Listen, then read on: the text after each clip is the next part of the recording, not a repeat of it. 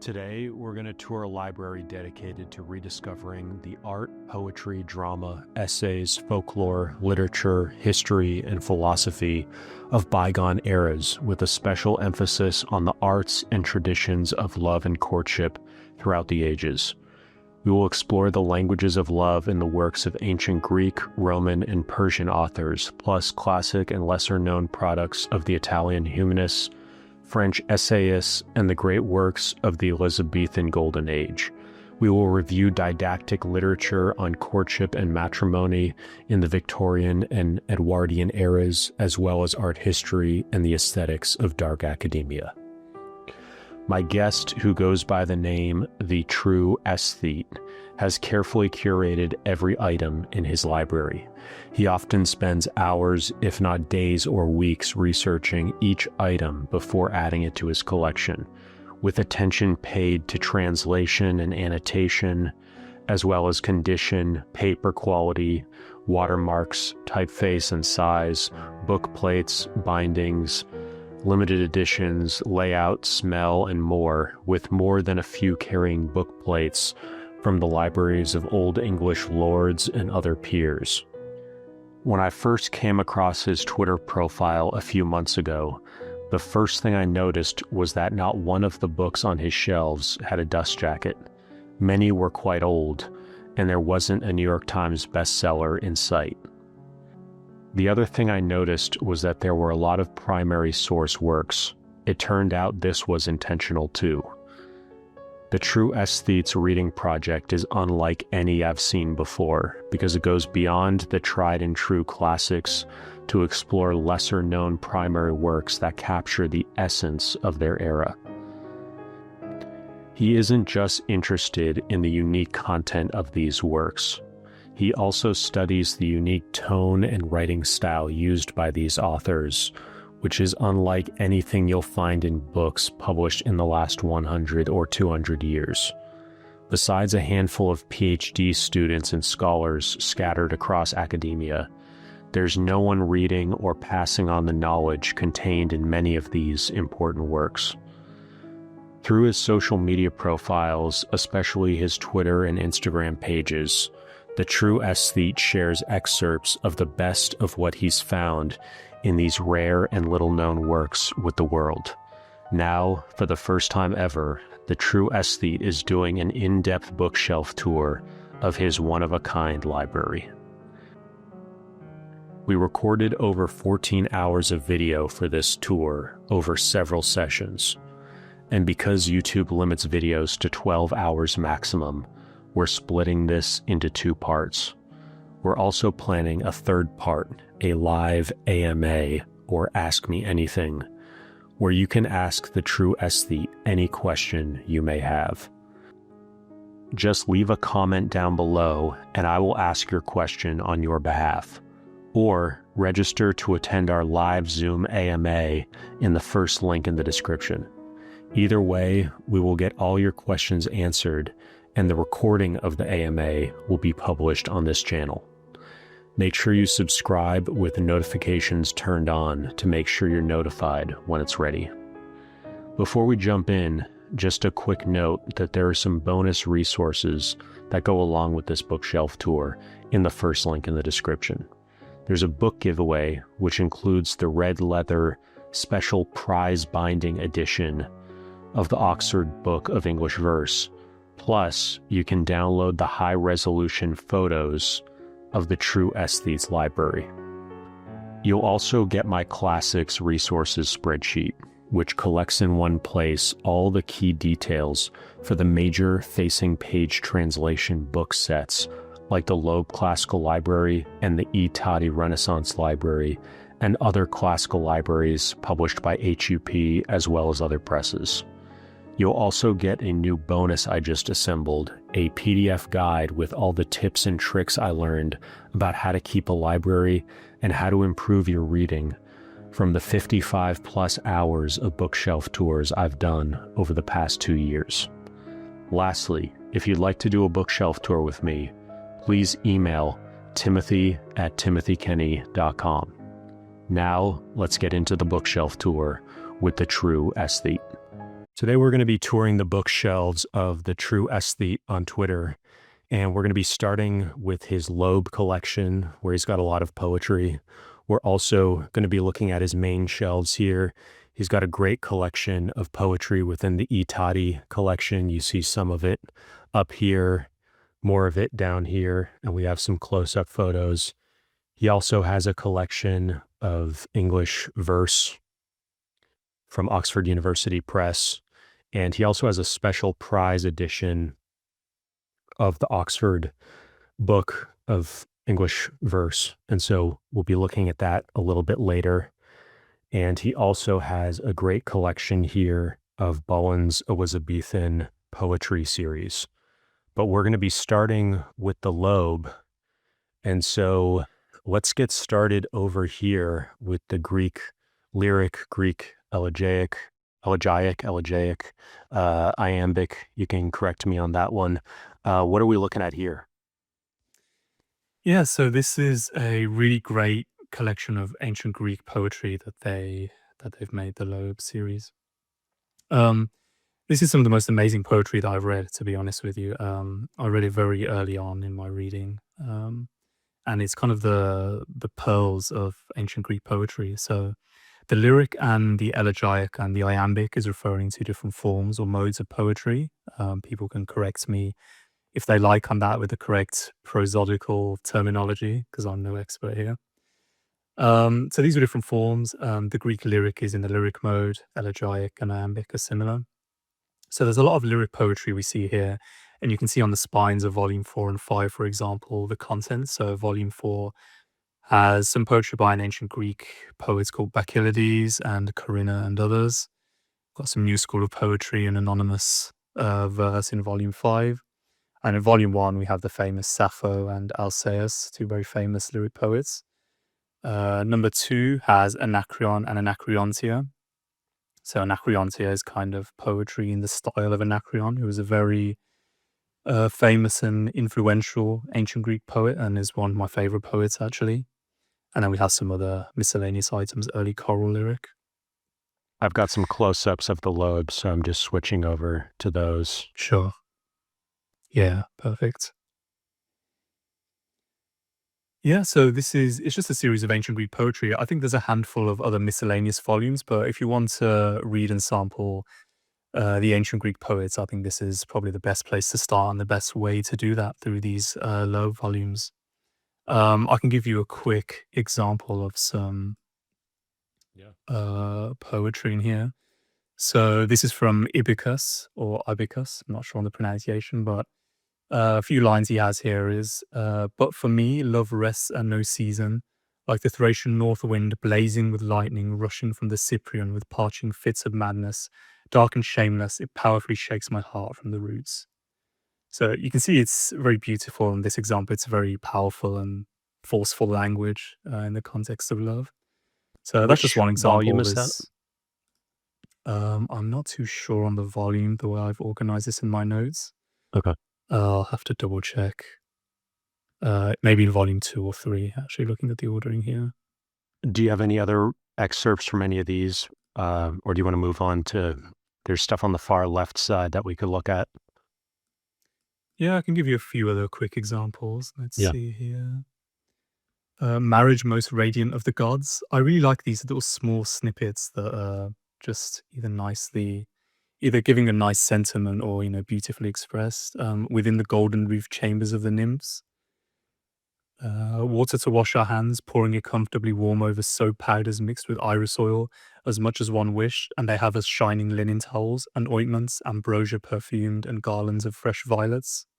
I think that's a very good typical example of the poetry you can find in some of these volumes where it's just very brief, short, little light subjects that they're talking about, right? Wine, song, happiness, mirth, these sorts of things. So I really like how you can just sample these very quickly. You don't have to make a large commitment of time to looking through these, but you get some really nice little pieces here and there from these volumes. And you got this anthology. Yeah, so this is actually a very famous anthology of So it's partly poems, partly epigrams, partly miscellaneous, very brief little lines of words from the Greeks. A lot of it's fragmentary, so it's incomplete, a lot of it. But it's a very, very famous collection of pieces. I think it was made famous, but I think this goes by a few names. There's the Greek Anthology. I think there's an individual called Maximilian Planudes, and you see Planudian Anthology or Planudian Collection referred to. I think there's a handful of other names, but they're all referring to this anthological collection here. So it's split into 5 volumes we see here in the Loeb series. They cover a wide range of things. I think there's some funerary epigrams, for example. There's some erotic verse, which is some of the best out of the whole collection. I think that's book 5 in volume 1. So that's all the love poetry from ancient Greece. That isn't classed under the previous ones we looked at under lyric, elegiac, or iambic. Who are the And then authors there's there? just let me have a quick look at my notes and I can give you some examples. Let's see here. And I think you were saying you keep this in Obsidian. Yes, I use Obsidian. I did use Evernote previously, and then I had some issues with it, so I switched to Obsidian, but it works well for me. So that's what I'm currently using, pending any other tool that I look into.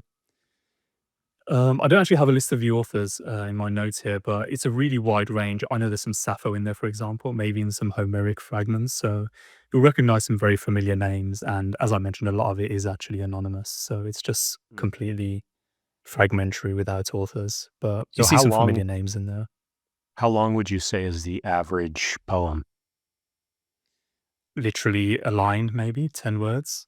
I think the longest is maybe a few pages, so 20 lines, maybe 30 lines. I'm sure there's a few Wow. which are slightly longer, but yeah, they're very, very, very brief. Few words, few lines, some of the fragments. And do you know where the original numbering of the books came from? I'm not too sure on these. It's probably similar to modern numbering we have for almost all the ancient works, like Plato and Aristotle, for example, and other ancient works. I don't think they originally, well, this specifically, the authors definitely didn't number them because it's scattered and anthologized by either a single person, that Planudes character I mentioned, or someone else or a group of people. So it would have been the people who organized that scattered collection who likely organized these into books. And then maybe you could say just a little bit about what we're looking at here, and then we could come back to this at a later point, if that makes more sense. Yeah, so this would actually, in terms of the structure of my bookcase, this would actually fit into the essay category, so we can return to it then to discuss more if you like. Yeah, this is, so Plutarch is a name I'm sure everyone's familiar with from his work Parallel Lives or just Lives. Yeah. So I have a copy of that we can discuss elsewhere. But that's kind of what he's synonymous with. If someone says Plutarch, they're talking about his lives more than likely. However, at some point I realized or discovered he actually has another very famous work called the Moralia. So this is variously called either Moralia or essays or moral essays. They're all referring to the same thing. So this is, as you see, an incredibly long collection of just essays that he wrote on a really wide variety of subjects. I think there's one on being a busybody, for example, which has some amusing quotes in there. There's another one on, I think at the Temple of Delphi, there is or was inscribed 1 or 2 letters, which no one knew the meaning for. So he has an essay called On the E at Delphi. I think it's the letter E. I don't have any ancient Greek, so people can correct me on that. It's just a very, like the title suggests, Moralia, it's moral essays on a wide variety of kind of ethical topics. They're really good. I've read all of these. You find them also in collections late outside of Loeb, where they've kind of chosen specific essays. But yeah, this Loeb collection is the whole thing. So maybe we could switch over to the Tattis now and get into these. So this is image 17, the first of the 2 mini collections here. So could you say a few words about these? Yeah, I actually have a quote which cool. I can read for this very briefly. So this is from Aldus Manutius, who was a very famous, I believe, Venetian printer. And I believe he was the first person to put into print all of these ancient Greek and, well, not all of them, but many ancient Greek and Roman works we know today, like Homer, Plato, Aristotle, many poets, Herodotus, Thucydides, all the kind of ancient Greeks, especially, and Romans. He, I believe, was one of the first people to put to print in an organized way at his famous Aldine press in Venice in, I think, the 15th century. So that's really the Yeah, Renaissance is like bringing all that stuff exactly. back into the He public was consciousness. exactly. He was a major figure, arguably a pivotal figure, an essential figure in kicking off the Renaissance. Actually, it's through his works, I think these were mass distributed for, I believe, the first time Would you to say the he's hands of almost many like the people. Gutenberg of Yeah, that's a Renaissance? perfect way to describe him. Yeah, it's a perfect way to describe him. There's a short quote here, which is from his preface to. So, in all of his editions, he wrote a brief preface to each volume. So, this is a short excerpt from what he wrote in his preface to Aristotle's Natural Philosophy. So, he says here, I may more easily and conveniently put together there a stock of good books in Greek and Latin, and also set up an academy in which, having left barbarism far behind, one may study good literature and the liberal arts, and men may at last, after 600 years and more of a diet of acorns, feed on cereals. So One. I think that's probably a really good motto for the Loeb series itself, or maybe even Harvard University Press in general, because it's exactly what they're doing there. They're Yeah. putting into print and into the hands of the everyday person like me and you, these ancient works, some of which you can't get anywhere else. So he wrote that 500 years ago in February 1497. So these two That's volumes awesome. specifically, it's a little annoying that I've got them the wrong way around in terms of chronology here, but these two volumes here are a great little collection where the Tatti Library have collected, I believe, all of his prefaces that he wrote in the left volume for the Latin books he published, and in the volume on the right, all the prefaces that he included for the ancient Greek works that he published. So these are really nice just to read through and get that, as you said, perspective at the very start, just before the start of the Renaissance, about how he feels publishing these works, what he thinks the impact will be. Yeah, it's really insightful and interesting. And then what about this Boccaccio volume? Yeah, so Boccaccio is a name that I'm sure everyone's familiar with as well through his Decameron, which I have a few copies of, which we can discuss later. But he wrote a lot of other works as well. So one work I was really surprised to learn about and discover through the Tatti Library series when I was kind of scouring their website, looking at every single volume to see which ones would be of interest to me, was this work here. So this is, as I say, is a genealogy of the pagan gods. So this is a very large multi-volume work. I think at the time I purchased this, I think Tatti had 3 volumes. Well, People can check now whether there's more, but I think it may have been a series of 3, the complete work. But this is, I was really surprised he wrote this. So this is, as it suggests, kind of a mythology of the ancient Greek and possibly Roman gods as well. So one of the earliest works I read was by Robert Graves called The Greek Myths, where I wanted a kind of summary of what the ancient Greek god pantheon was all about, what the gods were, what they were about, what they did, things like this. So it seems like Boccaccio wrote exactly that, and a very large work at that in 2 or 3 volumes that the Tatti series have done. So I'd highly recommend this for anyone interested in ancient Greek gods, ancient Greek and Roman mythology. yeah, I just wanted to say that first, let me give the dates. So Boccaccio is 1313 to 1375, and Mhm. Shakespeare is 1564 to 1616. And Boccaccio, Shakespeare, his All's Well That Ends Well is traced back to Boccaccio's Decameron, Day 3, Tale 9. I see. And then there's also scholars, and I'm getting this from AI, scholars note Sure. that several other Shakespearean stories were inspired by the Decameron. So the Decameron is a really, Shakespeare in general, and I think part Mm. of learning the classics is kind of, and understanding Shakespeare is Mm. understanding how he didn't just create his stories out of whole cloth. He was really many times, if not the majority of times, taking the seed of an idea from something that already existed in something like the Decameron or even just historical works, and then shaping it into something of his own. So just want to make a quick note of that. So we can I go ahead. I can point that out as we go later on as well. There's many sources for Shakespeare. Something I was very surprised to learn about myself. I haven't actually read Shakespeare on my own, other than a couple of plays we had to do for school. But there's a volume I saw recently, I think, called something like "The Sources for Shakespeare." So I was very surprised to learn he didn't create these out of whole cloth, as you said. I want to make a note of that. The Sources for Shakespeare. Is that a new book, or you just saw it somewhere? No, this is a very old one. I'll get the full title for you and send it after if you like. Yeah. Okay, I'll make a note of that. Sure. And then this is your other shelf of Tattis. So do you want to say a few words about these? Yeah, so this is all poetry, apart from the final volume there, Petrarch's My Secret Book, which is, I think, a kind of diary he wrote, or a diary-esque work. All the volumes to the left of that are poetical works, so we're talking about the Italian Renaissance. And some of these volumes contain some of the best pieces of poetry I've read as well. I'll try and find an excerpt in a few minutes. So if we start from the left, so this is Bembo, this is Pietro Bembo, a very famous poet.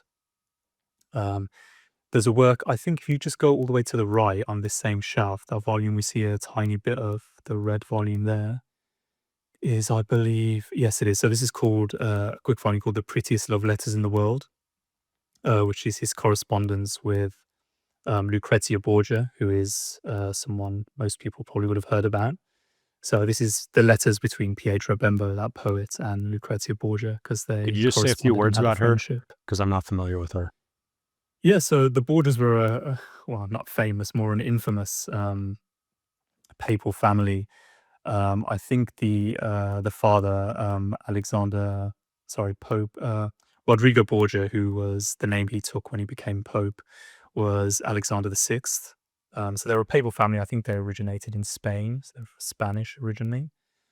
They became famous or kind of infamous through the deeds that people told about them after. So there's a lot of kind of sordid rumors that went around, which if you ask the average person, I think they'll take them as true, between Lucrezia Borgia and Cesare Borgia.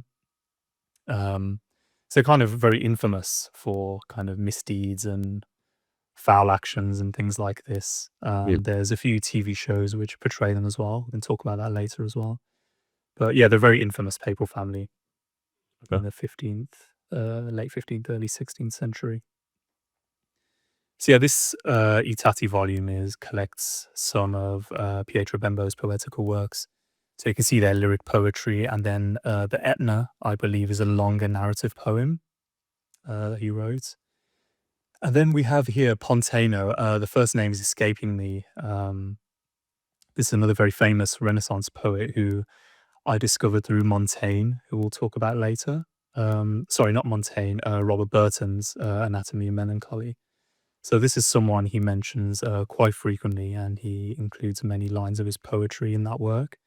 So that's how I discovered him, and I was delighted to find that the Tatti series have a whole bunch of volumes of Pontano's poetry.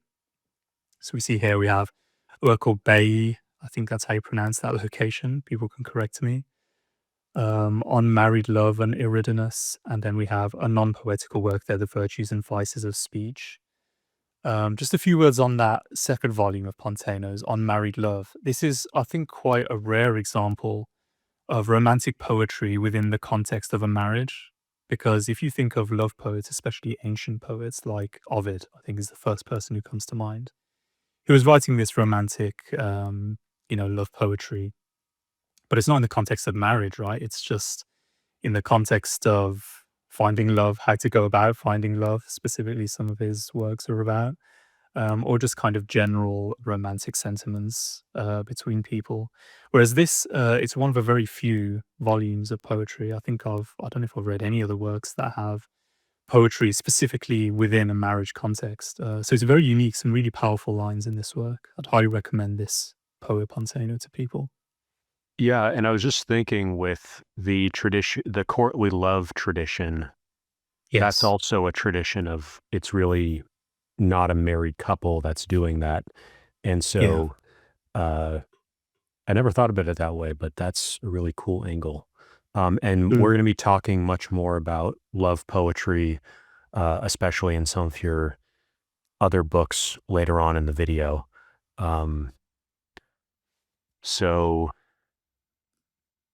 moving along here, anything about these other volumes here? Poliziano is another. I think all of these people, the Tatti series, like it suggests, the Tatti Renaissance Library focuses on Renaissance figures. Poliziano was another poet. He wrote a work there called the Silvae. There's actually a connection there between an ancient Roman author that I think Loeb has a volume on called Statius, I believe his name is. So he wrote a collection also called the Silvae. I read this a long time ago, and I read Statius an even longer time ago. I can't remember too much about them. I believe the Statius volume was elegiac poetry or love poetry. I may be wrong on that. So this is, he's called it the same name. I believe Poliziano kind of took that as an inspiration, and he may have imitated the sentiments or form that Statius wrote in. Yeah, I can't remember too much about this one, but it will be of interest, especially to anyone who's read the ancient Roman Statius. And then Petrarch's book here, My Secret Book, I believe this is a diary or diary-esque work. He also has a series of diaries, so this isn't part of that. It's a separate work. Can't remember the Italian title off the top of my head, but yeah, this is just a little personal work of his. Okay, so that wraps up the Tattis, and we actually have the Decameron right here. We do, yes. 2 different editions. It looks like, is that Franklin Library there? And then, yes. Do you know the publisher of this one on the far left? Yeah, that's the Limited Editions Club. I can talk a little bit about this volume, these volumes in particular, if you like. Yeah. So the Limited Edition Club, which we will be seeing a lot more of as we go through the books, was a very famous and really great publisher that an individual called George Macy set up, I believe, in the mid 20th century. So the Limited Editions Club, as the title suggests, they produced small numbers of volumes in a limited edition. I think this Decameron is 750, a run of 750 copies, something like that. There's other works. This is one of the smaller print runs. There's other volumes where they printed in a series of 1,000 or 1,250, 1,500 are common numbers. So this publisher and George Macy, they wanted to design, they kind of prefigure the Folio Society in many ways. So they took a specific work, and George Macy, either himself or he worked with others to design the whole aspect of the book, including the binding, the covers, the text layout, the typography, and the illustrations, wholly around the work specifically. So there's not kind of a one-size-fits-all formula he chose. He took the specific works and designed the whole aspects of the book around that specific work. So this copy is actually a little interesting. I'll quickly discuss. So the Limited Editions Club, so the Decameron has a few English translations. There was an anonymous translation around the time of Shakespeare, actually. I believe, so it is anonymous, but I believe in all or some copies, it was signed IB, I believe, or IF. So just 2 letters. Otherwise, it's anonymous. And then there was a few more translations later on, incomplete. This is one of that anonymous translation around Shakespeare's time it was kind of complete. I say kind of because there's 2 tales which are considered more scandalous in the collection, which were actually changed by the translator. So they substituted completely random stories in place of those 2. But otherwise, the translation was complete. There's a few of the translations. What are those called? The stories in particular, you mean? Or Yeah. I don't think they have formal names. They just go by tale, day 3, tale 1 through 10, tale 4, day 4, 1 through 10. But I know one of them, the most infamous one, which I think is the most hilarious of the whole collection, is the 10th tale of the 3rd day. So this is the story of Iambic and Rustica, or how to put the devil back in hell, we can call it. It's a very, very famous, a very funny, slightly explicit story. which was considered, I guess, a bit too obscene at the time. What about But this? Did you have more to say about this? Because I also wanted to ask you about the red one after that. yeah, just very old transform. So the limited edition club have actually produced 2 copies of the Decameron. So for anyone who wants this particular copy, just be aware there's 2 different copies that the limited edition club have made. The copy I have here is in imitation of that first anonymous translation of the Decameron with the two scurrilous stories restored. So they've taken those 2 stories from a different translation and put them back in. So this is a really interesting copy to have. So I just want people to be aware if they're looking for this copy. They also do a similarly bound copy, which is a different translation. Yeah. So that's something just to note. Okay. And then the red one? Yes, this red one here I'm kind of learning a lot about Boccaccio because I only discovered this work existed earlier this year. So this is called the Amorous Fiammetta. I did start reading this earlier this year, but I put it down for various reasons. It was a bit slow going for my liking at the time. I believe it's a novel. It focuses around this individual, Fiammetta. I think it's kind of romantic in sentiment as well. Yeah, you see here is published by the Navarre Society. So I've come across a few older publishers or societies or groups, whatever you want to call them, where they produce really high quality, really nicely laid out work. So this one here is the Navarre Society. I think I may have 1 or 2 other volumes by them. There's another group called the Casanova Society, and I think I may have 1 or 2 others. I can't recall right now, but yeah, they're kind of a cut above. This isn't just an average printed book. That book in particular, it's really nicely bound. I think the top edge is gilded. It had uncut pages. And the illustration on the frontispiece was in color, and it had a tissue guard to kind of protect and preserve the illustration as well. So it's a really nice laid out volume. Could you say, I mean, this Navarre Society and Casanova Society, do they focus on any particular types of or genres or period? Yeah, I think I don't know the whole list of their works, bibliography off the top of my head. I've got no idea how large they are. I'm sure I've came across a few sites in my researches, which I'll include in your spreadsheet if I can find them, that lists them all. I think the ones I've looked at and the ones I own are more romantic in sentiment, more love, uh, kind of love works.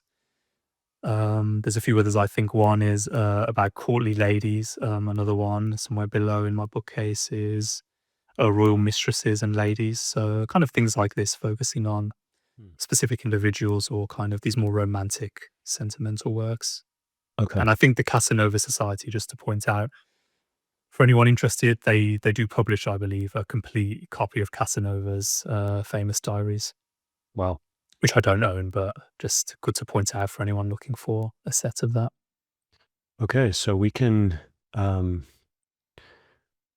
here now, and we'll get to the Yeah. Oxford Book of English Verse and other books in that series by OUP, but I think we should start with this Bullen series of this Elizabethan poetry. So where should we get started here? So let's start with the very left volume. So this is so it says A.H. Bullen, just for anyone looking at these spines. He was the editor of all of these books. So A.H. Bullen, let me just go to my notes here. If you give me a second.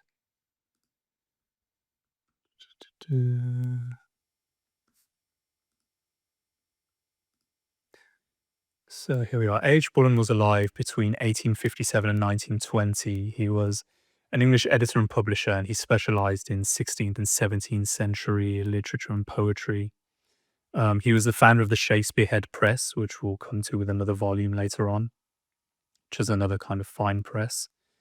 Which was for its first decades, it was a publisher of fine editions in the tradition of the Kelmscott Press, which is another famous press. So that's a very quick biography of A.H. Bullen. He also specialized in Elizabethan poetry and kind of rare poems, poets, and lyrics from rare songbooks, because I'll get onto that later. So just focusing on this first volume, Thomas Campion. Thomas Campion is a poet that H. Bullen actually made famous, which I learned later on. So I bought this volume sometime last year, and I must have came across Thomas Campion through I think I was reading a different poet at the time, and I came across him somehow. And he sounded interesting, so I bought this volume, and this volume is one of the nicest, contains some of the most beautiful and nicest poetry that I've ever read, and clearly Bullen felt the same, because he was very, very passionate about Thomas Campion. He included him a lot in his volumes just to the right, which we'll touch on in a second. But what he's done here with this volume in green is, I believe he's edited and collected a large majority, if not the whole, works of Thomas Campion and put it in a single volume. Some really, really beautiful verse and poems from him, an Elizabethan poet. So that's why I first came across A.H. Bullen and Thomas Campion. And then we have this series here. So the way I came across this, if you go to the right a little to the two white spine volumes. So we have here, the one on the left is called Speculum Amantis, and the one on the right, Musa Proterva.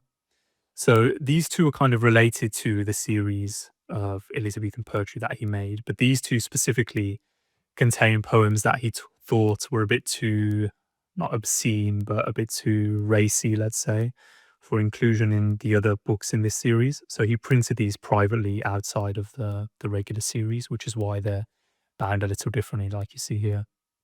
Do you know what material that is?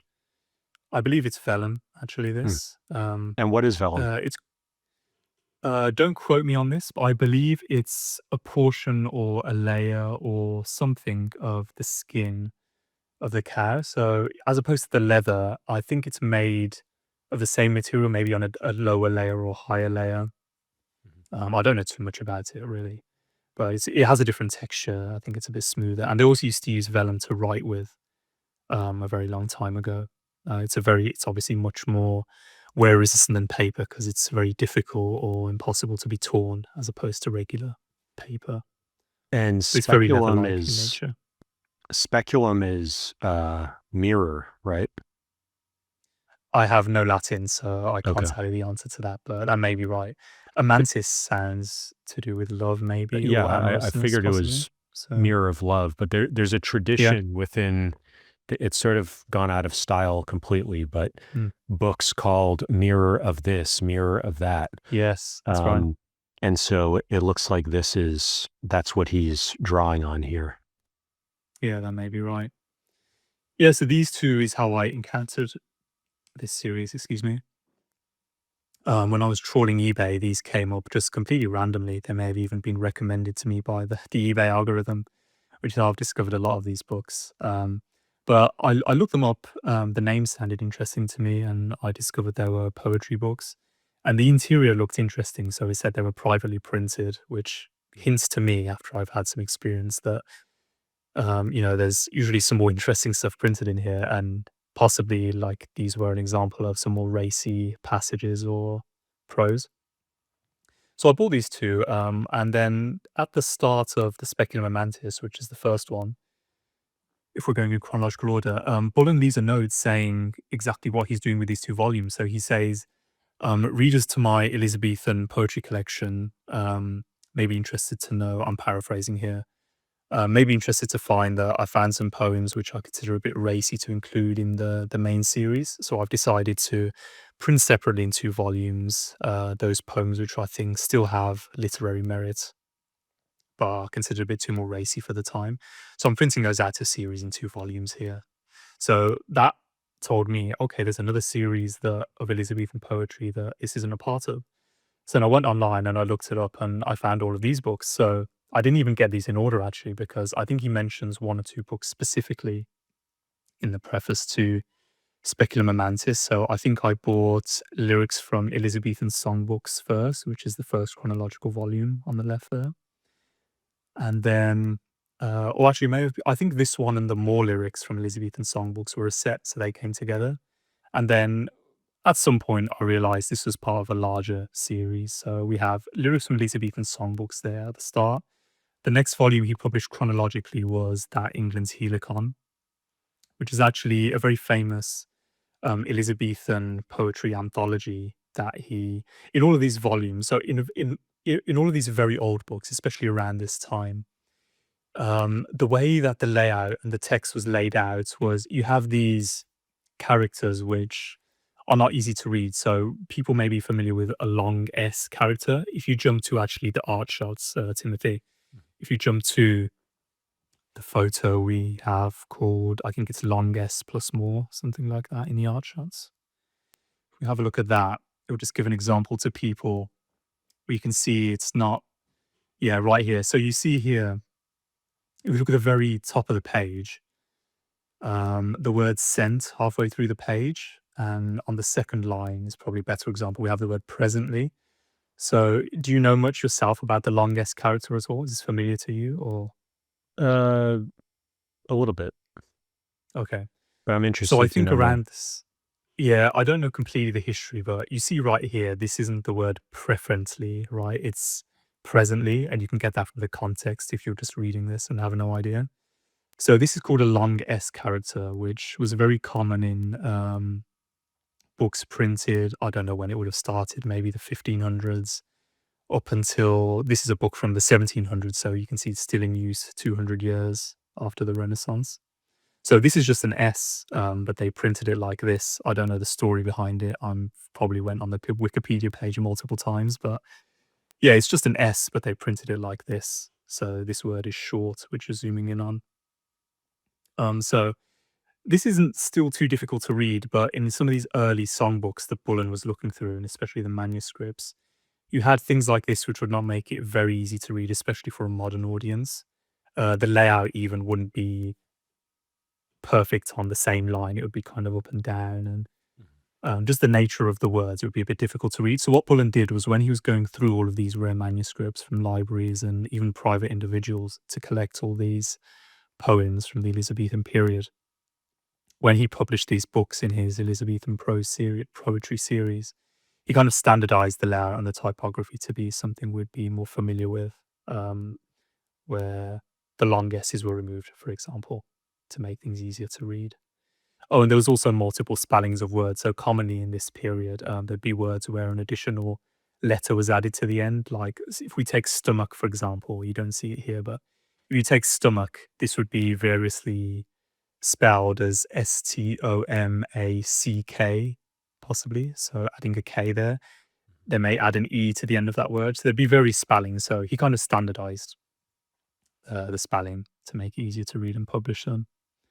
So if we return to the shelf shot, we can see he published a series of 1, 2, 3, 4, 5, 6, 7 volumes, and then 2 volumes extra if we count the privately printed ones.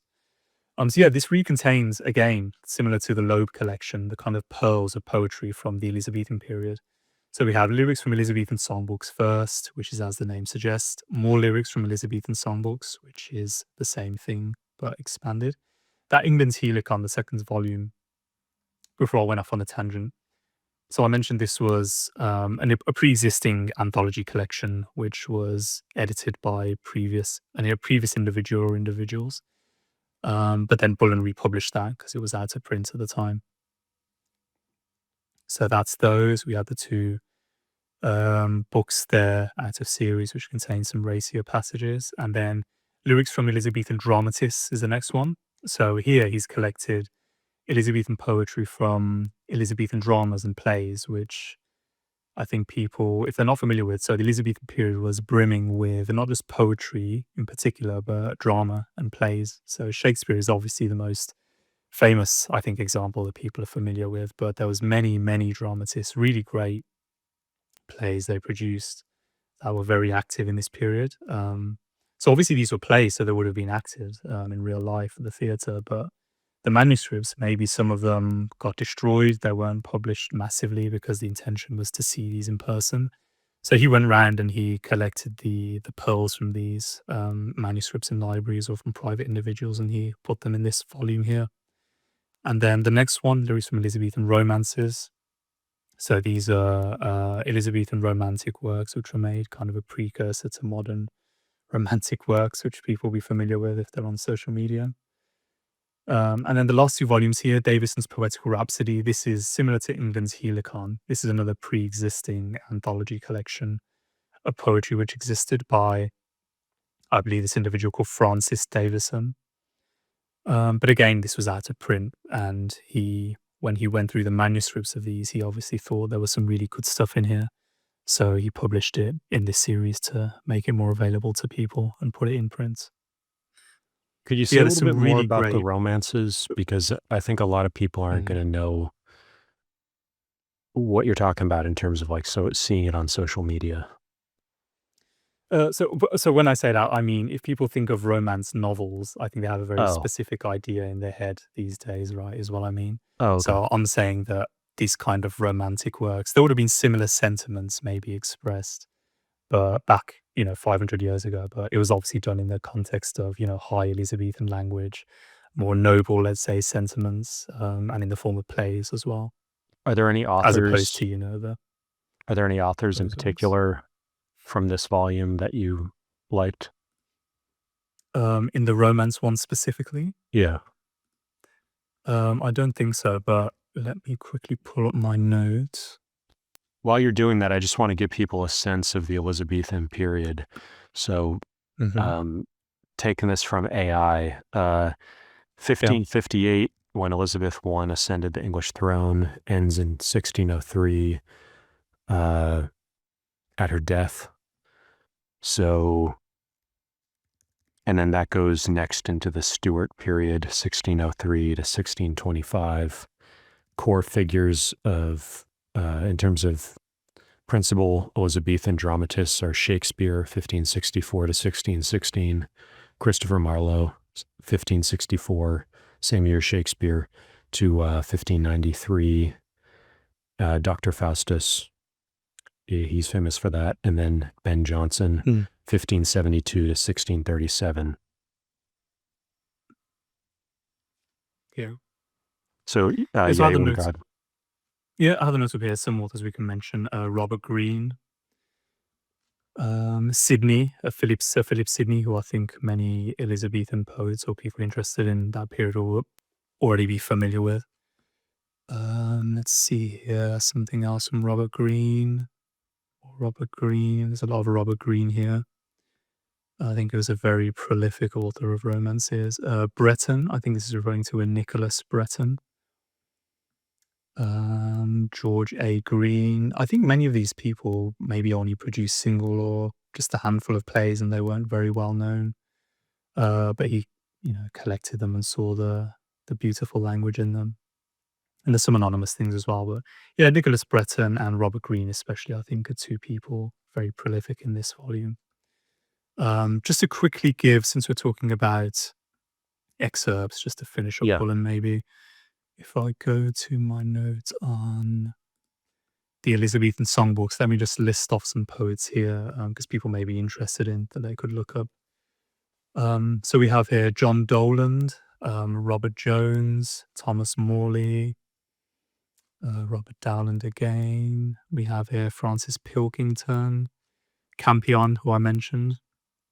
He's included in here. Rossiter, William Byrd, Thomas Wilk, more William Byrd, William Corkin, more Thomas Campion, Robert Jones. You see here, I don't think many of these names will be familiar to people, right? But again, in this series, you see some of the most beautiful poetry I've ever read. So it goes to show some of the more popular poets aren't necessarily the best, and there's some real gems in this series.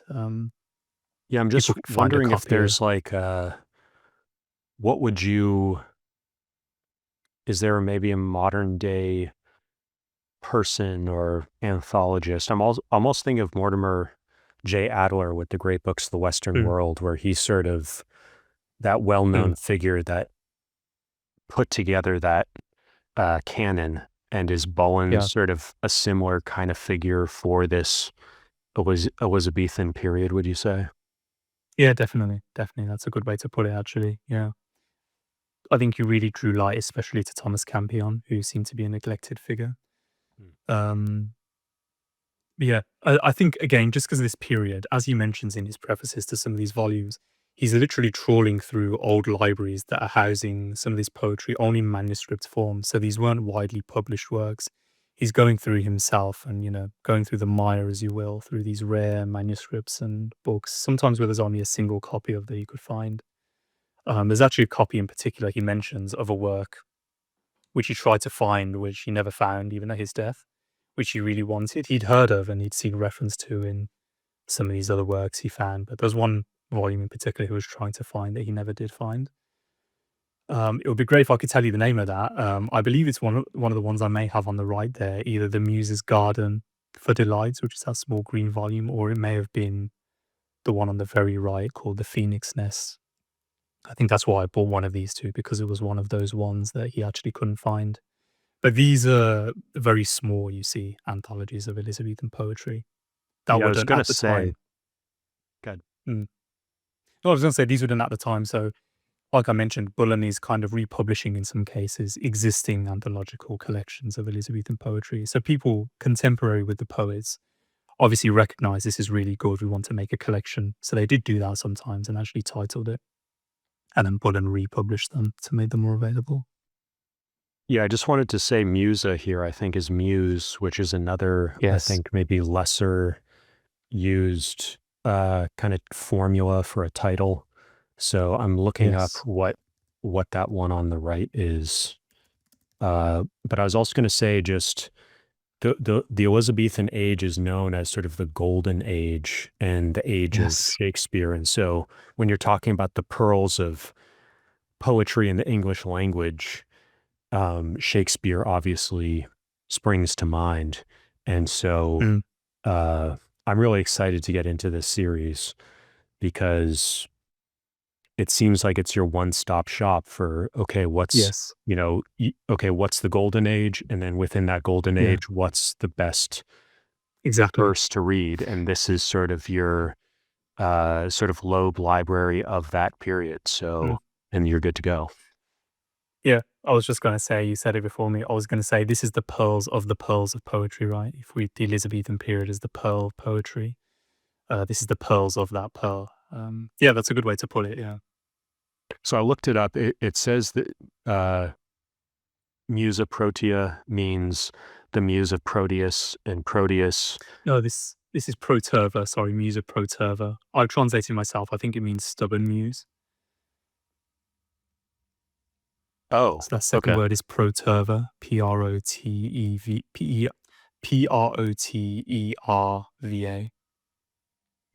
Okay, that's good because I took a photo of it and put that into the AI, and it Okay. must not have read that properly.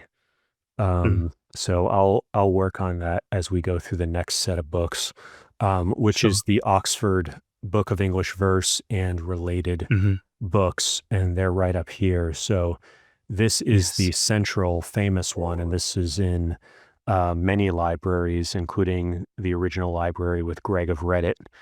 This is the version you'll most commonly see, but we also have in image 53, we have, and this is going to be one of the giveaway items. So first link in the description if you want to get this really, really nice volume of the Oxford Book of English Verse. So maybe you could say a few words about this and then a few words about the series as a whole and the various editions. So yeah, go ahead. Yeah, so yeah, like you mentioned, this is probably the most well-known volume of this Oxford Book of series that they've done. So they have a series, Oxford Book of Verse and Oxford Books of Poetry and Oxford Books of Prose. So there's many volumes in that series, but as you said, this is the most famous volume, and you can just see from the time period, it spans an incredibly large period of time for throughout English prose. So we're going from 1250 all the way up to 1900. So that's an incredibly vast period of time where the editor is someone called Arthur Quiller-Couch, who edited this volume. So he's collected, the pearls of English poetry from this incredibly large period of time. 650 years there. So yeah, it starts from 1250, goes up to verse from 1900. And it offers a really good sampling of English poetry. Yeah, he has a companion volume here as well called the Oxford Book of English Prose. This I can talk a bit more about because I actually read this earlier this year, and if the poetry volume is anything like this one, which I think it is, and probably even better, it's going to be an amazing read, and I do highly, highly recommend this to people. So this is just a companion volume of prose as opposed to poetry that he also edited. So yeah, this is kind of the pearls of English poetry specifically. And if we talk about the volume itself, so this one that we're going to give away is a special prize bound for full leather prize binding version of the standard edition. So we can see here. So what I mean by school prize binding is a few hundred years ago in England, and I believe this did originate in England. What schools would do is they would offer or give as prizes for excellent work or coming top of the class, things like this, for their school students, books. But they didn't want to stop there. They wanted to take it a step further. So what they would do is the schools would get in contact with binders and they would ask them, okay, we want to, maybe at the start of the year, they might say, okay, we're planning to give these 10 books as prizes. Could you please rebind them in a custom binding, especially for us? So this illustration you're looking at here is the logo of the school, which we tried to do a bit of digging of, but didn't get a concrete answer on which school this actually is. But this is the logo of, an old English school that gave this volume as a prize for one of their students. So you see here, it's kind of a stylized scholar or man seated at a desk with some figures around holding books, maybe. But yeah, this is just the logo of their school. So you see this stamped in gold on the front cover and the spine of this volume. And then this, what we're looking at here, is actually called the prize label. So this is a customized label that has some details. So we see here at the top, classical upper fifth, which is, this probably indicates it was given to a student for a classical class and he was in the upper fifth.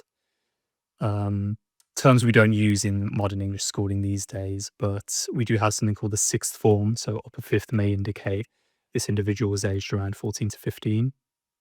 I And was then we also see his thinking name the here. only other thing it could really mean is top fifth of the class, like top 20% of the class.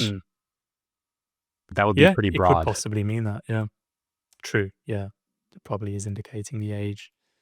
So you see the name here of the student. So this was given as a prize to a W.J.L. Smith, it looks like it says. And then we have some Latin, which I'm not too sure what that translates to, but just below that, we have the name of who it was given by. So I believe this is probably the name of the headmaster or rector or the individual who held a relatively high place at the school, governing place at the school. So it looks like this was given by one Reginald H. Owen. I'm not sure what the AM means. And then it was given, I'm not too good with dates here, but we have the date it was given there as well. And then, yeah, we have, actually, if we just quickly want to, oh, actually, no, let's jump to that later. Just staying on here. So we have some more details. If you go back to that previous page with the plate, just at the very bottom there, we have some more details on this. So we actually have the name of the binder that the school worked with here. So Cross, maybe the name of the binder, or maybe Cross, just looking at that, it says WVVERN. Maybe it's a broken Y character, but Cross Wyvern Bindery seems to be the name of the specific binder that the school worked with. And they were located in Leicester, which is the name of a town here in the UK. So it's really interesting that we have this detail, of who the school contacted with to make this binding.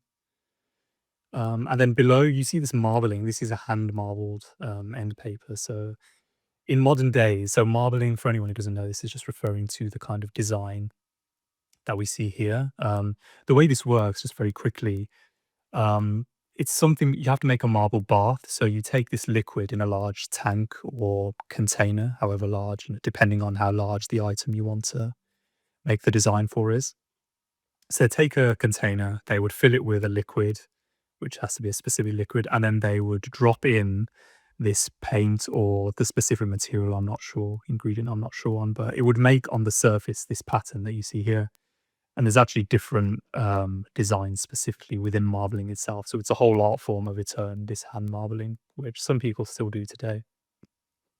But the point here, this is not a printed design. This was actually hand marbled. So someone took this paper by hand. They slowly dipped it on the very surface of this marble bath that someone had taken care to prepare. They lifted it, waited for it to dry, and then cut it, and then pasted it in here as the end papers to hold the book together.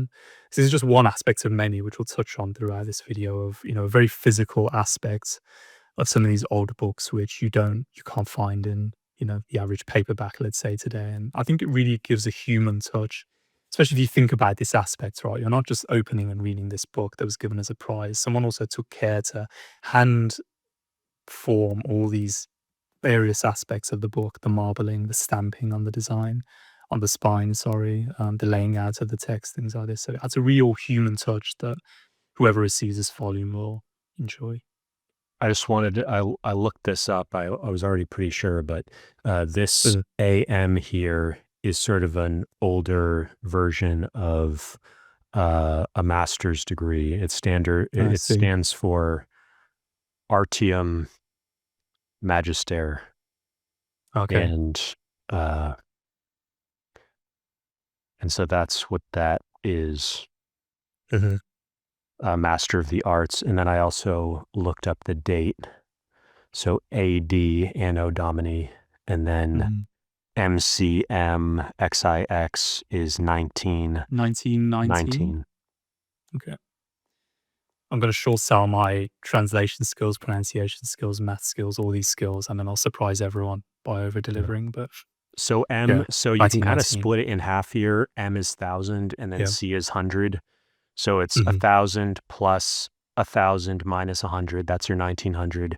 And then it's X and then IX. So it's 10 plus 10 minus 1 is 19. So it's 1,900 plus 19 gets you 1919. That's sort of a, it's not usually that elegant or, it's not quite a double palindrome or something, but, yeah, that's true.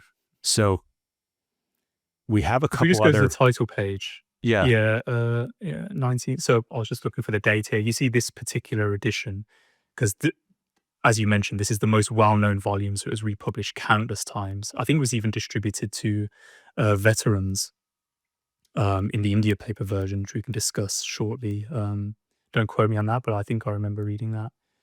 This is a dedication. There's some beautiful dedications I've come across. I'll have to do a whole series on those as well. But you see here, to the President, Fellows and Scholars of Trinity College, Oxford, a house of learning, ancient liberal humane, and my most kindly nurse. This is a beautiful little dedication Quiller-Couch gave at the start here. I just wanted to say something else here about Clarendon Press, because Clarendon Press is sort of a imprint of Oxford that they use for their most important high quality items. And so when you see that, that's telling you, I don't know if it's top 10%, top 5%, but it's sort of like you were saying earlier, the pearls of whatever. Belknap for Harvard University Press was inspired by Clarendon in terms of similarly those really important works like Piketty's Capital, for example, those really kind of works where they want to give it that top tier just quality, better treatment, premium. That's what they do. So Belknap Press, Clarendon Press, anytime you see those, you know it's a cut above.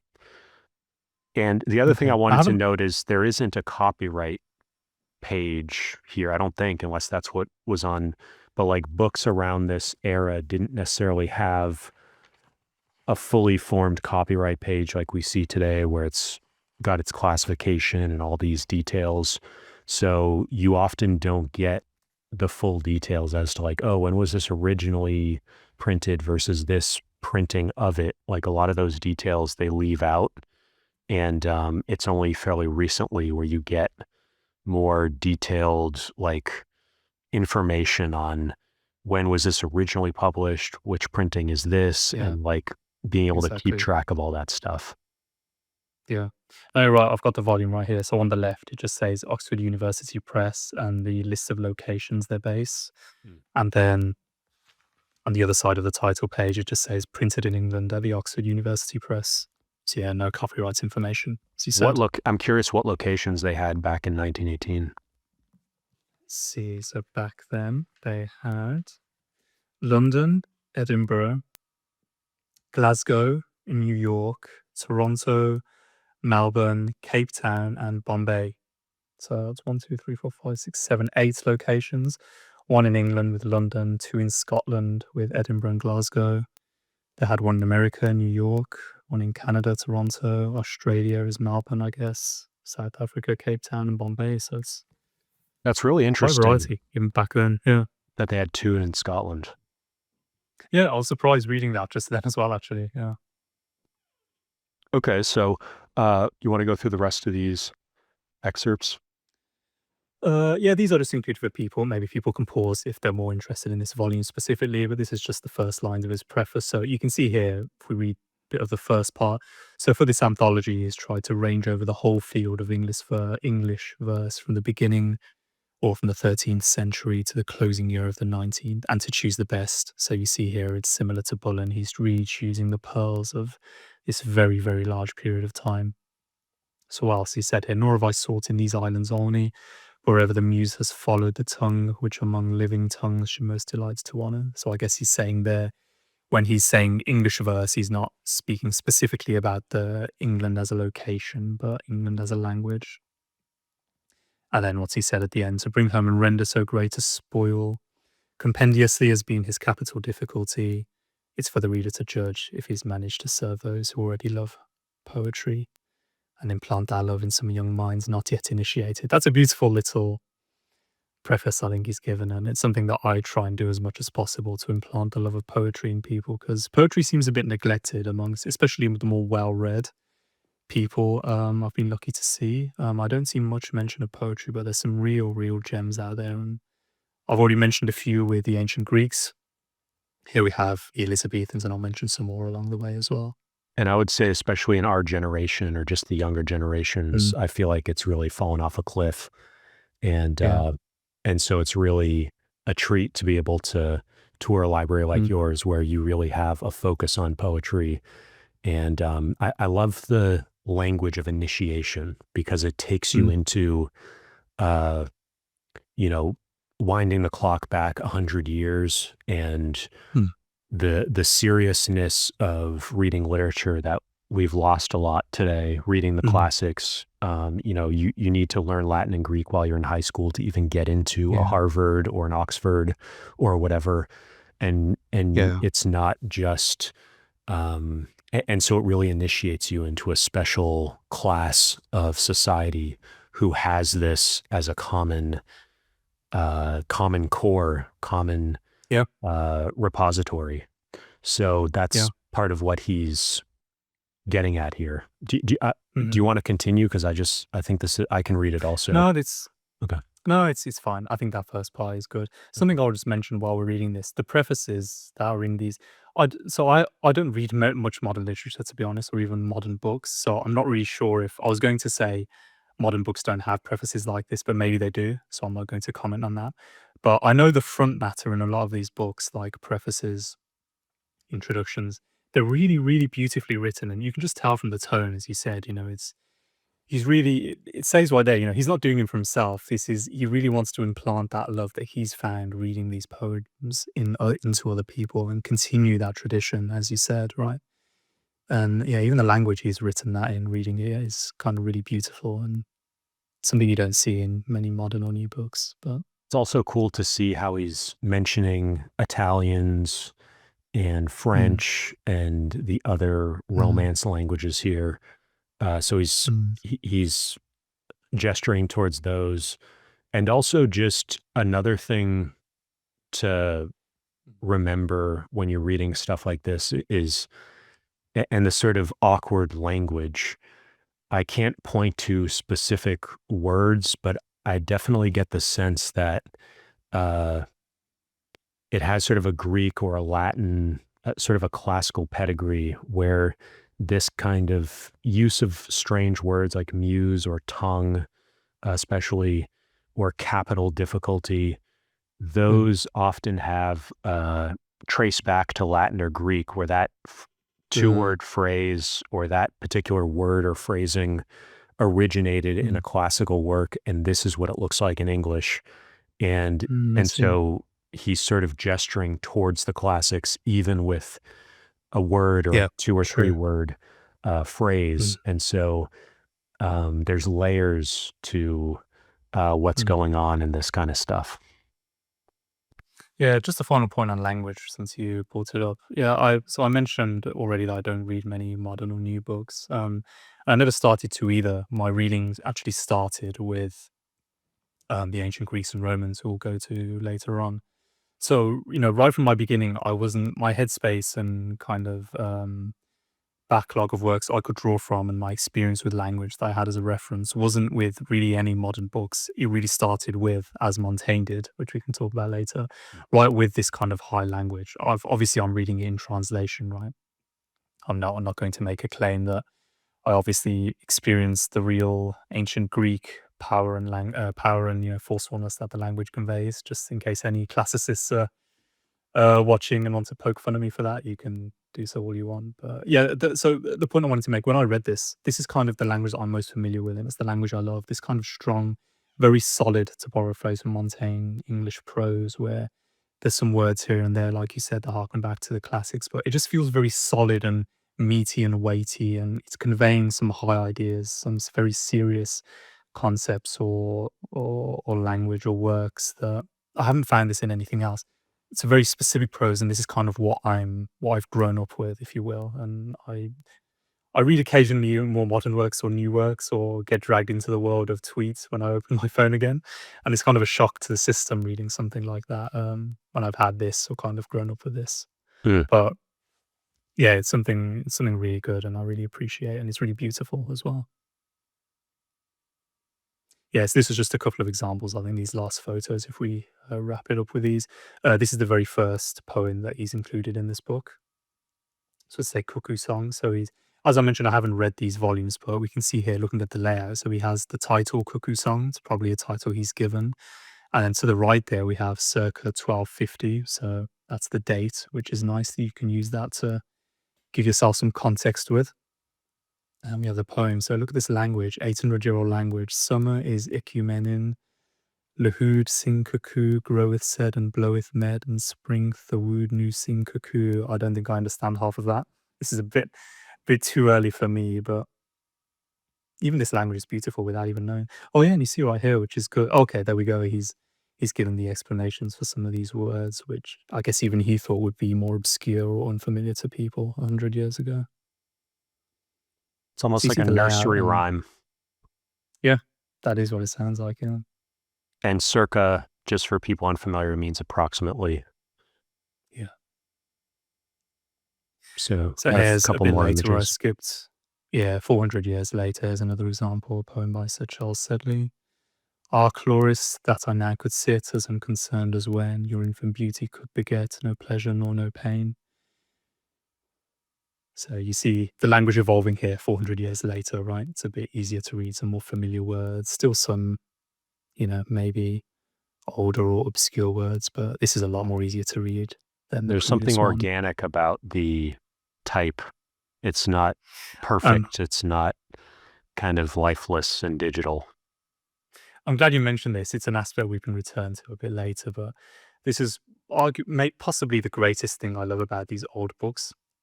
Just a quick note, if I ever refer to antiquarian books, I don't mean anything different from old books. I'm going to use antiquarian and old kind of synonymously. So it's just referring to a book that's out of print, let's say. So a very old book. Possibly the greatest thing I love about these old books is the type, because it's what you interact with the most, along with the physical paper which you turn. As you said, I really love this type. I'm actually glad you mentioned this. If you zoom in on the part you're on before, it says Tessilia. I think Oxford have used this specific type for all of their volumes in these Oxford Book of series. And I just love, again, I don't know what's about it, but I just love that. Like you said, organic is a really great way to put it. It's just a real pleasure, even just reading these words, even if you're not understanding them. There's like you said, organic. Well, maybe the fact that it's organic actually came from the fact that someone would have actually at some point had to hand carve these with metal and a hammer, right? And then later gets distributed into electrotyping and linotyping methods that they used later on. But at some point, someone did hand carve these letters as opposed to digital. That's true. But yeah, it's a real joy to read these, just to pass your eye over it. And there's even, I mean, what I noticed is in the center of the text, you see the letters are more perfect. And then as you get to the edge, you see an additional heaviness where maybe the paper didn't fully absorb the ink mate or absorbed it too much. Yeah, too much ink at the edge. You have the heavier letters at the sides. So yeah, that's a good point. I don't think I've included some examples in my art shots, but if you search my Twitter for broken type, I have a post where I've used to quote. I have a quote called broken type. Sorry, a tweet called broken type, and then I've quoted tweets using that tweet of other examples I've found of a broken type throughout my reading. But yeah, it's good you point that out. So not only, yeah, it's completely true. So it's either, depending on how early we're talking, we could be talking someone hand arranging single letters on, a kind of form which they're then using to print with, or we're talking about typesetting multiple lines at a time. I don't know too much about the differences in naming conventions between these types, but either way, it's a physical process, a human process. And as you said, sometimes there's characters that are broken. Sometimes, someone may not notice a character they put into that letterpress form or electroplate form is broken. So then all subsequent printings are going to have that broken character. Sometimes the shade or the heaviness of the printing, as you said, absorbs differently on the page. Sometimes some characters are above or below lines of text.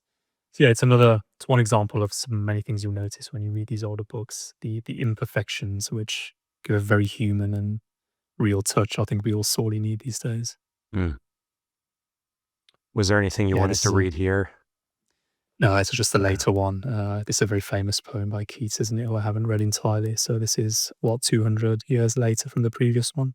One of your favorite books that we're going to talk about later is On Melancholy. So I thought maybe you had chosen it for that reason. No, I quickly flicked through in the talk I did before this and saw this is a famous one which people will recognize. Okay, yeah, so you see there, he's also included the numbering. So this is poem number 628 in this anthology. Do you know how many are, like, what the highest number is? Yeah, I can tell you right now. So he's included in the Apostle Book of English Verse 883 different poems. So very large number over a very large period of time. Yeah, great sampling of poetry and English poetry in specific.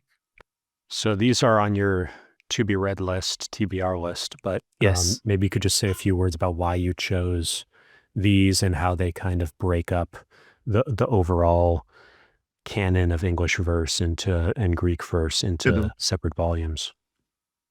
Yes, so this series, let me just pull up the page, which will be in your spreadsheet. So this series is the Oxford Books of Verse, it's titled. So the one we just went over, the Oxford Book of English Verse, is the most famous one and the widest spanning one. However, there's other volumes that I have which go into specific periods. So let me go back to the video. So we see here Oxford Book of Ballads. So this isn't a period, but a form of poetry specifically. So the ballad form, I haven't read these, but I assume, or the image I have in my head is kind of a group of boisterous, rowdy, good-natured fellows at the pub singing these kind of, merry, mirthful songs to each other. So I think it's kind of that, ballad form. And the next one is the famous one we just went over. And then if you just go down before we go to the right, so the ones beneath here, we have specialized to a period. So the first one is the Oxford Book of Regency Verse. So this is poetry in the Regency period. And then the next two we have are the 17th and 16th century books of verse. So they're obviously localized or specializing in that particular time period. So yeah, these are just two of many books that are in this series. There's a few others that I want to buy personally. I think there's about 20 or 30. So let me just have a quick look over. So there's 16th century, 17th, 18th, 19th, and 20th. The time-specific ones go up to. And then we have some. So these are titles you're reading off from this webpage that'll be in the spreadsheet Yes. that lists every single book in this series by OUP. Yes. Yeah, so the Oxford Book of English Verse is the diverse one, and then we have 16th, 17th, 18th, 19th, 20th century verse volumes. And then we also have some others like Regency verse, verse of the Romantic period, Victorian verse, modern verse, light verse, which I have, ballads, which I have, English and mystical verse. And then we also have some foreign language and foreign poetical books. So Irish verse, Welsh verse, Scottish, and then we have Latin, medieval Latin, Greek, French, Spanish, Portuguese. So it's an extremely large variety and wide-spanning series they produced. I believe some of these are still in print, so people can buy a paperback copy if they like. And the reason I chose these specifically, so after I read the Bullen books we went over, I wanted to see more what I was missing in this period or around this period.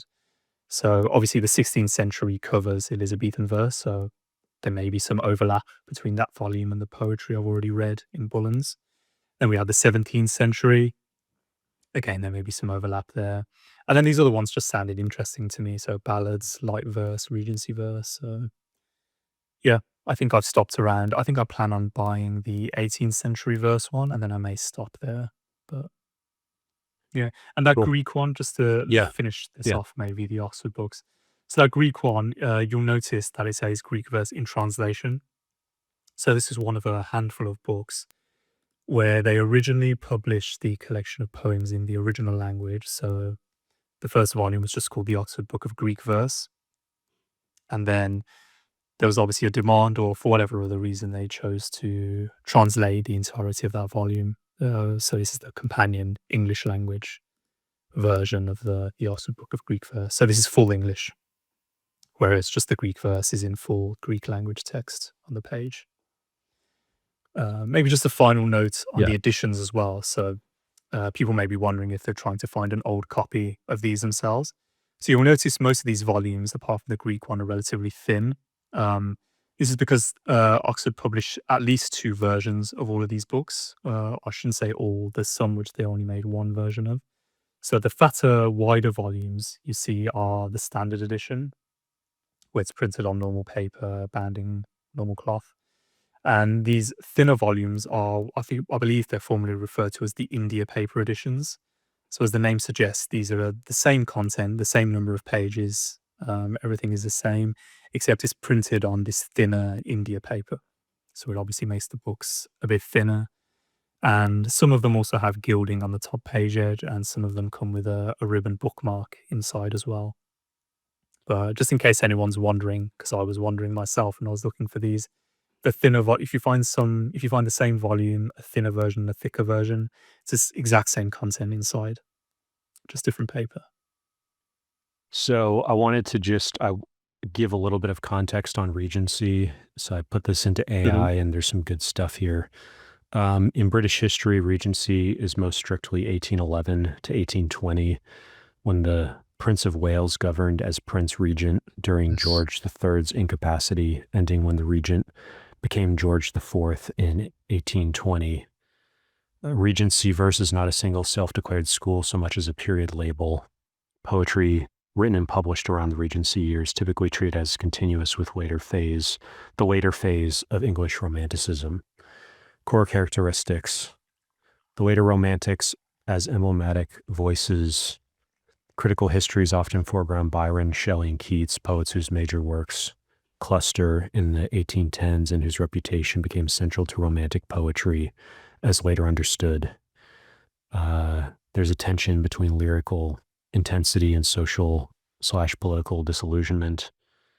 The era's poetic imagination is frequently contextualized by the aftermath of revolutionary hopes and the pressures of the Napoleonic Wars, producing a mixture of idealism, radical critique, and darker irony. And Regency era verse modes include high lyric, which is odes and sonnets, longer narrative poems, satire, and stanzaic experiments. TV shows, this was the other thing I was thinking about. Bridgerton on Netflix is set in Regency London. Also a show called Sanditon on PBS, which I'm not familiar with, and then Jane Austen. So Pride and Prejudice, 1813, Emma, 1815, Sense and Sensibility, 1811, Northanger Abbey, 1817. So that core period has some really important works, and I just wanted to foreground that. So this vellum-bound volume, the light-colored one, if you zoom into the Book of Elizabethan Verse, so this was just another volume I found on eBay relatively cheaply. As it suggests, it looks like it's a collection of Elizabethan verse. It may be fully overlapping with the Bullen volumes. I just thought it was a nice little volume, so I'll have to see there if there's some overlap. Something interesting about the physical aspect of that one, it has lots of uncut pages, which we can talk about later. Yeah. And then the last two, so we have the Muses Garden. So, yeah, there's a nice stamp there, a royal stamp, you see. Yeah, these last two, so I mentioned briefly earlier, so this is the Muses Garden for Delights, and anyone who wants to look this up, that's not a spelling typo. That garden is spelled Gardin in this volume, just for anyone who wants to look more information.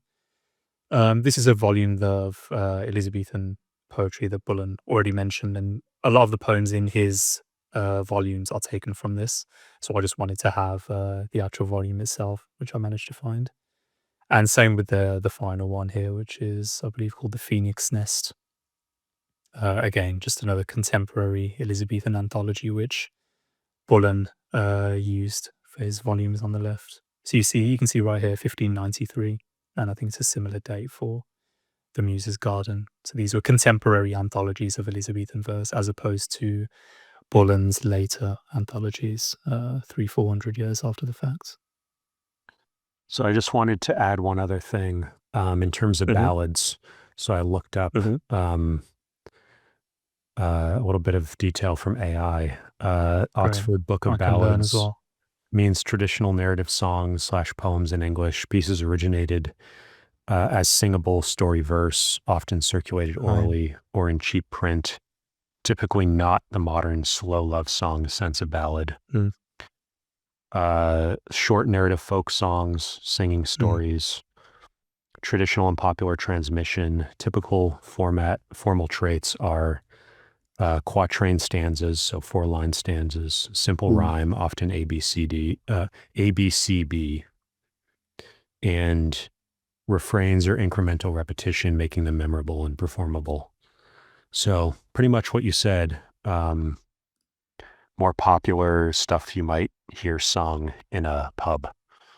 Yeah, the narrative aspect is important then. That's a good point, yeah. And that makes sense because I remember I flip through all the books when I buy them, if I haven't read them at least, when they arrive. And I remember flipping through this one, and yeah, I did notice that the poems are a bit longer than the Oxford Book of English Verse, for example. So that makes sense with ballads being narrative instruction. I also looked up the definition of vellum. So reading again from AI here. Great, yeah. Vellum is a prepared animal skin writing material, a type of parchment, traditionally and in the strictest usage made specifically from calf skin. It was widely used for manuscripts, legal documents, and deluxe book production because it can be smooth, durable, and long-lasting when properly prepared and stored. In practice, modern cataloging conservation often treat vellum and parchment as overlapping terms because without scientific testing, it can be hard to tell which animal a given skin came from. Nonetheless, many authorities still define parchment as the general category, meaning calf, goat, sheep, and vellum as calf skin, as the calf skin subset. So parchment is the wider category, and vellum is the specific to calf skin. Right. Okay, so any final words before we wrap up this section?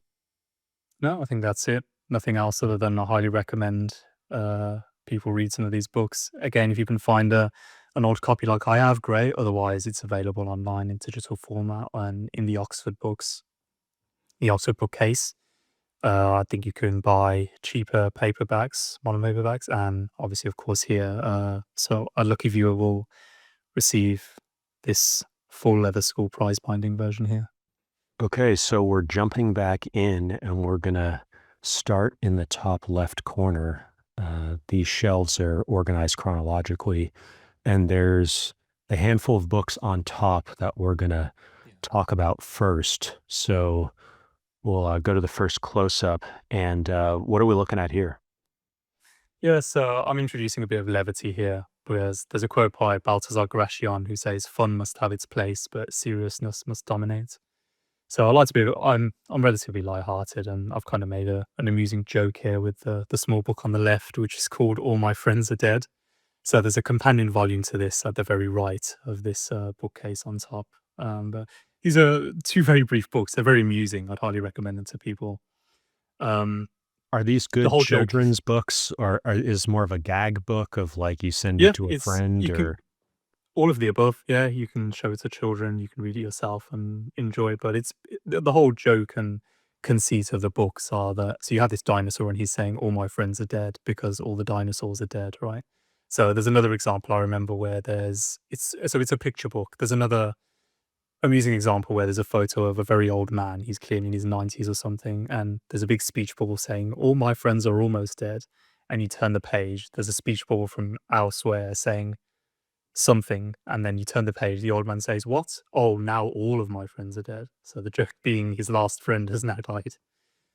And there's also another passage where someone says, "All my friends are dead."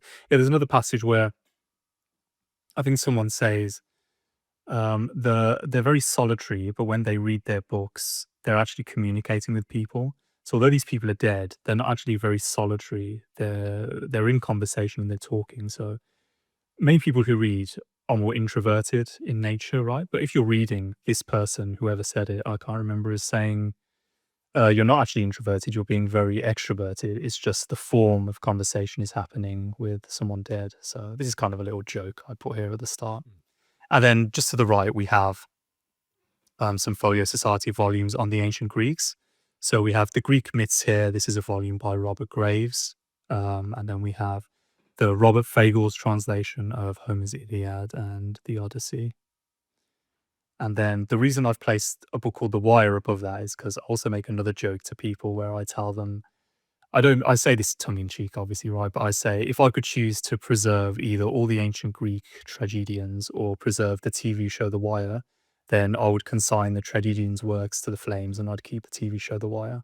Obviously, I'm joking there half heartedly, right? But the reason I say that and the reason I made this kind of visual joke with placing The Wire above Homer and the Greeks is because this TV show, The Wire, is a very it transcends the medium of television and it enters the realm of high art. That's how I would put it.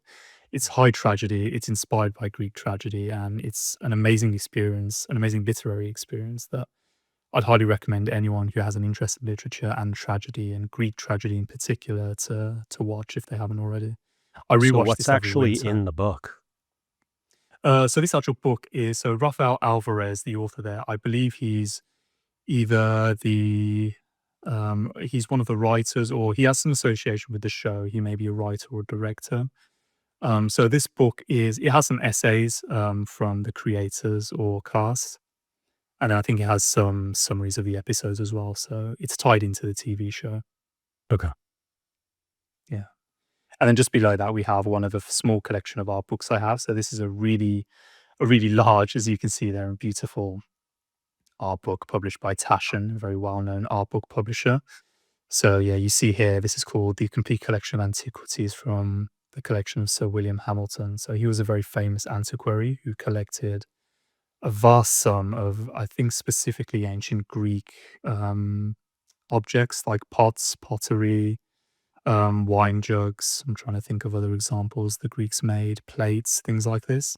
And this collection is illustrations that one or various artists have made to illustrate his antiquities. So this is obviously a modern republishing of an originally published, I think, 1700s work. So Taschen really beautifully reproduced the original book here. Highly recommend this to people, especially if they have an interest in ancient classical literature. Here we have some other art or art book related stuff. So at the top, there's a book published by Thames and Hudson called Renaissance People. This is kind of a survey of various Renaissance figures and figures. I think mainly in the Italian Renaissance, but I think there's some Germans and some Dutch people included in here as well. So I had an interest and have an interest in the Italian Renaissance period. So this is kind of just an interesting survey focusing on the people that occupy that period. Then we have, I think this is an art book. I bought this a very long time ago, George R.R. Martin's The World of Ice and Fire. It's funny seeing these names again. I haven't looked at this in a very long time. Elio Garcia and Linda Antonsen. I think these are two very famous people who ran or currently run still maybe a website related to George R.R. Martin's world. I think specifically the books. So yeah, he collaborated with them to produce this art book related to his book and TV series. And then we have a book called Lost Encyclopedia. So this is kind of another tie-in book to the TV show Lost, which I really like. I think it's more arty in nature, that one.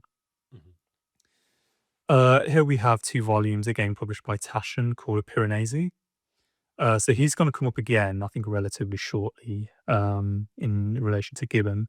So the 25 at the top here, this is a special 25th anniversary edition. So 25th anniversary of the publisher Taschen, that is.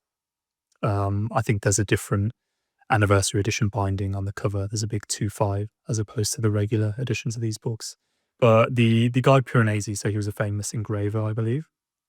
I think engraving is the medium that he produced his illustrations on. And he did these really interesting illustrations depicting classical ruins. A lot of them are imaginary, I think, but yeah, really, really, really interesting for anyone with an interest in ancient Rome, I would say specifically.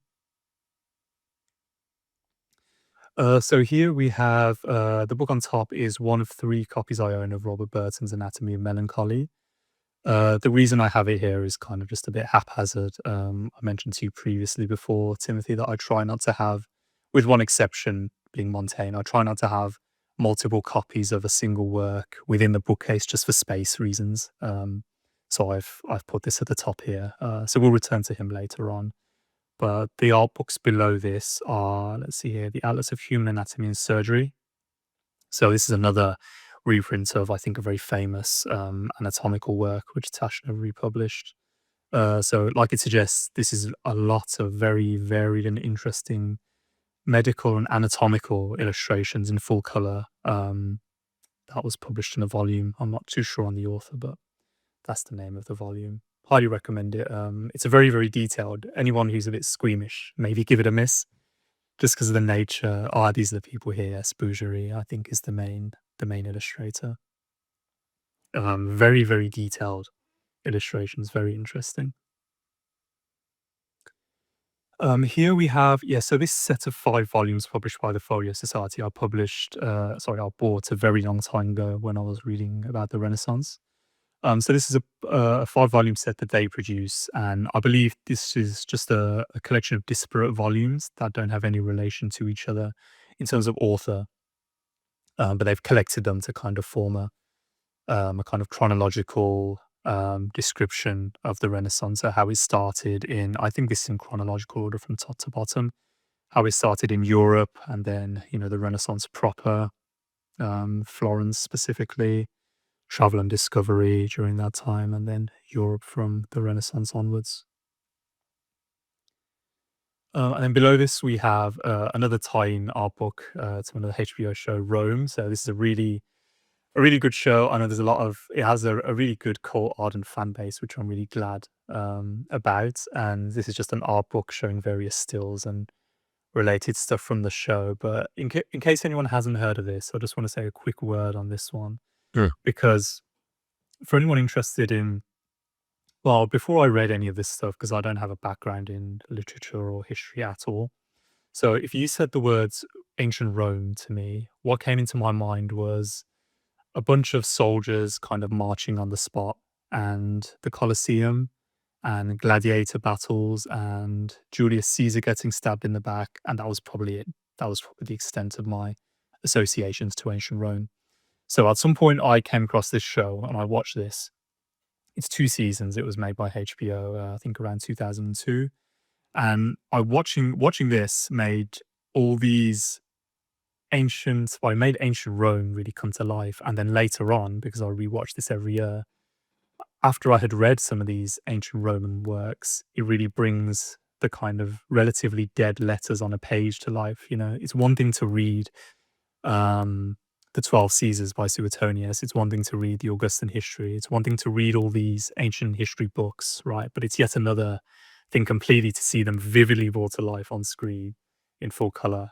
So I'd highly recommend this to anyone with an interest in ancient Greece and ancient Rome specifically, obviously, because it really helps bring to life, you know, some of these just words on a page we're looking at, really, right? But this really brings it to life. And I've Can heard a give you lot of some people passion. say similar things about this show. So I Mm, I honestly can't remember if I watched it or not, because if I did, it was a long okay, time ago. Um, sure. there's I've heard it mentioned in the same sentence as The Tudors, which is another Mm, really famous and I really liked.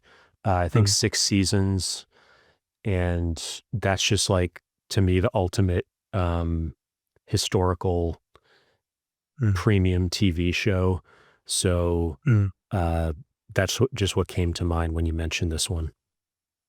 I see. Yeah, I haven't watched that myself, but I have, just like you, heard very good things about that. Mhm. Yeah, great for inspiring some passion or bringing this ancient world to life. So just below that, we have another art book by Tasha, and this is Tutankhamun. I read this a while ago. I'm not entirely sure on the exact contents, but as the title suggests, it's depicting obviously some ancient Egyptian relics, things like sarcophagi, and related paraphernalia like this. So yeah, a great collection, a great art book for anyone with an interest in ancient Egypt. And then the two books below this are, I believe, and I hope, a very famous work by this artist called David Roberts. Sorry, you see there. So he worked in the medium of lithography, I believe, and he produced these full color illustrations, beautiful, beautiful illustrations on, as you see from the titles, Egypt and the Holy Land. So he traveled to these places, I think 100 or 200 years ago, and he would set up, he would find a location he wanted to illustrate. He would set up his kind of sketching paraphernalia and materials, and he would stand there for a few hours, I guess, and make probably a rough sketch, and then he would finish this later on when he got home. So he traveled to these places, collected all these sketches, returned home, and then I'm not too sure whether he published this himself or whether it was published later or even posthumously, but it's a really beautiful work. So the full title is, I think, Egypt, Nubia, and the Holy Land. You can find this in many editions. Folio Society themselves have published at least 2 editions that I know of. One which is a very large format and deluxe in nature, another slightly smaller one. I don't know the publisher for this one. It's um, if you just search for this work on places like eBay and A-Books, I'm sure you can find a few copies. I'm not sure if it's currently in print or not, but yeah, if you can find a copy, I'd highly recommend it. Really beautiful illustrations of kind of Jerusalem, surrounding areas, and ancient Egypt and ancient Egyptian ruins. Yeah, I'll see if I can look up that publisher when we're going over here's The- the companion book we were talking about earlier. yeah, so this is just identical to the previous one, just extended into a second volume. Um, so beneath this, we have an interesting religious work. So this is called the Ginza Rabbah. You'll see it variously spelled. So you see there near the top, Rabbah is spelled just RBA. So you see Ginza Rabbah, Ginza Ribba. I'm not too sure on the correct pronunciation. And you see it's split into 2. So it has a left Ginza and a right Ginza. I believe this is the holy book for the religion Mandaism. So this is the Mandaean people's holy book. They have a really interesting, I think logo is probably the incorrect term for it, but if you just scroll down a little, it's called the Drabsha. So it's this crucifix with this shawl or toga looking thing draped around it. If you flip the image 180 degrees, you'll see it. Yeah, just here. Very interesting looking logo. I can't remember too much about the origins, the specifics of it, but it obviously has some relation to Christianity. I did read all of this a long time ago. I think I just found the work mentioned and thought it was interesting, so I thought I'd read what it's about. And then let's see, what do we have below this? So below this immediately is a super interesting work called the Codex Seraphinianus. So this is a really, really interesting and kind of crazy out there art book by, I believe the individual is called Luigi Serafin. He's an Italian guy. So what he's done here, there's another work, a very famous manuscript. I believe it's called the Voynich manuscript. So this is kind of a really crazy, very ancient manuscript where the letters and the language have not been deciphered. So it's written in this kind of nonsense, garbled, made up language. So that's Voynich, Voynich, for anyone who wants to look that up. So it's really abstract, kind of Picasso-like illustrations and in this really weird language that no one's deciphered, as I said. So what this guy did, Luigi Serafin, this Italian guy, he took that as an inspiration and he's made his own language as well, which is his written. And he's made these really crazy illustrations. And his kind of goal with this was, I think this is really interesting. So he wanted to recreate the sensation of a really, really young child looking through an encyclopedia. So if you imagine you're maybe 1 year old or maybe even younger, and you can look at pictures, if you're looking through an encyclopedia, you're not going to understand the words, right? Because you don't know English or whichever language you're reading. But you'll see these pictures, and maybe some of them will look a bit strange. Maybe you'll even be a bit scared by some of them. Maybe some of them will be funny when you're that young. So he wanted to recreate kind of that sensation of a very young child reading an encyclopedia. So it's a really interesting work. There's lots of YouTube videos and information about that for people who want to take a look. And then we have one of the final art books here. So this is Houses and Monuments of Pompeii. So this is possibly the most beautiful art book I own. I'd highly recommend this to people and anyone interested in ancient Rome. It's actually a really good companion to the TV show Rome, because you see, whereas the TV show brings it to life on screen, this really brings the ancient Roman life to life on the page. So these are full color illustrations, really beautiful, of, as it suggests, the houses and monuments of Pompeii. Some really beautiful shots. I'm sure everyone's probably, or most people, will be familiar with this Pompeian art style, which is very distinct and unique to this location. So it's really nice just to have a really large art book you can leaf through. It looks like it has some kind of felt texture. No, this is just, I think that's just the photo. It's just a regular kind of hard cloth, or hard paper maybe even, but it's a beautiful red. I really like the color there.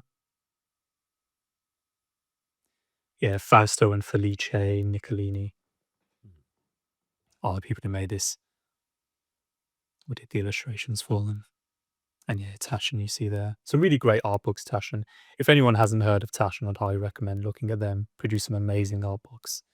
And if you have the money and want to splash out, they do some, what they call sumo size books, which they're so big they actually come with their own stand that you need, which can run into the tens, maybe even hundreds of thousands. Some of these super deluxe volumes, yeah.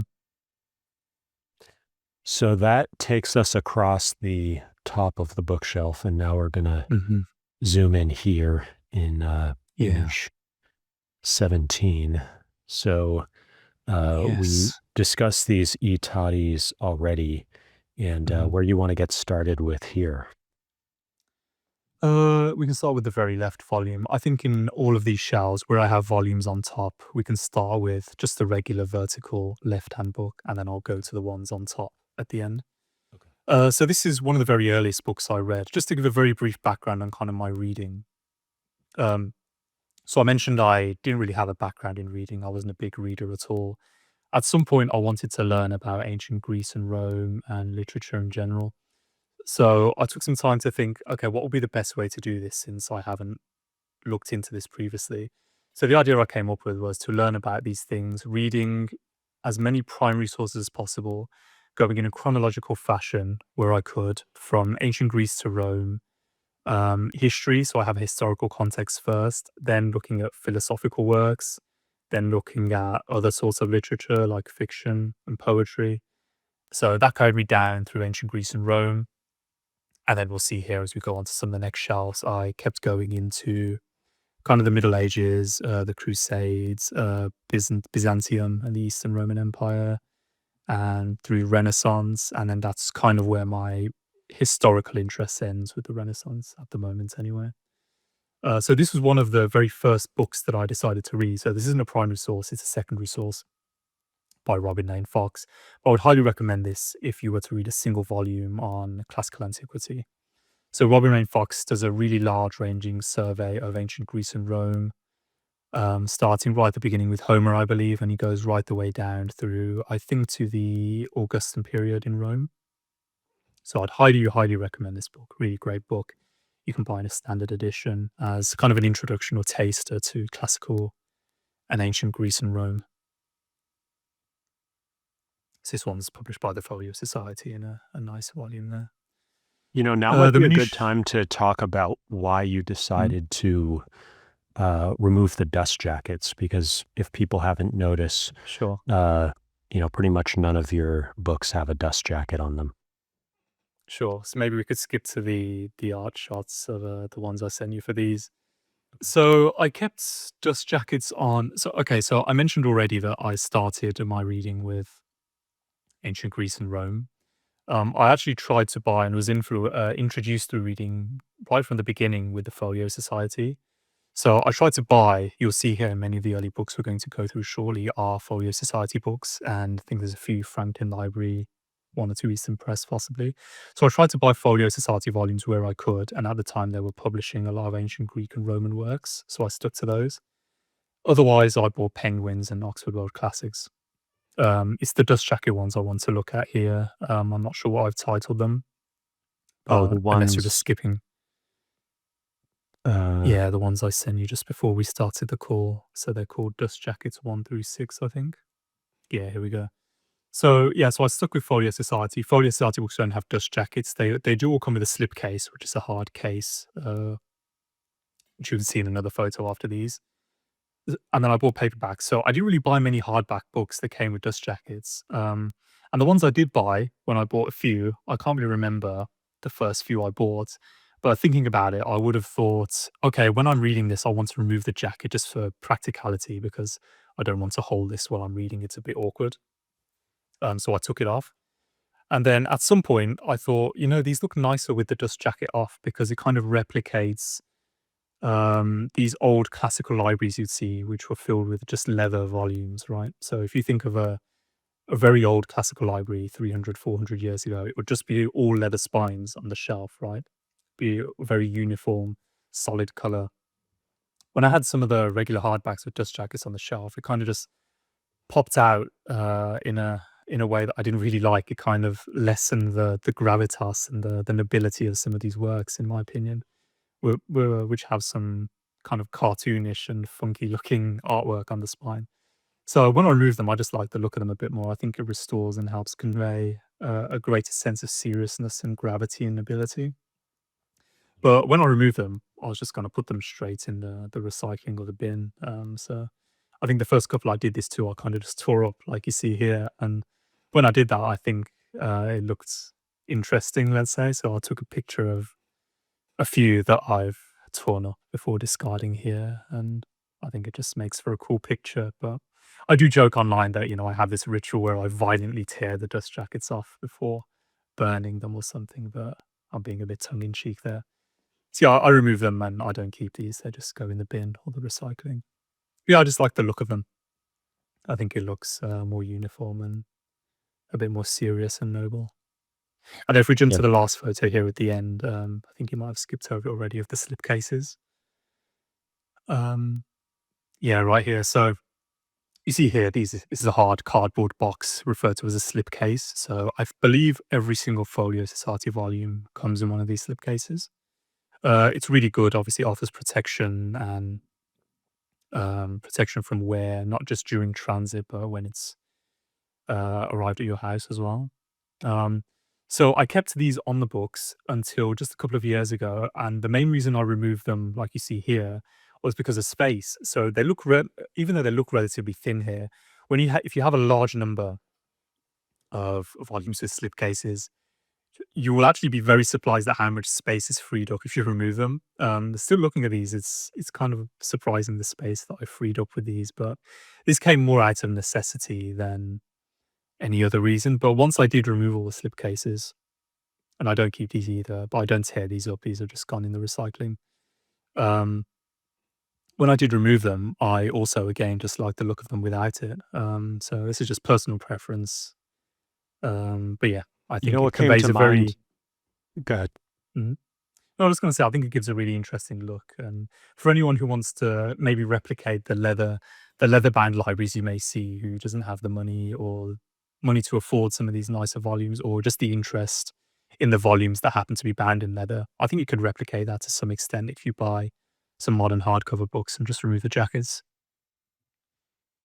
I was just thinking of, this is sort of reminds me of modern art. There's an element Mm, of maybe Jackson Pollock, kind mm, of famous for his um, kind of splash art. mm. There's also what's his name with the Campbell soup cans?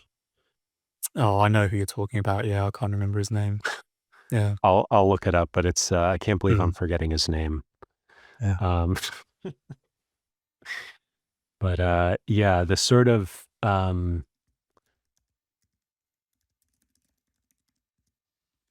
Andy Warhol. Andy Warhol, sort of the commodity art and commercial art, and there's sort of a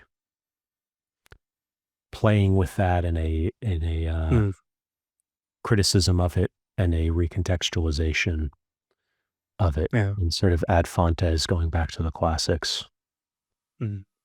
If we want to get a bit more serious and metaphorical, I mean, we could view this as a symbolism or metaphor for me destroying superficiality and restoring, value and deep, rich content. Because originally, dust jackets were just meant to protect the book during transportation, right, from the publisher to the bookseller. They were never intended as this kind of artistic and nowadays advertising um, matter for the book. So it was never meant to be kept. People did exactly what I've done here back in the day when they were first introduced. But especially in these days where everything's becoming very superficial and we're kind of losing the noble and the things of gravity, you could view this as my take on this. So I'm destroying the superficial layer and only keeping the content, which is the thing of import of gravity, which is the text itself. But yeah, it's just a little tongue in cheek thing, and And for me, I it's think. also, we talked about the organic text Mm, here. Um, mhm, and there's almost a three-dimensional element of it where you can sort of see the yes, imprint of the yes, metal die that mhm, presses the ink into the paper. mhm, And that sort of organic feel of the texture of cloth on, or, mm, these ridges where yeah, it's now, you have sort of a lot of Bibles, you'll see the fake ridges mm, or even the lines which represent where ridges used to be. mm, Um, the sort of everything being glossy and sort mm, of artificially smooth contrasts with the texture of leather or vellum or mhm, cloth. And that was one of the kind of funny things from the Harvard University Press tour, is like feeling the cloth and mm, the real, I mean, this thing is just full of texture. It sort of yeah, tells its story on the spine. And, mm, uh, and so that really resonated with me. mm. Maybe just a final point on this. While we're talking about dust jackets, I do actually think it's a crime that some of these just regular hardbacks do have a dust jacket, because I've bought some books which are just regular hardback books, right? There's nothing special about them. Maybe a photo wasn't even included on the listing. And then when it's arrived and I, open the package, I remove the dust jacket. And these are I'm just talking about regular books here, right? They're sometimes bound in just a really beautiful textured cloth.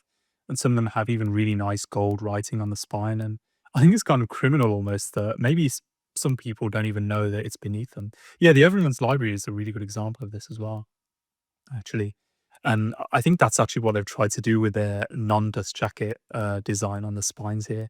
I think this comes very close to replicating that classical leather-bound library that you can get with a modern book. Really highly recommend these Everyman Library books for anyone who hasn't experienced them for themselves. Everything is really good.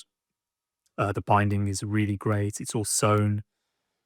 The paper is really good, acid-free, neutral. There's care and attention paid to the typography and the layout. In a lot of these volumes at the near the pages at the end, actually, I'm just remembering, they actually have a note on the typeface they use. So I'm just vividly remembering now in a couple of these volumes, I remember reading something like, the type used for this volume was designed by person XYZ, and it was made in country Y during this time. I think that's a really nice little, little touch that everyone decided to do.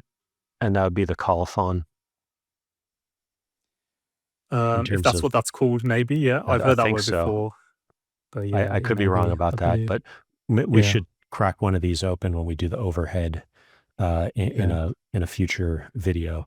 Just for Mm. contrast, we can show people what the Yes. Penguins and the Oxford paperbacks look like, so you get a feel for people will Mm. sort of take a step up from these when maybe they're in college in their 20s, and then Mm. they get into the everymans maybe in their 30s. Mm. So we can maybe do a more in-depth comparison of those Yeah. at a later point. But that was a great little digression into Mm. some of those, the texture and the materiality of Mm. yearbooks. And so Mm. we can jump back in here wherever you Yeah. like. Yeah, so that was Robin Lane Fox's The Classical World, highly recommended classical antiquity survey. So we have another copy, as you see here, of Homer, which I have. So I believe this is published by a university press, possibly Princeton. I should recognize that logo there at the bottom. I think it's But you see actually here, University of California. And you may be right. Yeah. this came, I'll look it up, but this Mm. actually came up in another, in Jason's Okay. library, and there was some confusion about this. So let me, but keep going. I'll I'll look it up look it while up you right talk. now. Hang on, Peter Okay. Green. I should be able to find it very quickly. Homer, University Press. So it was, yes, California, you're right. Yeah. And I was mentioning to him, this looks like a Chinese character. So I never Mm. really figured out if I was right about that or not, but it That's, definitely has a little bit of that look to it. that's interesting you say that, because looking at this again now, if we go to the vertical view, if you rotate it, the first thing I think of when I see that is actually an open book with a ribbon marker going down, extending in the middle. That's Mhm. actually what my first thought was, but yeah, it's interesting. Yeah, because you have a C here, and then you have a Hmm. P here, and it's Yeah. a book, and the P maybe even goes down here. So it's a bit of a Rorschach Mm. test. Mm. But yeah, this is another translation of Homer I own. So I've read him twice in both of these translations I own. I read the Fagel's translation first, and then I decided to buy these when they were released a few years ago in the Green translation. I really like this Peter Green translation. I'd highly recommend it to anyone who is looking for a new translation or even as a first translation of Homer. I found the language very forceful and powerful as opposed to Graves. That's not to say Graves is bad. And again, I'd really want to preface this, especially with the current ongoing discussions on Twitter and elsewhere of people giving inputs on translation and old books, especially Homer. I don't have any ancient Greek or ancient Latin. So when I talk about language in terms of translations, I'm purely going on how the English language translation of a particular work reads to me, regardless of how faithful it is, for example, to the original text. But yeah, this is a really good translation. I'd highly recommend. So we see another copy to the right of Robert Graves, The Greek Myths. So the reason I bought this copy is the Folio Society copy does not include his footnotes, which at some point I learned he included in his work. So this is just a regular hardback copy, which includes all of his footnotes. It's mainly references to classical works that he's getting and forming his work from. And I find that very interesting because I mentioned earlier, I like to read primary sources as much as possible. So for me, reading the footnotes and seeing the references to the primary sources is something I really like and try and find works as much as possible. So on the right here, we have a book called Sexual Life in Ancient Greece. So this is actually a small series that was done, I think, even through different publishers, because I think the 2 volumes I have of this series are published by different publishers. But I think there's 3 I know of. There's this one, Sexual Life in Ancient Greece. There's another one I own, which is Sexual Life in Ancient India. And there's a third I know exists called Sexual Life in Ancient Rome.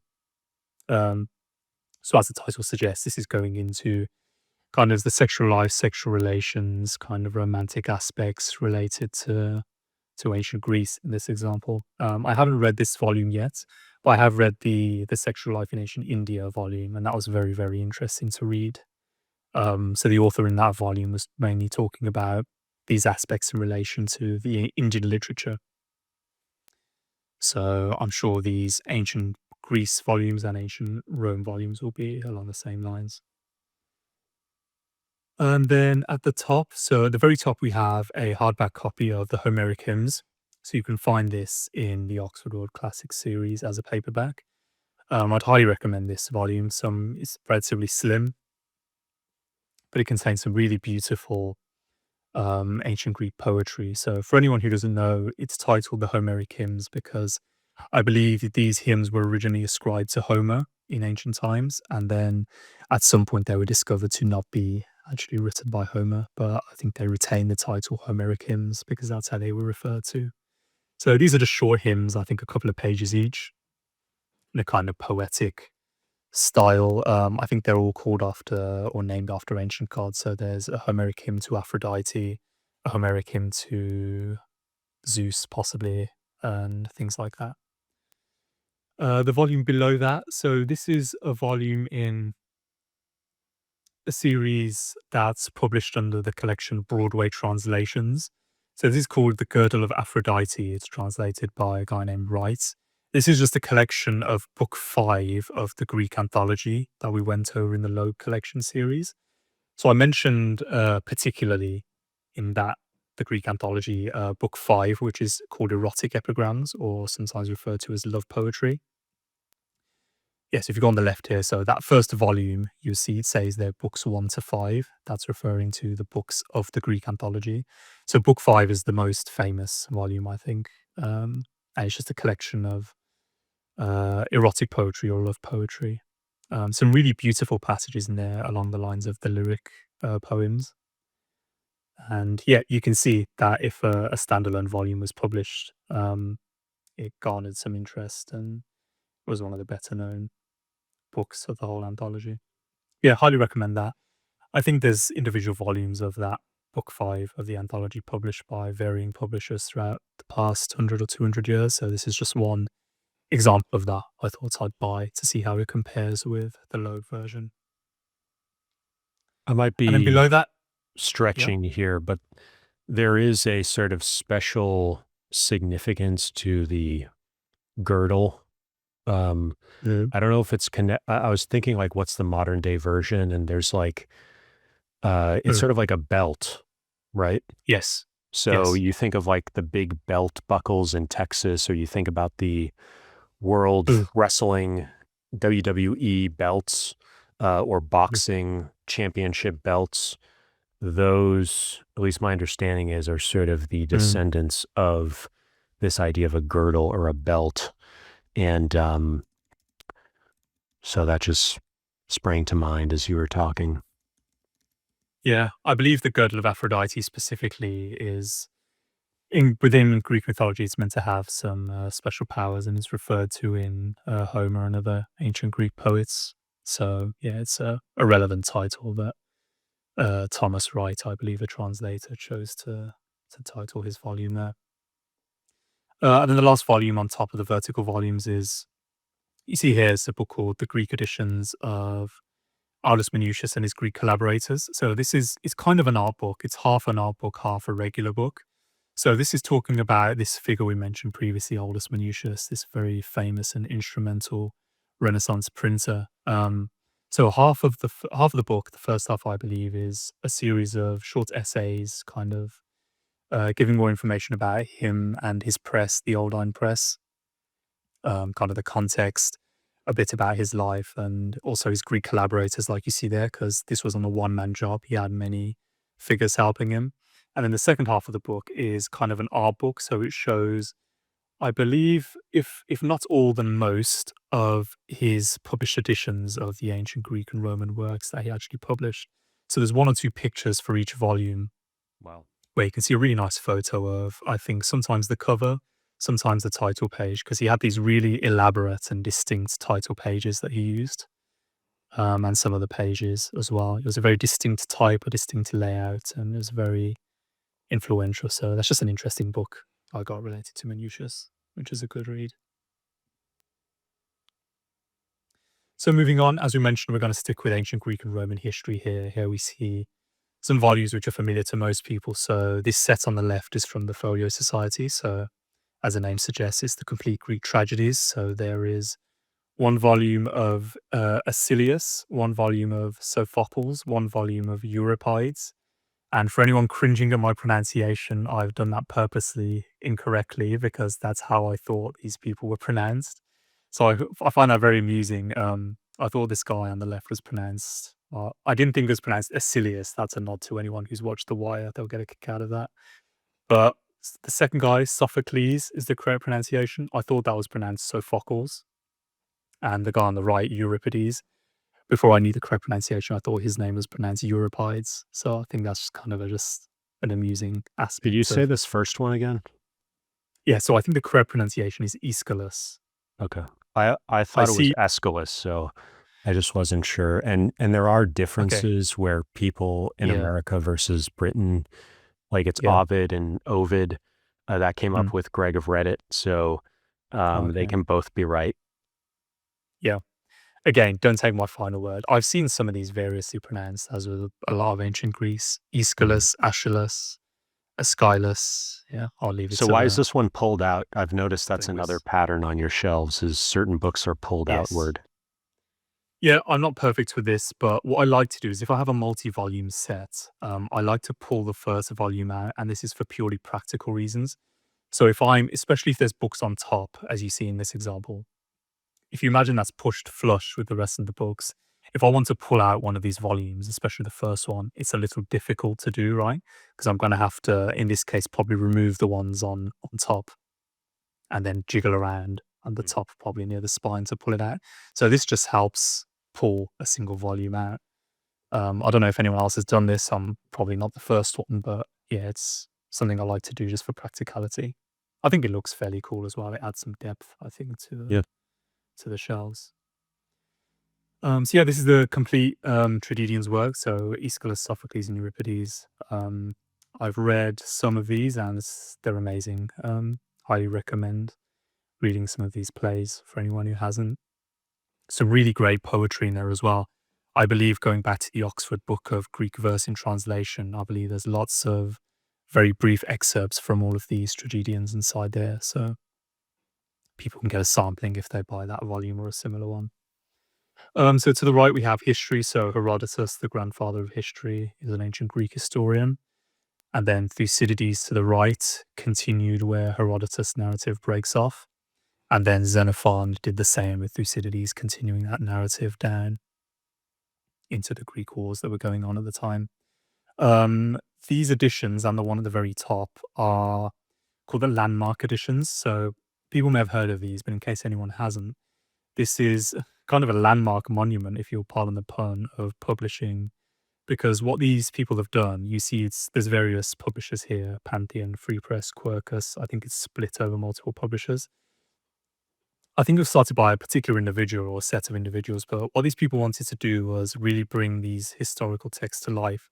So the way these are laid out and set out is you have the text, but on each page, there's copious notes and annotations and footnotes, sometimes notes in the columns. More importantly, there's a stunning amount of visual maps to illustrate the works and the words and the locations that these historians are referring to.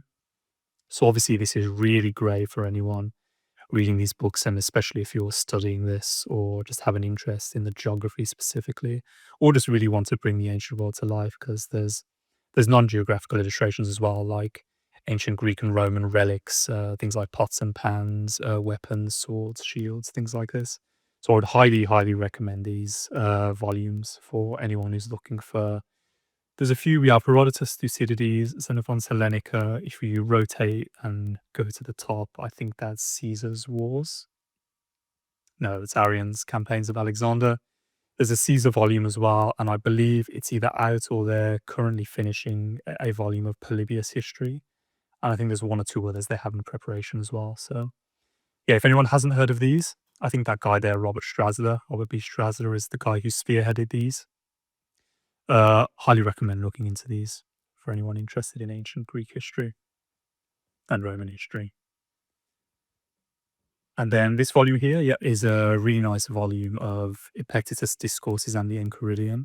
So Epictetus was an ancient Greek philosopher. Or maybe he was Roman, actually. This is where my memory fails me, a bit like Montaigne. But he was a Stoic philosopher, so in the tradition of more popular figures who people have heard of, like Seneca and Marcus Aurelius. He wrote these Stoic discourses, and this other work of his called the Enchiridion. I believe that's Greek for handbook.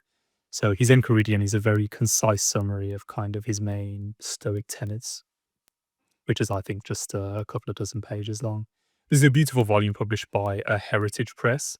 So I mentioned the limited edition club previously. So, and I also mentioned that was founded by this individual called George Macy. So he made that press, and for whatever reason, whether it's due to demand or just wanting to increase the availability of these books to more people, he founded kind of a subsidiary or child or sister company called the Heritage Press. So what the Heritage Press does, or did, it reprinted the same volumes that Macy published through his limited editions club in slightly less nice bindings, slightly less nice paper and printing, usually in a smaller format, although that's not always true because this volume is particularly large still, and a bit cheaper. So they were still limited in terms of quantity, but they're not a limited edition. So it doesn't say volume X out of 750, for example. It was a limited print run, but not a limited edition. So these, you can find a lot of these volumes, Heritage Press volumes, on the secondary market on places like eBay and eBooks for relatively cheap. There's some volumes that are still expensive, but a lot of these you can have, especially if you're in America, for just maybe $5 or $10. And I would highly recommend these if you can find a title you're interested in that they published, or just if you want to experience a bit of a nicer, older band book, because they use some really interesting materials, and again, really special care is paid to the typography and the layouts. And I think all of their volumes are also illustrated, and I think all of them arrived in a slipcase as well. I think Folio Society may have been inspired by them. Okay, so we're back here now in image 19, and we're in the next shelf here. So where do you want to get started here? Yeah, so we can start here with this 1, 2, 3, 4, 5, 6, 7 volume set that I have here. So this and the really big chunky volume to the right, we can talk about in a second. But this one here is called, the full title is The Travels of Anacharsis the Younger in Greece. So a really quick story of how I discovered this work. In one of my late night internet archive rabbit holes that I was going down, I came across one ancient Greek secondary work. And near the start, I was looking through inside in the actual book. I think near the start, the author to that work had a list of sources that he had used to prepare his volume. And I think there was a list of maybe it was about 10 or so volumes. I was looking down this list. Some of them I actually ended up buying. Some of them I'd heard of and read. Some of them I had no interest in. But this was one of them. So I knew nothing about this. I thought it sounded interesting, The Travels of Anacharsis. So I looked it up. So this was written by an individual called Jean Barthélemy, I think is how you say his name in French. So he wrote this out, I think, the end of the 1700s, and it's kind of a masterwork of secondary ancient Greek literature and just erudition and scholarliness, because what he's done with this, as the title suggests, it's this kind of travelogue where he's going around various different locations in ancient Greece, and he's bringing up historical things, he's bringing up philosophy, he's bringing up everyday events, he's bringing up art, he's bringing up beauty, he's bringing up geographical aspects themselves, like here's a beautiful stream, here's a river. Um, so it's kind of like a tour de force almost of the ancient world. And it was really so in terms of the physical book, I just managed to find this set shortly after I learned of its existence on eBay, and I bought this for ridiculously cheap. And you can see here the wear on these volumes. So you can see in volume 1 and 3, and I think even 2, the front cover is actually detached. In one case, this was how it arrived. In another case, it was as I was reading it. But you can see here, the front board is kind of sticking out from the main body of the text. And then you see here with this volume, yeah, it's very worn, and you see at the very bottom. So this kind of whole structure of damage is kind of characteristic of bookworms. So in one of these volumes, actually, there's kind of boreholes through pages, which indicate actual bookworms, which is kind of a Wow. misnomer because bookworms actually don't exist. It's just a term applied. They actually bored through this and some of the pages and on the spine here. So there weren't any when it arrived. This has obviously been, cleaned and well stored and packed up nicely when it arrived to me. But you see at some point, there was lots of wear damage that happened to these books. But I think it really adds a lot of character to the spines. I mean, especially you look at 2 and 3 and 5 through 7, just that kind of scratches and grain you see. It's very unique. But just return to the works. As I mentioned, it's a real masterwork, and it's sadly not in print. I can't find any copies in print or any editions in print. But if it does sound of interest to people, and they can find a copy, I'd highly recommend it. And of course, there's digital copies that people can find online. But it's a really beautiful and masterwork of a text, in my opinion.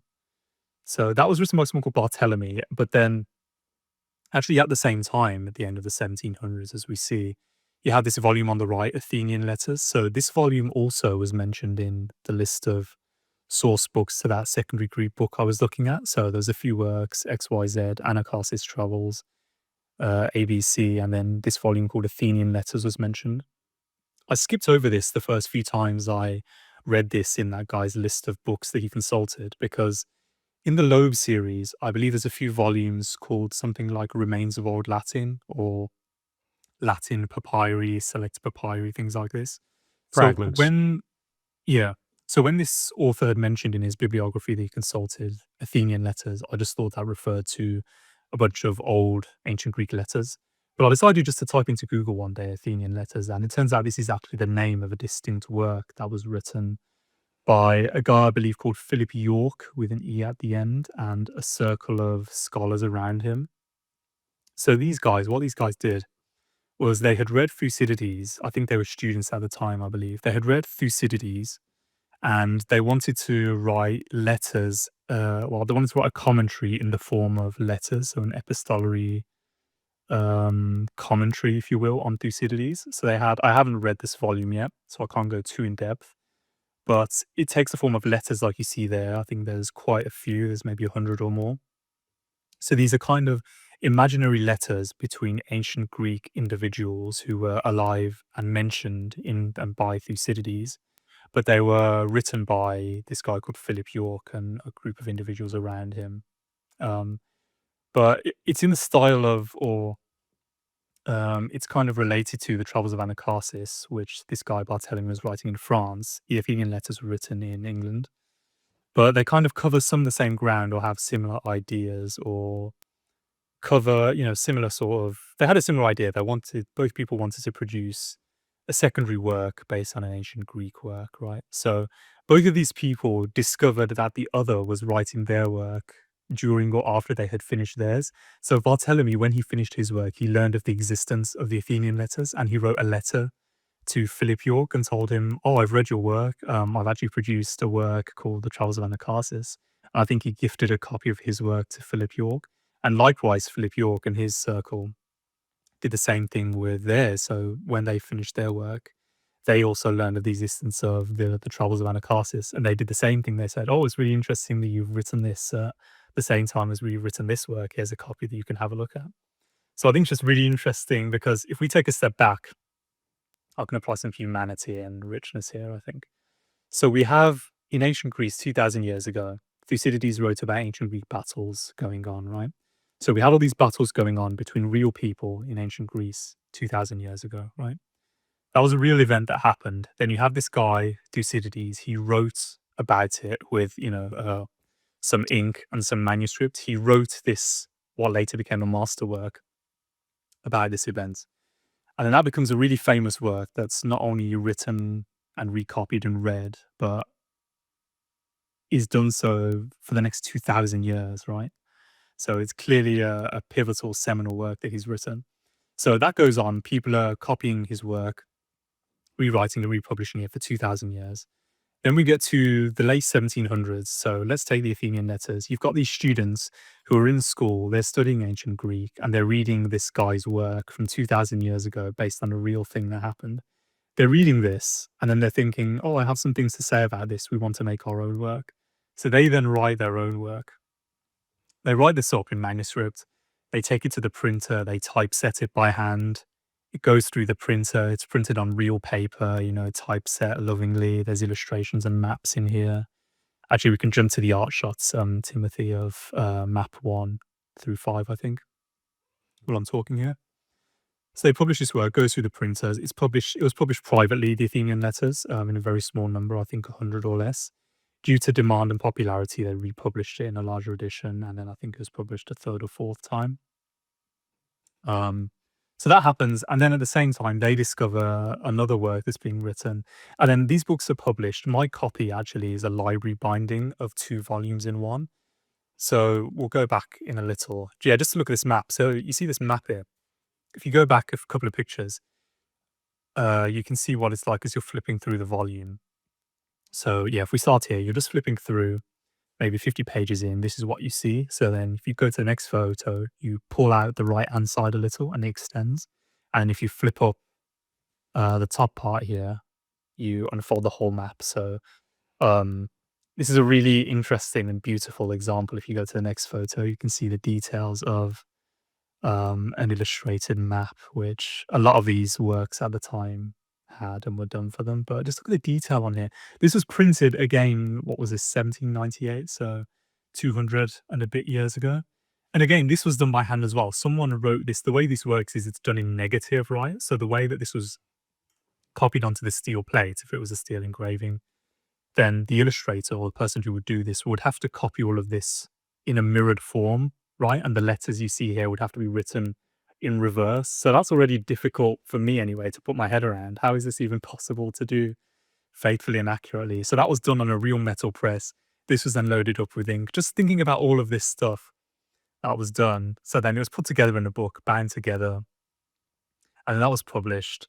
And then if we return to my volume of the photo of the shelf, so this was printed originally in 2 volumes, the Athenian letters. And then the previous owner of my copy here, you can see it says on the spine there 2 volumes in one. So the previous owner, I'm going to guess their 2 volumes wore down through use or handling, and maybe the cover detached. So they took this to a printer and they said, could you please bind these together in 1 volume for me? Wow. And that was, I think it was then sent to a library because this looks like a library style binding. So maybe it wasn't an individual who owned this copy, but a library. And then that was sent to America because there's some info inside that's written in pencil saying it's got dollars in there. So I bought this from an American seller.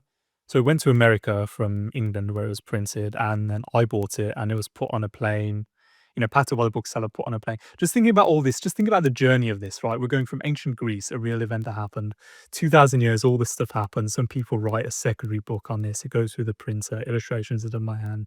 It's sent to America. And then up to the point I find it on A-Books, I press buy, someone packs this up, it's put on a plane. Just thinking about this journey, I think is an incredible experience that you get when you buy some of these old books. It doesn't have to be expensive, it doesn't have to be cool, but you're buying and you're buying a story almost if you're lucky with some of these volumes.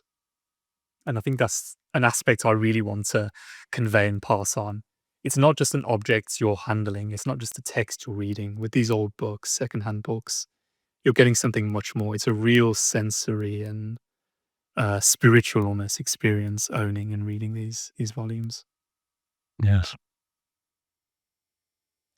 Yeah, so I hope I've conveyed some of that passion. So these are two really interesting works, one of which I'd read and highly recommend, and the other one I look forward to reading soon.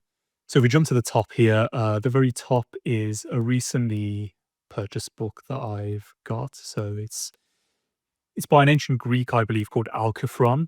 Maybe butchering that name, but I think he wrote, it's just a series of letters, very brief letters, sometimes only a page or two long. I hadn't seen this, or it hadn't been of interest when I've been looking through the ancient Greek primary sources for whatever reason.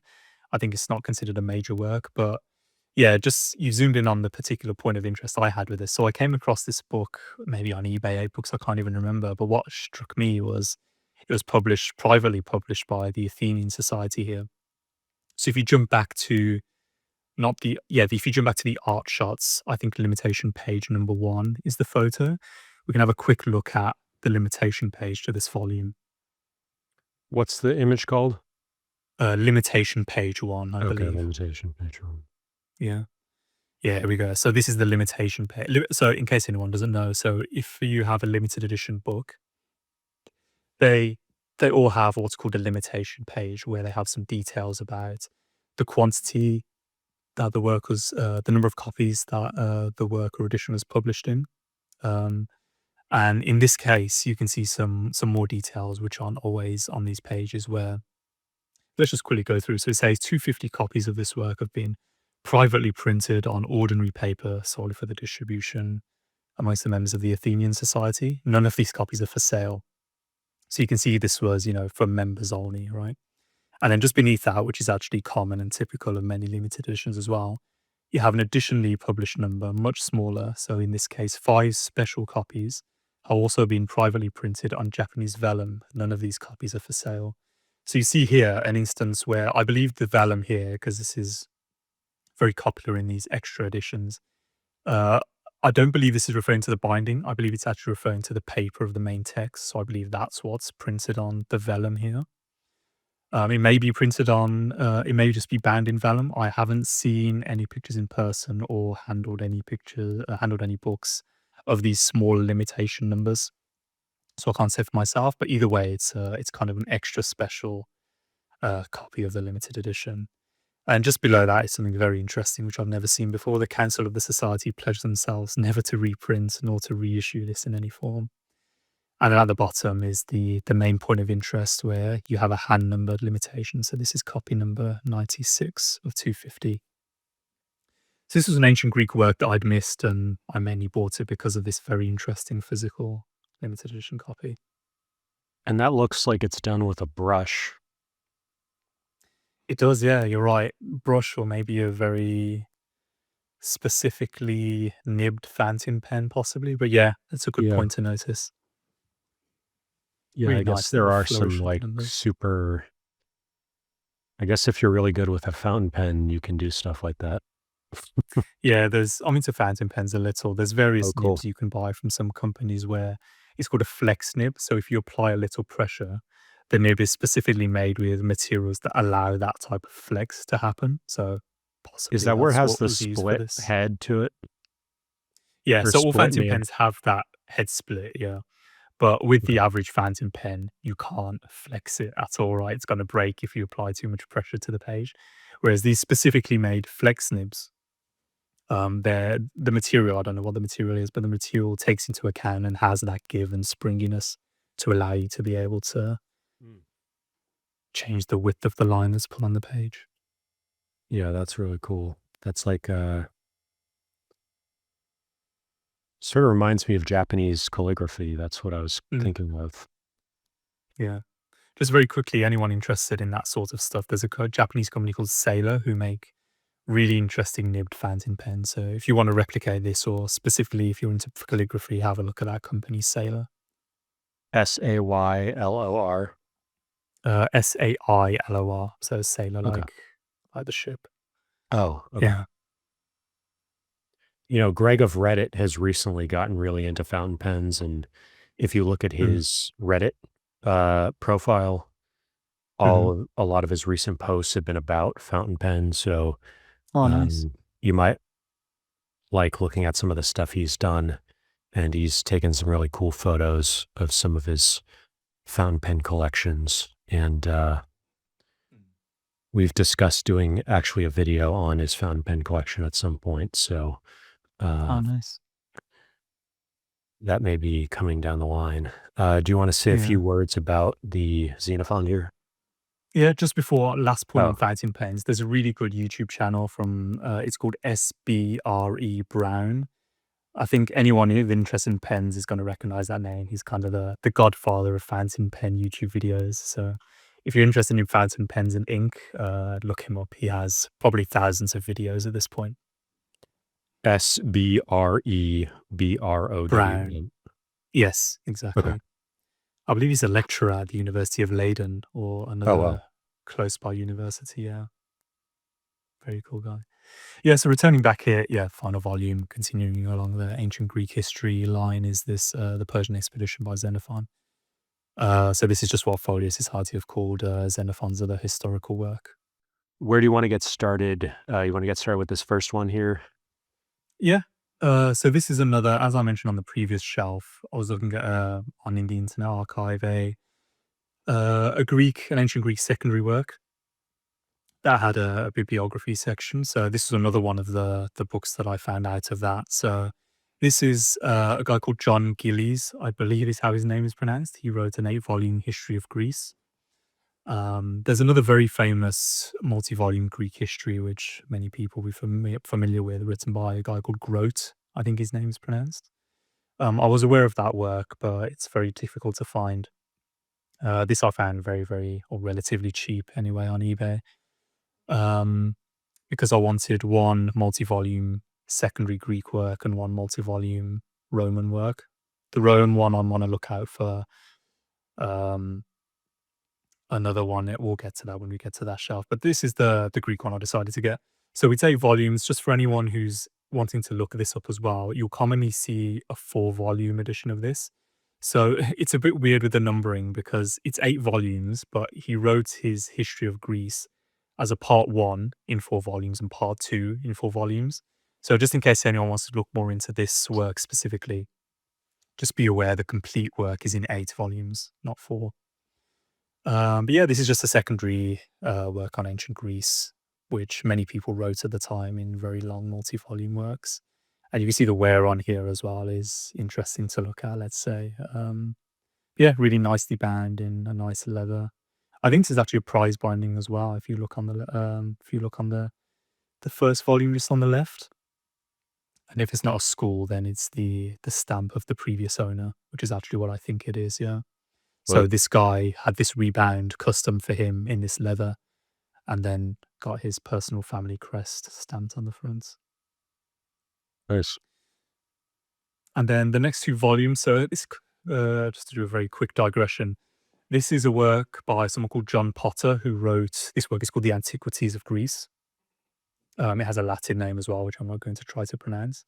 But Potter's Antiquities, you'll see referred to around or in works of this time. So I wanted to buy a copy of this work because I later discovered there was many works called Antiquities of X. So I own a few more. So this is Antiquities of Greece. There's another one I own called the Antiquities of Rome. And then there's lots which I found based on cities in the UK. So there's Antiquities of York, Antiquities of Northampton, Antiquities of Birmingham. It seems to be a kind of genre of work which people wrote 100 or 200 years ago. So they're kind of discussing kind of almost all aspects of a given city or a given country or place. So that's Um, these ones that are on. yeah, so this is John Potter's Antiquities of Greece. So just very quickly, you'll notice if you zoom in a little on that left volume, if you zoom right in as much as you can and look at that left edge, which you can see a little. So you can see here, um, maybe you can't see. Actually, if we jump to the art shots, Yeah. Timothy, into hand marbling 1, I think this will give a better view. So these books actually don't have a cover, and they were listed on eBay without the cover. So obviously they were originally bound in, really nice leather bindings. However, all you saw on the listing was this for the cover, or where the cover would be, which is a hand marbled end paper. And then if you go to the next photo, I think here we can clearly see, or a bit more clearly see, that the very top is where the cover would usually be, but this has been either removed or fell off during wear. So this is kind of like I think it's a unique book I had because it's kind of like a paperback, but one of the highest quality paperbacks money can buy, because it was Mm. basically a super high quality hardback bound in really nice leather, right? But since the covers have fallen off, it's rendered it, for all intents and purposes, a paperback. So I started reading this on that halfway through. It's a really interesting experience to handle this physically, given that it's a really high quality 200-year-old book. But the fact that it's paperback, so even just the bending of the pages in your hand as you're reading this is a unique experience that you won't have unless the covers have fallen off an old book like this. So I just wanted to mention that, which is interesting. And you can see here some of the hand marbling on the page edges, which is really beautiful. Yeah, this is a more colorful example of hand marbling on page edges here, with some really nice gold tooling on the inner outer edge of the book. So we can jump back to the main shelf here. Yeah. So yeah, that's John Potter's Antiquities. The book to the right is more secondary Greek literature. This is a book called The Attic Theatre. If we zoom in on there, is his name Hay, I believe, Haigh. So just a secondary Greek work. And then if we jump to the volumes on top, let's see what we have here. So we can spend just a little time on this very top volume. That top volume is Kennett's Lives of the Grecian Poets. Actually, if we jump back to the art shots, once again, Timothy. The first one, if we go to, I believe it's just called Oldest Book I Possess, is the title of the image. So, like I've just said there, this is the oldest book that I happen to own. It was published in 1697. So, yeah, we see here this book is 328 years old. If my maths is right there. So, just looking at this, yeah, there's the date there. If we zoom out all the way, a couple of things really stand out to me here. One is the illustration style on the left. I mean, even the content, it looks like, I don't know if it's intentionally meant to be a burning city in the background or if that's just clouds, but it looks to me like the city in the background is actually burning. But just this style I find really interesting, and I really, really like this style of illustrations they used to do in these older books. Yeah, you can see the detailing here. And just this kind of noble, dignified style of the person in the background. And then if we zoom out, you'll also see something else which I find interesting is the layout of the text on the top. You see it's relatively large on the page, right? And it's kind of unique to these older books. It takes up more than half the page, if you see there, the lives and characters of the ancient Grecian poets. And we have a dedication there dedicated to His Highness the Duke of Gloucester, and this is written by Basil Kennett. And then just near the bottom, something I can point out here, these older books as well there was commonly an ancient Greek or Latin quotation inserted. So this is one from Virgil's Eclogues. And then just below that, we see some of the printing information. So lacking the copyright page, like you mentioned earlier, what the only information the books had back then was, you see here, so this says London. So this was the location it was published in. And then you see just below, so this is printed for Abel Swall at the Unicorn at the west end of St. Paul's Churchyard. So what I believe used to happen was a given work would be sent to a printer, and the printer would then print a given quantity of these works. So Abel Swall, I'm not sure if that's an individual or a location or the name of a bookseller, could be one of those three. So it's printed for that specific person or bookseller. And then you have the actual printing information. So that's who it was printed for. And then it was printed at this place called the Unicorn at the west end of St. Paul's Churchyard in London. So I just think that's really interesting. There's a few examples I have where this part is incredibly long because the printers printed, it was clearly a well-liked and popular work. So it wasn't printed just for one person or bookseller. You see a very long wording saying, for example, printed for Tim, John, Alex, Joshua, Michael at the Unicorn Churchyard, and then maybe there's even a list of further people it was printed for. So that's kind of the copyright information back in the day that you had, which I think is interesting. So I did a little quick AI translation of the Virgil here. I might as well include that. But once you are Sure. able to read the praises of heroes and the deeds of your fathers, and to recognize what virtue is, then there will be another Tiphys and another Argo to carry chosen heroes. There will also be other wars, and once again a great Achilles will be sent to Troy. You see, just on that, it's a very, again, characteristic of these 100 or 200, 300-year-old works. You see a sense, or it conveys a sense of grandeur and dignity and nobility and classical antiquity that I think really sets the tone, especially for this work, right? It's just a really nice little touch that I think people used to do back then. Yeah, we can jump back Agreed. to the main shelf. But yeah, this is just wanting to call attention to this, as this is the oldest book I owned. And that's this brown one on the right. Yes, yeah. So you Okay. even see there, I don't know if let's have a quick look, because I have this right next to me.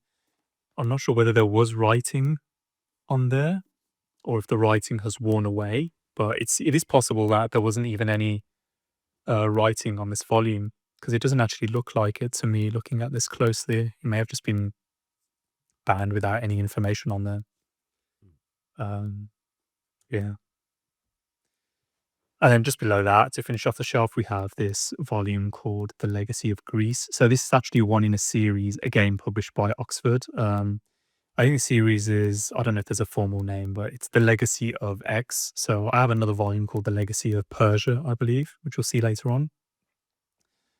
So anyone interested can look at the volumes in this. So all of these volumes it's a collection of essays on a given subject by multiple contributors.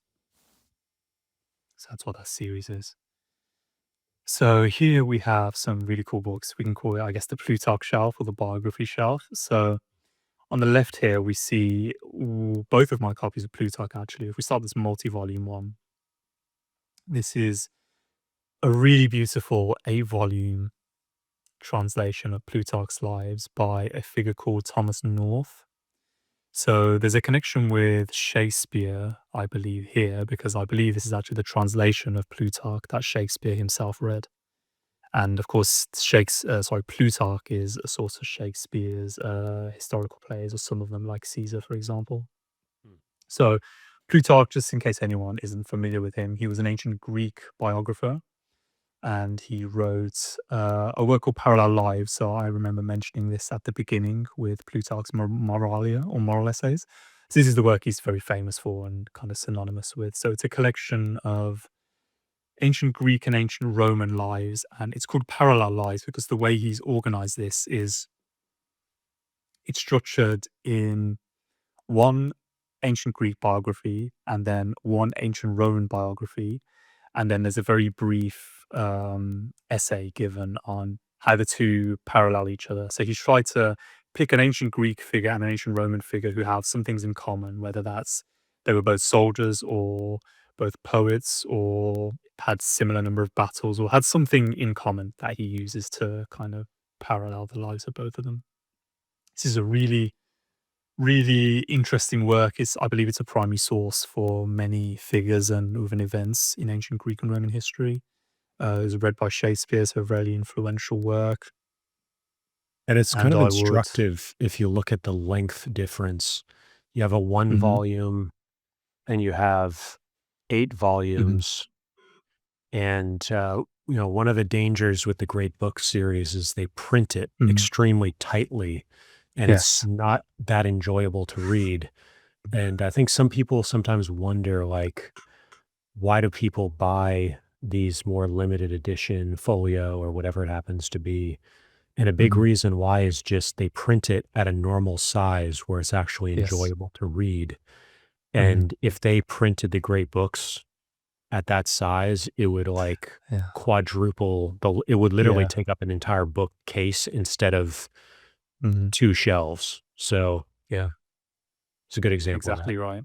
Yeah. Yeah. No, really good to point out. So I have nothing against the great books. They make some really great volumes, and I would actually recommend their volumes. You can get some really great works in that series for really cheap as well. I actually started reading that great books Plutarch because I'd read him previously in the single volume Modern Library edition. But again, that volume, the Modern Library one, and this one, the text is very small. But I did also want to read the North translation specifically, so that's the main reason actually why I bought this A-volume limited editions club edition. Just something else to point out. So as well as, wanting to read Thomas North's translation, that's one reason for buying this set for anyone interested. Another reason is that the final volume here, volume 8, includes a series of biographies that believe are known as or referred to as pseudo Plutarch. So I think there's maybe a handful, 10 or 20 or so biographies that aren't attributed to the actual Plutarch. They're written by a pseudonymous author later on. So of interest, I know there's a life of Plutarch himself included in this collection and the life of Seneca. Those are two biographies I'm really looking forward to reading that I hadn't read in the previous translation of Plutarch I read because they were omitted. So that's something to point out. And in ancient, up until pretty much modern times, there was a rich tradition of people pretending to be somebody else and sort of using it for clout. It's sort of almost like we see today with Twitter parody accounts where it's sort of, but it's even like they're actually, publishing books under somebody else's under the name. So, what you've got? I think I have this Grand Tour volume. I just realized that. But let's talk about these big ones here. Yes, so this is another book I want to call a special attention to. So this is a work called The Lives of the Eminent Philosophers by another ancient Greek fellow called Diogenes Laertius. So this is what I call the philosophical Plutarch, because what Diogenes Laertius has done is Plutarch wrote biographies of mainly Roman and Greek generals and military figures, right? What Diogenes Laertius did was he did kind of a similar thing without the parallels, but for ancient Greek philosophers. So we're learning here about the philosophers' lives and very human aspects, which I think is something you can you could spend your whole life studying philosophy, whether it's ancient Greek, ancient Roman, or more modern, and you could maybe even never realize some very human aspects of the people you're reading, right? It's all about the works and the ideas, which is obviously great and front and center.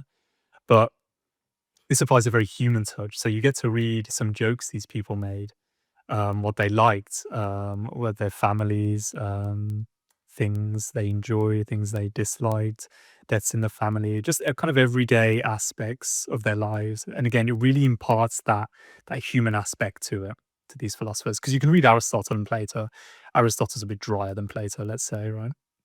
You can read these guys, you can read, Epictetus, Epicurus, all these people, but you only read about the ideas they're discussing, right? This really puts the humanity front and center, which I think is really great, and I'd highly recommend people reading this book. Mm-hmm. And then the red one here. So this one is a volume by a guy called Valerius Maximus, so Memorable Deeds and Sayings. I believe that's the formal name. I'm not sure of the Latin name, but this is kind of anecdotes from ancient Rome. It's really interesting to read these little sayings here and there. It's a genre I'll comment on a bit later on, but yeah, just little anecdotes. Just to return to Laertius very quickly, Nietzsche had a very great fondness for Laertius. I believe he wrote, in this specific edition, there's a whole series of essays at the end of the text, and there's a whole essay commenting on Nietzsche's interest in Diogenes Laertius specifically. So for any Nietzsche fans, that might pull you into Diogenes, Laertius. Isn't there a story about Diogenes where he's living in a barrel? Yeah, I'll tell this quickly because I wanted to tell it. So just to be clear, Diogenes Laertius is the biographer, and then Diogenes the cynic is probably the guy you're referring to, right? So Diogenes Laertius did write a life of Diogenes the cynic. So I have a bit of trouble myself on how to reference this when I'm quoting this, because I say Life of Diogenes by Diogenes Laertius. But yeah, just to make that clear. So there's a story of Diogenes the cynic, which we can return to a bit later. So I have an Oxford Gold Classics volume. He was this guy who he's been referred to as a Socrates gone mad. I don't know who said that quote. I think it was an ancient Greek person who called him that. but he's called a Socrates Gone Mad, which I think gives you an idea of kind of his extravagance. But he was kind of he lived a very extreme life. There's a quote where he says, "You two are unable to live the life I live because you won't be able to put up with the suffering that I've experienced."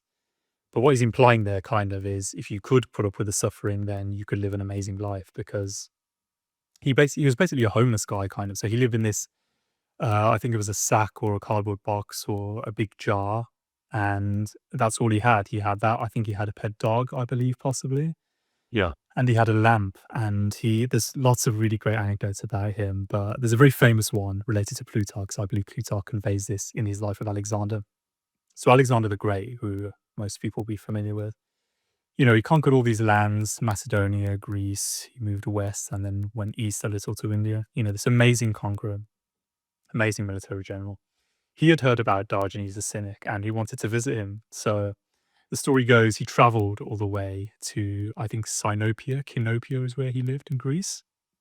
He traveled to Greece at some point, and Alexander walks around the streets and he finally found Diogenes. So he was in his, little sack on the floor. And Alexander walked up to him and he said, "Hello, Diogenes, I am Alexander. I've heard about you. Is there anything you would ask of me?" And Diogenes looked up at him and he said, "Yes, can you move out of my sunlight?" So I think this gives you a very good idea of, his kind of philosophy. He was of the Cynic school of philosophy, but you can see that you've got the most powerful military general on earth asking you for something, and he just tells him to move out of his sunlight, which is a really great anecdote. So we can return to him later, but yeah, he's one of the philosophers that Diogenes Laertius wrote a biography on. The reason I thought of him is because I think one of the most famous Nietzsche scenes is the parable of the madman, where the madman runs into the marketplace with a lit lantern in broad daylight and cries, "I seek God," and it culminates in "God is dead and we have killed him." That's Nietzsche, The Gay Science, Book 3, aphorism 125. I always saw that as sort of connected in a way to Diogenes and him kind of carrying around his lamp. But yeah, we can circle back to that. Just to finish that, it's a direct parallel actually, and he's directly been inspired by that, because what the story or the anecdote about Diogenes, one of them, is that he walked around the marketplace with his lantern, as you said, and he said, "I'm looking for a man," implying that it's a man with an uppercase M. So not just the common everyday man. I'm talking about a man with a capital M, someone who actually lives and is not just one of these people walking around living a dissolute life, So that's a direct parallel, actually. Okay, that's good to know, because I think that came up in my discussion with Greg of Reddit or somebody else in one of our bookshelf tours, and okay, I never followed up with that one, so that's good to know. Yeah, just moving to the right or to the top here, the Grand Tour. This is a Folio Society volume. It's an art book. It's printed on art paper. And the Grand Tour was like a thing that happened, or the people that wealthy individuals did, I think 100, 200, 300 years ago, where it was kind of a finishing thing that these wealthy students would do after they finished their studies. They would go on this very grand and elaborate tour of, I think, mainly European cities. So it's just a volume describing that. Do you want to say a quick word about that top one? Yeah. Yeah, super quickly. So this is one of the ones I have to have because I can't remember the name off the top of my head. It's a recently purchased volume. It's called Excellentium Imperatorum by Cornelius Nepos. So this is actually a biography of lies similar to Plutarch. It's kind of along that Plutarchian vein. So it's a series of 23 biographies or a little more maybe. And it's just an ancient biographical work similar to Plutarch, which I only recently discovered existed. So I bought this relatively recently. And it's a series of biographies by Cornelius Nepos.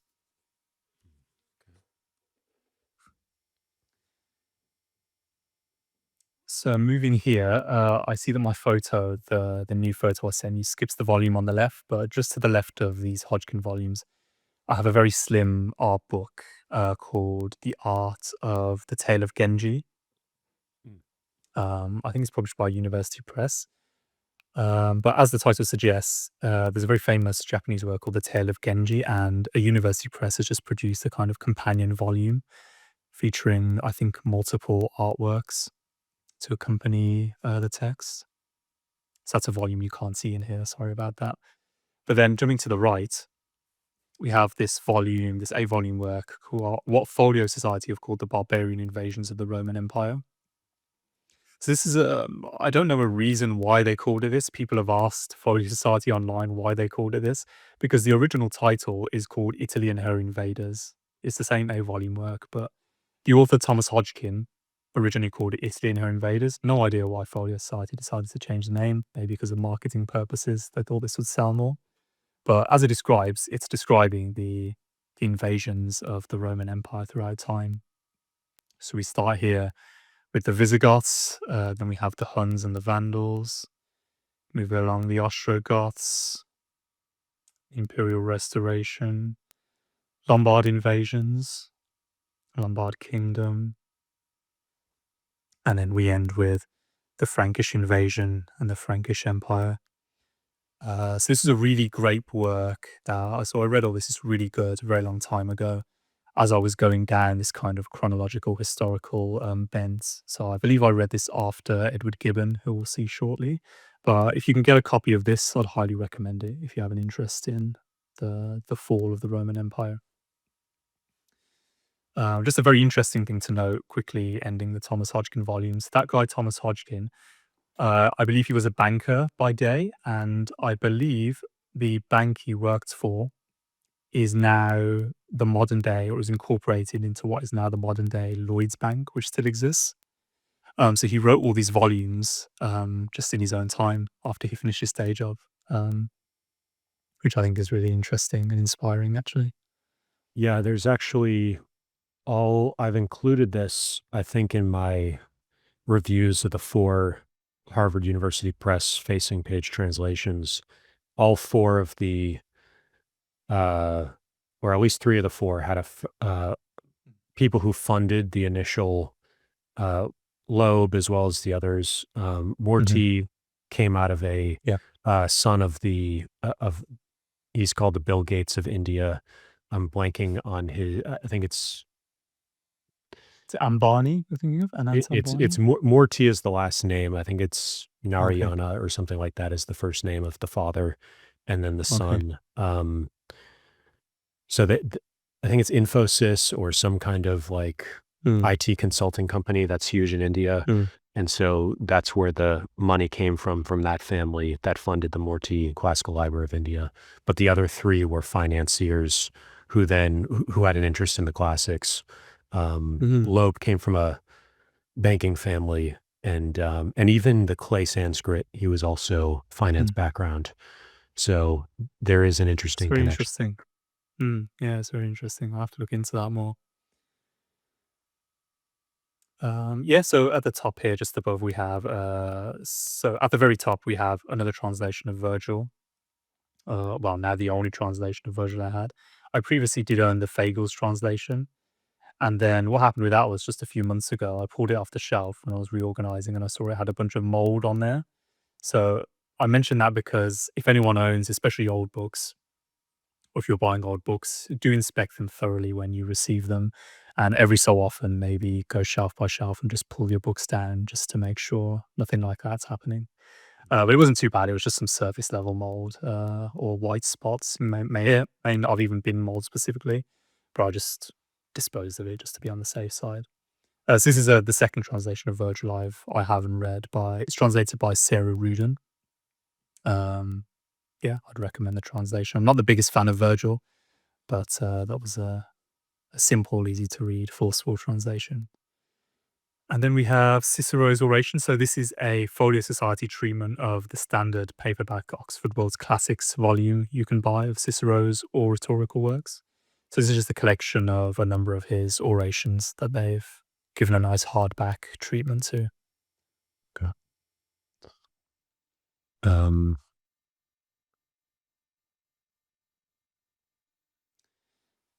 So jumping here, again, we're still in history, but we're now in Rome as opposed to Greece, which we started with the previous shelf. So here we've got some primary and secondary works. So here we have Livy's History of Rome. So we'll return to Livy later on. but Livy produced a seminal and masterpiece and a masterwork of history writing, where he wrote, I think the Latin title is called Ab Urbe Condita, which means from the foundation of the city. So this is an insanely large work. I believe it's over 142 books is the full length of it that he wrote. So he takes us from the very founding of the city of Rome in 753 BC, right the way down into his contemporary time. I believe he lived in maybe the 1st or 2nd century in Rome. And yeah, he was an ancient Roman historian. His prose has been described as very rich, and there's a specific word I can't recall, but it's meant to be like honey-like, his prose. That gives you an idea of the sensuousness and the richness of his prose. The other people who could read the Latin thought of him. So this is I own some other volumes in the Oxford paperbacks, which we'll return to later. So I own his complete work, but as you see here, it's split. The first 5 books I own in this Hackett volume. Hackett are another great publisher. I'm not sure if you're familiar with them or if you've discussed them before. We have a little bit, but I've never looked Mm. into their numbering scheme. So I don't know if you know anything about that, but they have these 4-digit I numbers. don't actually know. No, I'll have to look into that myself, yeah. The previous volume that we covered on the shelf, Valerius Maximus Sayings, that's also published by Hackett, and I may have 1 or 2 others, which we'll cover as we go on. Yeah, really good publisher of works, highly recommend them. So yeah, this is the first 5 books of Livy's really long history.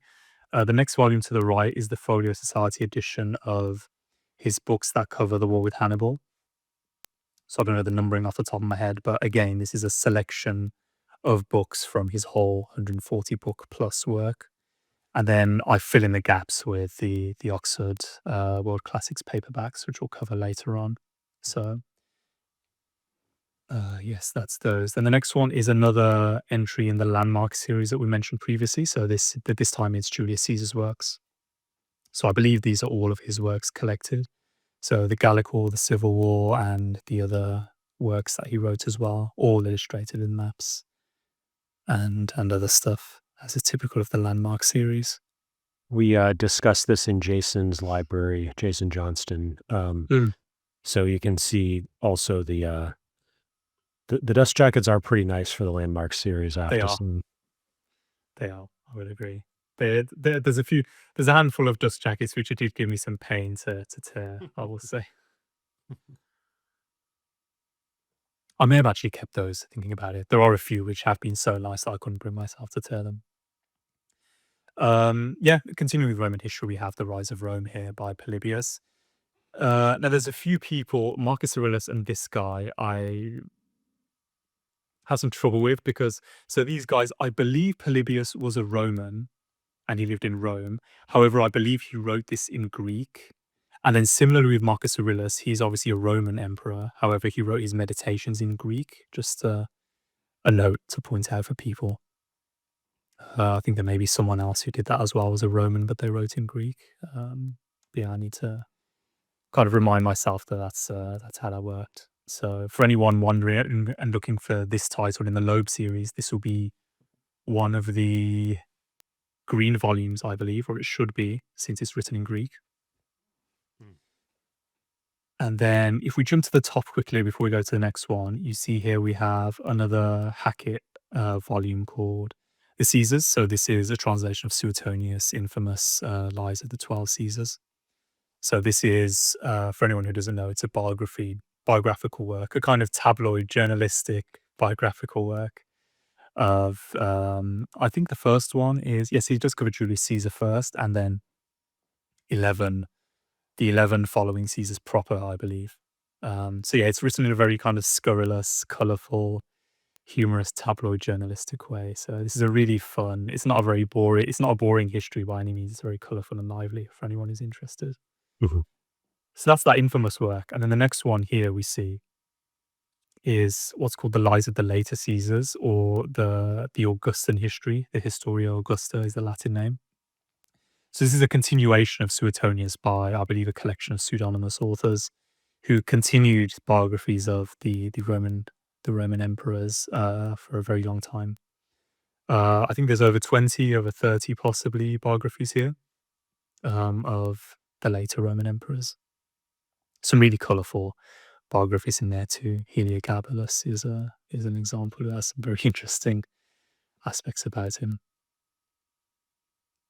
I can give two quick anecdotes actually. So Heliogabalus, otherwise known as Elegabalus, there's two very famous anecdotes. One which is depicted in a beautiful painting, which I was lucky to see in real life by Lawrence Olmer Tadema, called The Roses of Heliogabalus. You may have seen this painting. It's a beautiful, really large painting where there's these really beautiful pink rose petals. And the anecdote goes that the Emperor Heliogabalus invited some guests to a dinner party. And then at some point he released a trapdoor where these numberless, countless rose petals descended on the guests, so many, and it continued for so long that it actually smothered them to death. So that gives you an indication of the sort of emperor Heliogabalus was. But yeah, it's depicted beautifully in that painting by Lawrence Olmer Tadema. Could you say that name again? Yes, that's Lawrence Olmer Tadema. So Lawrence, and then his second name is double-barreled ALMA, Olmer dash TADEMA. Okay. One of my favorite painters, neoclassical painter, beautiful paintings. And then another quick anecdote is one time Heliogabalus gave a feast and he commanded all the dishes to be cooked for a given feast with a given letter. So on feast one, he commanded all the dishes to be cooked with the letter D or the letter C. That's another anecdote that's told of him. Some really colourful things. This I can quickly spend a little time on. Theodore Mommsen, A History of Rome. So this is, I'd like to call attention to this as well. This is one of the volumes I mentioned previously that I would like to own the full multi-volume edition of as my secondary Roman history work, if you will. I do own a few others already, but this is, this was written by a German, Theodore Mommsen, and it's originally written in a multi-volume, so I think you can find a 4, 5, 6 volume sets of this. This particular volume is the Folio Society abridgment. It's not in print very often, so Folio Society did a great job in bringing exposure to this, but this is so good that it won or contributed to Mommsen winning the Nobel Prize for Literature. Wow. Which I think is quite rare. You have a history of Rome, but it contributed or directly won the Nobel Prize for Literature. So that gives you an indication of not just the scholarship, but the literary quality as well. So he wrote it in German, and this is a translation. And even with the translation, you see that forcefulness and the authoritativeness are two words I would characterize his history. So I believe he starts at the founding of the city, but concentrates on the Augustan period, I believe. Highly recommend this to people. And the volume to the right is a continuation, which maybe people won't know of. So I'd like to bring a little exposure to that here. So you see this title is called A History of Rome Under the Emperors. But what this is Mommsen didn't finish his work before he died, sadly. So what happened, or what they've done with this volume, is he delivered a series of lectures, and the people who've published this volume have collected those lectures and kind of organized and re-edited it and published it in an additional volume. So for anyone who has read Mommsen or is interested in Mommsen and buys Mommsen's main history and enjoys it, you should look out for this volume, which is a posthumous publication of his. And the very top volume we have here is the poems of, is it Propertius? Yes, poems of Sextus Propertius. This is an ancient Roman poet who wrote some love poetry. Some really good little verses here. There's a quote I really like of his, which says, "All things are not suited to all people," which I use a lot. It's a nice little quote. So you see here when I start to introduce, mainly just because of space reasons, some non-historical ancient Greek and Roman works. Let's jump in now to image 24, and you've got a bunch more older vintage books here. Yes, so this is all a series of works on ancient Greece and Rome, like you can see from the titles here. So there's not really any order or reason behind why I bought these books, other than you can see from the bindings. I do want to read the content as well, obviously, but the main thing that drew me to these was these really beautiful bindings. I think almost all of these are actually school prize bindings, like we saw an example of at the beginning, which the book we're going to give away. So they're all really nicely bound in this leather, and it has really nice spine detailing and school prize labeling and stamping, and just a really nicely bound physical book. So let's see if we look at the volumes themselves. We start from the left. So the very first one is Urquhart's work on the classics. So this is a really great secondary work on ancient Greece and Rome, specifically the literature that this guy called Thomas Urquhart wrote. So I think it's just called On the Classics or Classical Papers. It's just a series of, I believe, biographies or very short essays and chapters on, I think, ancient Greek individuals, history and poets, and then ancient Roman ancient Roman poets, history and literature. If anyone wants a kind of survey of ancient Greece and Rome from 200 years ago-ish, I would highly recommend that volume. Reads beautifully and has a lot of really good information.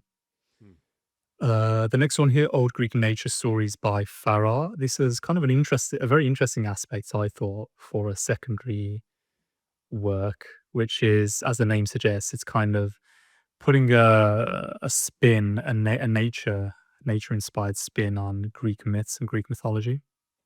So the author there, Farrar, he's kind of seeing the Greek myths through the lens of a nature aspect. So he's discussing plants and flowers and astronomy and things like this a lot, as opposed to just, the regular story of the Greek gods.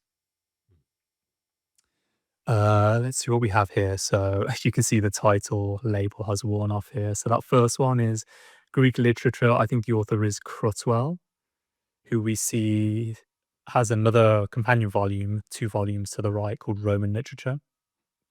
So this guy Crowell was a classicist, I believe, and he's wrote many secondary works. And one of the ones I've got here is on Greek literature, and I have the Roman Literature companion volume. Just more secondary works from a couple of 100 years ago, which I felt sounded interesting. So that volume in the left, Pictures from Greek Life and Story by, I believe the full name is Alfred Church. He's wrote many volumes, one we'll see to the right in a minute. It's kind of what he kind of did with these volumes, I believe. He's done a whole series of other ones where he's kind of excerpted many ancient authors. So I know he's got a volume on Virgil. I believe he's done one on Herodotus. So he's just taken excerpts from these authors and put them in a volume to kind of give his audience a flavor for these ancient Greek writers and their works, so they don't have to read or if they don't want to read the original material. So that's another volume by Church, their Roman Life and Story. And then, if we go to the right of it, we have 2 more volumes by Church, Roman Life, which is a distinct work from Roman Life and Story, in case anyone's interested. That's not a duplication. And then we have The Burning of Rome by Church. I believe that last one is a historical fiction work that he wrote, so that might be of interest to people. If we go to the left a bit, so this is another, people may remember the author Kennett from the previous volume we looked over in depth, the oldest copy I own. This is another work he wrote called Roman Antiquities. So we mentioned John Potter previously, who wrote a work on Grecian antiquities. So a guy called Kennett wrote a companion volume focusing on Roman antiquities. This is another really old volume I have. We can actually jump to the art shots quickly for that one. I think it's called Kennett's Rome 1 and 2. Can have a very quick look at what I think is one of the most interesting frontispiece illustrations here. So just very quickly, a frontispiece is a name given to an illustration that's at the very front of a book, usually facing the title page. So if you have the title page on the right, if you're looking at the book, a frontispiece illustration would be the illustration directly to the left of that. So these illustrations are very common in these older books, and you see them in some books today, especially with the Folio Society, etc. So it's just, I think that's a beautiful illustration. And if you just return to the previous photo very quickly, if you look at his forehead, if you zoom in there, the previous owner has taken his pen and wrote Doctus on this guy's forehead, which I believe is Latin for learned. I think that's really unique and interesting why he would want to write that on his forehead of all places. I have no idea. But I think it's a beautiful illustration, this. That's the He's style. got huge eyes. That's true, yeah. And his hair, I don't know if that's one of the wigs those guys used to wear that you see lawyers wear these days. Does the fabric on his, I don't know what that is, a sash? Kind of animal skin sash? Look how beautifully that's captured there. And then this shining crucifix a bit below that he's attached is, I think, really beautiful as well. But yeah, I just thought this had a very, yeah, look at that detail, it's beautiful. Yeah, I really like this illustration. And then if we go to the next photo, it's just a shot of the title page. Yeah, if you zoom in at the very top here, you can see the previous owner's handiwork again. I think he's wrote his name. Yeah, so here we have Ex Libris Johannes Rigby. So Ex Libris means from the library of. This is also another term given to book plates. So a book plate is similar to a prize label. It's kind of an ownership label that someone can apply to their books as a stamp of ownership. Johannes Rigby is the individual who owned this book. And then, yeah, really beautifully laid out title page, typical from 300 years ago, England. Obviously, a really nice illustration here as well. Another long S there. Yes, we do, yeah. And below, if you look just below there, the italicized version on the word customs, just where you were. If you zoom in just where you were, yeah, you see this word customs here. So that's the italicized long S. You see it goes all the way down beneath the letters. It almost looks identical to the mathematical symbol for an integer, I believe. Yeah, beautiful typography here. And I like the actually, a lot of illustration. mathematical symbols come from Greek. So, the Yes, they Greek do, yeah. alphabet.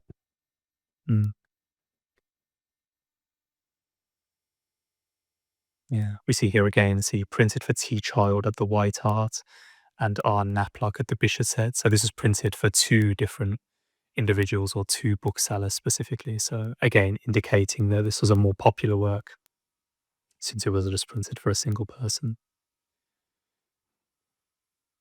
But yeah, just a beautiful title page. I thought I'd share. Okay, so we'll jump back to Yeah, the shelf. 24, I think. Mm-hmm.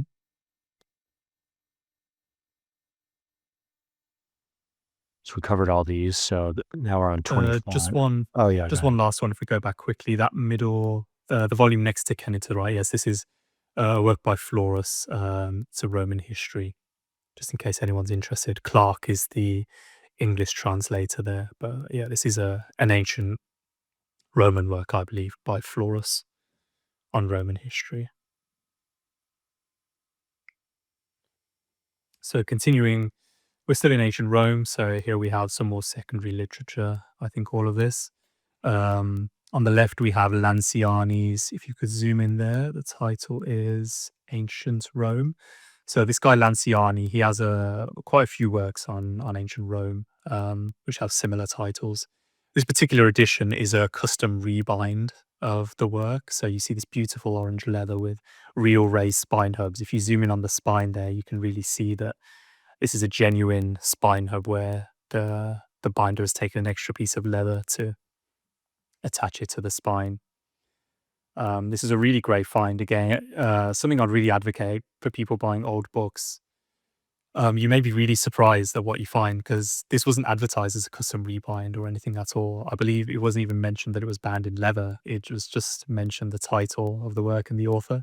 And I got a very big surprise when I received this beautifully bound edition. So you can find lots of surprises along the way when you're buying some of these old books. The next two here are a couple of books by Duff here. So we have A Literary History of Rome, and then to the right, A Literary History of Rome in the Silver Age. So I think the full title of the one on the left is actually A Literary History of Rome in the Golden Age. So this is a duo of works that Duff wrote here. Then moving to the right, some more beautifully bound leather volumes. So we have a couple of volumes by this guy called Becker. So he wrote, so I believe these are both historical fictional works as well. So the one on the left is called Charicles, I think is how you pronounce that. And the one on the right is called Gallus. So the first one, I believe, is set in ancient Greece, and the one on the right is set in ancient Rome. I may have those the wrong way around, but either way. Some interesting, I thought, historical fiction works, set in ancient Greece and Rome. And we have a volume here by a guy called Gilman, which is called Rome. So to the right of this, we have a volume in the entry of the Chicago University Press's series of the complete works of Lucius Annaeus Seneca. So this is his work, Natural Questions. Just a note on the binding of these. This is the original, one of the original hardcover volumes, which has a sewn binding. I have purchased 1 or 2 volumes in hardcover of another entry in this series, and it wasn't nicely bound like this and sewn. I think it was like an Amazon reprint. So just something to be aware of for anyone looking into these hardback volumes of Seneca. Just double check the hardbacks. But the series is great. So as it suggests, and as I mentioned, I believe they published the whole of Seneca's Ovaire, his complete works, in multiple volumes. The translation, I've read his letters, which we'll see later on. Highly recommend that. One of the best works I've ever read, period. And the translation is beautiful. Lots of notes as well. Highly recommended. So we go to the right. We have an older volume I have called Latin Proverbs and Quotations by Alfred Henderson. As it says on the tin, this is just a list alphabetically from A to Z of Latin proverbs and quotations. Very brief. He also gives parallels with English proverbs where possible. Oh, wow. That's cool. Yeah. So I was taking some photos from my Twitter, which I stopped doing for this volume. But yeah, I noticed so he'll give a Latin proverb, and then if there's an English parallel in Shakespeare, he'll put that underneath, and sometimes give multiple examples, which I think is interesting. And the last one here vertically is Daily Life in Ancient Rome. So this is a Folio Society treatment of a work. And as it suggests, it's describing kind of the day-to-day, kind of everyday life that you'll find in ancient Rome, as opposed to, a grand historical narrative or something like this. This is focusing on the average person and their daily life. So there's a lot of illustrations. Yes, as with all Folio Society volumes. Maybe just something to point out with Folio Society volumes very quickly, of which this is another example here. In case anyone isn't aware, because I wasn't aware when I first started buying these volumes, in 99% of cases, what the Folio Society is doing is they're just giving a nice treatment to a previously existing book or previously existing work or edition. So if there's a work that's maybe out of print from the Folio Society, or you just find it's too expensive that you'd like, you can, in 99% of cases, just find a regularly bound and published edition of that work. Just want to call that out because it's something I didn't discover until later on, actually. To what extent do they colorize stuff? So it depends on the volume. I think it's probably maybe 90%. So every volume from the Folio Society has illustrations. I think in 90% of the Folio Society books I own, the illustrations are in color, actually printed on high quality photo or art paper. But there are some volumes where the illustrations are just on regular paper. But more often than not, they're in full color on art paper. So this is a copy of Procopius's Secret History, which is, I think it's a bit later than the period of the previous books we were looking at, but I've put it here mainly due to space considerations. Yeah, really nice mosaic kind of design on the cover there. So here we have some historical works. We're jumping ahead a bit from the previous shelf. Excuse me, maybe by 1,000 years or so. It's now in the Crusades. So here we have, all of these volumes are published by the Folio Society. So the first set here is, I think the full title is called An Eyewitness History of the Crusades, or An Eyewitness Account of the Crusades. It's edited by a individual called Tireman, I believe, Christopher Tireman. But if you're searching for this, if you just search Folio Society Eyewitness History Crusades, you'll pull it up fairly quickly. So like the title suggests, this is it's a collection of first-hand accounts of people who are writing contemporaneous with when the first, second, third, and fourth Crusades are occurring. So this isn't someone who's writing a work of their own. The editor here has collected first-hand and eyewitness accounts of the events and these periods and collected them into a chronological narrative, which I think is interesting. So I haven't read this one yet, but it's on my list, and I've read the works to the right of it. So after I read the works to the right, and I learned of the existence of this one to the left, I thought it was interesting to read a first-hand account, a primary account of the Crusades, which I hadn't done with these. So this set here is, I think this is a famous work actually by Runciman called The Crusade. So it's in 3 volumes. First Crusade, Kingdom of Jerusalem, and Kingdom of Acca. Again, I think this is a somewhat standard work on the Crusades, I believe. Really great work, really great writing, really good account of the Crusades. For anyone who has interest in it, I'd highly recommend it. And And then we Greg of have, Reddit is actually a big fan of Crusade books and stuff like that. So I know we talked about it a bit in our original video, and people can check that out if they're interested in some of Greg's. He may even have had one of these folio societies, because that first one in particular, I feel like I've seen that once or twice before on other people's bookshelves. Yeah. And this last Crusade work is called The Crusades Through Arabis. This is by an author called Amin Malouf. Again, like the title suggests, this is an interesting and offers an interesting perspective from the Crusades, because the previous volumes, especially Runciman's, is seen through, only one side of this stuff, whereas here you get a completely different perspective. And I remember really enjoying that work. It's very, very, very interesting to see the contrast in perspective between this and Runciman's work. So we have a little, I think the next Charles may touch on this more properly. We have a bit later in history. Well, actually, this is covering the saints. It's covering popes. This is a work of, I think, is it hagiography? No, I may be wrong there. I believe that's papal history. Is that right? Well, for saints and just for kind of very positive, rosy depictions of individuals. Right. Yeah, so I don't know, actually, the title is Saints and Sinners, but I think this may actually just be focusing on popes from the inception up to some point in history. But yeah, a nice folio society treatment of a bunch of biographies of various popes from the inception of the papacy. Okay. So we jump back to Roman history again here. So here we have Gibbon's famous full title is The History of the Decline and Fall of the Roman Empire.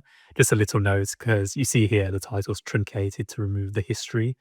So here was just the decline and fall of the Roman Empire, and then some people shorten even that to Gibbon's Decline and Fall, or sometimes even Gibbon's Decline or Gibbon's Roman Empire. So just like these columns are deteriorating, the full title of his work that he originally gave has kind of deteriorated throughout time. And there's also a 6-volume set where each of the columns is on a separate spine. Yes, I think it's actually 7-volume set, I believe. So that's published by the Limited Editions Club, who we've mentioned before. And then this set here is published by the Heritage Press. So there's that Limited Edition Club, Heritage Press connection we see again. So this is a 1-for-1, I believe, reprint of that original 7-volume Limited Edition set that George Macy, packaged up nicely for in a cheaper format. But it's just a really beautiful, just something, because people may have some interest in this. I would actually recommend a copy of this over the 7-volume Limited Edition Club set. And one main reason for that is the wear that you see on the 7-volume set is usually very extensive. I don't know if it's the specific leather they use for that edition, but you see very, very few sets in good condition for that set in the Limited Editions Club. So I would recommend this one. This is actually filled with illustrations. You see a little just on the right-hand side of that first volume there, if you zoom in. These three volumes are filled and interspersed throughout with these etchings of classical Romans by Piranesi. So that's the guy whose art books I own that were published by Taschen. One of the first couple of books we went over. So yeah, this really helps you immerse yourself in the history and the periods that he's talking about. Just a note, you mentioned 6-volume edition. So another publisher who we may mention, Eastern Press, they actually redid these 2 sets from the Limited Edition Club and Heritage Press.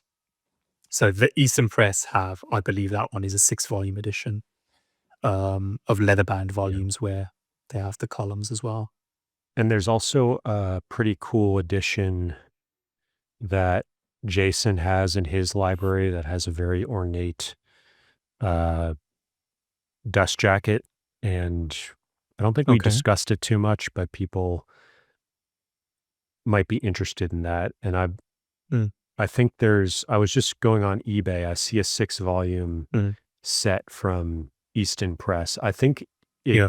I see a 4-volume set by Folio Society. So I think this thing has been done in Yeah. like tons of different Yeah. lengths and sizes and stuff Yes. throughout the I was ages. actually looking at some of the earlier editions of this. So I think the original was maybe even 8 volumes, and I've seen some even longer volumes published in full leather a couple of 100 years ago. I think there's even some 10-volume and maybe even longer editions where obviously the type is really generously sized in those ones. Just a quick note on this specific edition. So I mentioned it's Yeah. published by the Heritage Press. There is also another edition the Heritage Press produced. I believe it's the exact same content, but the spines on that set or edition do not have these crumbling columns. So just something to point out for people looking for a copy of this set. There's 2 editions, same content, but only one of them has the crumbling columns. So maybe ask for photos if you're on 8 books, the sellers don't have any. This And is just very almost like an quickly, obligatory set to have yeah, on your bookshelves if you're yeah, interested in the Roman Empire and the classics. So yeah. there's like tons of variations of it. Yeah, highly recommend it to actually read as well. I've read all of this. It was a beautiful experience. I've got very fond memories of reading this, especially this set, which has, as I mentioned, the illustrations. And his footnotes are something really interesting to read as well. Gibbon's kind of infamous for his super long footnotes. In this edition, they haven't printed them as footnotes. They've printed them, I believe, as it was published in the original edition, where the notes are in the columns, which I think is quite rare these days. And the footnotes are so long that if you're on a given page and you're near the top and you have a reference to a footnote, in some of these footnotes, which are a bit annoying for me to read, they go on for 5 pages later. So I have to skip 5 pages ahead to read the complete note and then jump back. So that gives you an idea of the length of some of Gibbon's footnotes. And But what's yeah, I kind of highly ironic recommend about this. its place in a lot of people's understanding of the classics is that it sort Mm, of blames the decline partially on Christianity. And so mm, it makes you think about just that kind of story versus other mm, versions of history where Christianity is this essential piece of Western mm, civilization. And it always seemed a little bit ironic to me that for its place um, in so many libraries, it does mm. sort of cut across the grain in some ways. Yeah, it's very true. Very true. Just a final note on Gibbon. You mentioned the Folio Society volume. So they do have an edition. It's in 8 volumes, I believe, in this white paper vellum looking material. Yeah. Just a note for anyone who wants to read Gibbon and own the complete Gibbon, and by complete Gibbon, I mean his complete footnotes, which, in my opinion, are essential to the work. I would skip the Folio Society volumes because the Folio Society volumes do not include Gibbon's complete footnotes. Just to mention to anyone So that looking for edition to eight read. volume set doesn't have the footnotes. Yes, correct. Yeah. Yeah, I'm looking at it on eBay here, and it looks like it comes in Mm. two 4-volume book Yes. Slipcases. slipcases. Yeah. Yeah, exactly. It So I sort of think that's one reminds me of reason some it's American, what is it, Library of America has sets that look very similar to that. Maybe I'm imagining mm, things, but I think I saw possibly. some I think one of your dust jackets that's ripped up over there was an Yeah. American Library of America. Yeah, the Emerson Diaries volumes. Yeah. Okay, so do you have any thoughts on the Byzantium here? Yeah. So again, I tried to be a bit chronological in my reading as well as organization. And I think I may have read this directly after Gibbon. So this is a 3-volume set by John Julius Norwich. I'll slow down a bit there. John Julius Norwich. So yeah, Can he you kind of spell did that? a The yeah, last name? J-O, yeah, Norwich, I believe is Norwich, I believe. Okay. I'm surprised it's not on the spine here. It's funny that it Yeah. just came to me. I was going to ask if I could look it up. Oh yeah, this is a really, really great work on the Byzantine or Eastern Roman Empire. But that's kind of I thing with think, folio actually is that a lot of times they don't include the author's name. yeah, I haven't really noticed that myself. Probably depends on this is a beautiful design, so I can understand why they didn't want to add some more text here. But yeah, this is a really nice cloth binding. Actually, the cloth is very tactile and textured in a different way to all the cloth bindings. Yeah, this is a really great work. I would highly, highly recommend this work. for anyone who's interested in the period after Gibbon's Decline and Fall ends, with a focus on the East, obviously.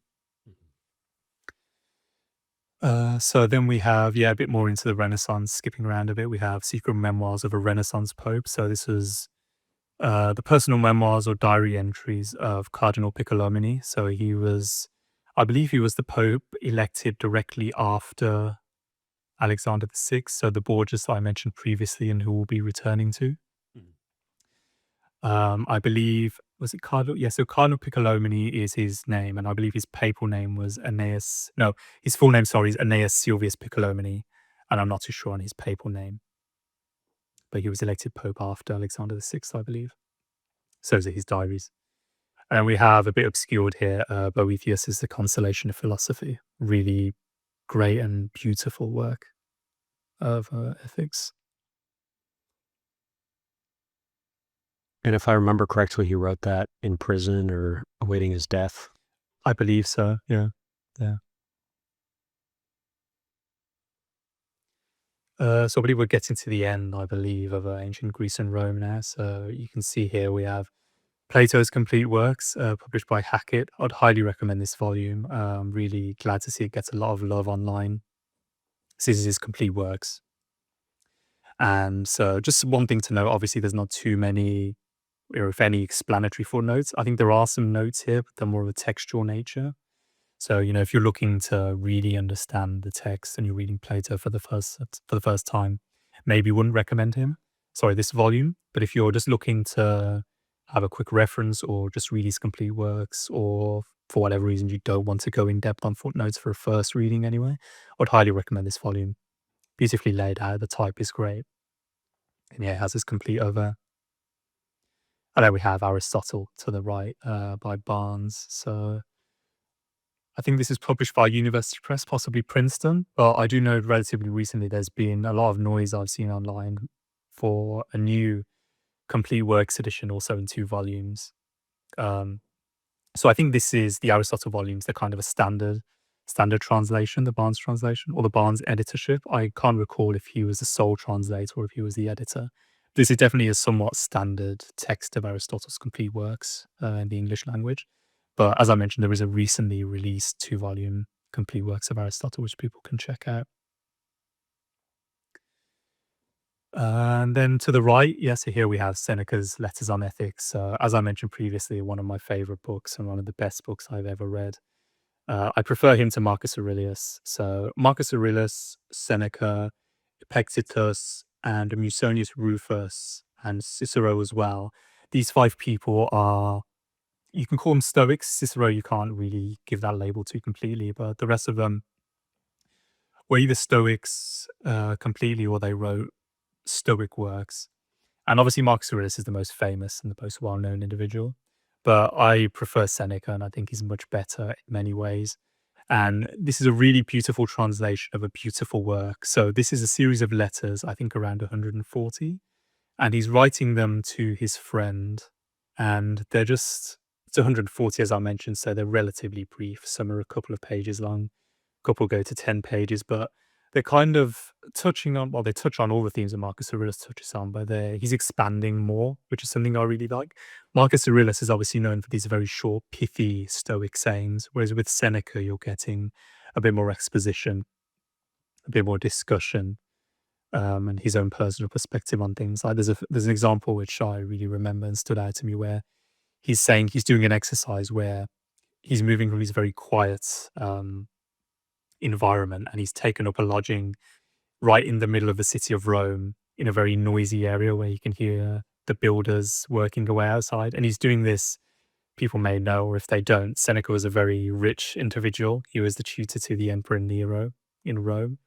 So he was a very, very rich individual. So he's doing this completely of his own volition. He's got no reason to be in a noisy environment, but he's doing this as a Stoic test for himself, for his mental resolve, and as a kind of experience. So some really beautiful passages and a beautiful work overall. Then we have another Hackett volume you see here by, so this is translated by Stanley Lombardo, translation of his Metamorphoses, his famous Latin epic poem. This is a beautiful translation. I'd highly, highly recommend this translation. Really enjoyed that. Beautiful language. Published by Hackett, yes. So most of these university presses, just another note for anyone interested, they do usually, if not in all cases, publish paperback editions of their works as well. So to the right here, we have, these are 2 volumes in Bone's library series. So Bone is a famous, or at least well-known publisher back in the day, a couple of 100 years ago. They had this very well-known and well-loved series called the Bones Classical Library, where they published, as the name suggests, many, ancient Greek and Roman works in translation. So these are 2 volumes I have here. I think Catullus and Ovid's work, if we scroll back up. So yeah, I have a couple of these volumes when we get to the Penguins and the Oxfords. If anyone notices duplicates, I usually read the Penguin and Oxfords first, and then for whatever reason, I wanted to read them again. So that's usually the ones we're going through here in this main bookcase. I've usually bought a second translation, which I wanted to reread after I got familiar with them. So this is Catullus and Tibullus on the left, 2 ancient Roman poets, and then we have some of Ovid's works on the right here. And then another Cicero volume here. So the title is Cicero's Life and Letters. So this, I believe it's a complete edition of all of his letters to his friends. And also in this volume, there's a series of essays or biographies on his life written by some classicists a couple of 100 years ago. So that's just bound up in a single volume there.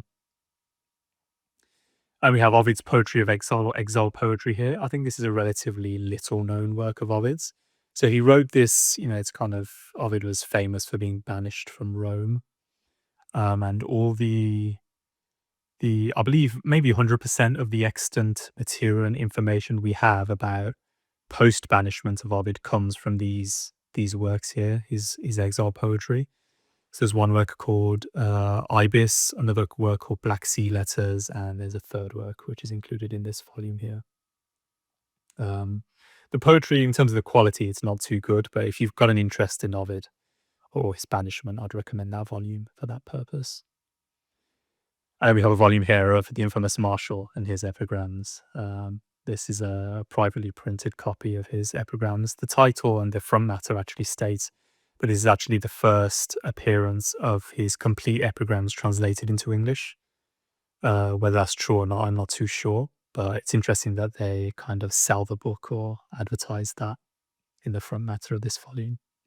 And so I don't even think the publisher is stated here. I think it just says privately printed. I don't think a publisher's even mentioned in this volume, which is interesting.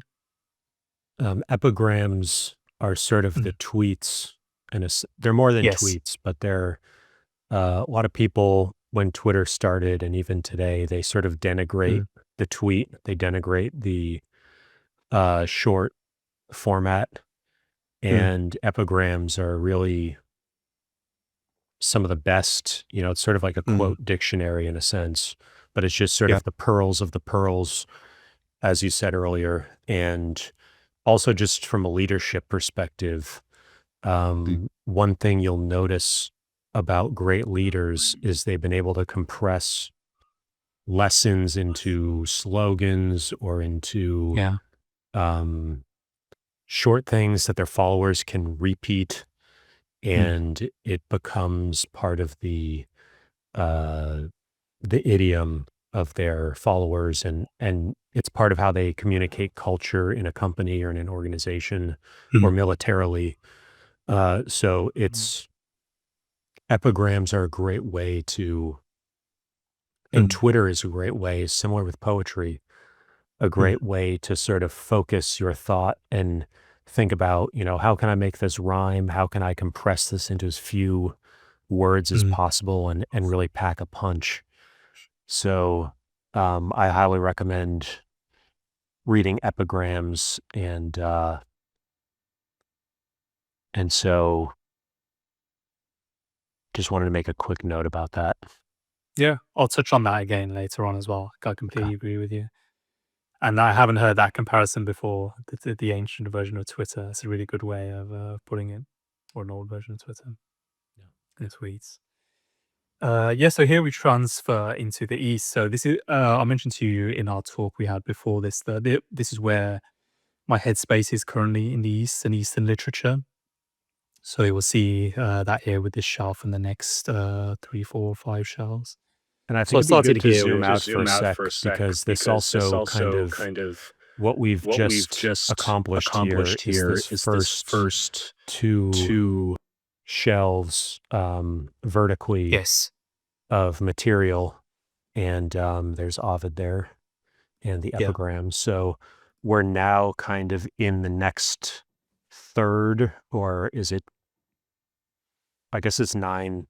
1, 2, 3, 4, 5, 6, 7, and then the top would be 8. So we're now maybe in shelf 4, you could say, but that we're sort of physically also in a new area, and so that's a good way to kind of remember where we are as we continue. And you've got this sort of, are these geese? The swans. Or swans. Swans. Yeah. Okay. Yeah. So, you'll see here as we go along. I have a few objects are placed here just for display purposes. Okay, so we'll jump back into 29 here. Yeah, so this is kind of what I started my Eastern section with. So we have 1, 2, 3, 4 copies of the Quran here. This copy on the left is, it's called the Quran Beheld, which is what the translation's called. This is, you see here, I removed the label actually on the spine, which I regret doing because they had these paper labels on there and I wanted to see what it looked like without those. But for anyone who buys this copy, I would keep them on for a period at least, because I think it looks a bit nicer with the labels remaining. This is a one translation of the Quran. I actually started, the first translation I read is the second copy we see there, the greenish volume. So this is translated by, I believe, Halim. If we see the full name, if we scroll down a little, M.A.S. Abdel Halim is the translator. So this is the first translation I read. I'd highly recommend this one. The language is very forceful and moving and poetic. It's a very beautiful translation. And you can see there it has parallel Arabic text as well, which is really interesting to see. Just for anyone curious, I only know English, so I have no other languages, but just seeing a different language on the page, like with the Loebs and the Tatti, it's an interesting experience and helps you immerse yourself, I think, in the text. Is it in parallel page it left and right? No, so this is a unique layout. I've never seen a layout like this, and I really like the layout that they've done this in. The layout is they have a miniature page showing the Arabic, and then the text for the English text is to the right of that miniature page, and it goes just beneath that page as well. So it's a unique layout, and I really like it. So I'd highly recommend this. This particular edition, I believe, is just a nice edition they published. So I think this is just, in terms of content, it's the regular hardback translation you can buy, and you see there it's published by Oxford. This is the same content and translation as the copy you can buy in the Oxford World's Classics paperback series. So that's the first translation of the Quran I read. The reason I bought the second copy to the right of that one, this really beautifully bound, this is gorgeous binding, one of my favorites actually, leather-bound volume from, I think, 1801. If we go to the bottom, you see the date there? That's the date of the binding. The reason I bought this second translation was after I read Burton's 1,000 Nights and a Night, which we'll talk about later. He mentions, so he leaves a load of footnotes just very quickly. In Burton's translation of the 1,001 Nights, he's expanded the text of the nights and filled it with his footnotes to such an extent that in the main body of the text, half of his volume of the 1,001 Nights is taken up with his footnotes. So he's kind of doubled the main text length of the 1,001 Nights proper.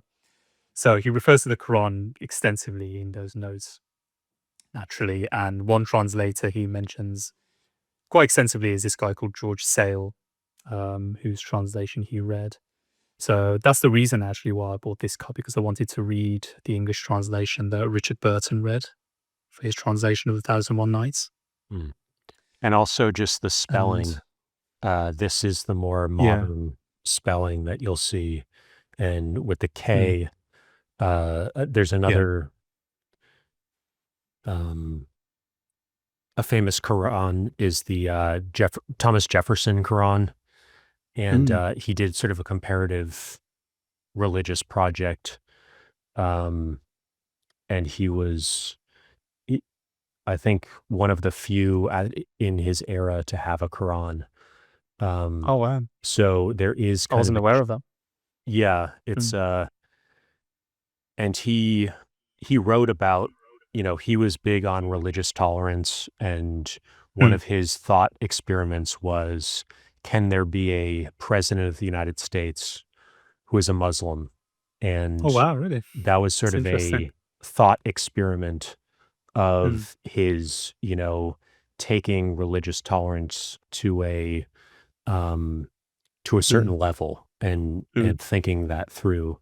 And there's a famous book that I think came out, I wouldn't say super famous book, but came out in the last 10 or 20 years on Jefferson's Quran and on his thinking about religious tolerance.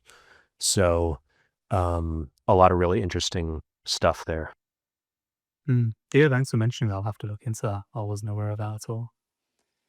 But yeah, just a quick note on this translation. This is actually the first translation of the Quran into English directly from the Arabic text. Oh, really? So I think there was one or two translations before Sale's translation into English, but those translators translated it from a French translation, I believe. So this is the first English translation of the Quran directly from the Arabic text. So that's another interesting aspect of this. The language in here is beautiful. I read this after I read the Bible and had a little experience with the KJV language. So the language style of this translation really reminded me of the KJV language, which is really interesting. We can take a quick look at one of the art shots, actually, if you like, Quran 1 and 2. If we look at the interior of these. So yeah, this those is a are under translation by K. George Sale. And yes, art shots under K, yes. Oh, yeah. Yeah, these are great. No, sorry, this I is thought the that was... Qayan. Yeah, Okay. here. Yeah. Yes, this is the title page of the first volume. So we see here the Quran, commonly called the Al-Quran of Muhammad, translated, as we see here, from the original Arabic, which was a very important point for Sale, with explanatory notes, copious explanatory notes, I might add, taken from the most approved commentators. So it would be Arabic commentators he's referencing, and which is prefixed a preliminary discourse. That preliminary discourse is very, very long. I think it's over 100 pages, possibly over 200 pages. So that's an interesting aspect to read on some of his thoughts about his experience translating it and related topics. There's a quote there by Augustine, it looks like. And some printer information, which we see from other... So you see here, this is printed for a fair number of people, right? This is not a first edition copy. So this is a later edition. You see here, this is obviously very popular because it's printed for 1, 2, 3, 4, 5, 6, 7, at least 10 or more than 10 people or booksellers. So, that indicates this is a popular volume that was kind of selling out. And you see the pencil mark going through there. That indicates it was probably in a public library, right? This copy, I'm not too sure. No, I think that's just possibly someone, that may even be my own pencil mark, because I made some markings here, as we'll see in the next photo. Yeah, that may be my own personal pencil mark, actually, by accident, as I was turning the pages, which happens every now and again. So yeah, this is just an example of the very first surah of the Quran. So this is after Sale's very long introduction. So just look at the language here. We see, praise be to God, the Lord of all creatures, the most merciful, the King of the day of judgment. Thee do we worship, and of thee do we beg assistance. Direct us in the right way, in the way of those to whom thou... personally, if I read this having no knowledge of the Quran, I would not think this is the Quran. I think that was a passage from the Bible. So that's just an interesting maybe point to note for... I would recommend this translation for anyone who really likes the KJV language, and if you'd like to read the Quran in a similar language, I'd recommend this translation for that purpose. I should point out here, this is maybe a good book to do so. I did mention previously, but I cannot speak to the faithfulness of the original work in all of these translations I have, because as I said, I do own English. So when I'm recommending this, it's recommended for that purpose and not necessarily for the faithfulness or or any other reason. We see here he's taken the time to go through lots of commentators because he's added lots of notes here below the text. So that was very interesting to read as well. Yeah, this is the famous Sale Quran. Just jumping back here. Yeah. 29 or 30. So, yes, that is the fourth copy of the Quran, and I recently purchased that copy. So that's a translation by Rodwell, the small volume there. That's actually a very old Everyman's Library edition of the Quran. You can see the difference in style here and binding they used to have back in the day. And yeah, this is actually, I also bought this specifically because Richard Burton mentions this translation also in his footnotes in the Knights. Right near the end, he mentions that Sale's translation is not as good as Rodwell's. So I was a bit surprised to see that right near the end, unless I missed a few footnotes in Burton's Knights where he's constantly raiding against Sale's inaccuracies, etc. But yeah, he also mentions Rodwell's translation, which I bought a copy of. Just something very interesting to know quickly. The older copies of Rodwell's translation in the Everyman's Library series, like we see here, he translated them, and the way he ordered the surahs or chapters in the Quran was chronologically in terms of their order that they were revealed.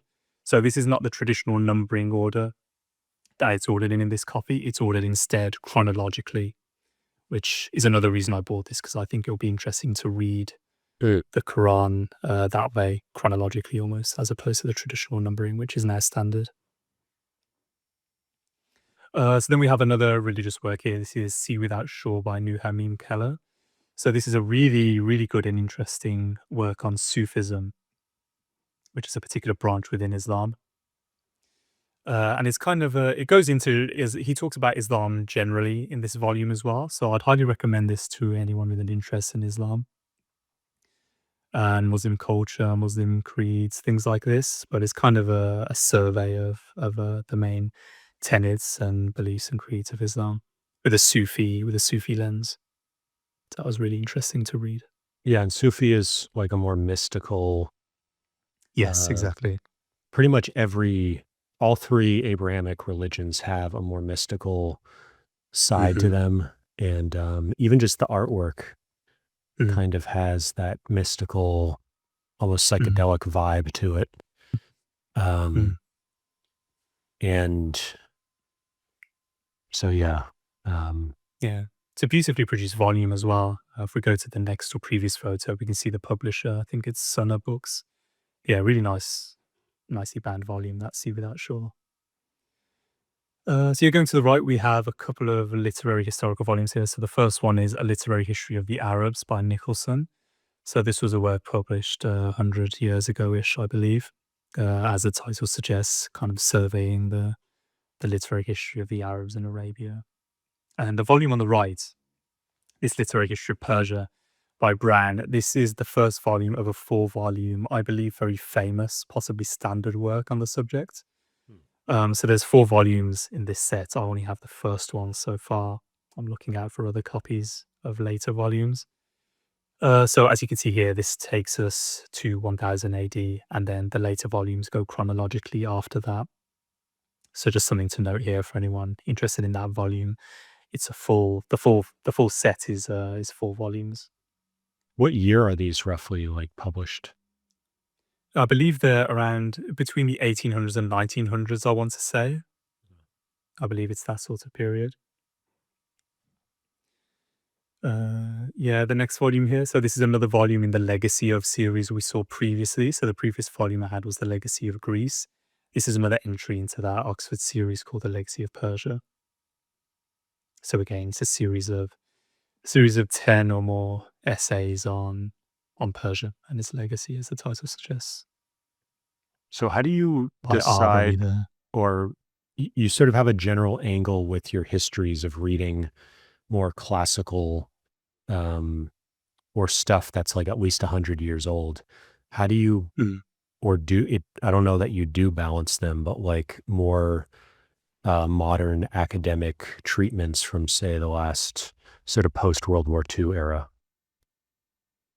I've really got no. I mean, unless there's a work mentioned by another author for a particular reason, I've kind of got a really close to zero interest in, let's say, books written after 1900s. There are some exceptions. I mean, a lot of these are probably written after 1900s that we'll go through, but just in general, and especially recently, my focus is really pre-1900s. One of the reasons for that is just for the perspective, for one aspect, and then another aspect is the language. The language that these people wrote in back then is completely different to the prose, and especially kind of academic and historical prose that you see in works these days. So obviously, people are going to realize that I'm not doing this for 100% historical accuracy, because obviously I'm well aware it will be better to read a more modern work in that case. So I'm only doing this and have an awareness that I'm doing this for more for language purposes, Okay. just to immerse myself in the language particularly. But yeah, there's exceptions, and again, every now and then I'll buy a more modern book for a particular reason, but yeah, I really like the language of the 1800s and pre-1900s. Yeah. So this next volume is we have a couple of poetry books here which I've squeezed in. So this is the poems of Kushal Khan Khattak. So I'm not too sure on who this guy is. He popped up completely at random on my eBay searches. And the language that these poems are written in is Pashto. So it's kind of an Arabic looking language, but it's distinct from Arabic. But it's just a small collection of this guy's poems, which are really interesting to read. And this is a facing page translation as well. I think this was the only copy of this work that was actually available anywhere online. I think I'm remembering now that may have been the overriding reason I purchased this one. So yeah, you see that with a few of these works. There's a few works I've bought, which when I try to find a cheaper copy, I find there are no other copies in existence that I can buy, at least on Books, eBay, and Biblia, and a couple of other sites I use. So if I'm interested in one, and that's the case, I usually just snap it up there and then. Yeah, some interesting poetry in the Pashto language, which is translated. And the next volume there, I've had to, because this was one of the ones that has no wording on the title. So this is another collection of poetry by someone called Shyam Sundar Lal Chordia. So this volume is called Kaitor and Other Poems, I believe is pronounced. So Could you spell his last name and the title? Yeah, so the title is Chitor, so Kaitor and Other Poems. And then the author's name is Syam Sundarlal, and then the last name is Chordia. Okay. I think this was another volume where I couldn't find any other copies of in my searching online. Yeah, just a short collection of poems from this Indian poet, I believe. And then two more poetry collections. This is the Diwan of Abu La'ala. So I believe he's an Arabic or Persian poet. Small collection of his poems there. And then we have another scarce volume called Arabic Andalusian Qasidas, edited by Peter Russell. It's another copy I could only find one of, which I bought as well. So yeah, these are all Eastern or in that region poetical works.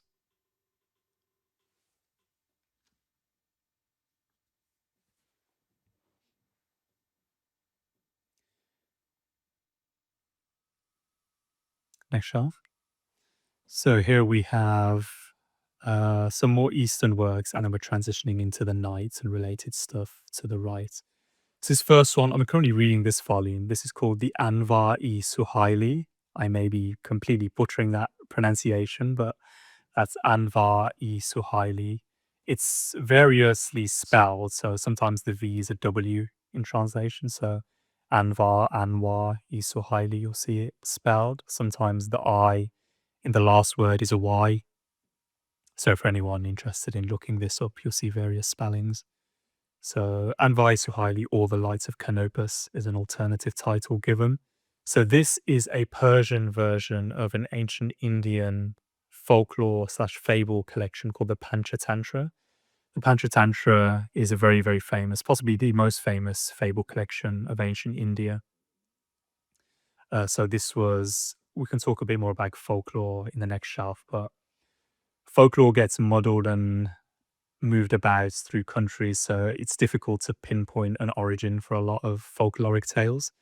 So the Panchatantra is, I think, one of the earliest fable collections out of India, and um, this book here, the Anvai Suhaili, is a Persian version of that collection. So they've taken the stories from the Panchatantra and they've expanded them in some cases, sometimes added stories to that, but with a Persian flavor.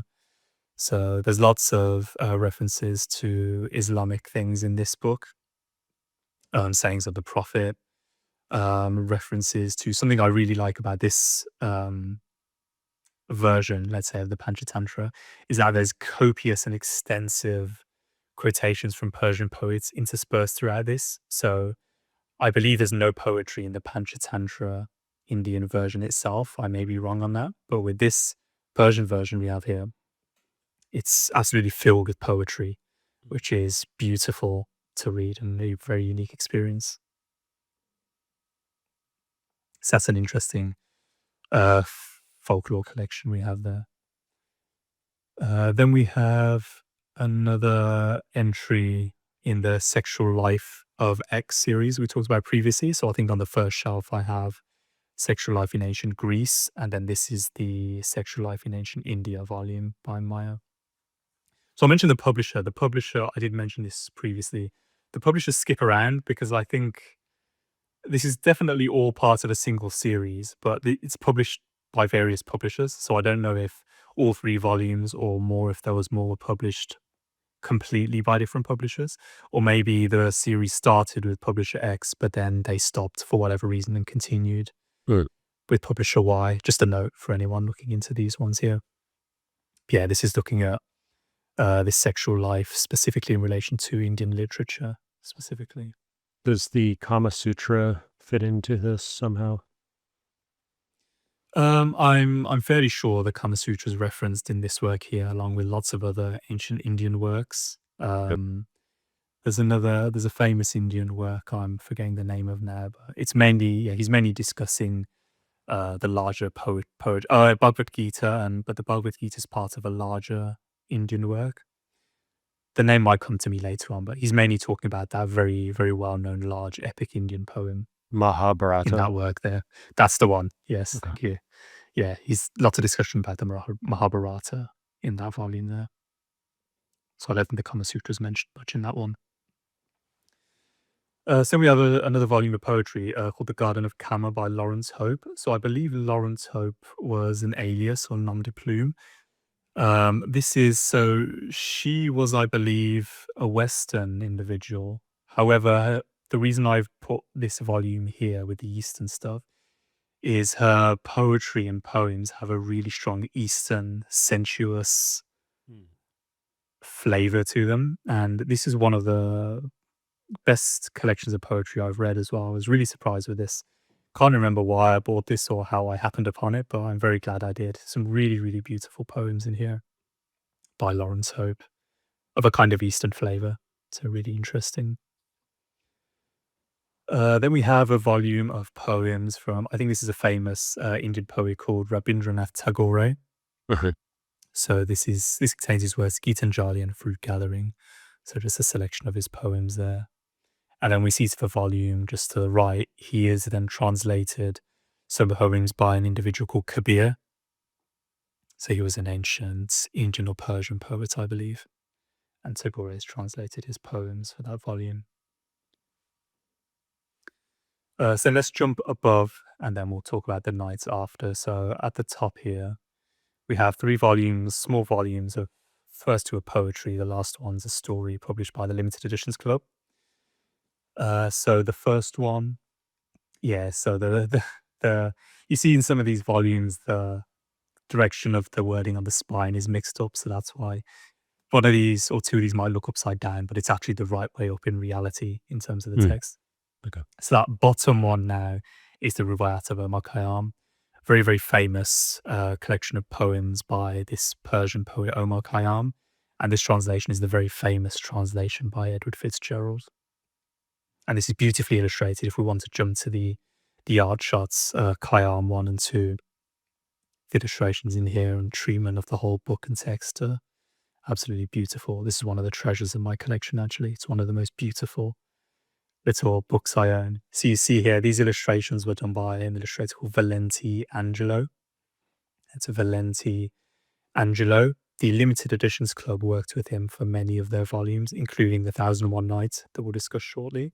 So he has, you can see here, this kind of characteristically, I want to say almost cartoonish style, but it's not cartoonish in a kind of light or overly light and silly way. I think it's really beautiful. I just really like this kind of light style of the illustrations that Angelo did. And you see even on the left here, the very left, these elaborate printing. I think they've tried to mimic here some Persian manuscripts and Arabic manuscripts from 1,000 years ago or more, where you see this really elaborate borders and decorations outside the main text. So that's what they've tried to replicate here. Really beautiful illustrations, and you even see some silver and gold ink here that Angelo himself hand applied to all the copies in this edition. And I don't know if this is true or not, but you see some almost like tile work pattern or tessellation here.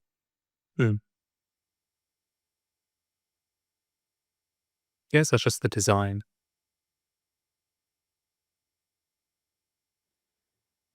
Yeah, and this is the first page of Fitzgerald's translation. Again, you see the elaborate decorations around the text, and then you have this beautiful opening, wake for the sun who scattered into flight, the stars before him from the field of night, tries night along with them from heaven and strikes the Sultan's turret with a shaft of light.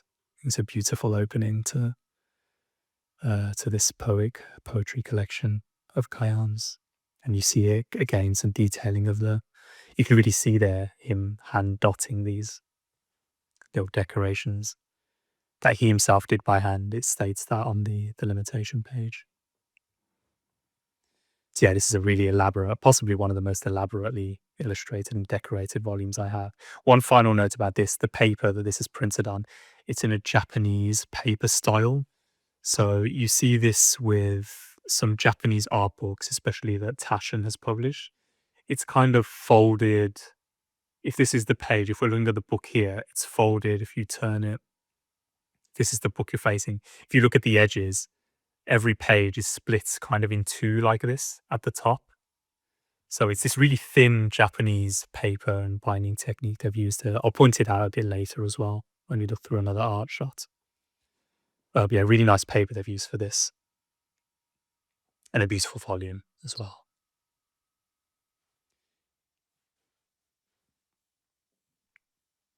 Excuse me. So the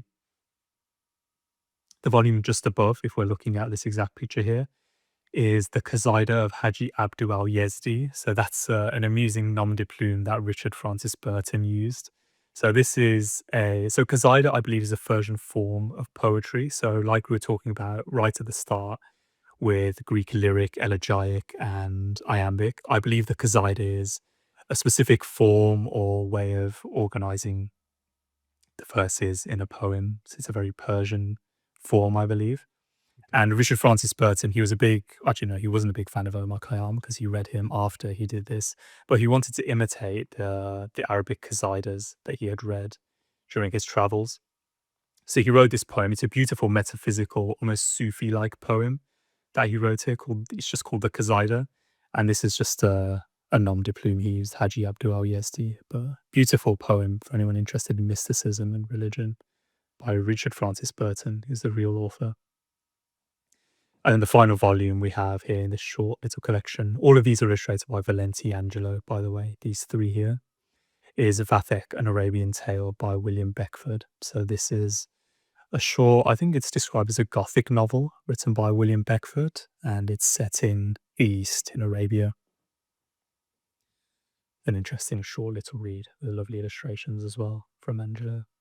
And we have a secondary work here called The Arabian Nights in English Literature, which I plan to read now that I have read the main course, which we'll talk about now, which is just below.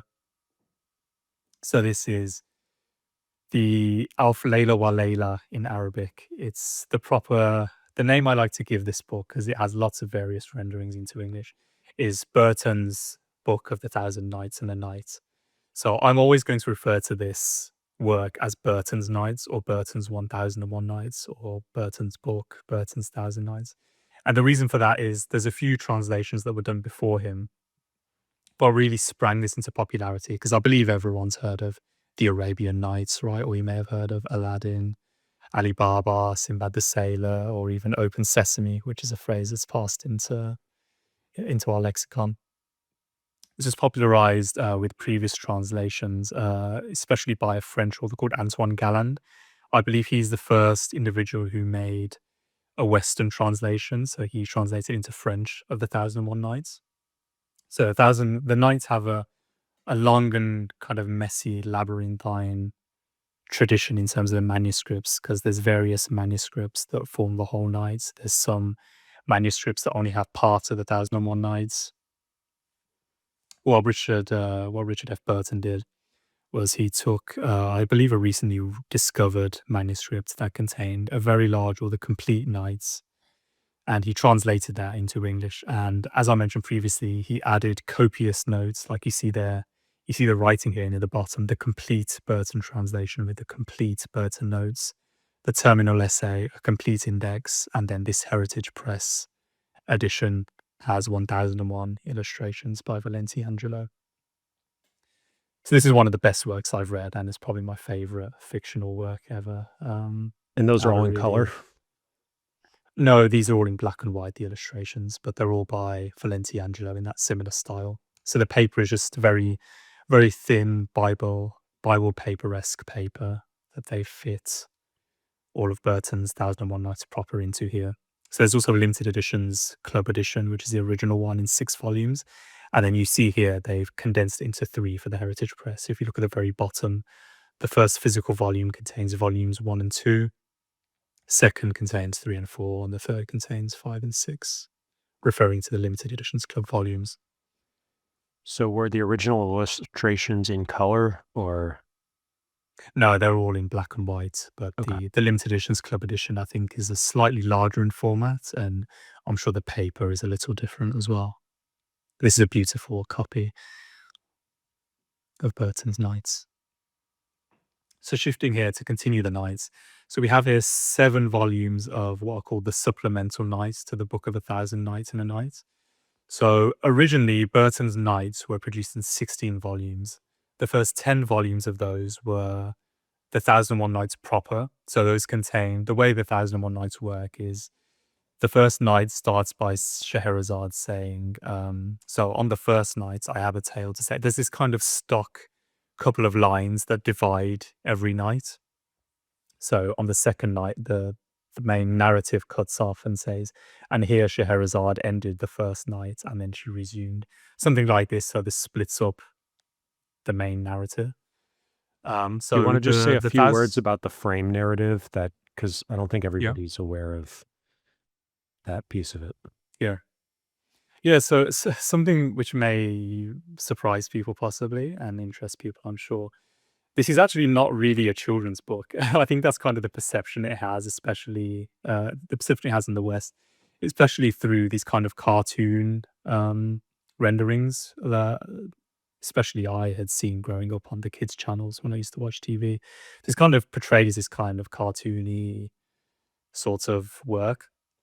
The way the frame narrative goes, if I remember correctly, it's a very long work. So it goes something like, at the very start, there's these 2 princes or kings, and one of them leaves his queen, and he travels, and he meets this other prince, and the other prince is very sad, and the first prince asks him, well, why are you so sad? And he says he found out, he came home to discover while he was traveling, he came back to find his wife having an affair with someone. So then I believe he then chops off her head and continues about his day, but he's obviously very sad about this. So this inspires some terror and paranoia in the first king. So he then returns to his location, and he actually finds the same thing being done. So then what happens is Scheherazade, who is our protagonist, she then, to forestall this cutting off of her head, she tells stories over 1001 nights, so a little over or close to 3 years, to prevent or distract the king from chopping her head off. So that's kind of the frame story, to give a brief version. Yeah, I'm probably wrong about this, but my memory of it is that he kind of I'm just I'm just remembering the full one now, actually. Sorry. So Scheherazade didn't cheat. Excuse me. When the king goes back, what he decides to do is, I believe he finds another wife either cheating or suspects her of cheating, and he chops her head off. But then what he decides to do is he decides from now on he's going to marry a different woman every night. The woman's going to be a virgin, and he's going to sleep with her, and then chop her head off and rinse and repeat again. So yeah, thanks for correcting me there. He eventually does get to Scheherazade, and then she's the clever, witty individual who decides to distract I the yeah. king I look Shahryar. I looked it Telling up and stories. I got the ChatGPT version, so it adds a couple Mm. interesting pieces. Um, I just wanted to add with a little bit more context for the 1001 Nights, the container story. I pulled this up Mhm. with AI. So there's the king discovers marital infidelity and concludes wrongly but decisively that all women will betray him. And so he creates this policy of marry at night, execute at dawn, marries a Mhm. virgin each evening, and has her killed the next morning. And he's just going through all of these women each night. And then Yeah. Scheherazade, daughter of the Mhm. vizier, which is a high ranking, I think that's a very, very high ranking, but like, I don't know if it's prime minister level, but it's almost like, um, so she volunteers to marry the king, explicitly aiming to end the cycle. So she's this sort Yeah. of heroic figure. She isn't just plucked out as like the next woman. Mhm. She sort of sacrifices herself basically Mm. to stop this runaway train. And and so what she does is she creates a cliffhanger each night and doesn't finish it, before she's supposed to be executed.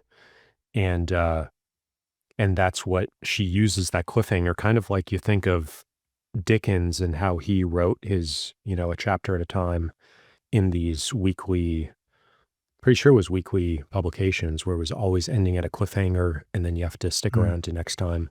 So she Mm. uses the cliffhanger as the way to prevent her execution.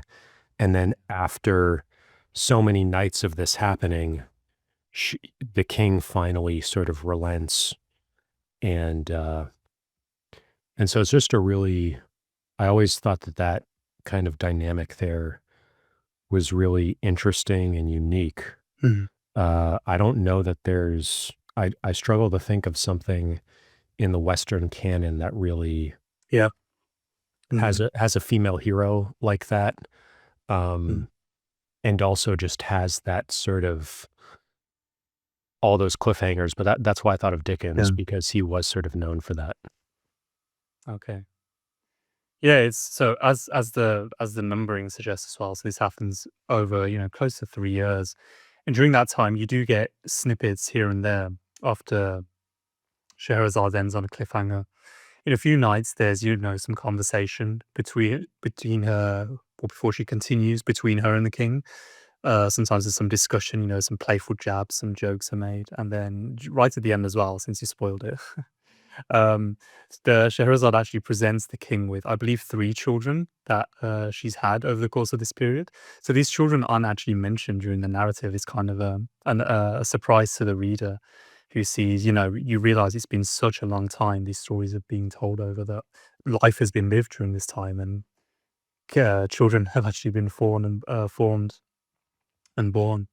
And then the king, it's a really beautiful passage near the end. The king, sees his children, and he's kind of overcome with emotion and lots of other things. And yes, as you said, he kind of breaks the cycle there. It's a beautiful ending and it's an interesting and amusing frame story as well. But yeah, so that sets the tone for the nights. But then, like most people suggest, and like you hint at with the word frame, so that's the kind of the frame story or the overarching story. But then the main content of the nights is just a very large collection of folkloric tales. some of which are unique to the Knights itself and the Knights manuscript tradition. Other stories which I learned later on, and I'm learning and in the headspace in currently and recently, is that there's many parallels, or sometimes some of these tales are lifted directly from other Eastern folklore collections and tales, and sometimes there's even parallels in the Western folkloric tradition as well. So, who came first, the West or the East, with some of these tales? It's a very difficult thing to figure out as you learn if you look into some of this stuff. But yeah, so there's tales within tales. That's the frame story. Then she starts by telling a story, and then within that story, there's characters who meet others, and they say, "Oh, let me tell you a story." So it's this kind of nested structure that's really interesting to read, and it's quite refreshing. It's diverse. It literally has everything. It's got an interesting frame story. There's these beautiful poetic passages. I think there's a really large. It must be a third and possibly even half of the text proper is composed of poetry. So it's really Persian in flavor. Sorry, Eastern in flavor. There's Persian poetry. There's more Arabic poetry. There's maybe even some Indian style poetry. It's kind of a hodgepodge and patchwork collection of tales because it's so large and it was added to over time. Yeah, it has everything: suspense, horror, many instances and tales of absolute outright hilarity and outrageousness and crazy unhingedness that you won't find anywhere else. I was very lucky to read this with someone, and me and her, I shared lots of the tales with her, and I was reading them with her and to her, and she was doing the same for me. And we shared some of the hardest laughs that we've ever laughed. There's just some really craziness. It's really Eastern in flavor, and I'll touch on that in a couple of next shells. But this was, I think this may have been the first Eastern work that I read, possibly. Definitely the biggest large work that I read that was Eastern. Yeah, it's amazing. It has everything. Beautiful and amazing piece of literature and fiction. So yeah, just to quickly finish up this, I know I spent some time, but so the main, I think I was talking about Robert Burton's first edition. So as I said, he published 16 volumes. The first 10 volumes were the 1001 Nights proper. Then what happened with the 6 additional volumes, you see a 7-volume edition here, is he found other manuscripts and related manuscripts and related stories that were very popular. So it may be surprising to find for readers of this that some of the popular tales that are associated with the Arabian Nights through Antoine Galland, that French translator, aren't actually in the 1001 Nights proper, but they're related Eastern texts. So Burton, because these tales were familiar through to the Western audience, he wanted to translate these as well, but he did this in this separate additional series that he called the Supplemental Nights to the Book of the 1001 Nights. So these 6 volumes or 7 volumes we see here contain many related and additional Eastern stories, some of which are really crazy. Just a little Easter egg maybe for someone who wants to deep dive into this. Just quickly on the volume numbering. So the original edition, 16 volumes. The 6 originals of the Supplemental Nights was later split into 7, like we see here. And this was because the 3rd volume was extremely large and it was very bulky. So that's why, for anyone looking at these, you may see some 16-volume and 17-volume sets. And that's because the final 6 or 7 volumes were split. But there's a couple of Easter eggs. So volume 7 here, the very final one, or volume 6 in the original Supplemental Nights. This contains a really interesting appendix from Richard Burton, the translator, where he reviews, he's called it the Reviewers Reviewed. So many people were reviewing his work and translation. Many of them were very critical, and he's taken an opportunity to review those in turn, sometimes very scathingly, and he delivers a really damning and deftly delivered attack on these reviewers. So that's very interesting to read in the very last volume. And then there's just to finish this up very quickly, the volume 5 in the original 6-volume translation. So in this 7-volume set, I believe it's a 6th-volume. Richard Burton, there was these, it's called the Wortley Montague manuscript. So this was a manuscript containing a portion of the Nights. Could you spell that? And so Wortley, and then Montague is Montagu. So this was one manuscript of, various manuscripts that contained these stories. And Burton was trying to get a hold of this manuscript to translate, and it was located at the Bodleian Libraries in Oxford. Could you So spell he was that? trying Because to. that's a really important library. Yes, it is. So it's I'll try and have to think of Bodleian, I believe is the spelling, Bodleian Library. So I believe it's actually expanded into a collection now, because it originally was a single library. If I can actually just backtrack, let me just quickly talk about the supplemental nights. So volume 1 and 2 were tales from the Breslau text. So this was a manuscript, a specific manuscript. So the first 2 supplemental nights are tales that Burton translated from this particular Breslau text. That's Breslau. And then the third volume of his supplemental nights were tales that were in Antoine Galland's translation of the Knights, but that were not found in the main manuscript that Burton was using for his 10-volume Knights proper. So that's what the third supplemental volume is devoted to. And then volumes 4 and 5 of 6 are these tales translated from the Wortley Montagu manuscript. And this was used by another translator of the Knights, Jonathan Scott, who I believe did an incomplete translation. Now, when Burton was applying to get this manuscript, the university was refusing him. And then I think what eventually happened was he got a friend and he hand copied the manuscript out. So then he then passed that on to Burton so he could, not see the original, but a hand copied manuscript from a friend of his. So that's how he got it. So he states in his preface, he says I believe he dedicates the 5th volume to the librarians at the Bodleian Library at Oxford. And he says something like, look, I asked this manuscript of you, and you refused me for whatever reason. And one of the reasons may have been because there's some more scurrilous and racy stories in this manuscript that you didn't want people to know was housed in your, prestigious seeming library. And since you refused me, I've gotten around it. And if you did give me that manuscript, I was not going to translate those stories. But since you've given me this much trouble and I've got the manuscripts anyway, I'm now going to dedicate this to you and translate all those racy stories. So Nice. volumes 4 and 5 contain some really off the wall and hinged crazy stories, which are absolutely hilarious. And then the final volume 6 of his supplemental nights, are tales from these people called Chavis and Kazat. So they did a translation, what they called Arabian Tales, being a continuation of the Arabian Nights entertainments. So these two guys, Chavis and Kazat, that's Chaviz, and Kazat, Cazotte. They produced like what they called continuation of Antoine Galland's Nights, I believe.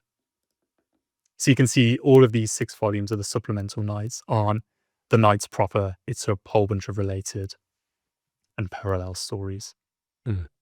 Yeah, it makes me think of Brothers Grimm collecting a lot of stories. Canterbury Tales is another really famous container story, as is Decameron, which we talked about. So there are these sort of handful or maybe slightly more of really famous container stories that are sort of you sort of have to know about, and this is one of them. Yeah. And it's almost like, if you think about sort of like the evolution of civilization, where you have smaller tribes of people sort of, or smaller towns coming together as a larger polity. And like, there's sort of a political reason why you want to get everybody sort of on the same page with a collection of stories. And so you can even think about how putting together a collection of stories sort of draws a bunch of different people together. And I'm trying to think of like a modern, what would be sort of like a everyday, almost like sports leagues where you have a league from each city, and like you have the NFL and a lot of these larger leagues that originated as smaller regional leagues and then they then merged. It's sort of a similar idea. So I don't know if that's what happened with the 1001 Nights in particular, but it's sort of, I have noticed that pattern of like, and I think even the great books of the Western world and the whole idea of creating a Eastern canon or Western canon or canon of particular. This is a big issue actually with the Morti Classical Library of India, is all the different traditions within India and Yeah. the different scripts and languages and stuff. And so Yeah. a lot of interesting stuff there. Just a final note to Yep. kind of put a cap on these nights.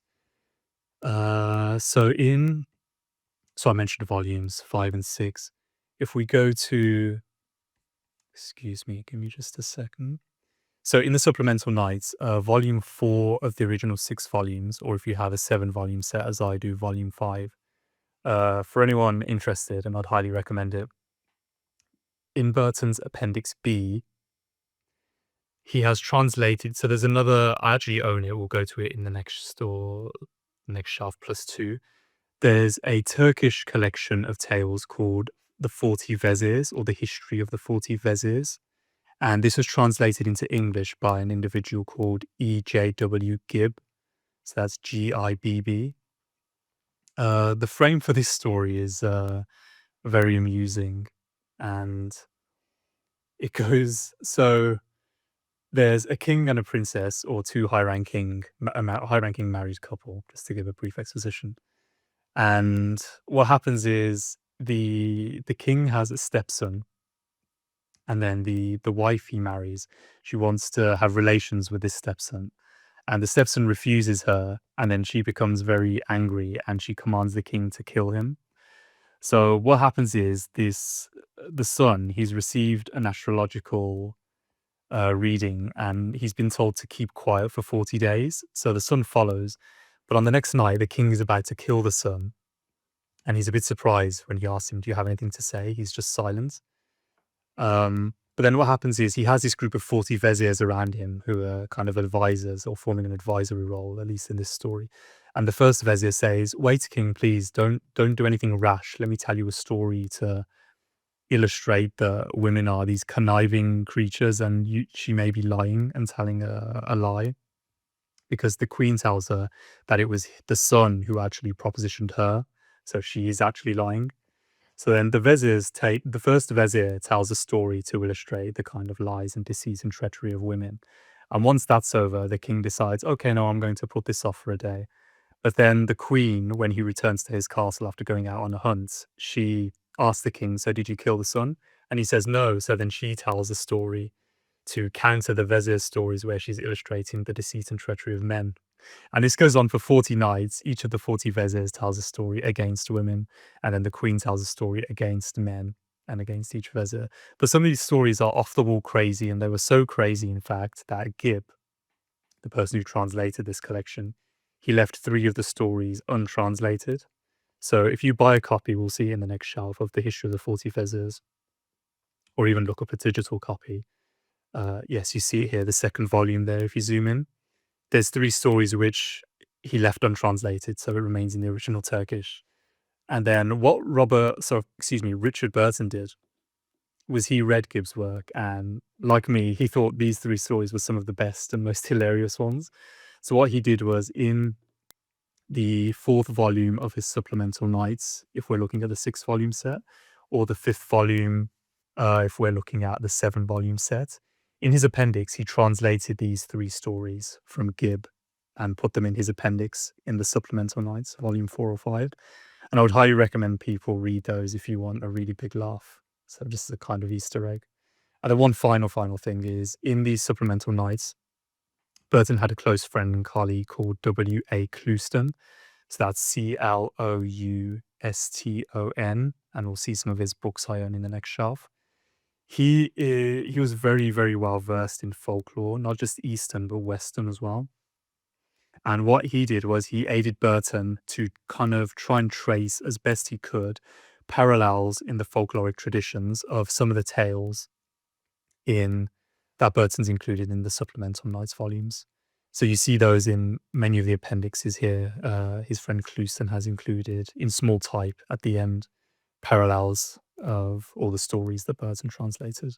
So it's a kind of a feast for the folkloric student, these supplemental nights volumes. Yeah, those sound like a lot of fun. So I actually looked up the definition of visor because, and so I It's guess vizier. yeah, just quickly, it's also it's spelled. I've seen it spelled in some of these volumes: vizier, vizier, visor, and wazir. Just for Okay. information, there's multiple spellings of this in English around this time. Yeah. The AI is giving me vizier. Mm. So how are you saying it? I'll just say it the way you're saying it. Vizier. Vizier. So Mm. vizier is the king's chief minister / highest administrative Mm. officer, the senior court official who implements royal decisions and manages key state business on the king's behalf.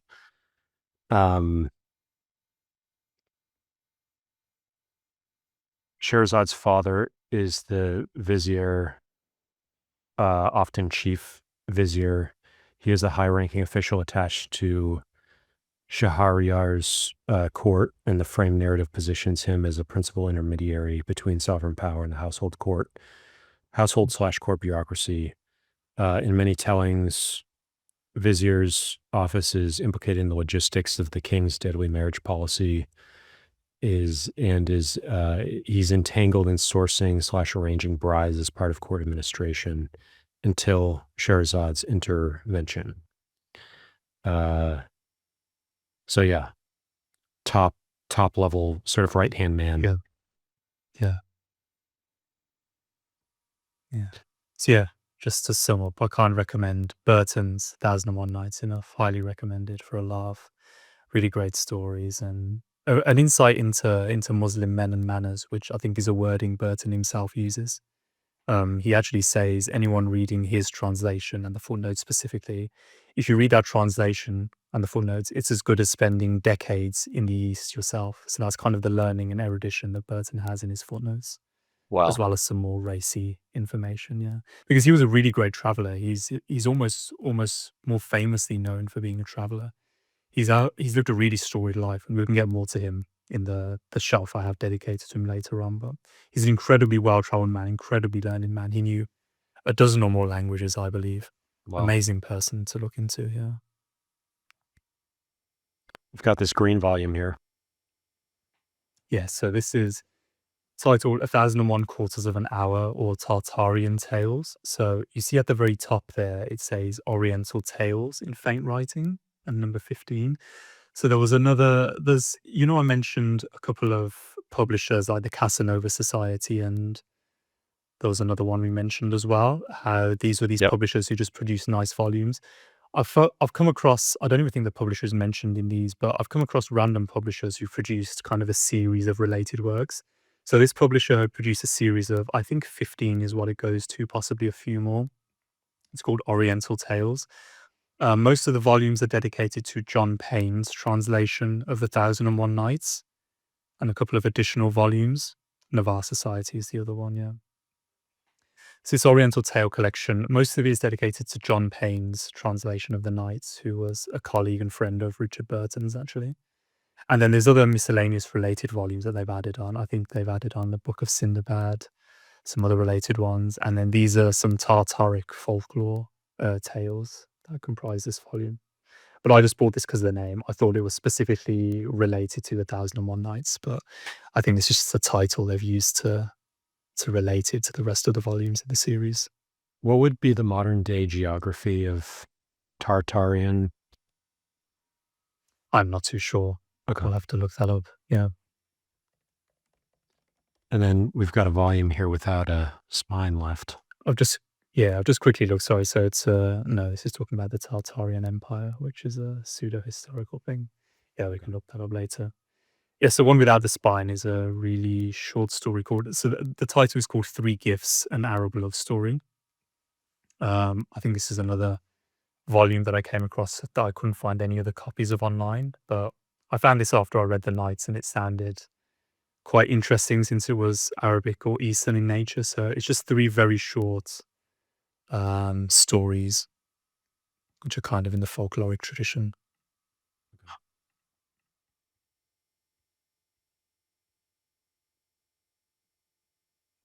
So I've just looked here. It's actually, I'm just remembering, it's actually, so the original work is of the previous one, Three Gifts. It's a translation by an individual called Swetenham of a French story, Tangu et Felime, published by De la Harpe. So the translator is Swetenham. It's Sweettenham. And the original story in French is called Tangu et Felime. So that's Tanguetfelime, originally written in French by someone called De la Harpe, Harpe. Just an interesting thing about that one, quickly to round it off, is in one of the later books of folklore that I've been reading, I actually found a very similar story to those three. So I find that really interesting how I myself, just through books that I'm reading, are coming across parallels of similar stories. And this last really nicely bound book here on the right is Haji Baba. This is a very famous work by someone called Moria, Morier. And this is a custom bound version of his work, which is a really nice physical volume. You see some real spine hubs there. Yeah, it's a beautiful spine. Yeah. And then the final book on this shelf, which is at the top, is Burckhardt's Arabic Proverbs. So Richard Burton mentioned this in his footnotes to the Knights, so prompted me to buy this. So this is a reprint of his Arabic proverbs that he collected and translated into English. Really interesting to read. So, okay. So continuing in the East, many of these volumes of the next few shelves I bought relatively recently. We're talking the past week or two, really. So this is all very, very new to me.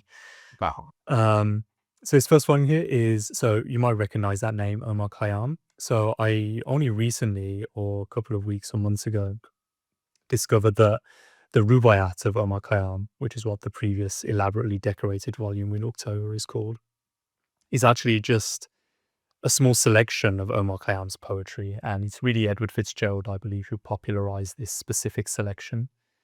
However, Omar Khayyam wrote many more poems. So we see here, this collects, there's a few translations in this volume, actually.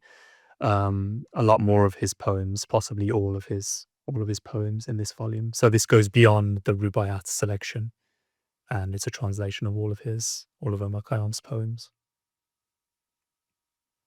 And then we already talked about the issue of the 40 Vezirs here, so I don't really have anything more to say, but I'd highly recommend reading that if you want to laugh. And some short stories. So the next one here is Flowers from a Persian Garden. So Clouston, you might recognize that name. He's the folklore expert I mentioned in the previous shelf, colleague of Richard Burton. So I decided to look him up relatively recently, a few months ago maybe, because I was looking more into the Knights. I finished reading the supplemental Knights early this year, so in the summer, and I needed a break from short stories. But I decided to pick up a volume, or a couple of the volumes to leaf through, and I remember this guy Clouston, so I looked him up, and I saw all of his works, and I've kind of got a renewed interest in folklore now. I think my burnout with the Knights has definitely passed, and I actually want to reread the whole Knights again, and that's what I was planning to do. But I came across this Clouston guy who produced many folkloric works. So this one is called Flowers from a Persian Garden. It's papers, or it's split into 3 or 4 essays that he's written about various folklore stories, the folklore tradition, and specifically about a specific individual, Sa'di's Gulistan. So that's Saadi, and his work, the Gulistan, Gulistan. It's a very famous Persian work, which I am really looking forward to reading soon. So he's devoted a whole essay to that, and the remainder are dedicated to various folklore and folkloric traditions. Similar to this next volume, directly to the right, is another one from Clouston, so a group of Eastern romances. Just like the title suggests, this is also a collection of Eastern folklore specifically, that he's translated and collected in a single volume for his readers. And this has, I believe this has the lowest limitation of any limited edition work that I own. It's not specifically advertised as a limited edition, but it's a print run of 52 copies. I think my copy's 49. I think it was later reprinted since it was so popular, but that's quite a low limitation number that I've come across, just 52. It's usually in the hundreds at least. And then we have, so when I went around this rabbit hole, which started with the Clouston, the past few weeks I've been staying up incredibly late, going down these kind of rabbit holes of Eastern folklore and folklore traditions. And then after that, finding copies that aren't too expensive. So I think the rest of these and splurging into the next few shelves are these kind of folklore collections that I've managed to find at a really good price. So the one directly to the right of Clouston is Indian Folk Tales by an individual called Natesa Sastry. I believe all of these people, just a quick note to make, I think all of the people who've translated or edited these folklore books we're talking about, I believe they were all active around the same period in the early to mid to late 1800s. And a lot of them actually knew each other as well. I know Richard Burton was in direct communication friends with Clouston. There's another individual called John Payne who did a translation of the Knights who Burton corresponded with. I believe Sastry was in communication, or at least knew of Richard Burton and vice versa. So that's something else which I find really interesting. There was this really, it seems to me, this really big burst of interest and scholarship around the 1800s into what we would call, or what they called, Orientalism. So Oriental literature, in the East, Persia, India, Arabia, even going into China, and some other places. So that's kind of in the headspace I am now, and I'm trying to limit the amount of books I'm buying because it seems to go on and on and on. So I'll try to stick to these for now. So that's an Indian collection. The one to the right is Folk Tales of Bengal, another folklore collection. I think the author is Day, so that's D-A-Y. So sticking in India, more Indian folklore. And then continuing in India, we have Folk Tales, or India and close by locations, we have Folk Tales of Kashmir. So this was edited by an individual called Knowles. And then we go a bit further, a bit broader. We have Tibetan Tales. So that's Tibetan folklore. And I can't quite read the editors there. But Ralston is the name, so I remember. So that's edited, the one on the right, by an individual called Ralston, Ralston. So yeah, these are all folklore books I've come across, which I look forward to reading. I think I had zero interest in folklore, and I didn't really know it was a real category of literature, to be honest. I've heard of fairy stories, which you can class as folklore, but I'd highly recommend them. Some of them, I'm mainly reading them for humor. As I mentioned in the Nights, there's some really hilarious little stories, and a lot of them are lighter in tone and nature, which are really just make for pleasant reading to end your day with if you're in bed or something. Could you talk about how you're discovering these new items? Are you Googling? Are you using AI? Are you getting them out of bibliographies or surveys or what? Yeah, so I'll try and be as specific as I can, specifically with this bunch. So I mentioned Clouston wrote a bunch of appendixes to Burton's supplemental Nights, right, where he listed and translated parallels in other folkloric traditions to the tales that Burton was translating. So as I mentioned, I just picked up these volumes again, and I remembered that name Clouston, so I whacked him into Google, which led me to his Wikipedia page, and there's a section on his Wikipedia page called Bibliography or Works, so I just listed his works, and I think all of them sounded interesting, so I then went to the Internet Archive, which is a really great resource, Yep. especially for anyone who's not familiar with it. They've scanned thousands, probably hundreds of thousands, maybe even millions of books, and you can leaf through them page by page. So if you can't find a physical copy of books, you can go there and read it digitally. And I've really used it as, it's a really good resource to get an idea of a work, especially these older ones where there's not a dedicated Wikipedia page to it, or it's not commonly known. Usually the first thing I do if there's a copy I'm interested in, so Clouston's Flowers from a Persian Garden, for example, that was on the list in his Wikipedia work section. I went to the Internet Archive, I typed in Flowers from a Persian Garden. There was a copy that came up. I had a quick look through it to the contents page. The contents sounded interesting, And then from there, I went to eBay, AbeBooks, and Biblio are the three main sites I use to try and find used books, which I'd highly recommend to others. Yeah. And then I just went through the rest of his works. And then sometimes as I'm going through on the Internet Archive, sometimes other authors, especially these folklore guys, they were mentioned directly in the preface or even in the dedication. So I think Clouston's dedicated some of these works to some of the other people that I've ended buying works from. So it's like that. It's usually, I mentioned to you previously that maybe 90% of the books I've read, I'm discovering in other books. So that's either in the main text, in footnotes, in endnotes, dedications, prefaces, appendices, things like this. The rest is through Wikipedia or the other big discovery point actually is through eBay.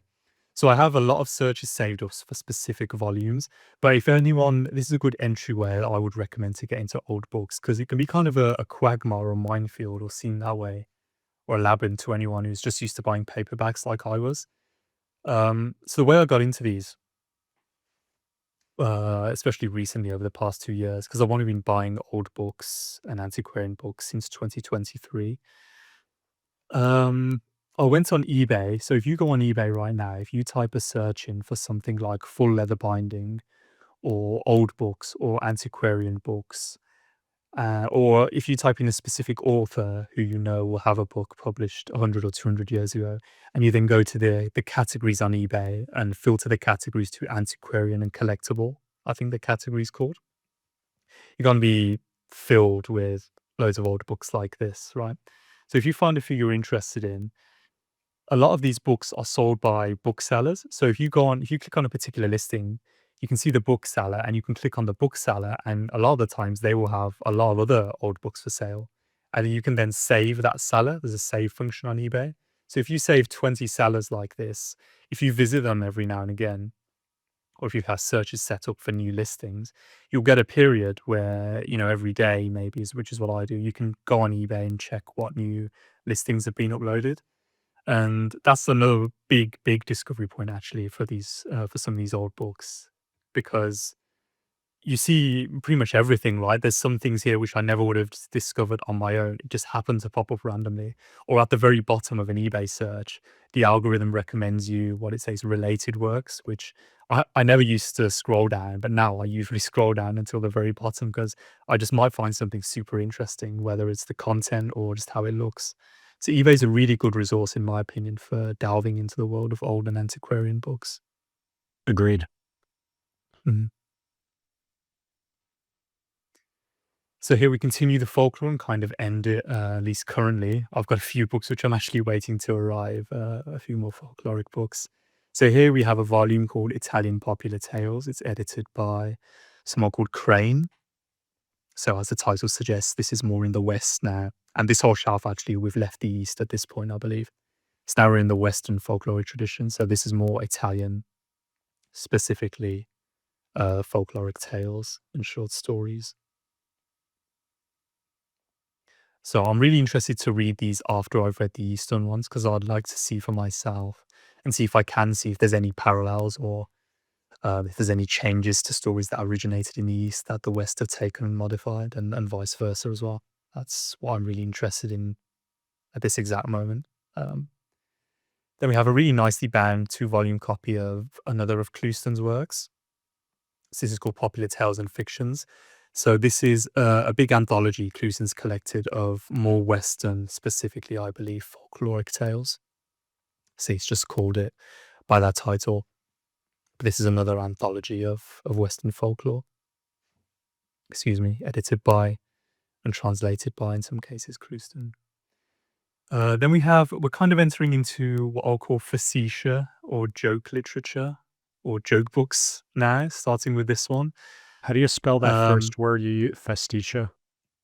Facetious. So that's FACETIAE. Oh, okay. Yeah. So if you type that into Google, the Google dictionary definition, there's 2 definitions. The first definition, it says pornographic literature. And the second definition, it says is archaic, is humorous or witty sayings. So the first definition, obviously, that kind of goes hand in hand with more amusing stories, right? the more licentious and scurrilous stories.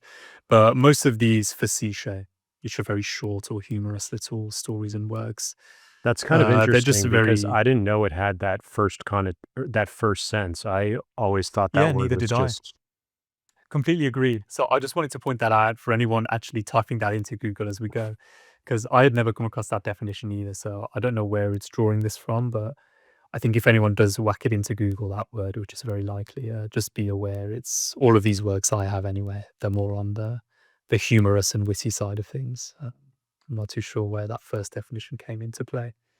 So this is a famous collection of facetiae called the Gesta Romanorum. So this is a Latin collection of works. I believe it's written by monks in, I think, the medieval period. And this is edited and translated by this guy Swan, I believe. So I think these are more religious in nature since it's written by monks. So it's still jokey and light in nature, I believe. But it's one of the early, very famous collections of facetiae, of facetious literature. This one to the right translated by Duff. So this is, I believe this Quivado individual is a Spanish author, and this is another.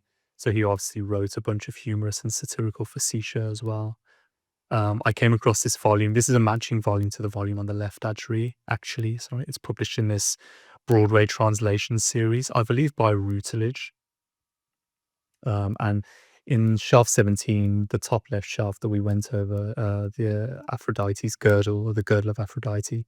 Yes, Routledge, perfect. We see here that's also part of this Broadway translation series. Yeah, we see here. This is in a smaller format. There was two formats: a smaller one like this one here, and then a larger, which contained less number of pages, like we see here, and then the larger volumes, if we return,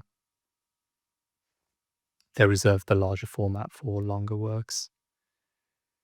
So there's another resource actually, which I'll give you for your spreadsheet. It's a website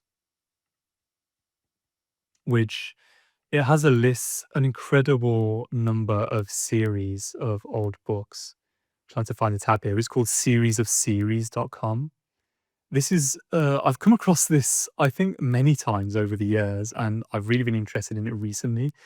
It's a list of lists of many of these old book series, and the number is kind of astounding. It's alphabetical, and there must be over 100 different series that the person who runs this site has collected. So that's a really great resource for people if you want to have a look at some older books in a kind of methodical fashion. So you could take a look at some entries on that website if you want to go. So I'm sure they categorize many of these series by either theme or author or things like this. So that may be a good entryway into old books as well. So we have another work by Clouston here. It's called Literary Curiosities and Eccentricities. So again, along this similar kind of folklore and short story and sayings line. It's a short collection by Clouston that he's collected of short sayings and interesting little things. This is what I think is an interestingly titled book, another one by Clouston called The Book of Noodles. I think this word noodle, I'm sure one definition is kind of a bit of a silly person or a jokey person, because this book is kind of dedicated to a collection of humorous and jokey stories told by relatively stupid or silly individuals. So that's what noodle means in this context. I think Clouston's collected some Eastern and Western noodle stories, what he's called, in that small little book.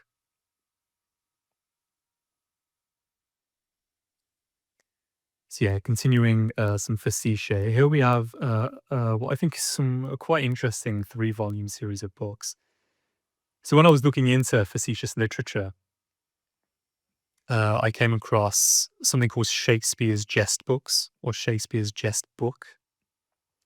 So I believe in Much Ado About Nothing, Beatrice mentions a specific book called The Merry Tales, or The 100 Merry Tales.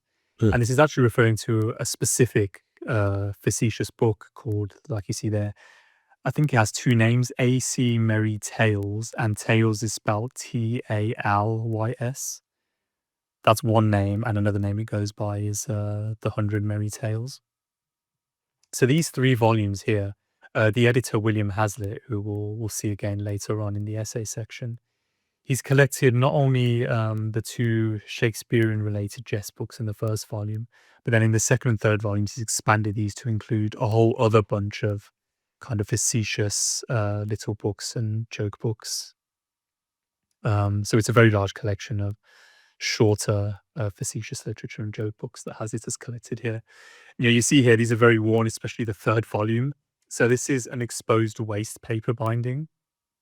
And this is actually very common back in the day. What they used to do was to kind of back, if you think about the anatomy of a book, I'm sure many people are familiar. If you've handled higher quality hardbacks, you'll see it's a sewn binding. And the pages are gathered, the folded pages. So the pages are like this. If you look at my hands, they're folded up like this. And then they're grouped, I think, into 16 or 32 groups. And then all of these are placed together, just like you're zooming in here. You can see some of the groups of pages. They're all collected together, and then ideally, and back in the day, they only used to be sewn together, so hand sewn with thread. These days, this has kind of been abandoned, especially in paperbacks, and the binding is just glued. But back in the day, they used to be grouped together in this way. But what they also used to do to provide some support was on top of that group, there was some netting, which you can see a little just in the left here. So you can see this kind of nets like material would be placed. And then on top of that would be some paper to offer some support to the binding. But the paper would just be like waste paper or scraps or offcuts or things like this. I think this was actually standard practice. So I don't think this is a sign of a lower quality binding. Don't quote me on this. But I believe there's some very high quality books and bindings that actually have support for the page groupings with just what you'd call waste paper. Yeah, I So was you can gonna see that say, here. The spine's worn away really a lot with this volume. I do remember. So two things. Mm. One is that I know during World War II and maybe World War Hmm. One, there was rationing of paper, and I believe Mm. like old maps were used for dust jackets, and there's like some very Oh, wow. famous collectible novels where the inside of the dust jacket is an old military map or something Oh, like wow. I that. see. So, Oh, I didn't know that. and I think that was maybe in Britain it was even more rationing, Mm. so it was more common, but Yeah. not sure about that. And then the other thing is I looked up Mm. the terminology for these 16. So let me just read this from the AI. In Sure. traditional book production and binding, a folded bundle that yields 16 pages and is then sewn into the book is most commonly called a signature, also called a Mm. section or gathering.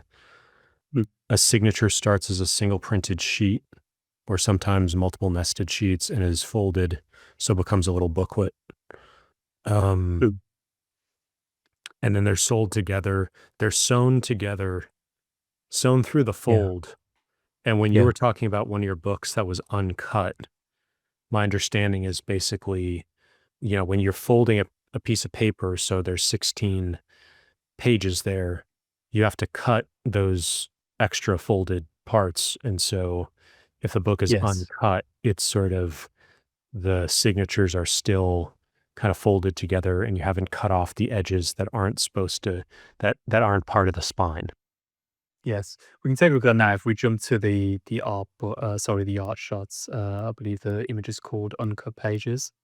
Okay. I hope that's one of the ones I sent you. You take I a don't have look. anything under you. Okay. I'll try and find that so we can include later on then. But yeah, I have a nice image. Let's save that for when I send you the image and you can pull it up. But yeah, so they didn't in some of these volumes they didn't cut all the page edges, just like you said. So in some instances, in some books I found instances actually where the top edge and the side edge and even the bottom edge are uncut. So you have to manually, it's up to the reader themselves to take, a paper knife, or you can use a bookmark in a scratch, which is what I've used to physically open these pages, which is a really interesting experience and something I really like because especially with older books, I'm sure there's maybe some fine presses who are still doing this today. But if you're looking at older books, there's only a certain finite number of books that have uncut pages, right? And then again, just like the diversion I went into with the troubles of Anacharsis and the Athenian letters, if you have an old volume that has uncut pages, just think about that. So the printer, it's a real indication of a human touch, right? So it's went through a printer, possibly a human or a human operating machine has very closely gathered and sewn and bound these pages, and then it's sent out to a shop, and then you, the reader, are kind of the final piece in this, where you're opening the pages yourself to reveal this text. So it kind of adds to the sensual and physical aspect of these old books. It's a really tactile sensation, and yeah, we'll discuss more when we get that photo, which we'll definitely talk about. So yeah, those are the Shakespeare Jest books, a nice 3-volume set, which was edited by William Hazlitt. And then another facetious volume we have here is Poggio. This particular volume is translated by Stora here. So this is another famous facetious work. Poggio, that's Poggio Bracciolini. I'll try and spell that for you. Bracciolini, I believe, Poggio Bracciolini. I believe he's famous for quite a few things. I've come across his name a few times. Yeah, he wrote, this is just a small selection of some of his entries in his very long work of facetious items. So now we're kind of transitioning into kind of short story collections with the rest of the shelf and the next shelf.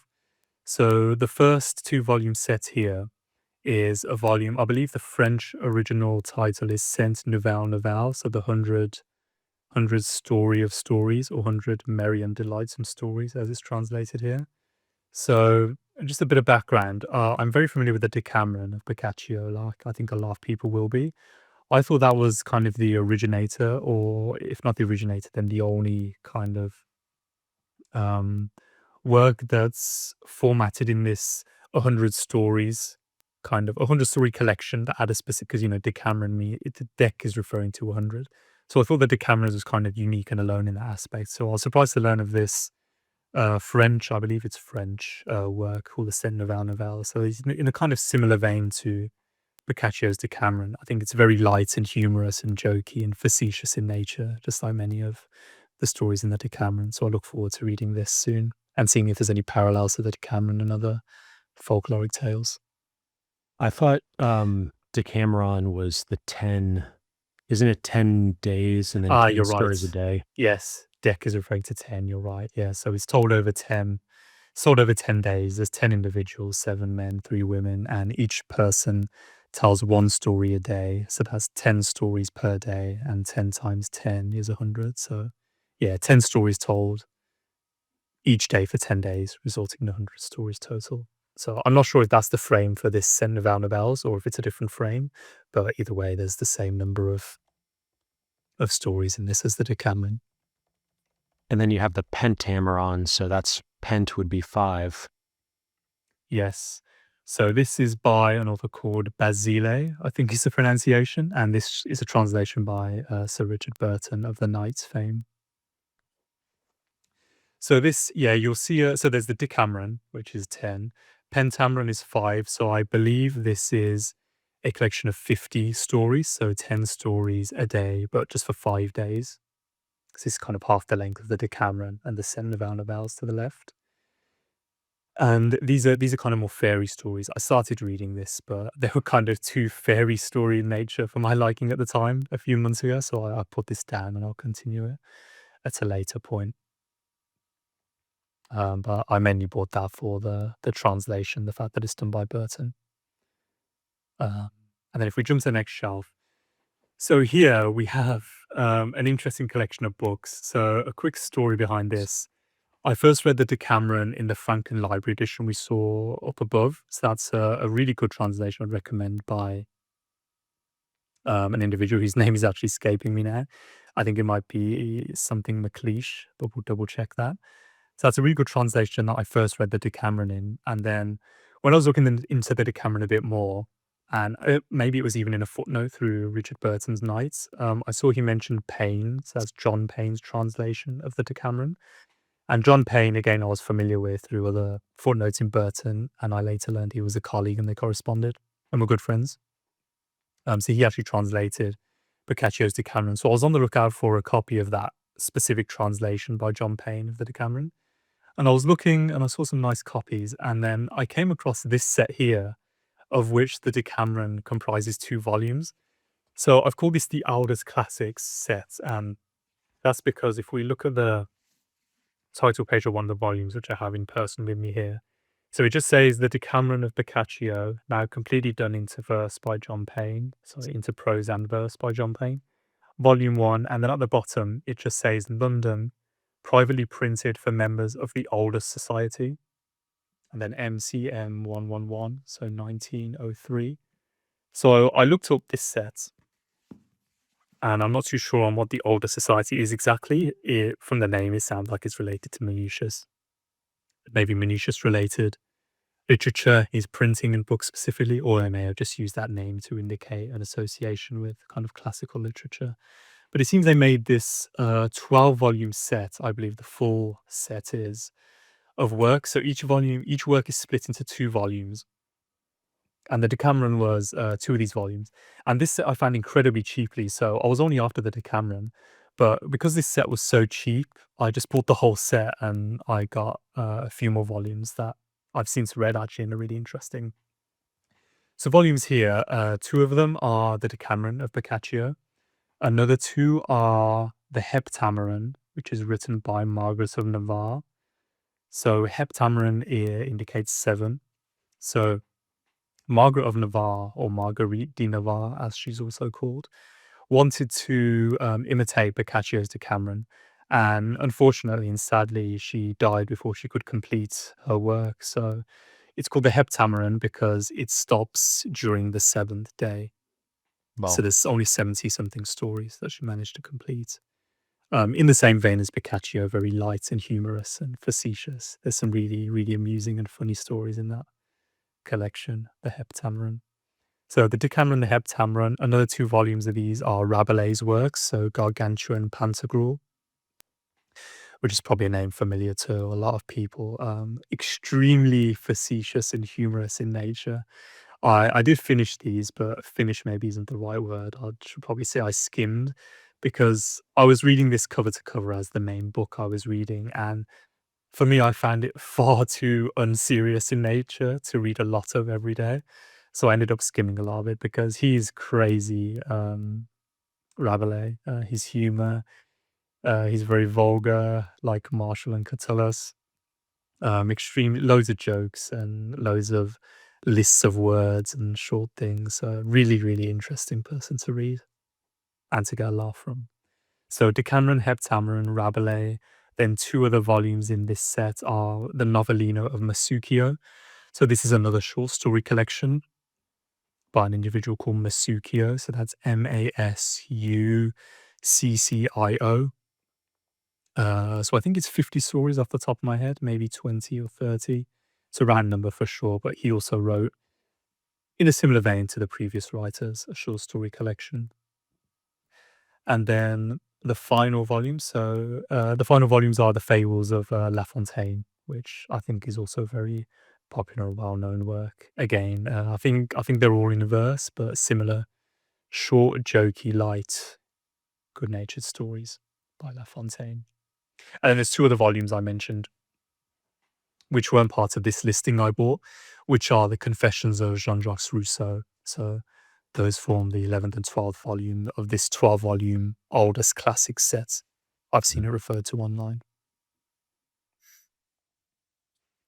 So we covered everything here, but this is the Yes, we did. next shelf. Yeah. So in terms of structure, it's kind of continuing the short stories, right, with the Decameron on the left in the previous shelf. Continuing with Boccaccio, we have Dante's Divine Comedy there. And then we kind of transition into a bit of poetry that we already discussed. Do you want to say anything about the Divine Comedy? An amazing work. I really enjoyed reading this. I believe this translation is by John Ciardi, so that's Ciardi, which is a verse translation. Really powerful work, yeah. Seminal, amazing, highly recommended. Beautiful poetry. I've been meaning to reread this for a while. There's some really beautiful passages in that work. Yeah, an amazing work. So now we're going to transition into, so with the previous couple of shelves, we were talking about short stories, which were kind of 13 to 1500s. Then we moved into poetry with the previous Tatti books, which kind of took us into the Italian Renaissance around 14 to 1500s. And then the shelf we're on now is continuing in that period of time where we're focusing now on the historical aspect of that period. So we have a few historical works in the late 1400s, early 1500s, specifically focusing on the Borgias, that infamous papal family I mentioned earlier. So we have At the Court of the Borgia on the very left. This is a Folio Society volume. It's a small excerpt of a scribe called Johann Burckhardt, who was, I believe, the papal scribe. That may have been an official position during Pope Alexander VI's reign. So he wrote these diaries, which contain some rumors, and it's the primary source, I believe, for some of the more ill-natured rumors that are told and well known these days about the Borgia family. Just something quickly to note when it comes to the Borgias. I mentioned they are, infamously known. There's many scurrilous and ill-natured rumors about them. If you read some of these historical books, we'll see right just to the right, and later on as well. It is important to note that some of these may not be true. Maybe all of these rumors are not true because the Borgias had many enemies, and it's very easy, and it would have been extremely easy back in the day to just fabricate a rumor out of whole cloth if you had some malicious intent against people. So it's just something to know for people who are interested or look into and have heard about the kind of infamous stories that are told about them. Some, maybe even all of them, may not be true at all. It may have just been perpetuated by their enemies, which is something I'll only learn later on as well. So yeah, that's the one on Burckhardt. Life and Times of Savonarola by Villari. This is a really great and in-depth biography of a famous Christian individual, Savonarola. I believe he was a monk and a friar. Not too sure on the titles, but he was around during the period of the Borgias. We had some brushings with. And the reason I bought this is because we'll touch on it a bit later on. There's a really great TV show in the tradition of HBO's Rome called Borgia. So it's just called Borgia.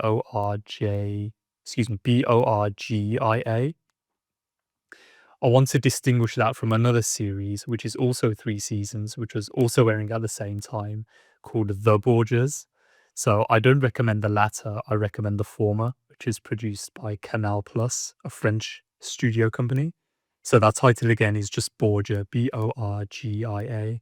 It's 3 seasons, and I'd highly recommend it. It's very Game of Thrones in nature. It's really expansive, kind of doesn't hold your hand through all these vast characters, and that's how I got interested in the Borgias, along with the video game Assassin's Creed. This is around it's in the Italian Renaissance. We're talking 1492 onwards. Leonardo da Vinci is involved with these people. Cesare Borgia spoke personally with Leonardo da Vinci. Machiavelli, who I'm sure is a figure many people are familiar with, also, I believe, met da Vinci and possibly Cesare Borgia as well. There's a volume I have, which we'll see later on in the dining room I'm looking at, which talks about all these 3 figures and how their stories are interwoven. So that's how I got interested in the Borgias, and then I later bought some of these books when I was looking into them a bit more. So it was through that really great TV show that I'd highly recommend if anyone is interested. It's really great, not just the history, but you learn about the papacy, you learn about Christianity, Catholicism specifically, and it's a real feast for the eyes as well in terms of the visuals. So I'd highly recommend that show. So as we continue here, we have so we have 2 biographies actually here of Cesare Borgia. The first one on the left is by someone called Both. Hopefully I'm pronouncing that correctly. And the next one is by someone called Sabatini. Those are 2 really great biographies. I'd highly recommend them. Kind of a tour de force, both of them. And if we want to switch to the art shots here, Timothy, I think the 2 photos called Card 1 and Card 2, I think. That's what they're called. That volume on the left, the Cesare Borgia by Both. There was only a handful of copies of this available online, and it was relatively expensive. So I bought 1 copy here, which arrived. And again, nothing mentioned in the listing apart from, it had a dust jacket, which was a bit worn. So when I received this, I was really surprised when I was looking through it to see what you can see in the photo that you were just looking at. You want to go back to This arrived. You want to go to the card? Yeah, right? if we go back to Okay. the art chart, yeah. To go back to the card chart. So I was, this arrived, I unpackaged it, I was looking through, and then I saw this greeting card in here. So it says, "Thank you very much," you see here. And then I opened the card up, and then if we have a look, if we zoom in here, so I haven't read this beforehand, you can make out the writing. So it says here, Carlo's 85th birthday. So Carlo is the author of this work. I believe it's Carlo Booth, or if not Carlo Booth, then it's a friend. So Carlo's 85th birthday party, July 14th, 1978. And then he says real date, July 12th. So that's maybe hinting this Carlo individual's real birthday was July 12th, but they celebrated it on July 14th. At the, it looks like maybe Waverick, maybe the name of a hotel or a restaurant, with delicious food arranged for by B. Both. So that's the author. So Carlo, it looks like, was a friend to the author both here.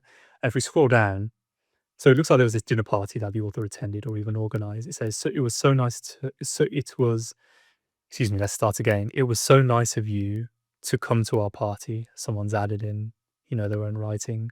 I hope you will not be away too long, as I like more than I can say to be with you. Most affectionately, Carlo. I think it's just a really touching, affectionate little card that this individual Carlo has wrote for the author, it seems like. And yeah, again, just a really nice surprise and this really human aspect.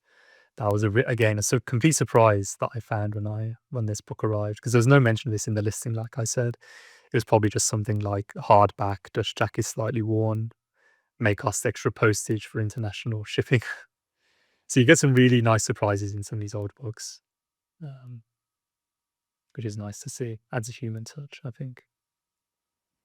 So yeah, this is a really great biography of Cesare Borgia that I'd highly recommend. So if we go back to the shelf, Sabatini one is a similar biography that I would also recommend. And then we have another 2 books on the Borgias here, wrapping the Borgias up for the main bookcase. So this first one is called The Borgia Testament. So you can see this is one of the dust jackets that I think is so nice I couldn't bring myself to tear up. There's some really nice artwork on here.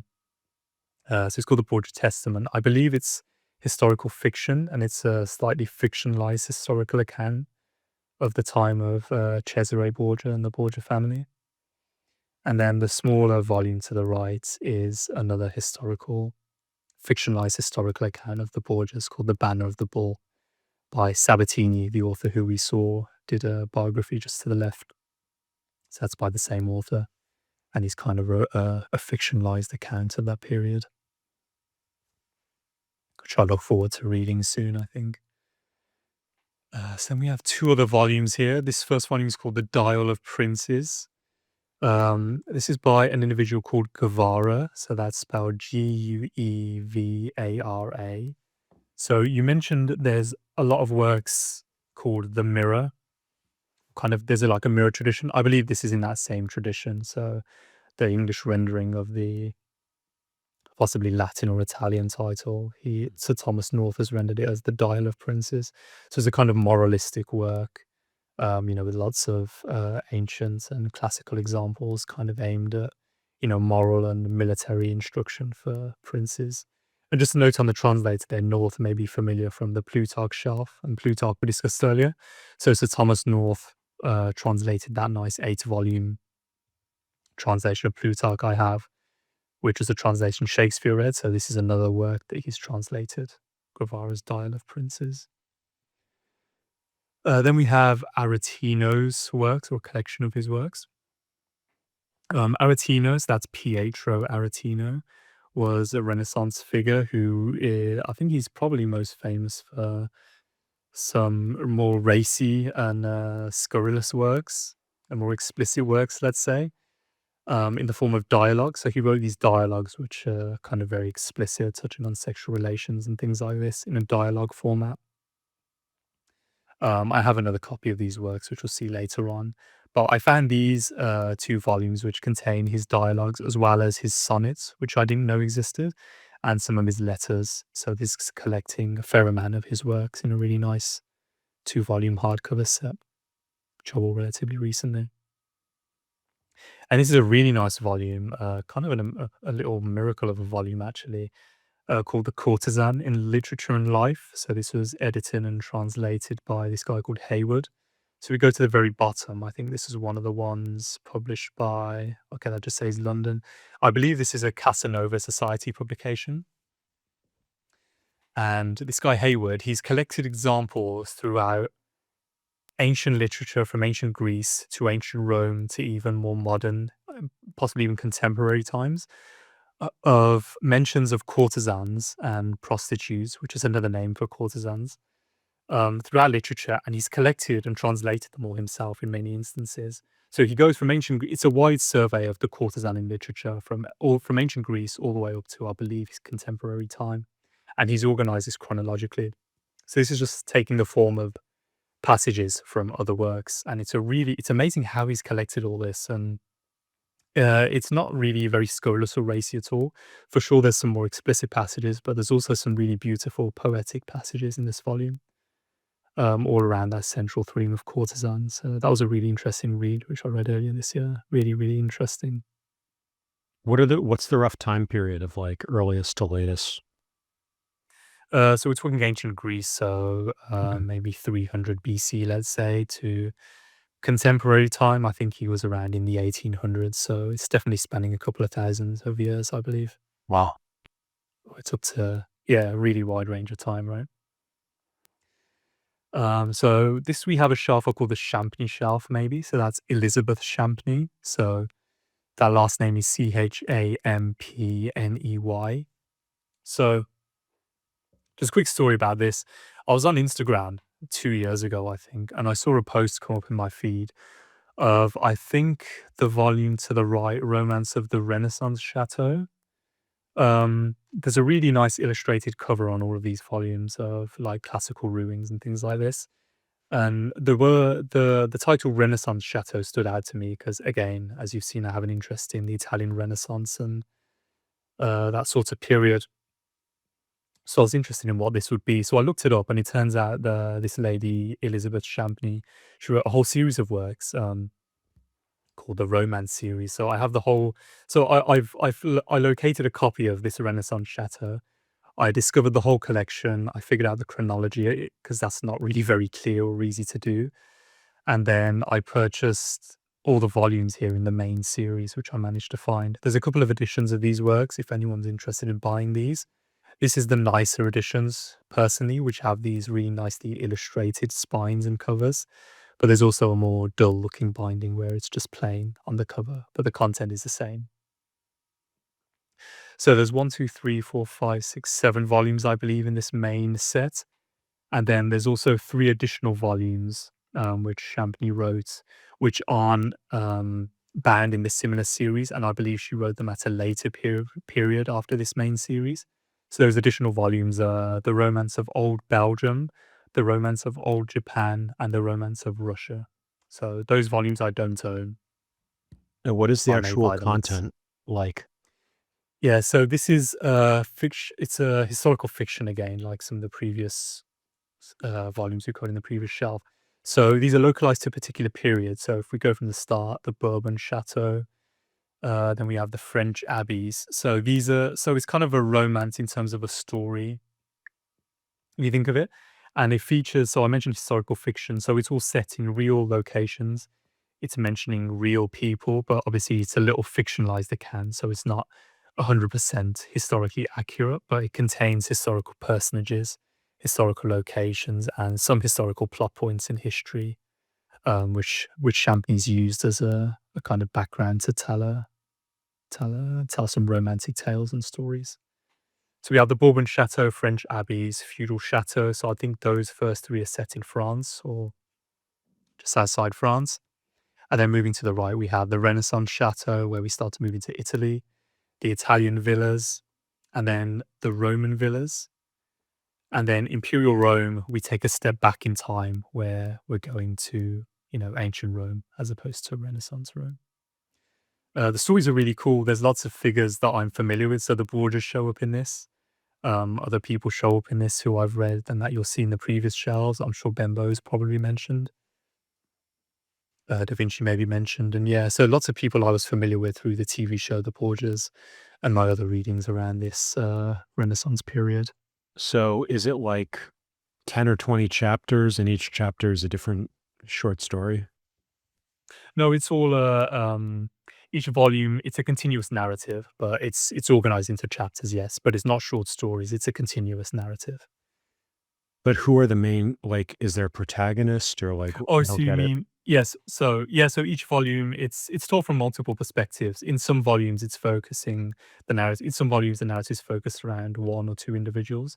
But otherwise, it's just so if we take the Imperial Rome one, for example, so this features many different people around the Imperial Roman period. So you see Horace, the ancient Roman poet, come up and he's mentioned, and I think there's some dinner parties that he's in, and then he may be reading some of his poetry out. Virgil, I'm sure, is mentioned, some other poets, and then maybe Caesar is in there. I can't remember from the top of my head. So it's told from multiple perspectives, and it's like a continuous narrative featuring real people and real locations and time periods. Okay. Really good, really interesting. I'd highly recommend those if you can track down a copy. For anyone interested. So this is a copy of The Prince, Machiavelli's famous work, published by the Franklin Library, this volume in particular. This is Franklin Library. You get varying quality when it comes to those guys. This is one of their nicer volumes. So you see here, the spine hubs are really pronounced. I don't believe they're real, but you just see how pronounced they are. They're very well defined and raised on the spine there.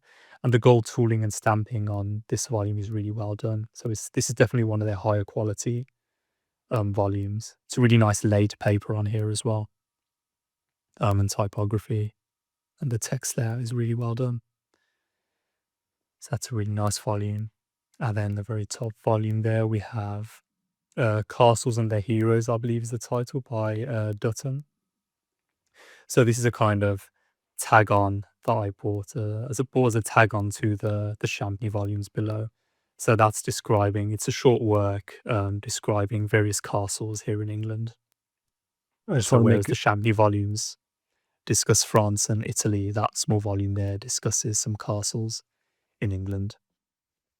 I just want to add a little note about the Franklin Library. So according to Mm. AI, its start is often dated at 1973 and it closed in 2000. Mm. Yeah, so they're not currently in print. Folio Society is a good fine press that still produces books today. Eastern Press, I believe, are also in print and currently making nice volumes. Yep. For anyone interested in a currently active fine press, Folio and Eastern Press are still going strong. Then the volume on the very right there, just to wrap up that previous shelf, the Letters of Abelard and Heloise. I think that's a very famous and well-known work for anyone who doesn't know. So these are, I believe Abelard was a monk in a convent, and Heloise, sorry, a monk in a, Monastery. I don't know if monastery, that's the one. And Heloise was a nun in a convent, I believe. And they had this passionate love affair, and they communicated there and expressed their feelings through these letters between each other. So this is, I think it's quite well known. This is just a nice older um, edition of those letters. And there's a pretty ghastly or grisly conclusion of Yes. their affair. So I don't want to gross anybody out, but punch that into Wikipedia. Yeah. And there's some fun paintings, and they've done a lot with it. So, okay, what are we looking at here? This is a kind of called a travel or geography shelf. So it's location-based works. So we start on the left here. We have the history of Birmingham by Dutton, I believe. So this is an old work talking about the history of the city of Birmingham here in the UK. So we're not talking about the American Birmingham. We're talking about the English Birmingham. Hutton, sorry, with a H, is the author of this work, History of Birmingham there. So I went to the University of Birmingham, which is why I have an interest in Birmingham personally. And we have where a is it few roughly, works- just if people are imagining the island, where is Yes, it? North, south, east, west of London? Yeah, so if you imagine that iconic United Kingdom island, London is down south, and then Birmingham is in almost slap bang in the middle. So the county it's in is called West Midlands. So it's kind of slap bang in the center Okay. of the big island. Yeah. So we have some works on York and Yorkshire. I have a friend who attended the University of York, and I visited there a few times.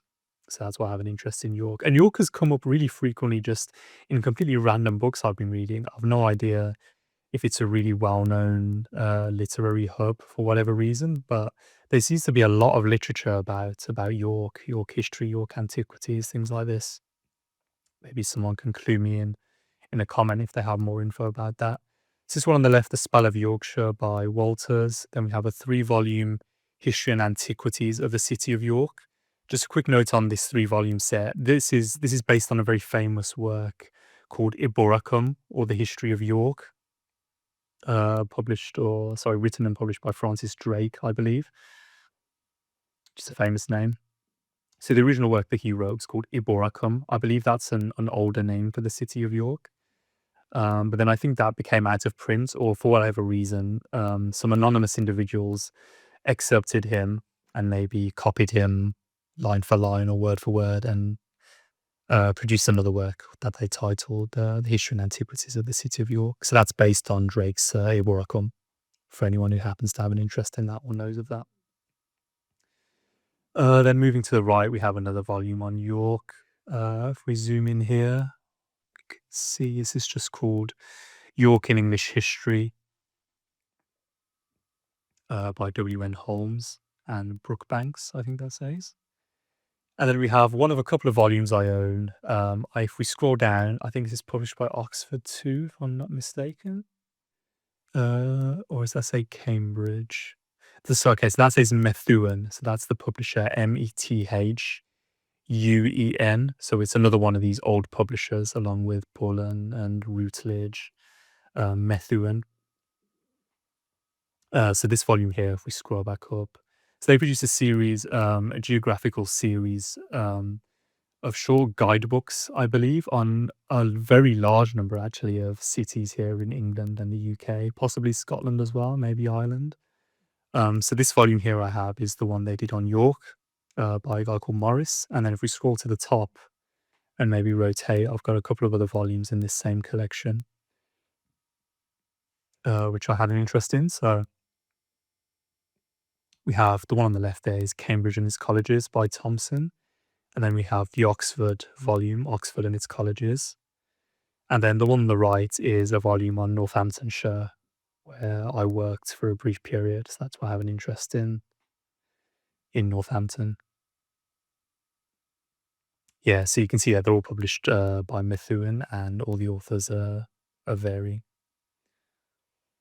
So I have a very large list of anyone interested in English geography or English cities. You could take a look at that series there. I think there's more than 50 volumes from the top of my head that are published, a very, very large number of books. So yeah, they're just guidebooks. I think they're pointing out specific things of interest, the history of the city and things like this. So in the same tradition, we have a couple of volumes focusing on University of Oxford specifically. So these are called In Praise of Oxford by, you see there, Secombe and Scott. So the first volume focuses on the history and topography of the city, and the second volume, life and manners of the students and people attending and teaching and founding the University of Oxford. This is a really interesting work for anyone interested in Oxford or few hundred years old English universities and English students. So there's lots of, especially in the second volume, Life and Manners, which I think I'm halfway through, there's lots of anecdotes told by Oxford students. Some are amusing, some are just interesting, as you see there, just the daily life and manners of the students in the university a couple of hundred years ago. And we have a really interesting volume here called The London Spy. This is written by an individual called Ned Ward. So that's Nedward. I can't remember who this is published by. It's one of those Casanova Society or Navarre Society publications, I believe. This is a really nicely produced work, and Folio Society have actually published an edition of this work as well. So it's called The London Spy. I later discovered there's a few series or a couple of other books written by completely different people called The Something Spy. There's another one called The York Spy. There's one called The Oxford Spy. And there's a work called The Northern Atalantis. I think that's The York Spy. The full title is The Northern Atalantis or York Spy. Yeah. I don't know how, I think they all vary in nature, but this one here, so it's called The London Spy.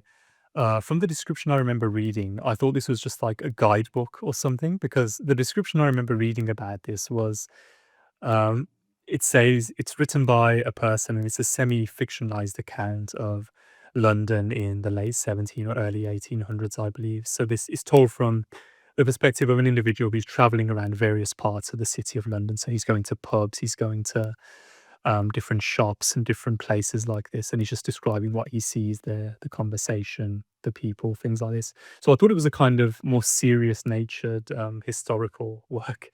But I read this earlier this year and I was surprised to find it's extremely funny in nature. So it's kind of half real, half fiction, and the language is really something to read in this volume. It's kind of almost Shakespearean. It's a bit like Robert Burton's language, it reminded me of in his Anatomy of Melancholy, which we'll touch on later. But it's a real feast of English language and the English lexicon and English words, and in a very humorous way. Very, very funny and a real feast for anyone who enjoys Shakespeare or Robert Burton's prose. Have a look into this. You'll probably have to slow down and savor the beautiful, rich language. So I wanted to add a quick note going backwards one shelf. I was thinking about what are the dates of the other two kind of presses that you hear in the same sentence as Franklin Library. You have Folio Society, established 1947, incorporated 1971, and then was formerly privately owned and became an employee ownership trust in 2021. And then the other one is Easton Press, and that was founded in 1975. So Easton and Franklin started at a very sort of similar generation, and Folio Society is the one that's been around the longest. Yes.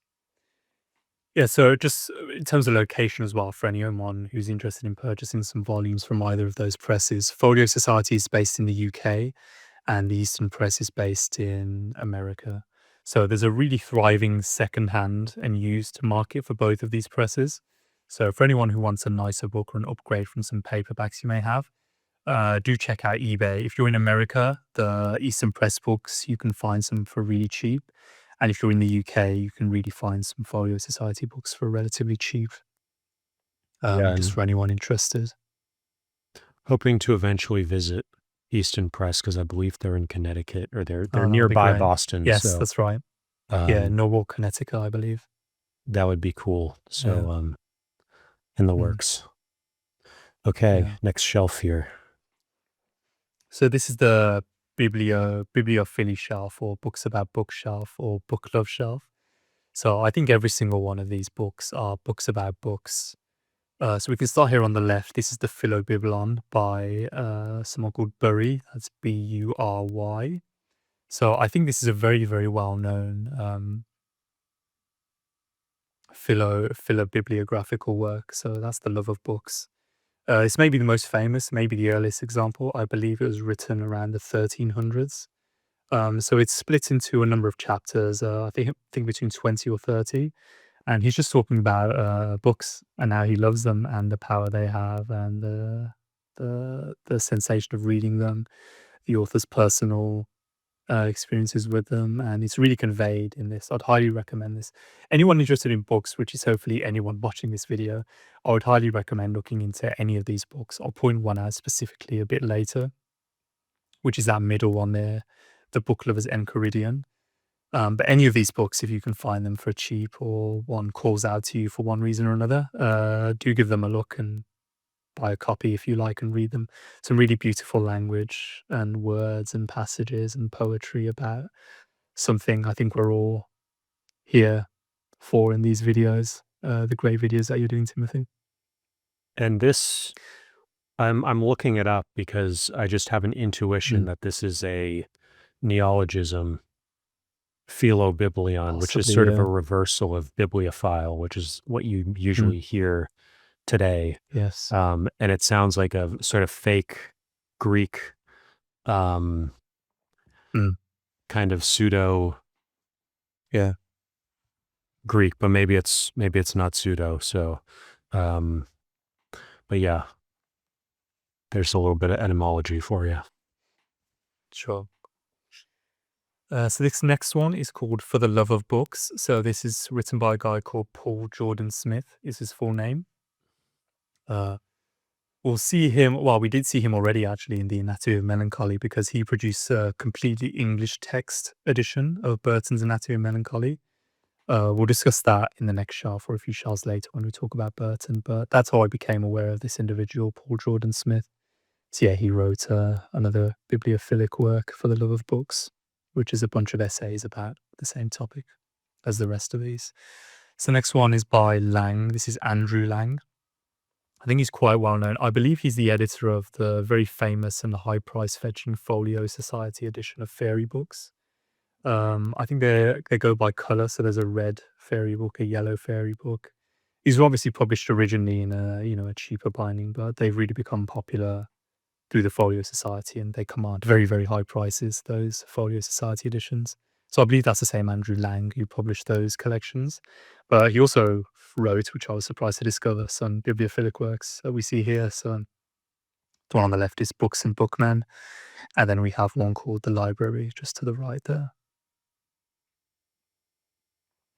So this is an interesting little volume. This is written by John Donne, which I have a few more works of in a later shelf. So I think most people will be familiar with John Donne through his poems and his poetry, right? That's certainly how I was familiar with him. I think 1600s, I believe he's classed as a metaphysical poet. So I, again, only recently, I think a few months ago or earlier this year, discovered that he wrote works outside of poetry, which I was really surprised about because I'd never heard them mentioned before at all. So this is a really interesting little volume called The Cautious Library. Excuse me. And what this is it's kind of an imaginary list of books that John Donne has written. So it's kind of just an itemized list of, I think, 40 or 50 or so books, but they all have completely imaginary names, and many of them are very humorous in nature. So it's a really, really interesting little book. I think this is published by, Non Such Press, excuse me, this edition. Um, yeah, just a really humorous and interesting little book. And we've got a rare book. Why do I keep forget slipcase? Rare slipcase here. Yeah. So again, this is a slipcase I couldn't. It's too nice not to part with. Yeah, which you'll see some examples of here and there. Yeah. Then this next book here, I think this may have been the first bibliophilic work that I bought. It's called The Book Lover's Enchiridion, edited by this guy called Alexander Ireland. Is his full name? Enchiridion will be familiar to students of Greek philosophy because Epictetus, the ancient Stoic, who we mentioned previously at the start, wrote. So he's famous for two works: the Discourses, and then a kind of summarized, shortened précis of that work, what he called the Enchiridion. So I believe this is a Greek word which translates to handbook. So again, suggesting a shorter form work. Um, so this guy Alexander Ireland, he's kind of taken books and the love of books and all things to do with books as a subject to make his own version of the Enchiridion, obviously focused around books. And this little volume here contains beautiful passages about books spanning a really wide range of authors. Lots of essayists here who we'll see in the later shelves. There's passages here from people like Robert Burton, William Hazlitt, people who we'll see later on, Samuel Johnson. But yeah, if you can find a nice old physical copy of this like I have, I'd really highly recommend it. If I was to recommend one of these books, it would be this one. Or I love it so much that I'd recommend it, even a digital copy or a reprint, a modern reprint. Actually, just very quickly touching on older books. So lots of these older books, obviously, it's really nice to have the original printing by these publishers. However, if you look on specifically Abe Books, there's a company called SN Delhi Books or SN World Books. I think they go by a few names. I purchased one book from them a very long time ago, but I believe what they do is they take books which you can find on the Internet Archive, and they publish them in a physical format. I think you can choose between a paperback and a hardcover, and I think it's really relatively high quality for what it is, because it's obviously a scanned reprint of an old book, but it's packaged up nicely and it's making available to people a physical copy of an old book, which you might not be able to find in an original copy, or if the original copy is too expensive and you just want to read the work Do you in a have any of physical them? format. I have one, not on me because I gave it to a friend, so she now has that. But it was a copy of Emerson's Society in Solitude. I remember it vividly.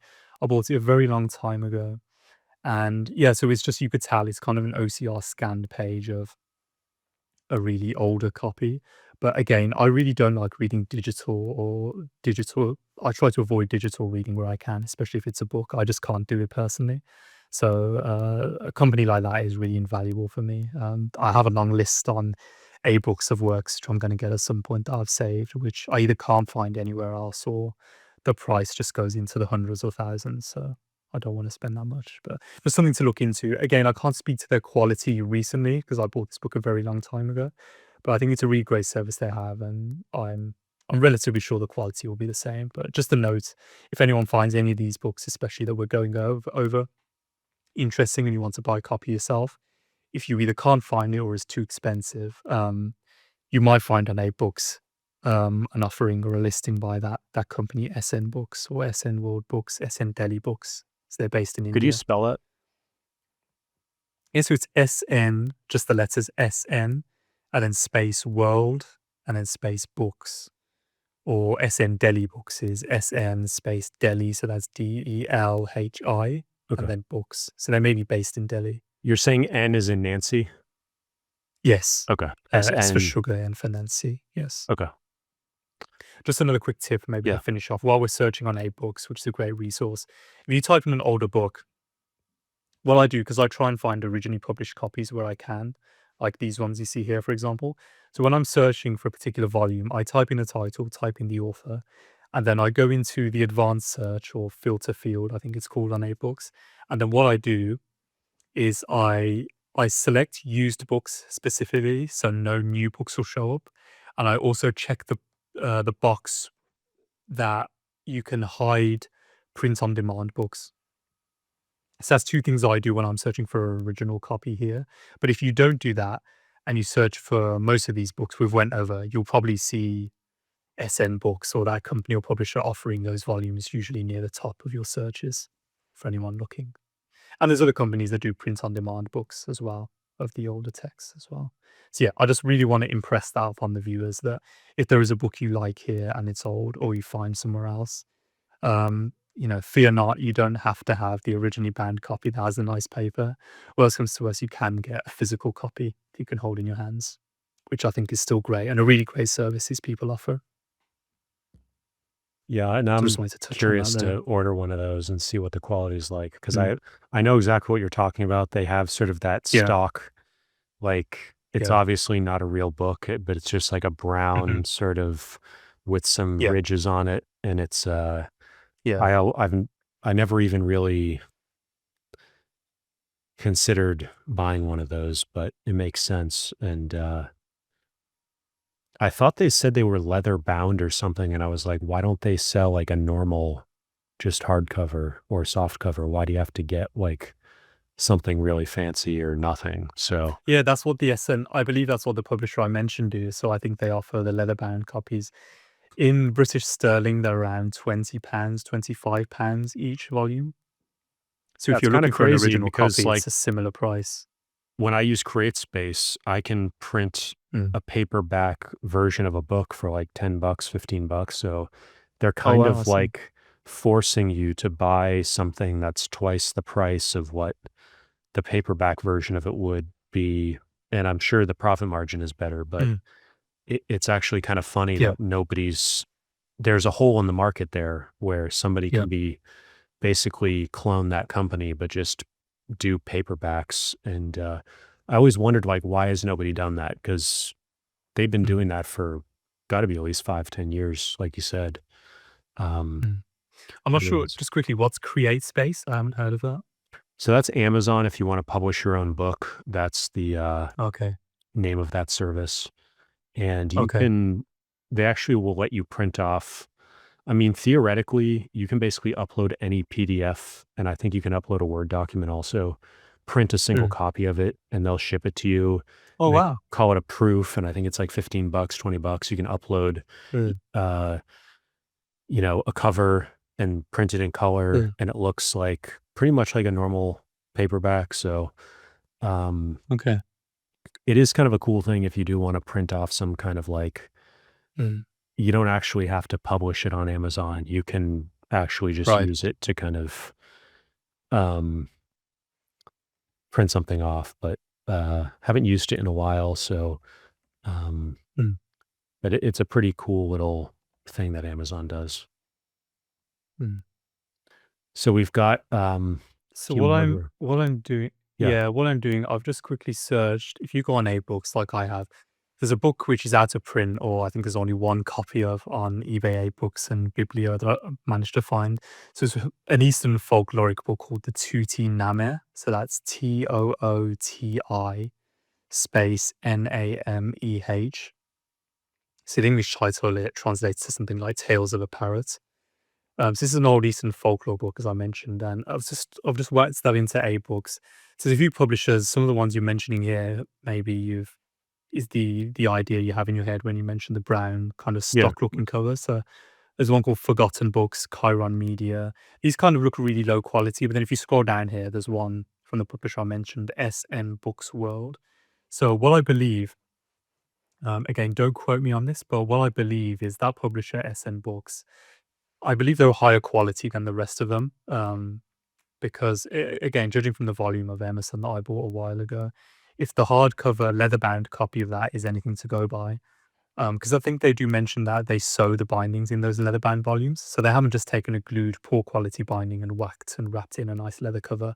I do believe they actually sew the binding, so Mm. I think it's as close as you can get to an original published work if you can't find that for some reason. It'd be a good YouTube video. I think I'm gonna do that. I'm just gonna buy It's a like good I'm gonna idea, yeah. take one book and buy like the 3 different Yeah. Yeah, it's a Abe good idea, yeah. versions Yeah. of it and just be like, Mm. that'll probably be a pretty good video actually. That'll be fun. Um, Yeah. I'd be okay. really interested to see that as well, yeah, because What there's book a few should I books of do? Do you have like a book in mind that you think would be fun to just get 3 versions of it?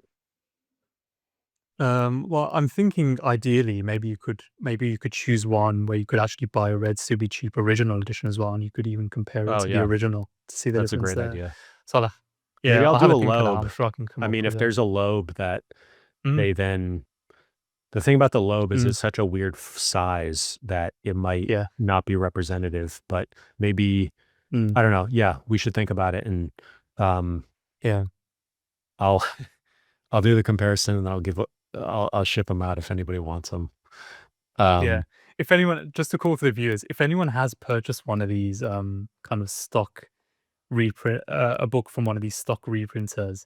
If you have purchased a Loeb or a weirdly sized volume and you've received it and it is weirdly laid out, please do leave a comment or let me know because there's a couple of volumes, just like you said with the Loebs, how they are very small or relatively small, right?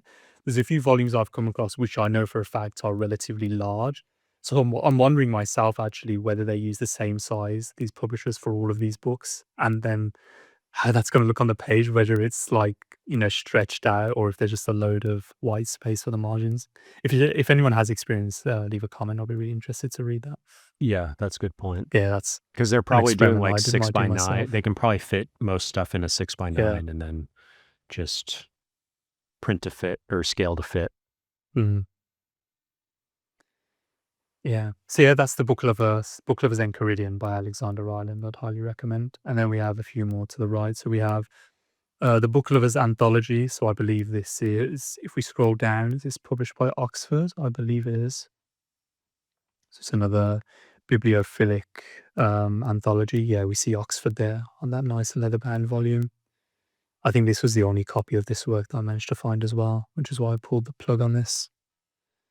Yeah, we see there Oxford. And then what do we have to the right here? We have The Book Lover by Baldwin. So this is a really good work. What does that say there? Putnam, I think that says. So I think that's the publisher there. Hmm. Sounds right. And then what do we have? What do we have to the right here? The Book Hunter by Burton. So this is not Richard Burton or Robert Burton. This is a completely unrelated Burton to those two. And then we have Among My Books by Frederick Harrison. I have a couple more books by Harrison. Oh yeah, one I skipped over. Sorry, the right there to the left. The Choice of Books, also by Harrison. So it's 2 volumes of essays about books. He's right. And then what do we have to the right here? Does that say The Book Hunter? If you scroll up a bit. The Book Hunter at Home by Allan, Allan. So that was a really interesting book talking about, as the title suggests, book hunting. So kind of tracking down, just what we kind of talked about the last 5 minutes, really tracking down rare volumes. And but this was 100, 200 years ago.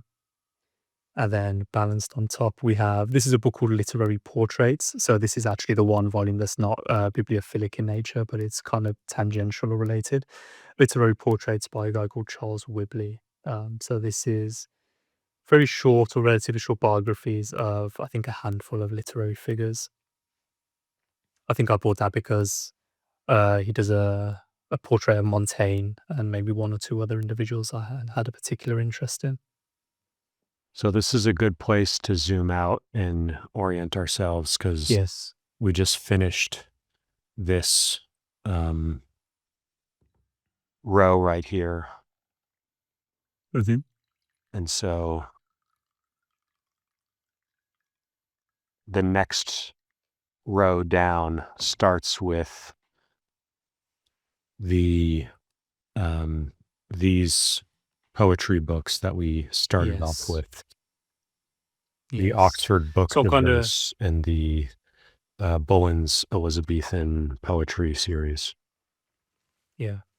So with this shelf, we're kind of transitioning. Into poetry, and so there's a few scattered volumes in all the previous shelf we looked at, mainly ancient poetry, which you saw here and there, like Propertius, Homer, etc.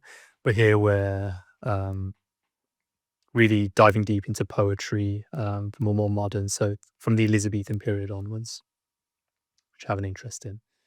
So let's start with this very colourful individual here on the very left, John Wilmot, otherwise known as the Earl of Rochester. So he was alive, I believe, in the Restoration period, and he was a really, really colourful individual, a real rake of a figure, and that word is very aptly applied when I use that word, rake, R-A-K-E. You know, drunk himself, drank alcohol to the point of drunkenness, wrote poems, kind of, he's this kind of rakish figure, having a good time, let's say, and he kind of went to some extremes. So I finished reading this particular volume. It's published by I believe it's published by the Nonsuch Press, another great publisher. I'm not sure if I've mentioned them. We mentioned them a few books back, but I think this may be the first time we're getting into some more volumes by them. I just wanted to do a little call out for them because they produce books similar in quality to the Limited Editions Club that George Macy founded. Really, really recommend some Nonsuch Press volumes if people can find them. So they did start out by producing some regular volumes. So I know there's a whole bunch of books they've done where they've collected the works of various people, and they're just published in a relatively normal standard looking edition. But then they're really known for their limited editions. This is an example of one of those. So they use really nice paper. The paper is usually watermarked, really nice layout and typography and things like this. So yes, this is the works of. Mhm. I just want to give the dates of Sure. John Wilmot, 2nd Earl of Rochester, 1647 to 1680. And the Restoration period means the restoration of the Stuart monarchy in 1660, and it's commonly dated as running through James II, 1685 to 1688, and ending with the Glorious Revolution in 1688. Yeah. So he may have been a little before that then, I think. But yeah, really colourful individual. So this volume is his work, so it contains his poetry and some of his plays. So he's really known for being a poet. And yeah, he wrote these really, really, in some cases, very extremely explicit poems. There was, just to give you an example, so when I finished reading the poetry parts of this volume earlier this year, I was taking some photos and uploading them to Twitter. I took a photo of one, I uploaded it, and then I read it properly and I removed it because it's probably the most extremely explicit poem I've read. It can be taken the wrong way. So he's wrote in a very humorous way. He wrote very humorous poems, but if you're presenting something of that nature without context, I think you should be a bit careful. But What's the that name may of this excite some poem? interest in some viewers. I don't even want to give the name, and I Oh, don't know okay. it off the top of my head, to be honest. It's literally just 4 lines. Oh, okay. Yeah. If you read some of his poems, you'll come across it. But yeah, very, very racy and explicit in a kind of good-natured, humorous way, this guy. So if we go down here, so the Oxford Book of Live Verse we've touched on. So this is one of their books in the verse series of lighter, more humorous in nature poetry, I believe. Then we have this copy of Shakespeare, which I think we already covered too. Yep. So let's get into the meat of the shelf then, which is this individual called Johann Secundus. So this guy, a lot of the remaining volumes on the shelf are various editions of his poems and poetry. So I came across this guy through both Montaigne's essays and Robert Burton's Anatomy of Melancholy. So both these guys have read this guy, and he's a poet. So he's mainly known for his small collection of poems called the Baiae, which is a Latin word meaning kisses. And then, yes, you see some here. So that red volume is a German translation titled Küsse. And then this one here, translated by FX Matthews. He's called it The Kisses of Yo. You see his name variously spelt as well. So for anyone looking at these, his actual work is variously titled Baiae and Kisses. And also his name you see here, it's called Johannes. It's spelled in various ways. Just for anyone looking these up. So he's quite an interesting guy. He was alive. Let me just go here. He was alive in the 1400s, and he's Dutch, I believe, late 1400s, early 1500s.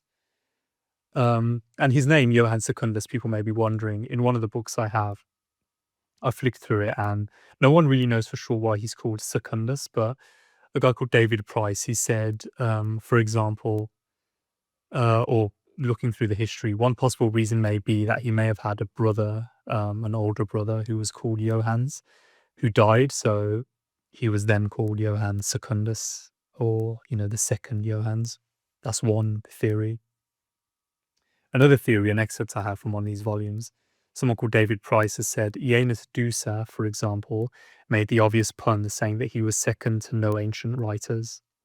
So, that's the kind of esteem that this person held his poems in. He's saying that he's so good that he's not even second to these ancient writers. He's on the same level as Ovid, for example, and the ancient Greek poets. So his main work is the Baiae or Kisses, like I mentioned. And then he also wrote a bunch of other poems. So the kisses they're all centered around the theme of the kiss. So that's what they have in common. And I really liked these poems when I read them. They're really unique, and they're some of my favorite poems ever. And some of his other works and other poetry as well is really, really amazing. So if we go left to right, the very small red volume we have is, as I mentioned, a German translation. This has some really nice illustrations in, and that's the primary reason I bought these volumes, because I don't read or understand German. There's some really nice illustrations in here to accompany the poems, which are really nice. And then the next one, let's see. So this is translated by Matthews, as we saw. This is, I think, a relatively scarce volume. I think it's independently published by him, I believe. He's called his press the Wine Cellar Press, like you see on the bottom there. But I believe this is just an individual, a private scholar who also liked his poems and wanted to translate them. So that's another copy of his poems I have. This next copy, so just a quick note, I don't think he's currently in print. So if you want to, sorry, I tell a lie. I think he's in print with this bright blue volume you see here. So this is published by Brill, which I believe is an academic publisher. And this is a relatively expensive volume of his poems, translated by a guy called Murgatroyd. So I'd highly recommend this volume. It is relatively expensive. But if you can't find any others, I'd highly recommend this one. There's a lot of notes for this one. It's a very scholarly approach. That contains his Baiae and some other poems, Amatory Elegies, like you see there. So that's one currently in print, I believe, that people can buy. Otherwise, you'll have to have a look on the secondary market for some of the other copies I have. So if we go back. And this word is kind of a key word, amatory. That's, if you think of Ovid's Ars Amatoria, Arts of Love, that's sort of the more exactly. Elevated term for this kind of genre. Yeah, exactly. So that was FX Matthews. Then we have a really nice, this green volume here is another copy I'd really recommend if you can find it on the used market. Another one just below, of still sticking with Secundus. Yes, this one here, it's called The Love Poems of Johann Secundus, so translated by F.A. Wright. That's a really nice selection and a really beautiful translation of Secundus' poems. And then moving to the right, we have this volume called Janus Secundus. You see the variation in his first name so far, right? We've had Johannes, and then here we have Janus. So this is all referring to the same person. This is Janus Secundus by David Price. I think this is a little historical in nature, so I don't think this is a translation of his poems. So this is focusing on the individual as opposed to his work. And the volume to the right, the red one, let's see here, Johann Secundus, the Latin Novellogy in the Renaissance. So I believe when I was flicking through this, I think I remember there is actually a translation of some of his poems within that volume. So it's not just a historical context analysis, but there is actually some English translations of his poems in this volume here. What does this say right here? By Archon. It says MRTS. I think this is a publisher or series. I believe that stands for Medieval Renaissance Texts something. Not sure what the S stands for. Society, I'll have maybe. a quick Google Yeah, I think you're right, actually. Yeah, Medieval Renaissance Text Society. So this may be one volume in their either series, or if it's a publisher, then it's just one volume that they published around medieval and Renaissance texts. Then the nice leather-bound volume with, I think, real leather pieces on the spine is, let's see if we zoom in a bit more. The Baiae of Johann Secundus. Excuse me. Is the next one just above this one. Oh, the brown leather here. So this is another translation. I think that's a limited edition. And then, the Brill volume we talked about in blue to the right. That's yet another translation, the one that's currently in print. And if we skip right to the right-hand side, this relatively thin volume.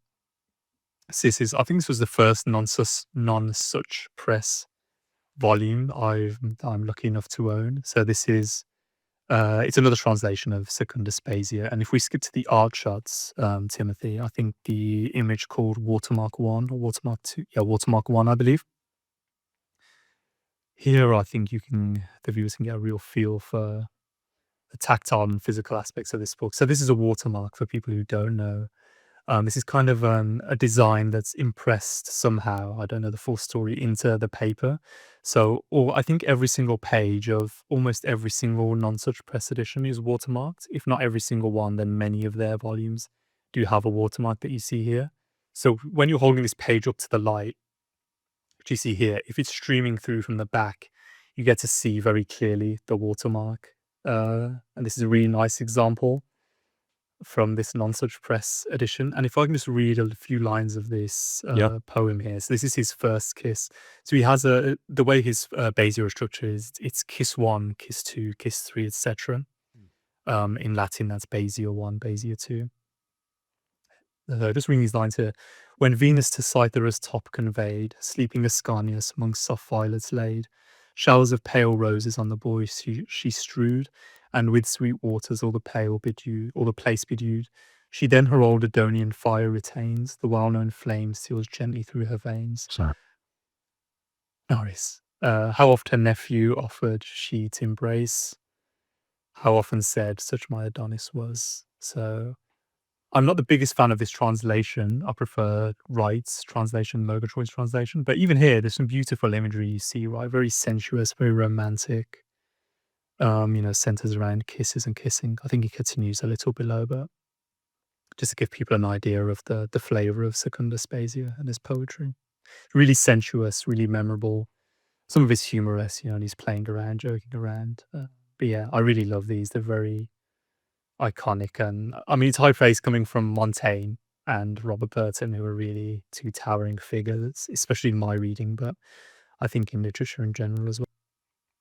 So yeah, comes highly recommended from me, Montaigne and Robert Burton. So yeah, this is a really nice, slim non-such press edition that they produced of his work. So then if we return back, yeah, this is a different. Well, we can look at this while we're here if you like. This is from the limitation page of the Abelard and Heloise volume. So you see here a really clear and interesting watermark, right? So you can see the limitation info above. So this edition is printed in the monotype reproductions of the Roman type designed by Francesco Griffo of Bologna for Aldus Manutius. You see him again. And the cursive of Antonio Blado. So this sentence is referring to the specific typeface and font they've chosen for this volume. And then it's limited to 750 copies, of which 18, numbered from 1 to XVIII, in Roman numerals are specially bound, and especially bound in vellum. And the remaining 732 are numbered in Arabic numerals, bound in buckram. This is copy number 19. You may see this second last line here, the type has been distributed. I recently decided to Google this, and what this means is for limited editions or a lot of these older works that were privately printed or printed in a smaller quantity. So the type setting that was done by hand, it forms what's called a form, FORM or FORME. So this refers to the, a single, well, it's not a single page because before the pages are folded and cut up, it's kind of a 16-page large sheet that the printing is done on. So they're not printed in page by page, these older books. It's done on a larger, equivalent of 16 pages, which are then folded up later. So the type for those is bound into what's called a form, the structure. So when they say the type has been distributed here, that's meaning that the type has been kind of destroyed. So they're destroying the structure of this, which basically means you're reassured if you see this limitation page that this is an original limited edition, and the type being distributed would mean it's not easily reprintable.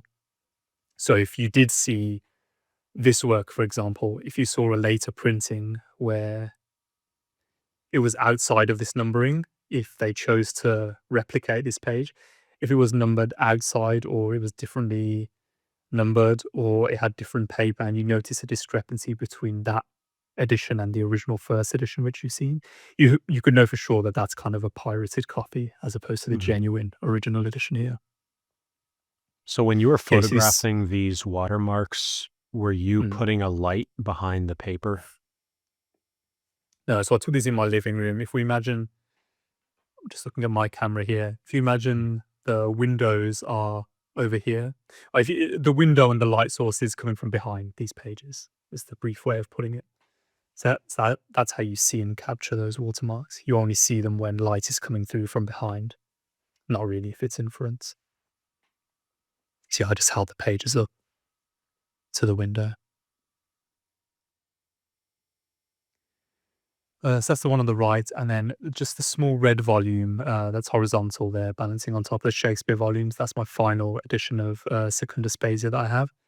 So this is called The Kisses of Secundus, and I believe it's also bound, I have it right here, with another collection of kissing poems by a poet called Bonfons. So that is spelled Bonnfons. So I haven't got to this volume yet, but looking through it, it seems like he's kind of imitated Secundus and wrote these very brief Spezia poems as well. And this publisher has chosen to bound those with Secundus's Spezia. Yeah. So if anyone watching this has a collection of Secundus books, please contact me, because I'm just wondering myself if this may be the largest private collection of his poems, because it hasn't been printed many times. I'm not saying this is really large, but the number of editions that it's been printed isn't very large. I know there's a Polish copy that I missed out on, and there's an original.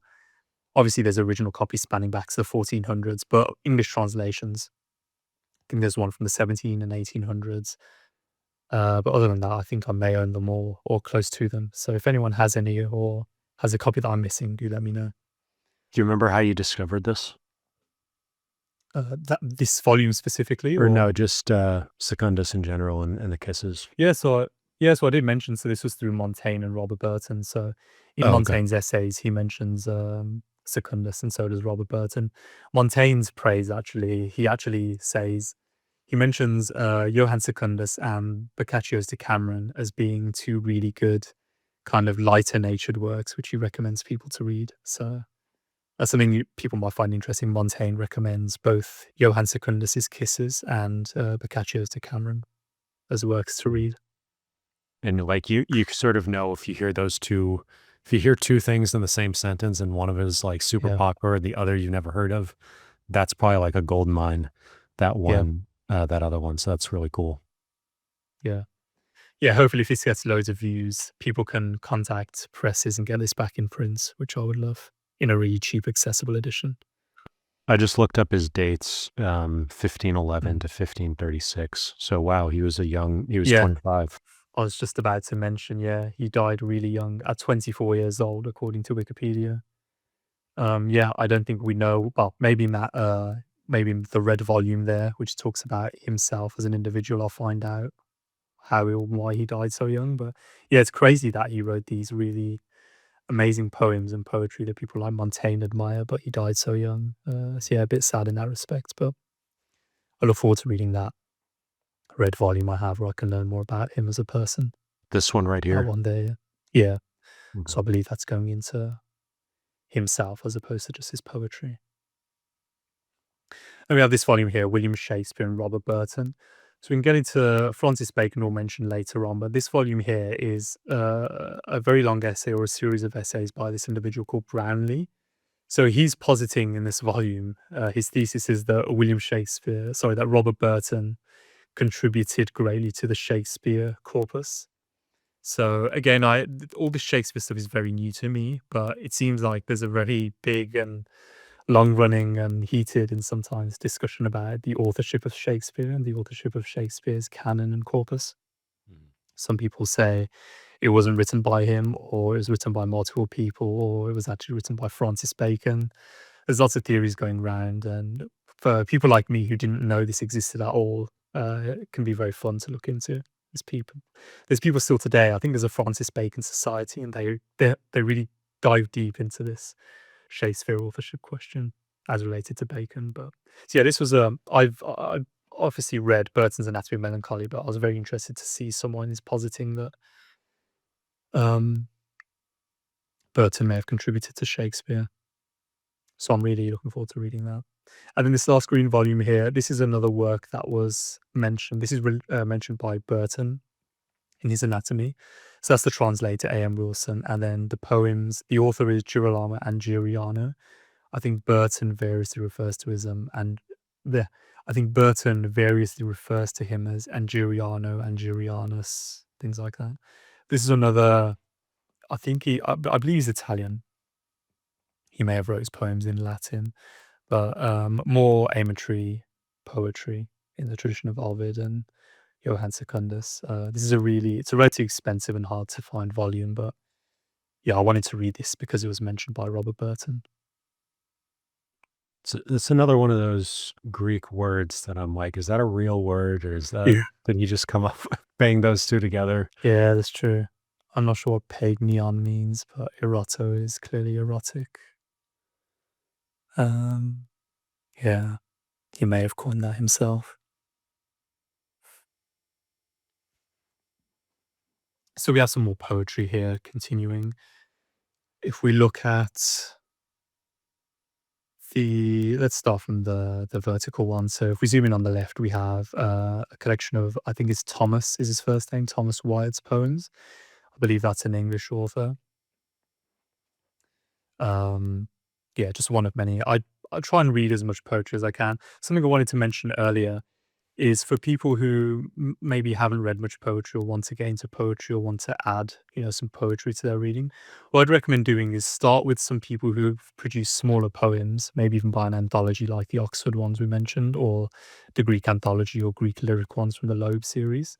If they're smaller, literally just a few lines, I like to read these at the very start of the day or to end the day, or if I have two other more weighty books that I'm reading as kind of a main book, I can, have a break and read a quick poem. And if you do that over a long period of time, you'll find yourself very quickly getting through a 500-page poetry book, which would maybe take you an extremely long time if you were to just read it cover to cover, where you'd probably get burnt out or get a bit tired or maybe lose interest. So that's something I'd recommend people doing. I always try and have some form of poetry on the go, which I dip in and out of. Let me ask you sort of a bigger picture question, which is,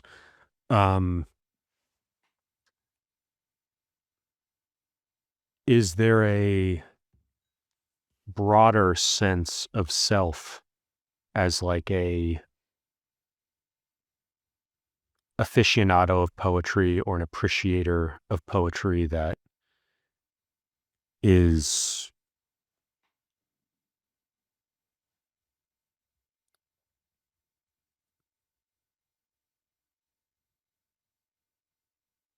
that you found you sort of made a transformation at like a higher order?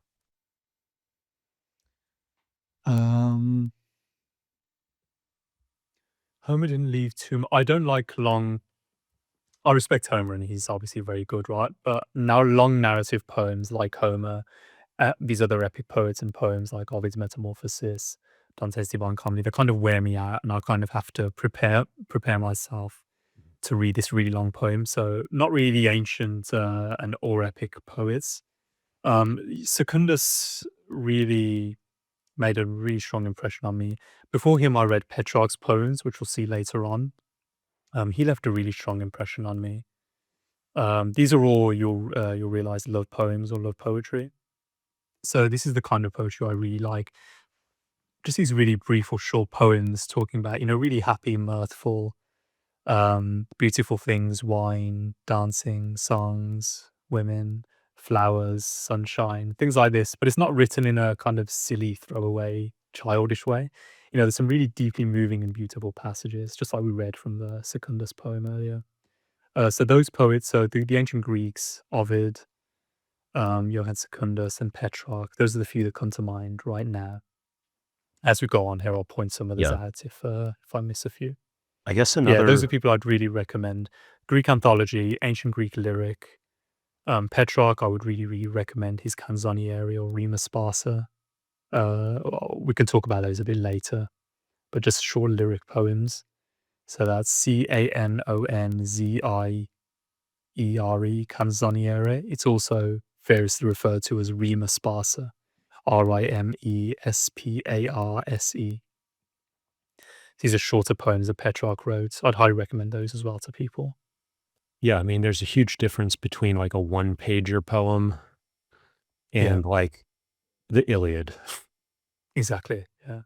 See, when I read these longer works and with plays as well, I like to make that the main work I'm reading, and I like to read it in as short a time as possible because I want to really keep the narrative in my head, which I struggle to do sometimes. So yeah, when I read Homer and Dante and these other people, because I have read them, I had to get myself in a headspace and, really say to myself, okay, I'm going to read this. I'm probably going to get bored and a bit tired and lose interest, but I need to power through because otherwise I'm going to forget the narrative and kind of lose the whole effect that reading it in one go or as short a time as possible has on you.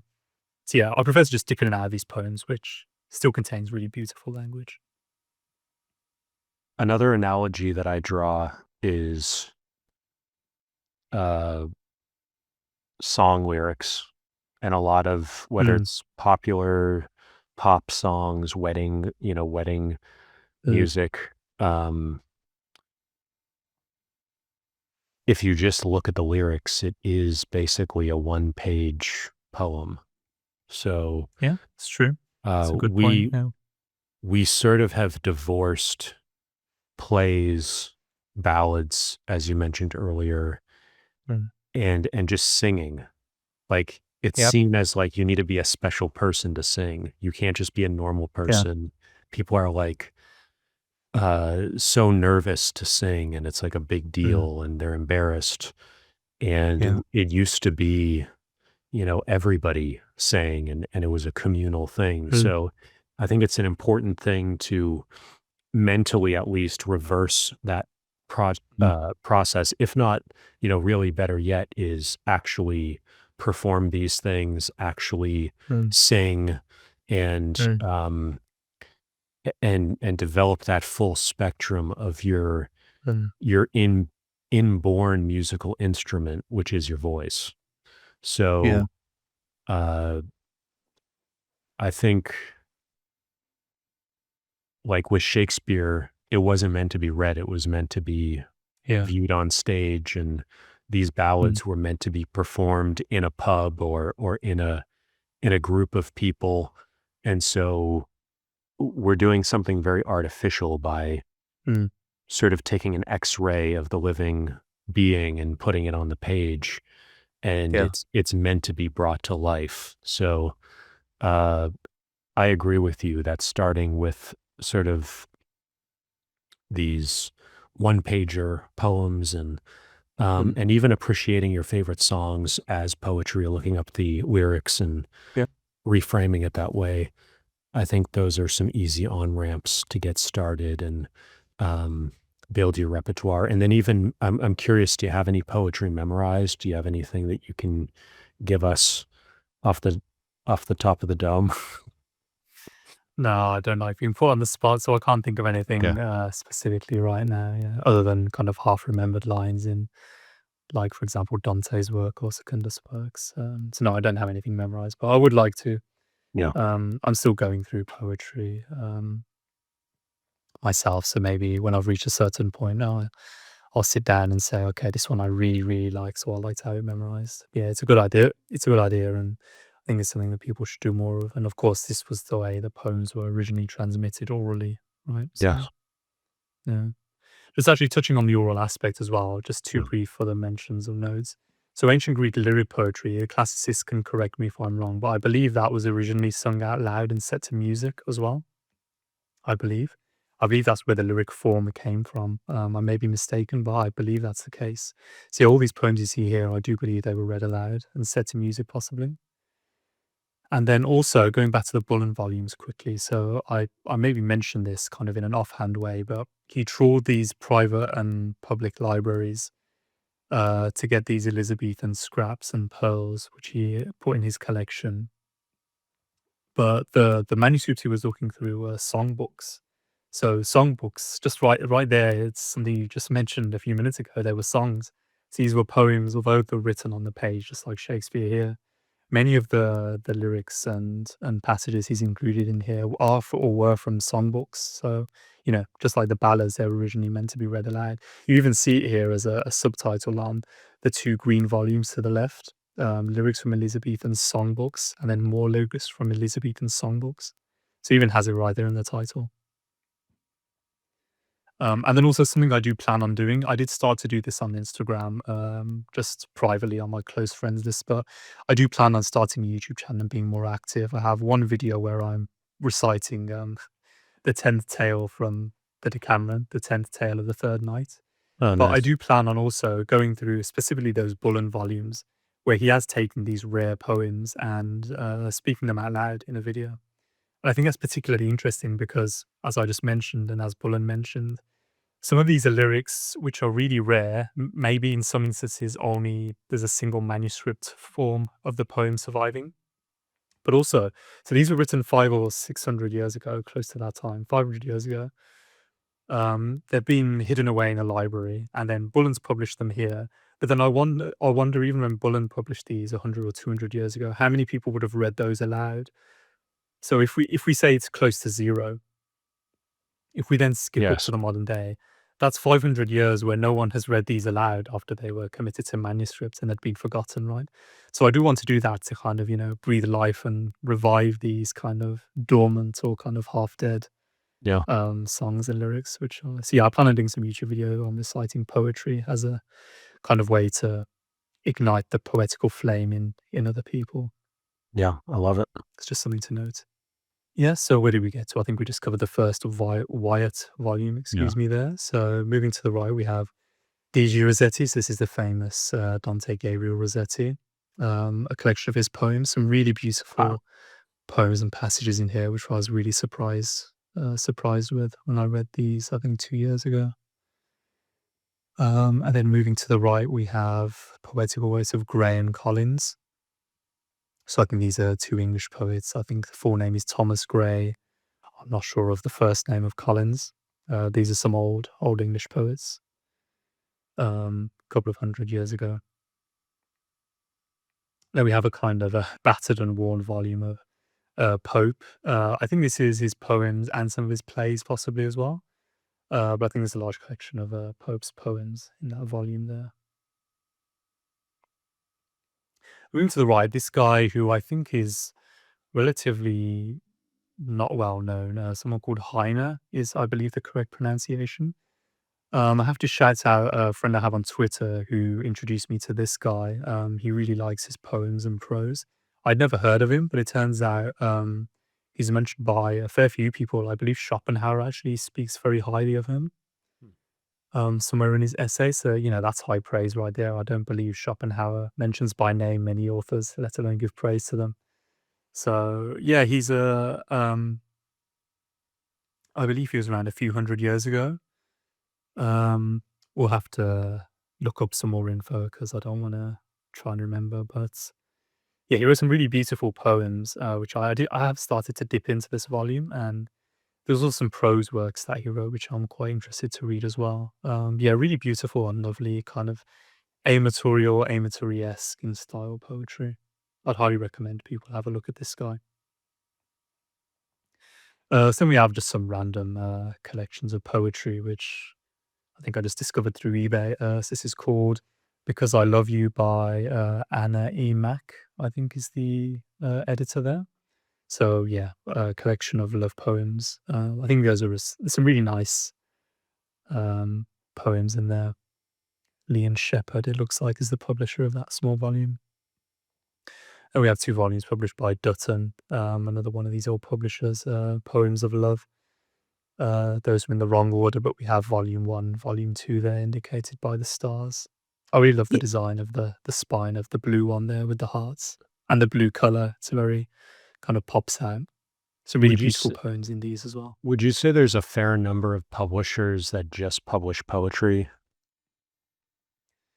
I'm not really sure. I'm not sure about if you mean modern day or old, but I don't think I've come across any publishers specifically specializing in poetry. I think many of these publishers also publish prose and even other works like philosophical works and historical works. So off the top of my head, I can't think of a specific poetry publisher. Okay. Yeah. Moving right, so we're still in poetry. This is Poems and Proverbs by George Herbert. So yeah, some of his poems and a small collection of proverbs he has there. I think the English title is Jocular Proverbs is the full title. I'd highly recommend those. There's one I really like, which is The Best Revenge is Living Well. It's good. I think a fair few people know that proverb, but yeah, this is originated with George Herbert, who I think he was a Christian poet. Wrote some really beautiful Christian poems, which I read a few of. And yeah, his proverbs, which I'm looking forward to get to. Rivington, it looks like, is the publisher there. So we have another kind of battered and worn volumes. You see there, you might be able to make out the title Night Thoughts. So this is a very famous poem by someone called Edward Young. So this is organized into, I believe it's 9 nights, and I think it's a narrative-esque poem. It's not amatory. I think it's discussing a fair few subjects, maybe even metaphysical or a bit mystical in nature. But I think that's a very well-known and famous poem. Then we have a very short collection of poems called The Rose of Flame by Aldrich. This is a completely random book. I don't know too much about it, but I believe it's a female author there, Aldrich. I can't remember her first name. And this is all of her poems that she wrote and published herself. Some really beautiful pieces in there, I remember reading. This is a collection called Apollo. It says KP on the spine there. This is actually a collection of medical-related poems, which I saw. I'll have to grab the volume a bit later for more info, but yeah, I believe it's either. So I think it's spanning a fairly long period of time, and the editor has collected poems written by doctors all that touch on medical subjects, which I thought was quite interesting. I think it's published in a small, possibly limited edition. That just popped up on eBay one day. I thought that was interesting. And this another Warner volume here is called Salmagundi. So that's Salmagundi, Salmagundi. I think it's just a fairly random collection of both poetry and some very short prose from a couple of 100 years ago. Again, I think that just popped up on eBay. Then we have some more collections of poetry here. So the bottom one, or the left-hand one there, is In Praise of Gardens. I think this is one of a short series of poetry collections of In Praise of Something. Can we see the publisher there? Who is that? Can we make that out? I can't make that out there. I can grab the volume later and confirm. But if you go on eBay or iBooks and search this title, In Praise of Gardens, you'll find this one. And if you look at the publisher, there's, I think, 3 or 4 other In Praise of Something collections, but they're all poetry, I guess in this case focused around gardens and likely flowers, and then there's some other collections as well focused around a particular theme. These next two I've got with me here because I can't make out the title. So these are actually tobacco related works. The one on the left there is called, let me open the title because the title's one on the spine. This one's called Tobacco Talk and Smokers Gossip, an amusing miscellany of facts and anecdotes relating to the great plant in all its forms and uses, including a selection of Nicotian literature. So this is I think, a very interesting little volume published by George Redway. It's the publisher of this one.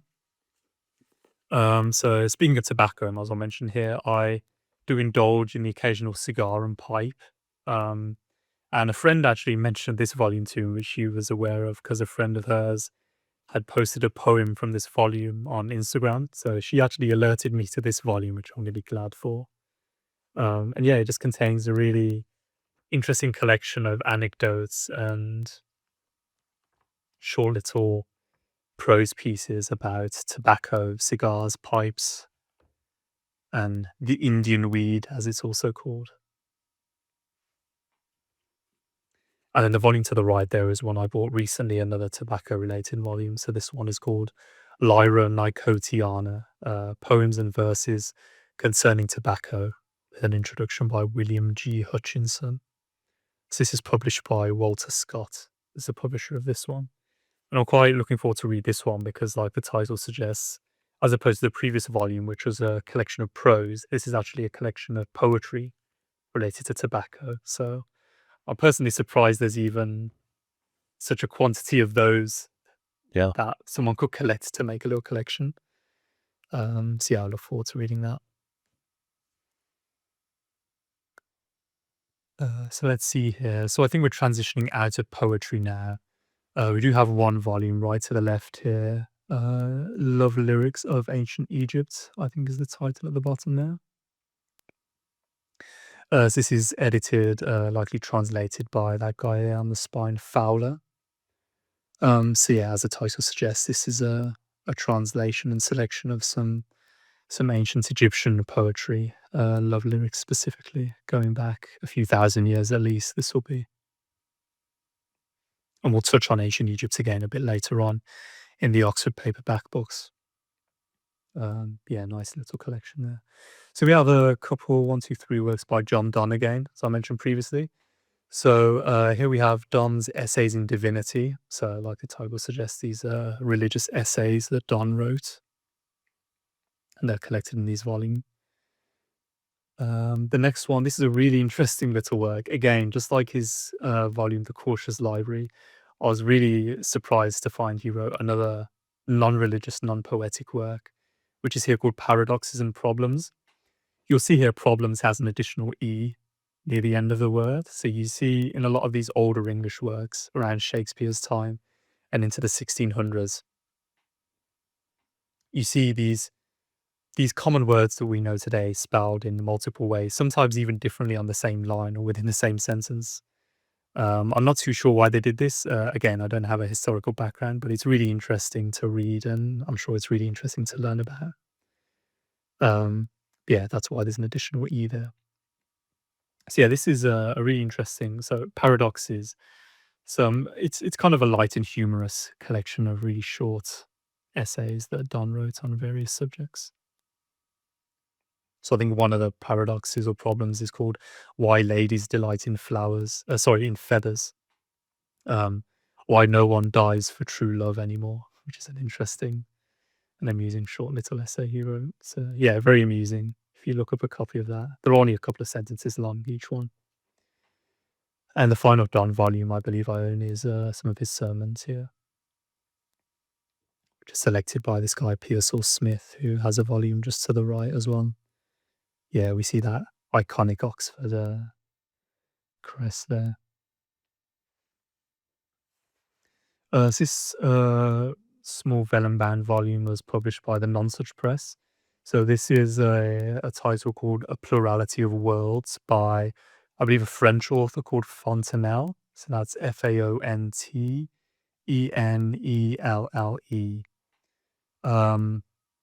I bought this almost purely because of the binding, but this has some of the nicest illustrations I've seen. It's in this really striking blue color, and there's some gold leaf applied as well. But the actual work itself, it's a really interesting work talking about a pluralistic view of the universe. A very early example of this by this guy Fontenelle. So he wrote this in French and it's translated into English and published by the Nonsuch Press here. Really nice little volume. Then we have some word-related books here, just a couple. So this one is Words and Idioms by Loeb and Pearsall Smith. The same author of the Don sermons that he edited just to the right. And then to the right, we have a volume called On the Study of Words by Trench. I've read that work by Trench, really interesting work for anyone interested in language, the English language specifically, and etymology and things like this, which is what he goes into there. Then we have these volumes. So this is a complete set of Walter Savage Landor's Imaginary Conversations. These, I can't remember how I heard of Landor, but he's one of the earliest people I remember hearing of. And this work, I think the title is just really interesting, Imaginary Conversations, right? So what he's done here is he's taken historical figures from the past, starting with ancient Greece, going through to ancient Rome, and then moving more west up to the time that he was writing in himself, which I think is a few hundred years ago. And he wrote these dialogues. So it's all dialogues, and it's obviously historical fiction. So he's just taking two people or two or more people, and he's writing maybe 10 to 20 page dialogue between them, talking about all manner of things.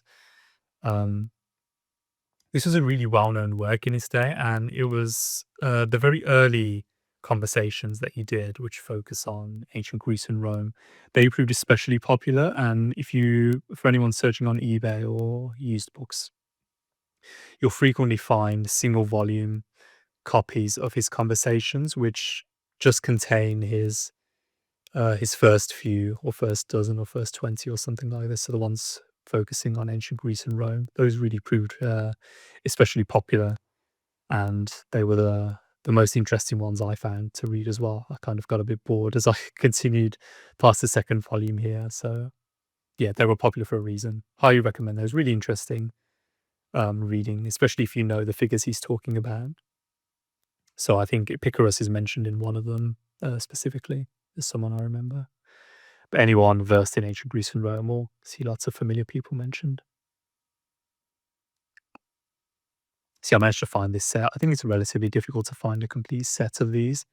There's not many editions that I could find, but if you can pick that up and it sounds interesting, I'd recommend it.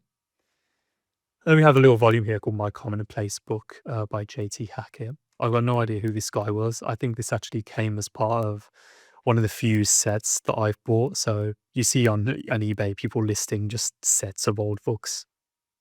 So I didn't buy this specifically. I think it was just included as part of a set. But yeah, it's a commonplace book by this guy called Hackett, as you see. So he's just used it to collect, really very diverse, disparate pieces of sometimes single lines, some of it's prose, some of it's poetry. And yeah, that's what this commonplace book was used for back in the day, right? It was just a collection for people to note down, organize, sort through, remember choice passages that they came across in their reading. So now we have the Montaigne shelf and we transition into essays, essayists, and what I'll call essayistic kind of works, which I have a really strong interest in. So it all started off with Montaigne, like you see here. There's a short passage which I really like and I think is really beautiful about Montaigne from Emerson, actually. There's a beautiful passage where he says, "The sincerity and marrow of the man reaches to his sentences. I know not anywhere the book that seems less written. It's the language of conversation transferred to a book. Cut these words and they would bleed. They are vascular and alive." I think that perfectly encapsulates sensation and experience of reading Montaigne. People have had really similar experiences, and it's really funny. This concept of the words being alive, his essays reading like a conversation, and it being like you're conversing with a friend when you read these essays.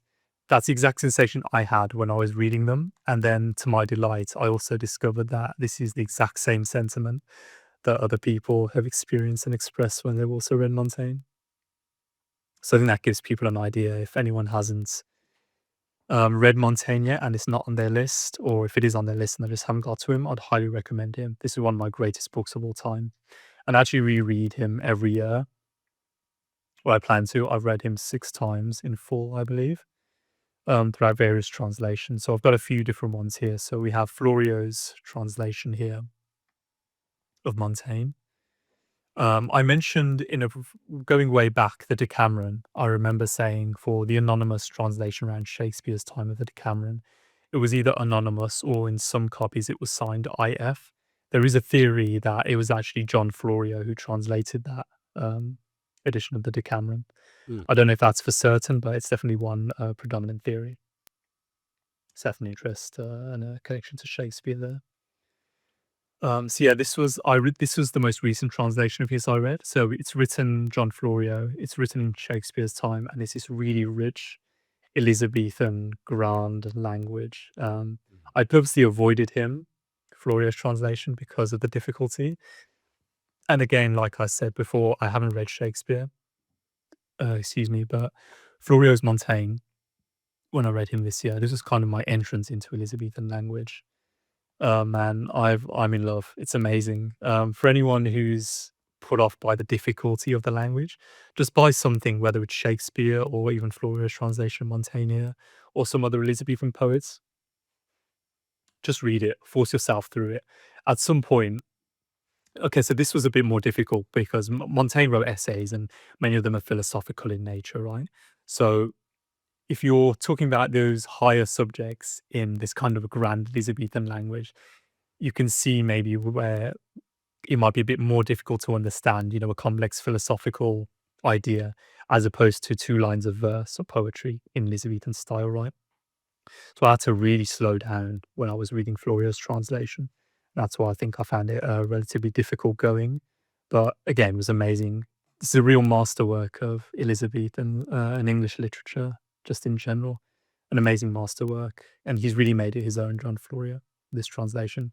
But yeah, I'd highly recommend Elizabethan literature to anyone who hasn't experienced it yet or is maybe a bit put off. Just jump in at the deep end and go for it. So this Everyman copy is second translation I read, and it's the one I'd recommend to anyone who's interested in Montaigne. This is the translation by Donald Frame. So his translation is really forceful and really powerful and authoritative. Those are 3 words I'd use to describe his translation. It conveys a very powerful and authoritative Montaigne. Then if we go to the right a little, we see the Heritage Press 3-volume edition of Montaigne's essays. So again, Heritage Press, that means that It's a cheaper produced copy of a limited editions club edition. So the limited editions club was in 4 volumes, I believe, originally. And then Heritage Press, George Macy condensed those into 3 for the Heritage Press version. So this is the first translation I read. It's by a guy called Ives. Just something to note here. So Ives' translation, it's called fig-leafed or referred to as fig-leafed by various people. So, like the name suggests, that's indicating some of the more explicit passages in Montaigne. This translator, Ives, either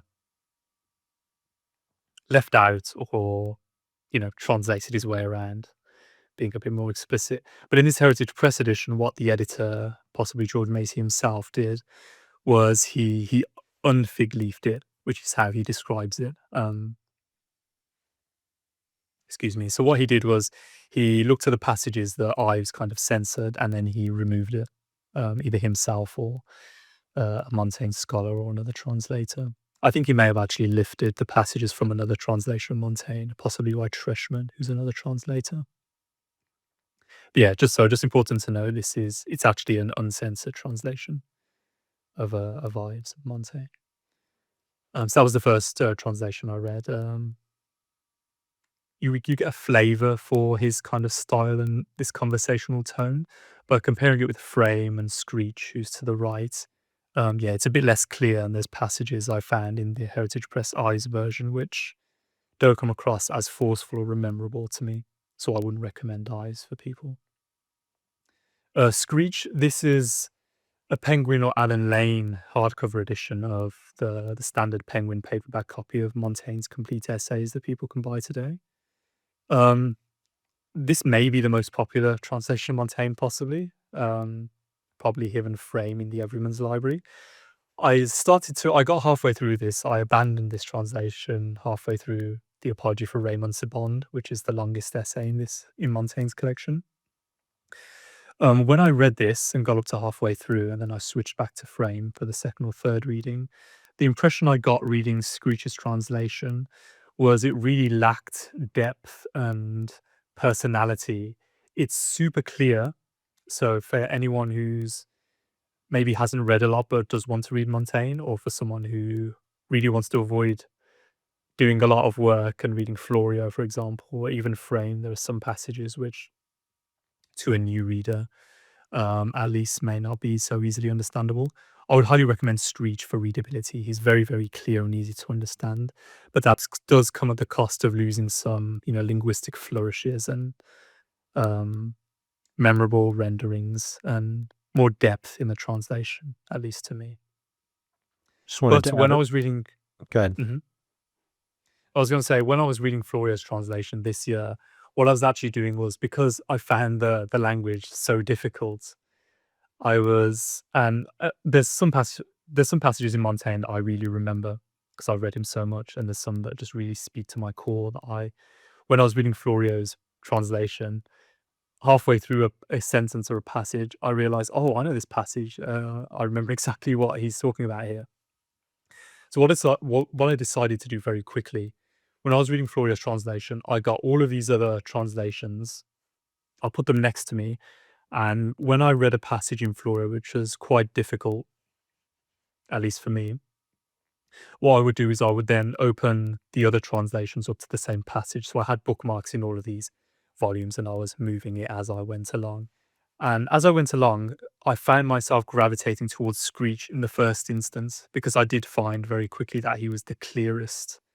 When I wanted to really understand what Montaigne was saying, I went to Screech first, because then I knew what was being said.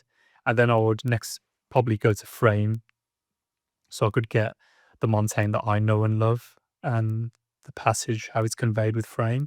And then I would switch to Ives just to see how Ives rendered it. And then I would switch to Cotton, who translated the Great Books edition there on the right. So kind of doing this comparative reading, which I'd never done before. I know some people do this, and it's recommended from people.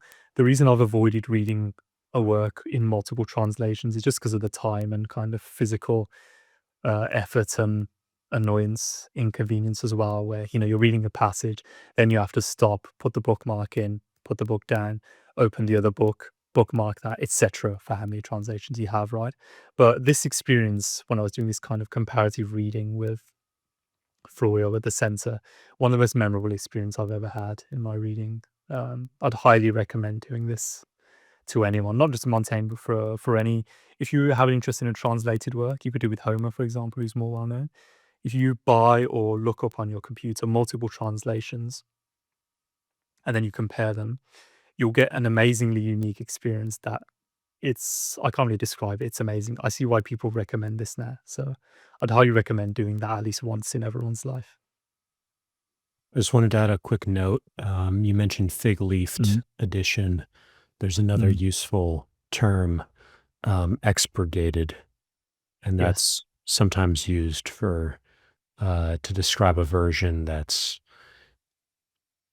the more explicit stuff or offensive stuff has been removed. Yeah, fig-leafed, expurgated, censored, redacted, before I can think of off the top of my head. Yeah, since we're talking about fig-leafing and censoring and things like this, so some of these people, like Rochester, for example, are extremely explicit. But Montaigne, for example, I still can't think. Okay, there's a few passages, I think, in his essay on Virgil where he's getting a bit more explicit. But even then, I think he's just quoting ancient authors. So in a lot of these works, especially the ones I own, they're not like explicitly vulgar in nature. It's more so for the time that they were being. So these are all translated works, right? So for the English audience and English time they were being translated into, that's the real reason why these English translators were choosing to censor these passages. It's not necessarily because the passages are, extremely rude or vulgar in nature. So just like to point that out. Do you want to talk about the handbook? So this is in the Heritage Press / Limited Editions Club copy. So as you see here, they included what's called a handbook. So Montaigne, something I almost forgot to mention. As I said, he's one of the greatest authors and greatest works I've ever written. Ever read. And one of them, there's a few reasons for that. So he wrote these essays. These essays, some are kind of light and more humorous in nature. Some are more serious. Some are really long. Some are really short. He talks about anything and everything. So Emerson previously mentioned he's like having a conversation, right? And the words are alive. That's the best way I can describe reading this. It's just like having a conversation with an old friend. But in this case, in Montaigne, the old friend you're speaking with is a very learned and very well-read friend. So he quotes copiously and extensively, just like Robert Burton, which is another reason I like him. He quotes extensively from ancient Greek and Roman authors. So if you read Montaigne, you're kind of getting a survey of ancient Greek and Roman literature as well. So if you haven't read any Greek or Roman literature or Greek and Roman poetry, but you would like to read it, I would actually recommend Montaigne's essays to you because you're going to get a very, very good sampling of some of the pearls of ancient Greek and Roman poetry. Can you think of one or two essays that people could start with for that? On Books is a really good one. Also, the essays are split into 3 books or volumes. He starts quoting right from the start, but especially in a volume or books 2 and 3, all the essays from those volumes, he starts quoting really extensively. So on Books, he quotes quite a few on. Upon Some Verses of Virgil is another essay where he quotes quite extensively. Pretty much all of them. There's probably a handful where he doesn't quote an ancient authority. So hand in hand, or a natural corollary or consequence of quoting so many authors on every single page is you want to know who he's quoting, right? So Montaigne, in his originally written work, he didn't provide any sources for these quotations. He was kind of half remembering them. And he didn't write where he was quoting these passages from. And there is a very quick quote that I want to read out here because it expresses me as well. He says in his 9th essay in the first volume, "There is no man who has less business talking about memory, for I recognize almost no trace of it in me, and I do not think there is another one in the world so monstrously deficient." So he's basically saying his memory is rubbish here, right? And that's how I would describe my memory as well. My memory is really good for some specific things, but on the whole, it's really bad, especially for facts. So that's why, as you've probably seen in Viewers Will See, I haven't remembered dates and things like this. I just can't remember them. My brain's just no good for it. But I can remember some random passages from other stuff. But yeah, back to the quotes. So he quotes all these ancient authorities, but he didn't, in his originally written edition, cite these authorities. So in common editions, these are put either as footnotes or endnotes at the back of the book. But in the Heritage Press and Limited Edition Club's version, what they've done is they translate the quotes into English in the main body of the essay text. And then they made an additional volume here, what they've called the handbook. And this handbook is just a list going essay by essay of the original language of the quote that Montaigne is quoting. And then it's got the full and specific citation. So not just Persius, who is the author, which he quotes fairly often. It's Persius, Satire 1, line 53. So it gets very, very specific, which is a nice little feature that Heritage Press and George Macy decided to do. And there's some essays as well by an individual called Grace Norton, which heads up each section in the handbook. So she's wrote a short essay about each of Montaigne's essays in that handbook, which was really interesting to read as I went along. So yeah, no new matter in that. It's just how they've chosen to organize the citations from the ancient authors. So continuing along this kind of essayistic line, this is a relatively recent purchase. This one on the left, the Colloquies, I believe it's pronounced, of Erasmus. So Erasmus is probably a name a lot of people are familiar with. I think 14 or 1500s he was alive. And this is, so these colloquies, what he's called, I don't know the meaning of that word, but the format of these are dialogues. So maybe colloquies is a synonym for dialogue, but either way, the format of this work here is a dialogue form, just like Plato's dialogues, for example, where he's discussing, I think, a variation of subjects, a wide variety of subjects. Yeah, Jason Johnston has the collected works of Erasmus, which is dozens of volumes, and this is one of the elements of it. So yeah, I've seen that collection, and yeah, it's a very well-known collection. As you said, dozens of volumes, and I think they're all relatively expensive as well. Yeah, I would like to buy some of those volumes at some point, and read some of his other works. Because yeah, he's mentioned a lot by a lot of people. I think Montaigne may possibly mention him. I think Robert Burton may mention him as well, but he's come up very frequently in lots of books I've read. Yeah, he was prolific and really important for education and kind of setting a standard for how children should be educated and what the sort of standard knowledge should be. So I put it into AI and it's saying it translates into familiar conversations, and they were sort of like, okay, that makes sense. Meant to aid Latin composition and moral instruction. That's right, yeah. I remember reading that from the intro to this book, yeah. It's just some context. Erasmus was born 1466 and died 1536. He's a very early figure. And just going back to that multi-volume edition you mentioned, so that's published by the University of Toronto Press. I think the whole thing is 89 volumes. And there's a work that Montaigne references very frequently, or cites at least, or is inscribed. Just going back to Montaigne super quickly, in his study, he actually inscribed a bunch of quotes from ancient Greek and other authors in the wooden beams that form his library. And there's a few quotes from Erasmus there, and he mentions his adages, or the quotes that he's inscribed. Many of them are from Erasmus's adages. So I think that's 7 volumes of the 89 from that large collection that I want to buy at some point.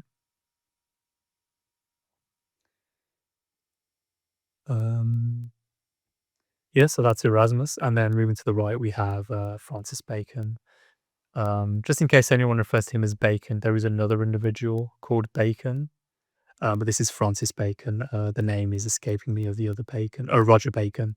That's the other guy. So I believe he prefigured this Francis Bacon guy. I believe. He wrote a very influential and famous work, I believe, called the Opus Majus. It might possibly be included in the Britannica Great Books, but yeah, just in case anyone sees Bacon here. So this is talking about Francis Bacon here, not Roger Bacon. I So yeah, also this is wanted to a just make collected. one additional comment on, Yeah. we were talking about Erasmus being published by University of Toronto Press, and I had the intuition, I just wanted to make sure I wasn't off base, but University of Toronto is known by some as sort of shorthand for it would be as sort of the Harvard of Canada. So it is I the see. biggest, Canada's most prestigious and research-intensive university, and that's where Jordan Peterson taught. So, who also previously taught at Harvard. So it is formerly known as King's College, founded in 1827, and Oh, wow. and so University of Toronto Press, founded in 1901, is sort of analogous to Harvard University Press and Oxford University Press. So if you're wondering, I see. what's the significance of that? That's, a very, the sort of the university press of Canada. And so, which sort of matches the distinction of Erasmus, who was really a singular figure. But continue with, I just wanted to add that little note. Yeah, sure. Yes, this is a collection of Francis Bacon's philosophical work, as the title here suggests, edited by these two guys, Ellis and Spedding. So I believe these two guys made a multi-volume complete multi-volume set of Francis Bacon's works.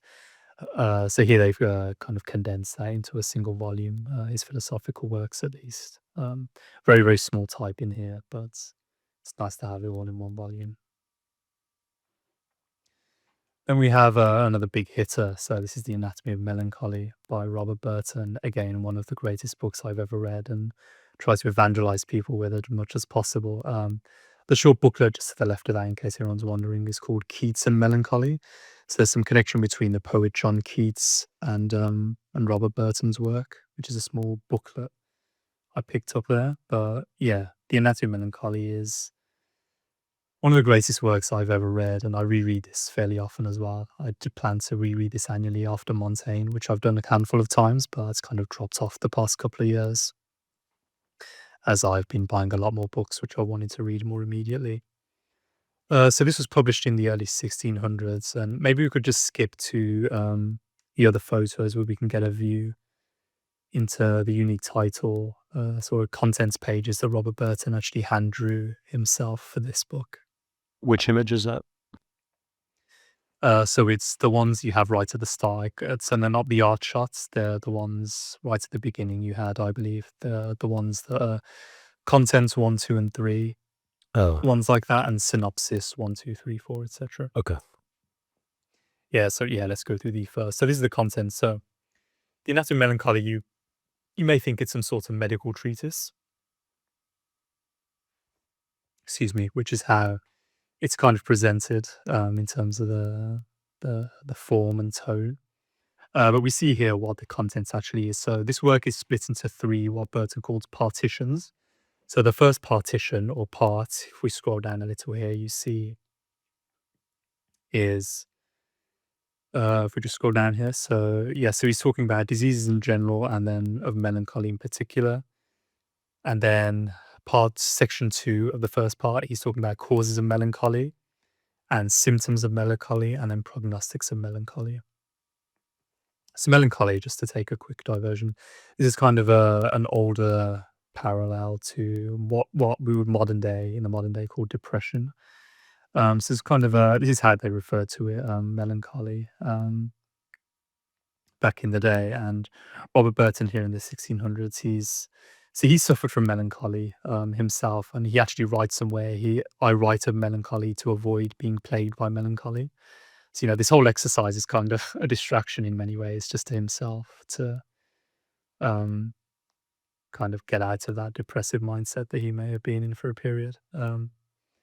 So yeah, this is the first part. So he's talking about causes, symptoms, and prognostics in this first part. Then if we jump to the next photo, in the second part, he's talking about cures for melancholy, so various types of cures. You see a cure of melancholy in general, diet, this is diet as a cure, or curing the diet, digression of remedies against discontent, medicinal and chirurgical remedies, and then particular cures. So just a quick note on the second part here. There's a tradition which I believe, if it doesn't come directly from Galen, it comes from the Galenic tradition, but there's this concept of the six non-naturals, which Robert Burton discusses and talks about very heavily in his work. So, excuse me, these six non-naturals are diet, evacuation, which is referring to excretion, so urine and the number two. So diet, evacuation, air is the third one, exercise is the fourth, sleep is the fifth, and what we would call passions, what they call passions, is the sixth. So these, again, they're called the six non-naturals, and it's coming out of the Galenic medicinal tradition. So these were considered, or especially by Burton, they were considered the cures for melancholy. So what Burton focuses on is he focuses on curing or rectifying each one of these six things as a larger remedy for a melancholic state in an individual. So you see diet mentioned in the contents to part two. So he's discussing how, an individual's diet could be changed or improved as a way to improve their melancholic state. Evacuation is the modern day equivalent, I would say, to digestion. And as we know in the modern day, which has kind of been discovered, even though they clearly knew this, or some people knew this hundreds of years ago, there's a gut brain barrier, right? So there's a very strong relation between the gut, which we're now learning more about, and the brain. So they knew back then, hundreds, maybe thousands of years ago, that this connection existed between the gut and the brain, and that the gut could influence the brain and vice versa. And obviously, with the gut, diet feeds into the gut. So naturally, when Burton's discussing evacuation, he's talking about digestion, and then diet is feeding into that.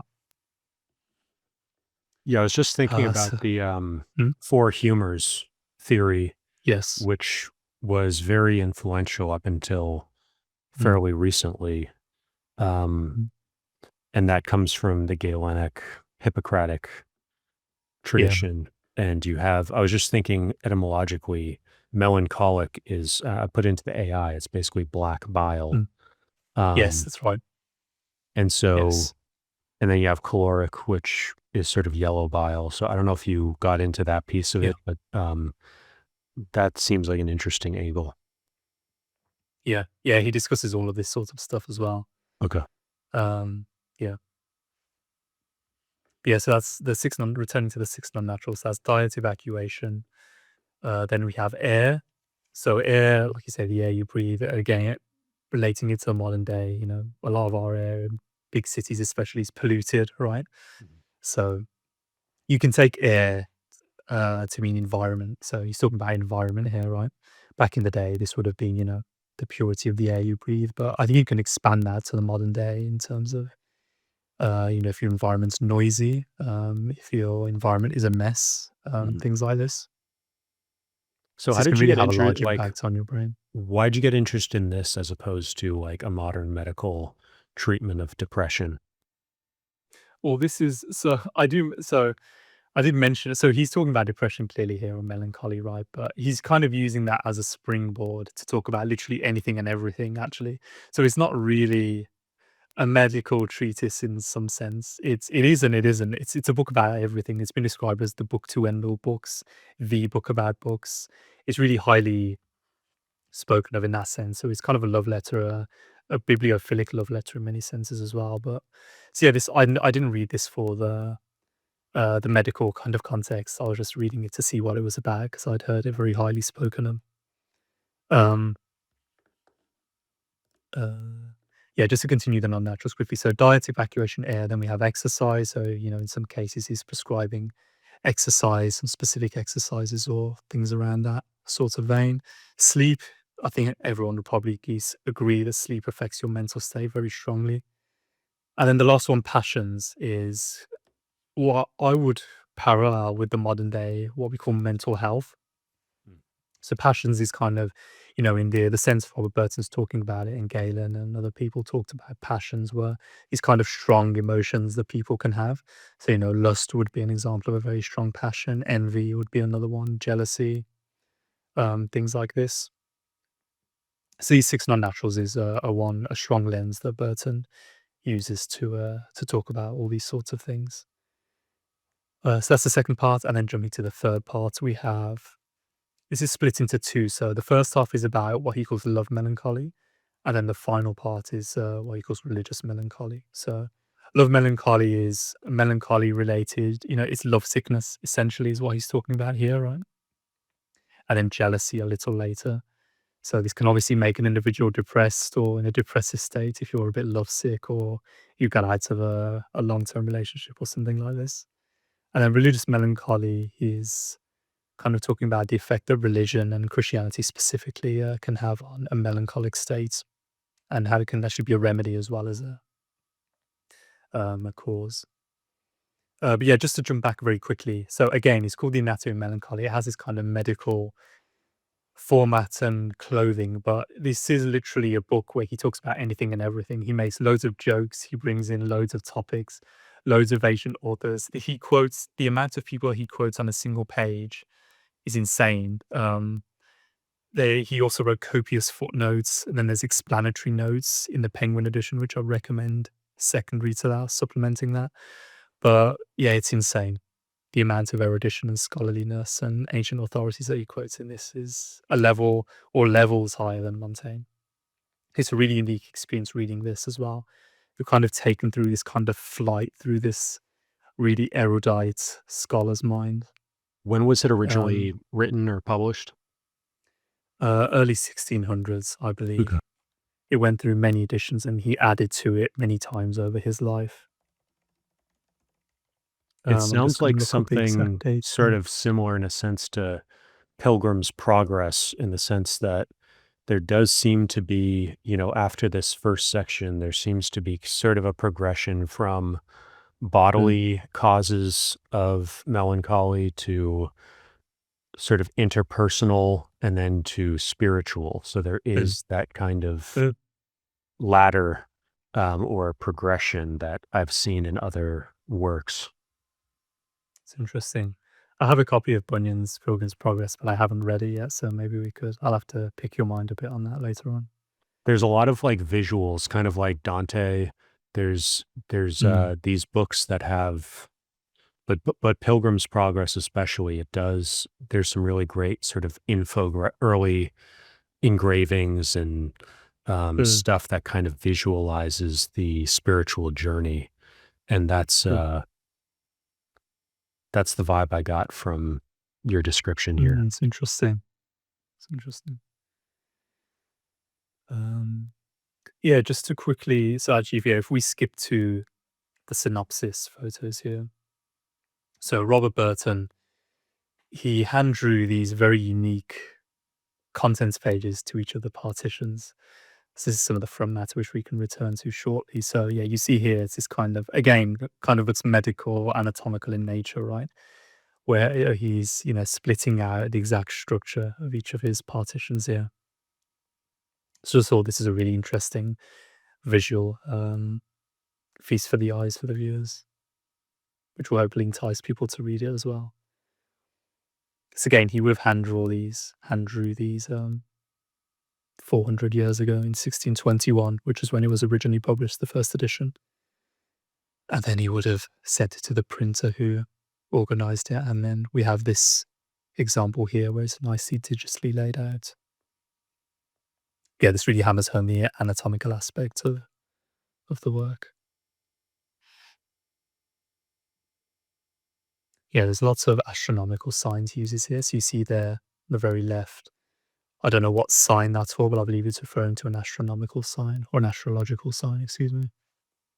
Saturn is figured very predominantly in Burton's work, which he talks about a lot as having a connection. So if you're born under the sign of Saturn, he says you're kind of prone to melancholy.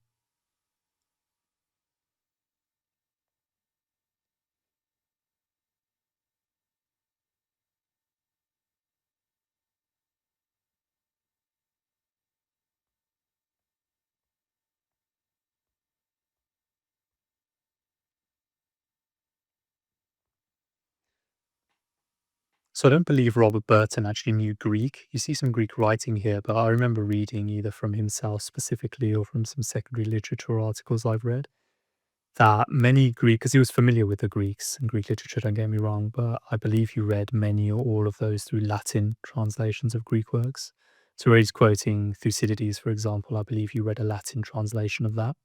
And when he is quoting Thucydides, he's quoting Thucydides in Latin. So There's an interesting I element believe of that's the passions here, concupiscible, concupiscible.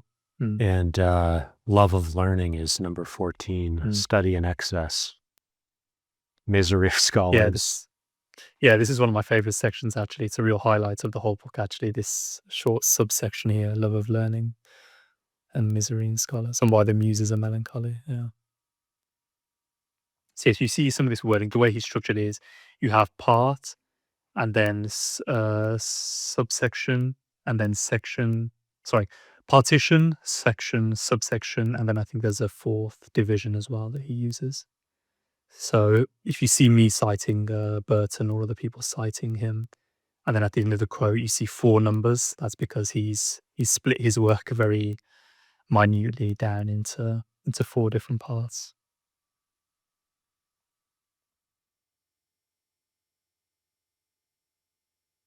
Yeah, just reading over this is really interesting to read, I think, and look over. Really visual way of visualizing the content of a book as opposed to just a traditional, line beneath line contents page, table of contents.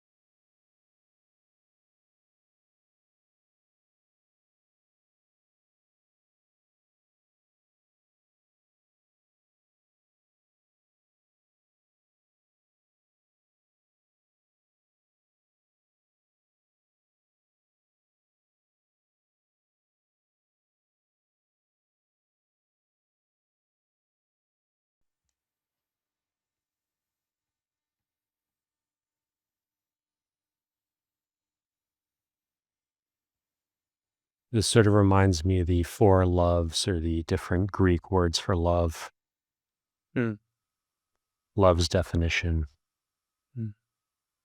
Yeah, so since we're talking about love actually right here, so in the third partition, again, this is ostensibly a book very dark and morose in nature since it's about melancholy, right? But right here in the third partition, I mentioned this is kind of split into 2 parts. The first part's about love, the second part's about religious melancholy. So what Robert Burton's done in this first part, or first section of the third part, talking about love melancholy, is he's collected some of the most beautiful examples of love poems, love poetry, passages about love from all the ancient, as far back as the ancient Greece onwards, and he's kind of connected them together, with his prose, organized them by theme, and he's just presented them for the reader. And again, if you want a quick sampling of, or if you want a good sampling of poetry or love poetry specifically, I would actually point people towards the anatomy of melancholy and tell readers to skip straight to this part where he's talking about love melancholy, because you will start to very quickly see some of the most and read some of those beautiful passages about love and romance that humans have written throughout the whole of time. It's really, really beautiful and moving. He also, I believe, has many passages of love in a marriage context, which we touched on quite a while ago with Pontano, who has a poetry collection called Unmarried Love. So I mentioned back then that Pontano was mentioned by Robert Burton. So just thinking about it now, actually, off the top of my head, it's probably some lines from Pontano's work on married love that he's mentioning when I'm thinking of the poetic passages that are in a matrimonial context.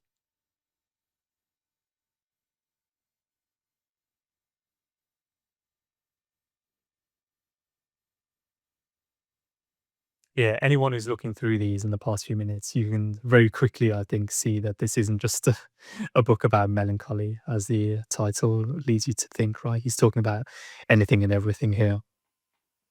I mean, the way Emotions. I would frame it a little bit differently in the sense that I think what modern psychology does is it obscures the true breadth of the True. problem space of these quote Very unquote true. mental health issues. And Mm. our society is sort of unusual in that we Mm. medicalize these issues and we treat them through a purely sort of scientific cognitive True. behavioral framing. And it, uh, it brushes a lot of this stuff under the rug. It's very true. Yeah, that's a good way of putting it. And that is something you very quickly see as you read through this book. The fact that everything is interrelated and how it affects your mental headspace and even physical aspects as well of you in your life. So again, you see this kind of medical, the ostensible medical clothing, the extreme erudition. Maybe we could quickly jump to the first pages, I think they're called. Actually, if we go through the front matter before we go here, let's go a few photos back. Yeah. So we start here. So something else this book is famous for is the extensive amount of front matter. So we'll go through these relatively quickly, but just to give people a flavor. So this is the dedication. It's dedicated to George Berkeley. You see there, this is all written in Latin. So this book was probably good to mention here. This book is written in English. However, there's an extensive amount of Latin in this book. Some passages he's Latinized because it's a bit um, racy, let's say, or touching on some more explicit subjects. So he's kept it in Latin. There's actually an amusing passage where he says, at the end of the long Latin passage, he says in English, in a footnote, "Good master, schoolmaster, please do not English this." So he's obviously, kind of preempting someone in the future Englishing his Latin. Yeah, there's many passages in Latin that he himself wrote or that he quotes from others. And that's where this issue of translation comes into it, because modern editions, obviously, the average reader today has no Latin like myself. So it's really good if people can either keep the Latin and provide a translation immediately after in this text, or just translate all the Latin in the first instance to make an all English text, as the individual we discussed previously, Paul Jordan Smith, did, which we can touch on in a few photos' time. So yeah, this is a dedication which is all in Latin, which is near the start. And then if we go to the next photo, so this is Democritus Junior ad librum sum. So this means Democritus Junior to his book.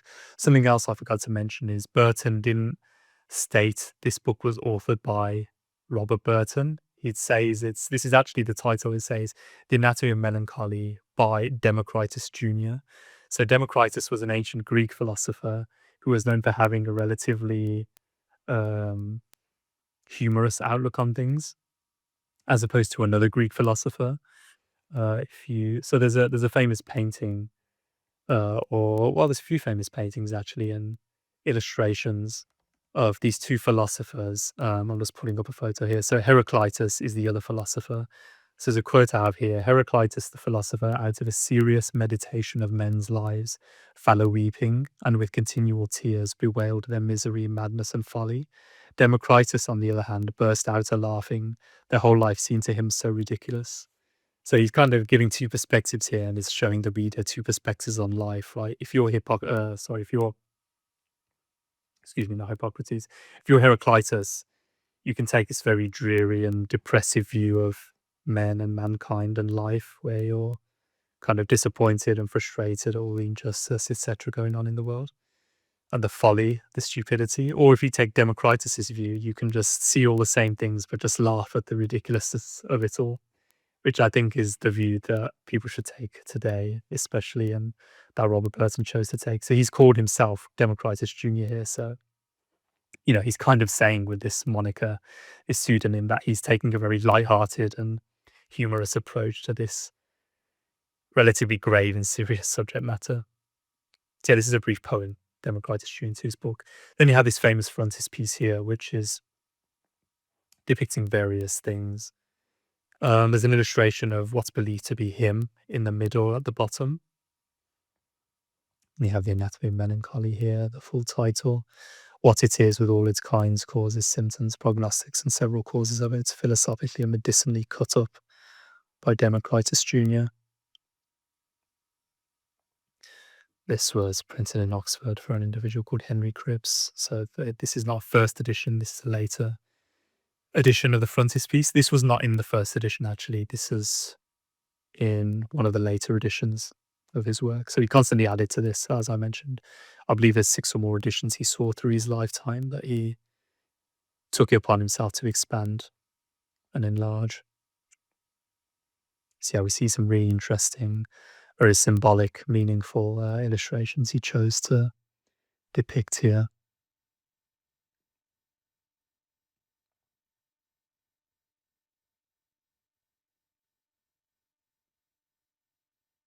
Satirical preface. We'll get to that shortly. Yeah. Yeah, so you see there, this is the 3rd edition, corrected and augmented by the author. So just quickly to note, there's a few things the Baconian adherents of the Shakespeare authorship question will find interesting here. That figure in the middle on the right may possibly be Francis Bacon. So I'll let people who are interested in that look more into this if they wish. Yeah, I was going to say, this definitely reminds me of somebody.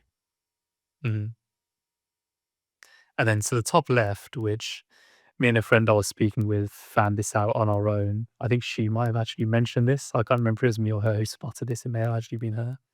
When I was discussing this a few months ago with someone, a good friend, she pointed out here, no, actually it was me, and I was telling her this. So when I was looking into a book we'll see much later called The Secret Teachings of All Ages by Manly Hall, that has a chapter on Robert Burton and Shakespeare and Francis Bacon itself in it. And I went down a few rabbit holes. You said is by who? Manly Hall, so that's Manlyhall Hall. I think it's a relatively well-known work. Yeah, we can touch on that more later on. So I went down a few rabbit holes from there into Shakespeare, Francis Bacon, Robert Burton, and related people. And what I saw, I think it's mentioned in that book, The Secret Teaching by Hall, is that in many of these stylized illustrations that you see here, which were common in books of the time around the 1600s and the time that Francis Bacon was writing, there's a few examples of the stylized letter A being included or hidden amongst some of these illustrations. And I think Hall and maybe some other people have posited, or maybe it's 100% proved that this was a kind of letter that Bacon took for his own. So if you see an A anywhere on illustrations in books around the time of Bacon, maybe a sign that Bacon actually authored it. But you see right here that, yeah, as you zoomed in just there, there's a very apparent, at least to me now, A here hidden on this hut. And I think this is put there intentionally because if you look at that, you see the horizontal bar across. That's not really a bar that you would have on a roof if you were drawing it, don't you think? If I was drawing a roof, triangular shape, it wouldn't occur to me to put a horizontal bar like that. So I find that very interesting. That kind of hints to me that it was done purposely. So there is something in construction called an A-frame, but I'm not sure if it's used for roofs. Okay.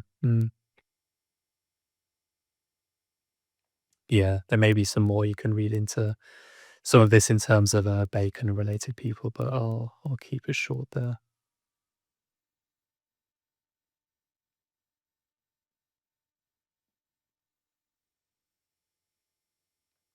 So we have some more of the front matter. This is the argument of the frontispiece. So here Burton himself is describing a little some of the images we just saw previously in poetical form. Then we have the author's abstract of melancholy. So remember, we haven't even got to the book yet, let alone the preface, actually. Sorry, let alone the book. This is all just front matter that Burton's included. So again, he's kind of hinting and preparing you for this kind of immense anatomical erudite laden, quote, loaded and laden work that you're about to read and enjoy. This is maybe one of the final ones, yeah. And then we get to, so this is referred to as the preface, what he's called Democritus Junior to the reader. So if you get an idea here of, the tone immediately, as you see here, he starts off the whole book, the main book proper, saying, "Gentle reader, I presume thou wilt be very inquisitive to know what antic or personate actor this is. This is that so insolently intrudes upon this common theatre to the world's view, arrogating another man's name, whence he is, why he doth it, and what he hath to say." So he's referring there obviously to his pseudonym Democritus Junior. But even that very first word, gentle reader, it's not addressing. It doesn't really convey a kind of super serious tone. It's kind of a gentle easing into this work, and even the next few words, I presume you'll be very interested to know what kind of antic or silly billy person that you're reading is what he's basically saying in a bit more beautiful language. So again, I think this resets the tone of the kind of semi-humorous passages that you're going to read. And just touching on the humor, if I can just read out a couple of passages here from a bit later on in the work. So one passage which I find really, really amusing and really conveys his kind of light-hearted and jocular tone. So in the third partition, he's after love melancholy, he starts talking about jealousy, which he puts in a separate section. So after all the beautiful love passages and love sickness, he's talking about jealousy specifically, right? And he talks about some cures. So if you're doting on a particular person and they already have a partner or a husband or a wife or something like this, here's some things you could do. And then at the very end, just before he starts the section on religious melancholy, he says here, so he's talking about jealousy. So here's some cures, here's some remedies, here's a prognosis. And then he ends the section by saying, "One other sovereign remedy I could repeat, an especial antidote against jealousy, an excellent cure, but I am not now disposed to tell it. Not that like a covetous empiric I conceal it for any gain, but some other reasons I'm not willing to publish it. If you be very desirous to know it, when I meet you next, I will peradventure tell you what it is in your ear. This is the best counsel I can give, which he that hath need of, as occasion serves, may apply unto himself. In the meantime, God's removed such a plague from the earth, as the proverb is, from heresy, jealousy, and frenzy, good Lord deliver us." So he's basically saying here, he's found the cure for all cures for jealousy, but for some reasons which I'm not going to disclose to you, I'm not going to reveal the cure. But if I happen across to you down in Christchurch in Oxford, maybe I'll come close and whisper it into your ear. I think that's just a hilarious, light-hearted little passage which kind of conveys some of the personality of this guy who's extremely erudite. Seems it's kind of in a Rabelaisian vein. Right. It's some very serious and ancient authors he's quoting, but he's very humorous about it at the same time. And then also just another a shorter passage where he's just finished talking about maids and nuns and widows' melancholy. So at the end of this section, he says, "But where am I? Into what subject have I rushed? What have I to do with nuns, maids, virgins, widows? I'm a bachelor myself and lead a monastic life in a college. Indeed, it's truly improper of me to have said these things. I confess 'tis an indecorum, and as Pallas a virgin blushed when Jupiter by chance spoke of love matters in her presence, and turned away her face, I'll restrain myself. Though my subject necessarily require it, I will say no more." Again, I just think that's a really, you know, amusing and humorous passage he puts in there. So there's a lot of him in this book as well, just like Montaigne. It's a very strong personality that's conveyed through this book in a beautiful way. So it's really interesting to read for that experience as well. Completely unique, nothing else like this. And it's very influential as well, this book. So going back here, so again, book I really want to evangelize. This is the copy that I would recommend. It's still in print, I believe, published by Penguin. The reason I would recommend this copy is it has all of Robert Burton's footnotes, which are omitted in some editions. And then on top of that, there's a whole large section at the back of the book containing explanatory notes by the editor, which is really useful when you're reading a book like this, which goes into really obscure and archaic things. And this is another work he wrote, which I believe is relatively little known, called Philosophaster. So this is a play he wrote and was performed at Christchurch at the college where he resided, and had a post. It's very amusing. It's kind of poking fun at these, people who proclaim to be the masters of knowledge. And he's saying, they don't really know anything at all. Yeah, we see here again medieval Renaissance text society. So this is there's another volume, I think one of the Johann Secundus volumes, which is also published by these guys. Yeah, highly recommend if you enjoyed Burton, or maybe even want a flavor of him without committing to the full book. If you can pick up a copy of this play he wrote, you'll definitely get an idea of what he's about, which is really enjoyable. Okay, so we're picking back up where we left off. We're in session 2 now. And just to reacquaint you with where we are in the library, we are over here in the bottom right. Yes. Talked about Anatomy of Melancholy, and so we'll zoom back in now, image 46, to the high-res version. So where do you want to pick up here?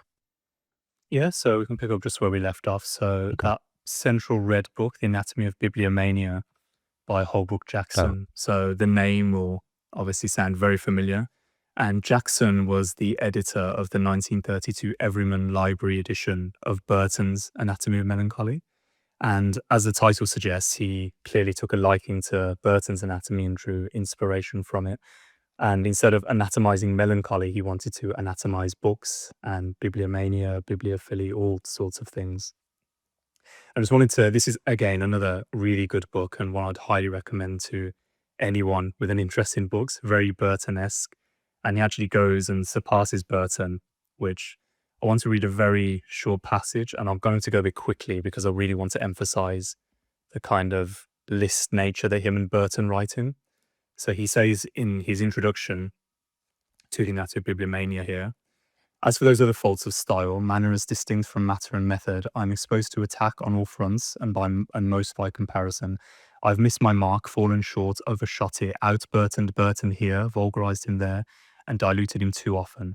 I am barbaric, unscholarly, provincial, amateurish, sentimental, glib, garrulous, what you will, a dealer in tautologies, rhetoric, gusto, purple patches, rhapsodies, cliché, vogue words, rags gathered together from several dunghills, excrements of authors, toys and fopperies confusedly tumbled out, as he said of his own book, without art, invention, judgment, wit, learning, harsh, raw, rude, fantastical, absurd, insolent, indiscreet, ill-composed, indigested, vain, scroll, idle, dull, and dry, and with him I confess all. Few writers are more frequent in this kind of mischief. I could go a bit longer, but I'll cut it short there. That gives you an idea of this kind of, really amazing wit and learning and scraps that Jackson's gathered together from all sorts of book-related stuff. Just to read a few titles here, which people may be interested in. There's one on the pleasure of books, art of reading, of the uses of books, of the bibliophagi or book eaters, of book drinkers, books pharmaceutically disposed, the caparissoning of books, of book hunting, the symptoms of bibliomania, the causes of bibliomania, of Grangeritis, the cure of bibliomania, of bibliophily, and bibliophily triumphant is how the book closes. So again, I'd highly recommend this work to anyone with an interest in books, and you'll really get a flavor of Burton's anatomy from this one. There's a couple or a few rhetorical phrases that or devices that describe that pattern. One is enumeratio, another is accumulatio or accumulation, and also just the catalog, like in the epic catalog. Yeah. So anyways, did you have anything else you wanted to say about this one, or? No, again, just really highly recommend that book to anyone with an interest in books. Some amazing little anecdotes and small phrases that he's collected from throughout time on books. Yeah, I really like one of my favorites. Something that I've studied within the intellectual history of psychology is, and even going further back into what we talked about with Burton, the whole sort of paradigm shift between religious counseling and psychological secular counseling. is the Yeah. sort of invention of new Mm. diseases or new Yeah. dysfunctions. And there's, from DSM to DSM or ICD to ICD, International Classification of Diseases versus Diagnostic Statistical Manual, which is the US mostly used. Bibliomania is a good example of like it's not like a real disease, but it's an example of mania or monomania, which means sort of a mania focused on a specific thing. And it's Right. sort of an instance of that. So it's an obsession with a particular type of object or thing.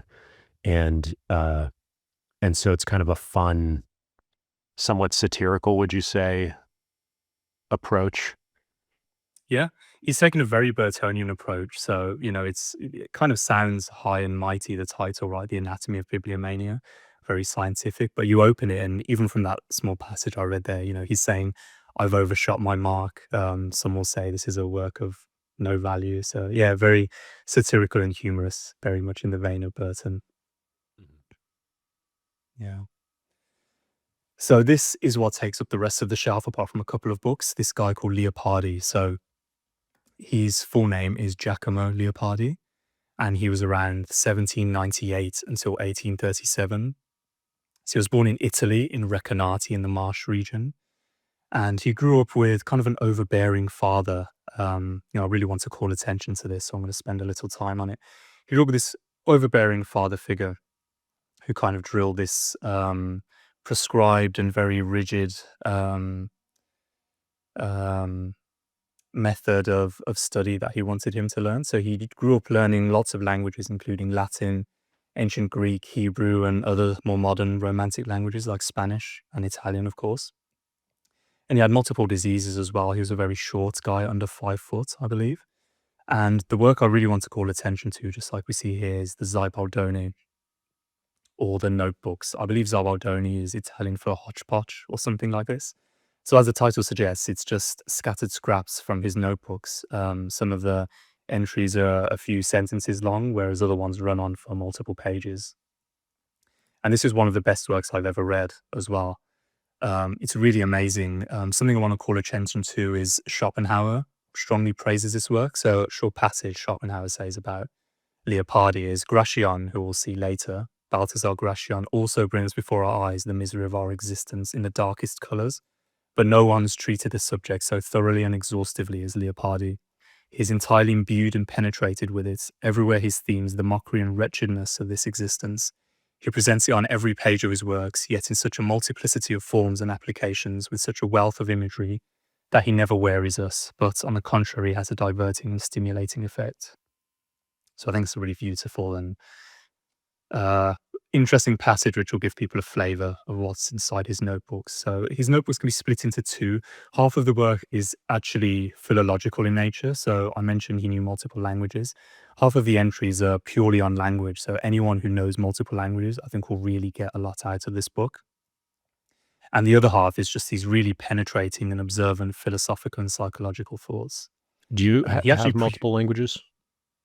No, I don't. I only Okay. have English, unfortunately. Yeah. I attempted Latin and Italian a long time ago, but I quickly realized my brain just isn't suited towards languages. But I'd love to learn some. So I pick a few words up here and there. But yeah, anyone who doesn't have an interest in languages can still read this book. As I said, it's one of my favorites and just some really amazing passages. Just very quickly, a couple of others. So an idea to give you, a passage to give you an idea of the kind of very depressive character of many of the entries. Leopardi says near the end, 2 truths that men will generally never believe. One, that we know nothing. The other, that we are nothing. Add the third, which depends a lot on the second, that there is nothing to hope for after death.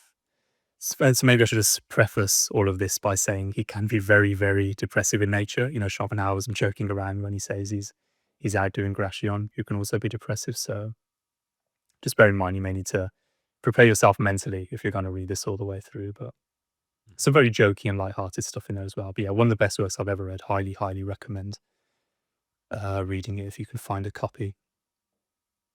And then the one to the right is another one of Leopardi. So this is the original Italian is Operette Morali, or the Moral Essays as it's Englished here. So before you read the Zibaldone, I'd actually recommend this and another work which we'll get to later on. So these are, as the title suggests, just a few brief essays, I think 5 or 10, and they touch on many different topics, ethical and other, that he then expands on in his notebooks. So this will give you a really good flavour of what the Zibaldone is like. And the very top one is just a secondary work on the Zibaldone called The System That Excludes All Systems by a modern scholar there, Salvato. So only read that if you've read the Zibaldone, but it touches on the kind of systematic ordering or lack of it that the Leopardi organised his diary entries in. So that's Leopardi, highly recommended. Actually, if we just quickly go back, Timothy, sorry, the top books there are two medical books on health. So the top one is by an author called George Cheyne. So that's Cheyne. So he was a very prominent English doctor, and he wrote many influential medical texts. So this is one I happened to find called An Essay on Health and Long Life. I'd highly recommend it. Really, really interesting reading to see this perspective from 200 to 300 years ago. He wrote at the end of the 1700s. And you get some really interesting observations and prescriptions on health. Yeah, some of the texts. The one just beneath that, the green one, is called the School of Salernum, or the Regimen Sanitatis Salernitatum. So this is another very famous and influential medical text that originated in the 12th to 13th century, with roots earlier. And it was a school in Europe founded around health. And that's a book of poems, or it's written in hexameter verse, touching on health. So that's another interesting read.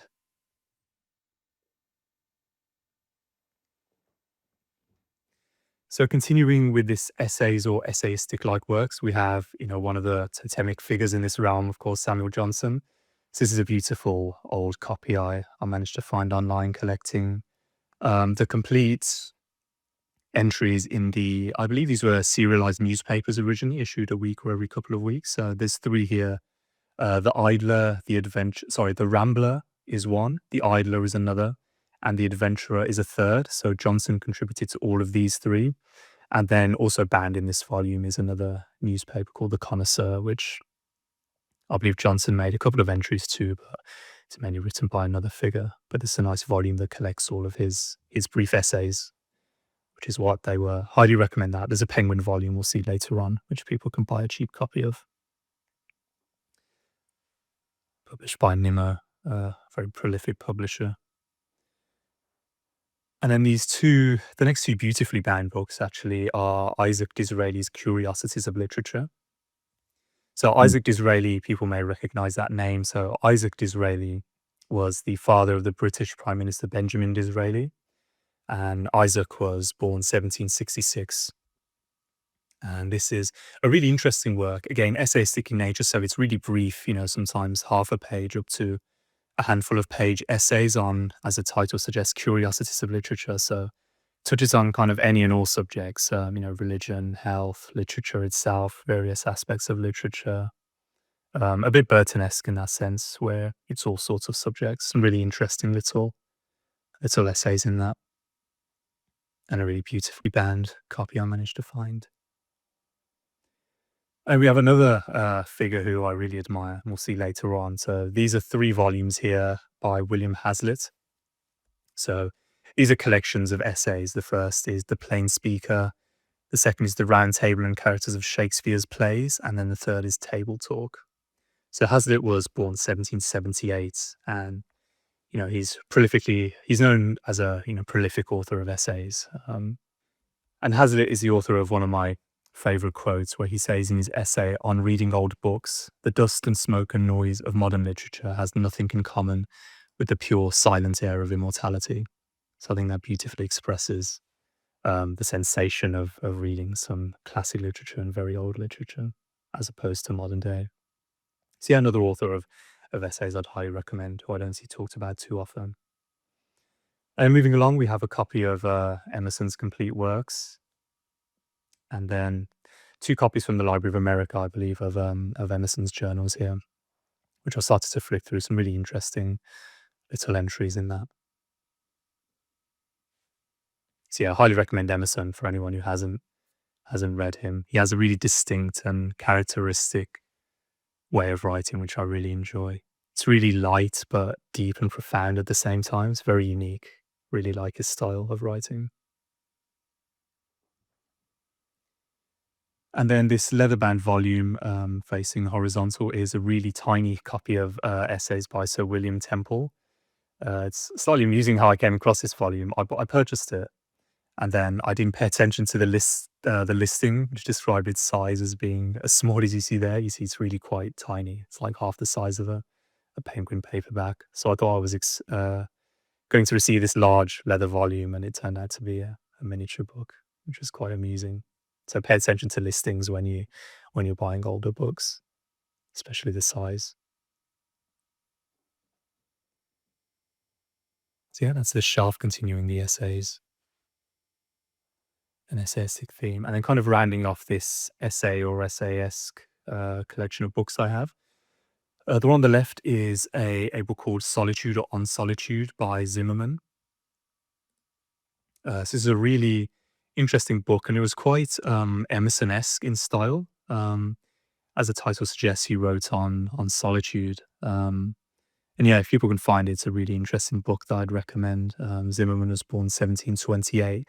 He was a Swiss philosopher and naturalist. And yeah, the one thing I take away from that works, it was very, very Emerson-esque. So if you enjoy Emerson, you'll really enjoy this volume. And then kind of closing off the formal collection of essays, I have a collection of essays here by Madame de Staël. I tried to find a larger collection of de Staël's works, but this is the only English language translation I could find. I believe she wrote in French, and I heard of de Staël through Leopardi. I believe he mentions her quite frequently in his Zibaldone or notebooks, and he was quoting some really interesting passages from her. So, yeah, I'd really like to read more of her work, but as far as I know, this is the only English language translation I could find. So, if anyone knows of any larger volumes of her work in English, please do let us know. Then we have a couple more. Well, the volume immediately to the right, From a College Window, another collection of essays by a chap called A.C. Benson, touching on kind of all manner of things. There's about 10 essays in that volume. And then to the right, we have a couple more books in the Oxford's various series. So the one on the left is the Oxford Book of English Talk.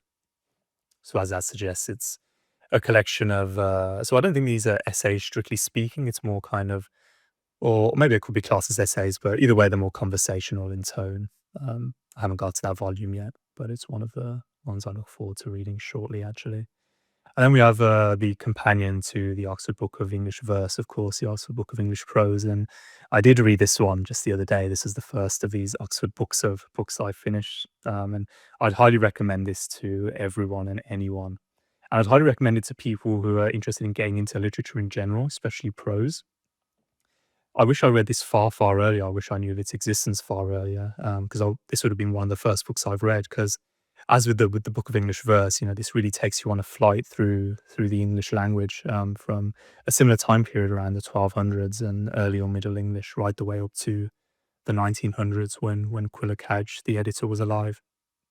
It was kind of amusing reading this because many of the figures after around the 13 or 1400s were people I was really familiar with because I'd read them in person, read them in full. So this would have been good to get a list of authors I was interested in reading who I was lucky enough to find, it seems, on my own. Yeah, highly, highly recommend both this and the Oxford Book of English Verse, two really great anthologies. Then we have another collection of essays by Hamerton. This volume's called The Intellectual Life.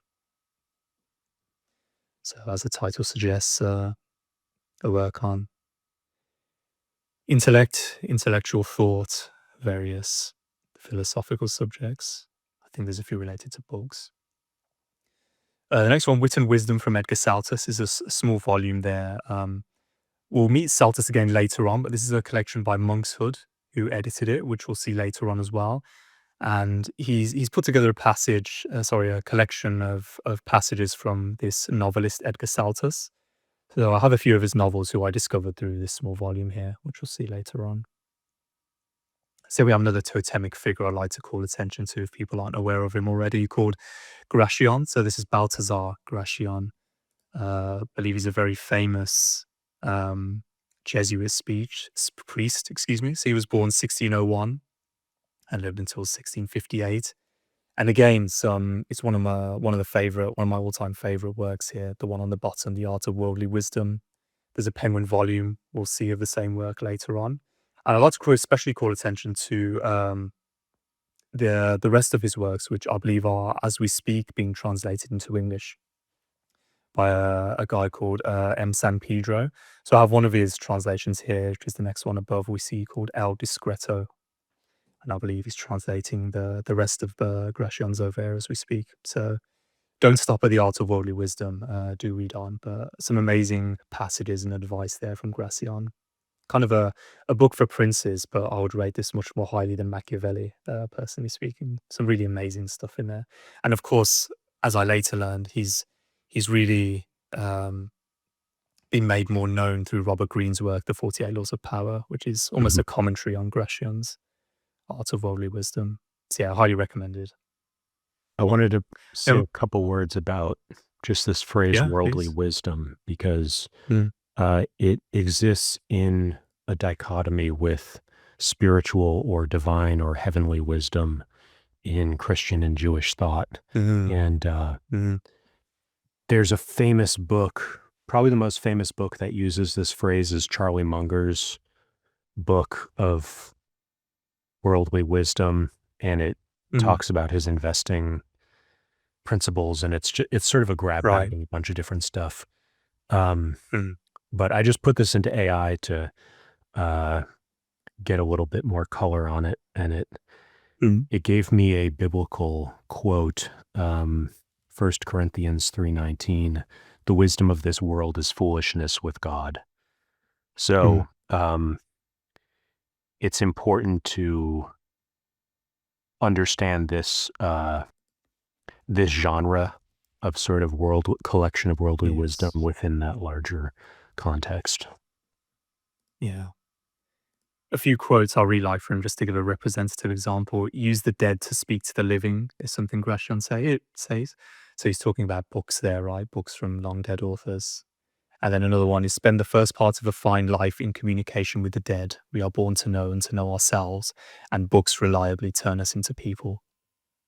So some bibliophilic passages there. But yeah, really recommending to anyone, especially for those looking to make an entrance into public life, and anyone who's looking to go into business or politics. Highly recommended.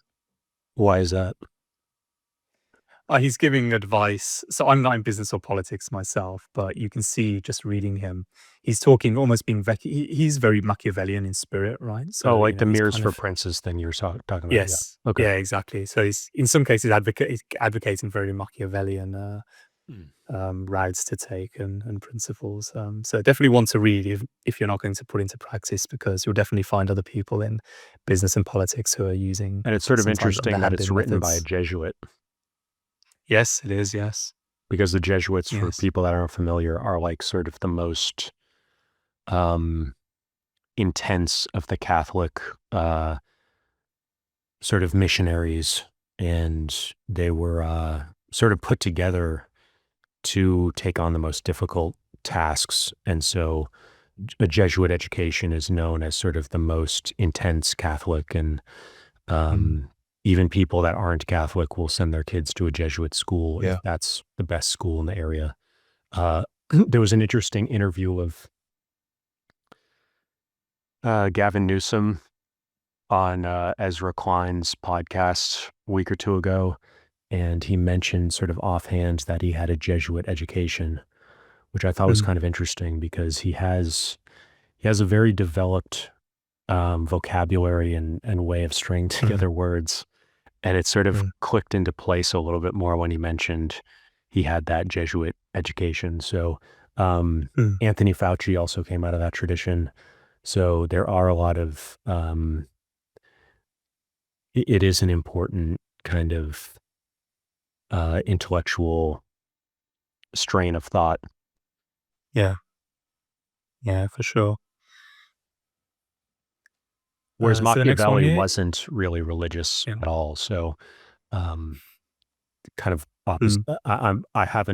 I feel like I've heard about this now that you're talking about it, but never got into it, and I'll have to check that out and sort of look at it comparatively. Yeah, please do. Yeah, for sure.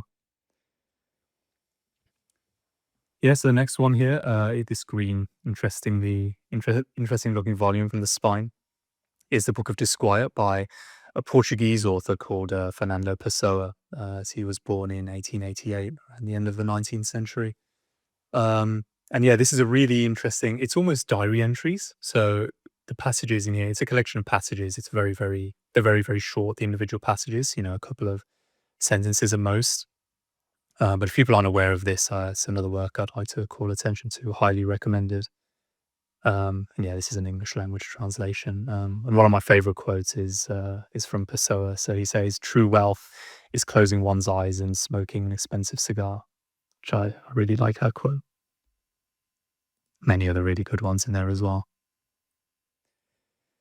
We have a couple of randomly placed volumes. So this one is by John Stuart Mill from the Great Books series. So this is American State Papers and the Federalist, which I'm really looking forward to reading. And we have The Life of John Payne. So I've touched on him when we mentioned Burton and the 1001 Nights previously. We'll see him again later on. But this is a biography written by this guy, Thomas Wright, of the author and poet John Payne. But we'll touch on him later on. So yeah, this shelf kind of ends the essay section. So now we touch on another interesting collection. So, well, let's mention the first volume, which is kind of not strictly part of the shelf. So this is a book by Ferrand. And this is really inaugurating would you call this the courtship section, or Yeah. we'll put a timestamp here for this, courtship and related, Courtship and matrimony. and you could matrimony. say, yeah. Okay. Yeah, go ahead. Yeah. Yeah, so this one on the left is kind of not strictly part of that category, but it does still talk about love. So you can see here it's called A Treatise on Love Sickness, or alternatively called A Treatise on Erotic Melancholy, which is, the subject that Robert Burton took up in the final part of his Anatomy. So Burton mentions Ferrand a lot, Mrs. Jacques Ferrand, who was born 1575, so a precursor to Burton, but as the title suggests, it's kind of an interesting analysis of love sickness, which Burton used as a springboard for, as I mentioned, his most beautiful section, in my opinion, the Anatomy, the section on love. So we start the courtship matrimonial books proper. So let's start with one of those central volumes, The Way to Win a Wife, which is that green spine volume there. So if we go to the Art Charts Timothy, if we, I believe, look at the Courtship Zero file in the series of courtship books. So if we go one previous to Courtship Zero, I think it's called, the file. Yes. So we can see here, so this is the advertisement section to Johnson's essays volume that we looked at just a few minutes ago. So I mentioned this previously, but in many of these older books, there's usually a section bound in by the publisher advertising other books they have for sale. So Johnson's essays, the volume that I own, was actually the first volume, I believe, that had a section like this at the end. And I was flicking through when it arrived, and I got towards the end, I was actually looking to see if there's any volumes that sounded interesting to me that I'd like to purchase. And we can see right here, if we look at the right-hand page, the second entry right there, we see The Way to Win a Wife, illustrated by a series of choice extracts together with some original matter never before printed. So it's edited by that guy there, Henry Southgate, author of some other books there. So this is how books were advertised. There was a short section here mentioning the price and formats. So this is how this is kind of the entryway, and how I became exposed and discovered this kind of subgenre of books around courtship and matrimonial related topics. So I looked at this section. I looked up that book, How to Win a Wife, and I believe the copy I bought was the only existing copy at the time online. Right. And it was so that again entices me. So I also bought it for that reason, kind of for its rarity. So yeah, that was the first book I owned in this series. Then if we jump to the next photo, I believe all these other books I actually discovered in a similar way through advertising sections in How to Win a Wife, or they were mentioned in How to Win a Wife, or when I looked up that book, they were just in listings.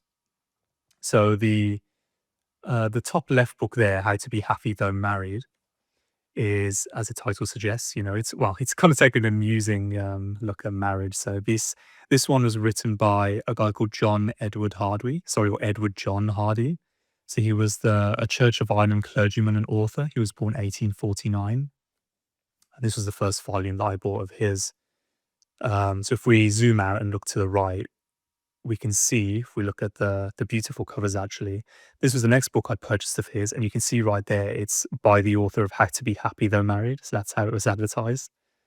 So this one's called The 5 Talents of Woman, also by Hardy. And then jumping to the right, we see another book by the author of the same volume, The Business of Life, which isn't strictly matrimonial in context, but it does touch on matrimonial life and other related topics of everyday life. So all these 3 volumes are by Hardy, but the first volume to the left is how I became introduced to him. And it looks like this is Eve picking the apple. Yeah, it does look like that, exactly, yeah. Although she is really wearing beautiful clothes, so maybe it would be, depends. Yeah. Maybe it's definitely drawing that parallel and inspiring that thought, though, for sure. So that volume on the left is the front cover of How to Woo and Win a Wife. Again, you see these really beautiful covers and illustrations they used to have on some of these old books. We have this winged Cupid here with looks like a halo possibly, and his famous bow, all in gilt. You see there in gold, just look at that detail. It's really beautiful, the cover design that they used to have for these older books. Just from the cover itself, makes you want to read it, right? Look, there's 2 beautiful lovebirds there we see on the cover. Striking green as well. Some nice passages. Leigh Hunt, uttering the sweetest words the sweetest way. So we'll see a couple of shots of some interior of these books as we go on. The middle one there, Love Letters of a Worldly Woman, is a book by Clifford. And then the one on the right, How Men Propose, The Fateful Question and Its Answer. So this one on the right is actually a collection. I didn't realize this when I bought the book, but when it arrived and I flicked through, it's actually an anthology of passages of men proposing, taken from various fictional works. So that's what it is. It's kind of an anthology of passages around that theme. This is a good example of how fiction and nonfiction sort of interpenetrate, and within nonfiction, there's the element of instructive stuff, didactic instruction manual type stuff, which is sort of what we're seeing here to an extent. Yes. And it shows you how fiction sort of serves as indirectly in a didactic mode. And so you have a sort of nonfiction how-to that's really drawing from its sort of evidence base is popular fiction and excerpts from that. Yeah. There's a quote from someone I remember who said something like, "Fiction lies to you in the most truthful way possible." I can't remember who that's by, but yeah, I think that's a really nice quote. So yeah, there's a small collection of courtship related works, matrimonial related works. And I think these will be, well, we both agreed in with Timothy, these might be particularly interesting to people. So if we look at the next couple of photos, I've included some shots here of the interior title pages and contents pages, which people can pause on if they're interested. This is an amusing one. I mentioned Hardy, and Hardy's not mentioned on the cover. So he originally published this one anonymously. You see here, this is written by graduates in the University of Matrimony, which I think is an amusing way of titling this work. I think another element of, what you were saying about fiction is lying to you in the most truthful way. I think another important element of fiction is that a lot of the most intimate and emotional moments are the most private. And so the sort of scientific gaze has a very difficult time measuring those things, and fiction can even get into internal thoughts. And so fiction is a way to also sort of get a microscope on these intimate moments that are sort of too private, too intimate for a scientist to ever measure. It's sort of like there's a phrase about analyzing humor, which is it's sort of like dissecting the frog, and you sort of destroy it by trying to analyze it scientifically. And similarly, with those most intimate and emotional or spiritual moments, they really, you're having a similar sort of effect. I don't know if that's Schrodinger effect or something, where by measuring something you change it fundamentally, but it's the double slit experiment. Yeah. So there's something about fiction where it actually does serve as a microscope to look at things that science really can't look at, or has an extremely difficult time getting at.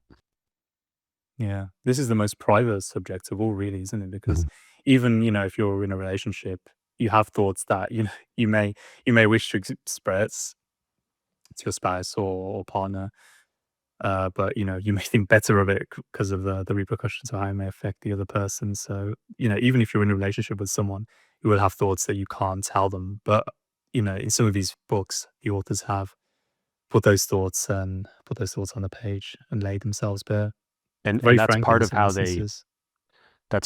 they sort of establish themselves as great novelists, or playwrights, and Shakespeare is a great example of this, is that they're sort of the way they epistemologically sort of prove that they know what they're talking about is that it resonates with the most number of people. And that's why the classics are so important, is because, or things that are just capture the zeitgeist, even if they're not necessarily a classic, like 50 Shades of Grey is a good example of that, where the fact that a lot of people are resonating with something means that it sort of is revealing something sociologically about a large number of people in that community. And so there is a sort of scientific truth that is expressed, and you could even think of these novelists in a way as scientists, in the sense that they are taking that microscope, and really they're considered by a consensus of people, or a large number of people, as the most accurate analysts of that, or describers of that phenomena. Or phenomenon. Yeah. So, yeah. Yeah, completely true. All right, so looking at the next few pages here.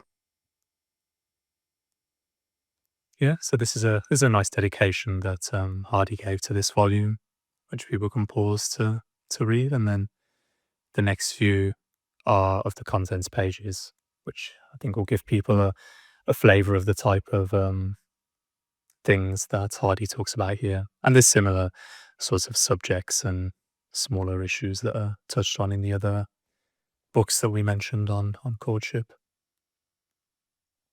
So this is the kind of organization of the How Men Propose volume. I haven't read this one yet, but you can see here it's organized by various subjects. So the youthful proposal, the pompous proposal, the unsuccessful proposal. So that kind of interested me. I'm more eager to read this now, seeing them organized like this. So here we have, so this is the title page of 5 Talents of Woman by Hardy that we went over. And you can see here again, complete surprise, wasn't mentioned on the listing, but you see this really nice, beautifully written as well, inscription from someone who clearly gifted this book to someone else. This is a small poem they've copied out, which I think is a really nice thing to do. And again, gives people that human touch reading this and having it in your hands.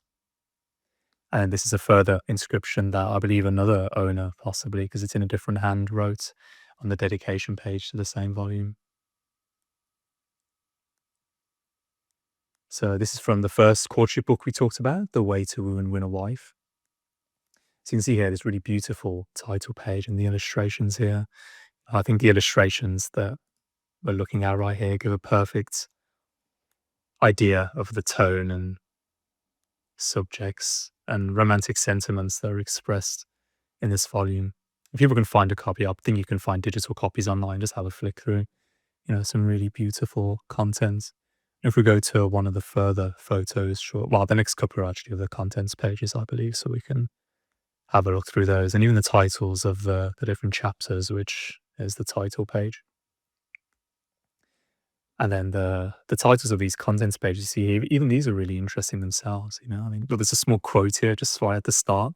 There's a ripe season for everything. And if you slip that or anticipate it, you dim the grace of the matter, but you're never so good. And then proemio, again, a small quote. It looks like there's quotes after each of these chapter headings. There's one by Burton, possibly Robert Burton, that we talked about. It looks like it to me from the language. These are some front matter prefatory chapter headings. And then we start here, first glance, admiration, declaration. See here, it's almost written in a kind of chronological order from, you know, initial attraction or intoxication through to, you know, declaring your love, betrothed, courtship. Again, there's some beautiful quotes. We see here some other ones, first kiss. Beautiful passage there from Rossetti. Love letters of old. Wooing.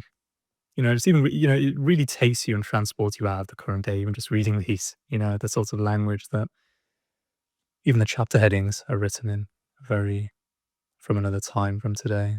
And then some more ones here, wedding ring, wedlock. More beautiful passages, domestic hearth.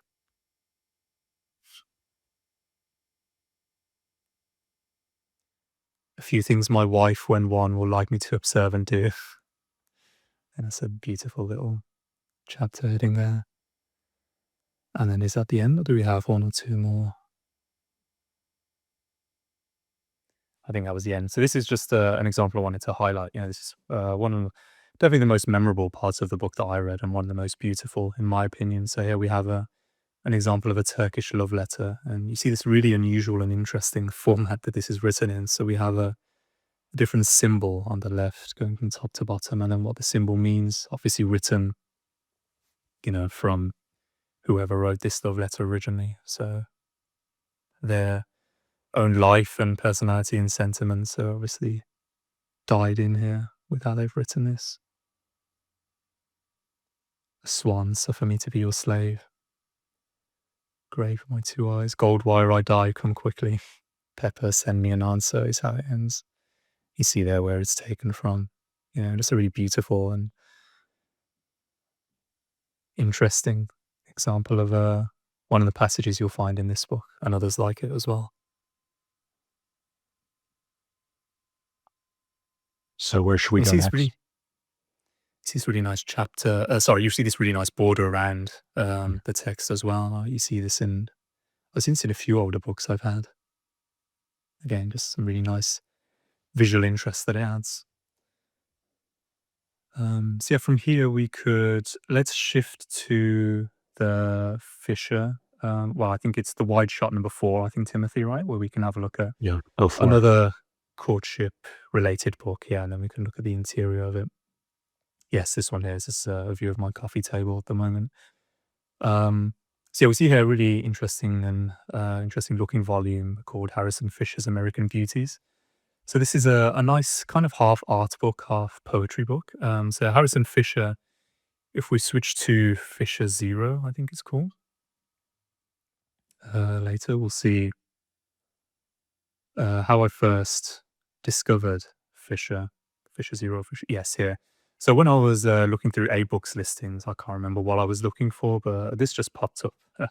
So this is a photo of an actual listing. I think it's sold now.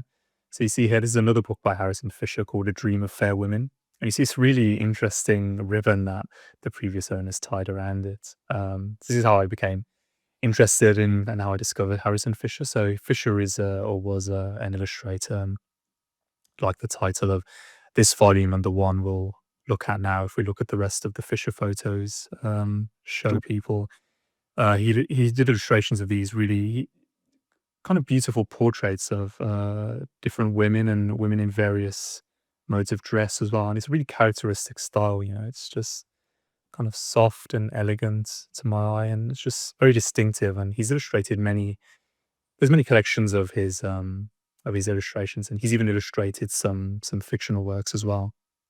So I think there's some novels you can find online that he's provided some illustrations for. I really love this one as well. Look at that Just the pose with her hand on the glove and her facial expressions, very iconic looking image. Something you don't see in illustrations today. But yeah, I just really loved Fisher's style. So that's how I bought this volume. And you can see here some examples from inside here. So it's kind of on one page on the left-hand side, sometimes on the right, you have a poem. These weren't written by Fisher. These are poems taken from various people throughout time. And then facing the poem, we have a different illustration by Fisher on the facing page. Again, you see this kind of illustrated border around the text, which you see here and there in old books.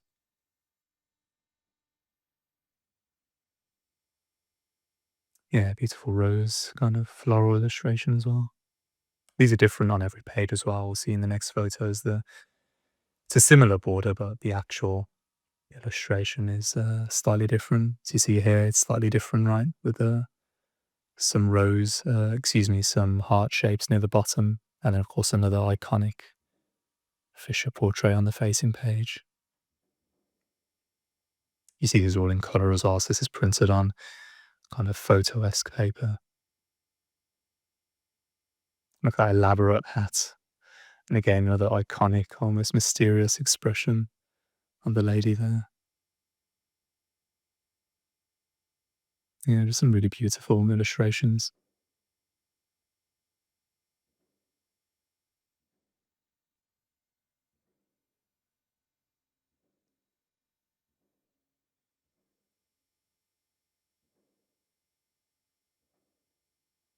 And there's another one. Again, another iconic expression. That dress, it almost looks like it's made of rose petals or, some floral petals, doesn't it? The way he's done that. And you see he's kind of half finished as well. He's got kind of, especially in this example, it's almost like you've got the sketch on the right bottom and the left bottom, and then he's started illustrating it further above.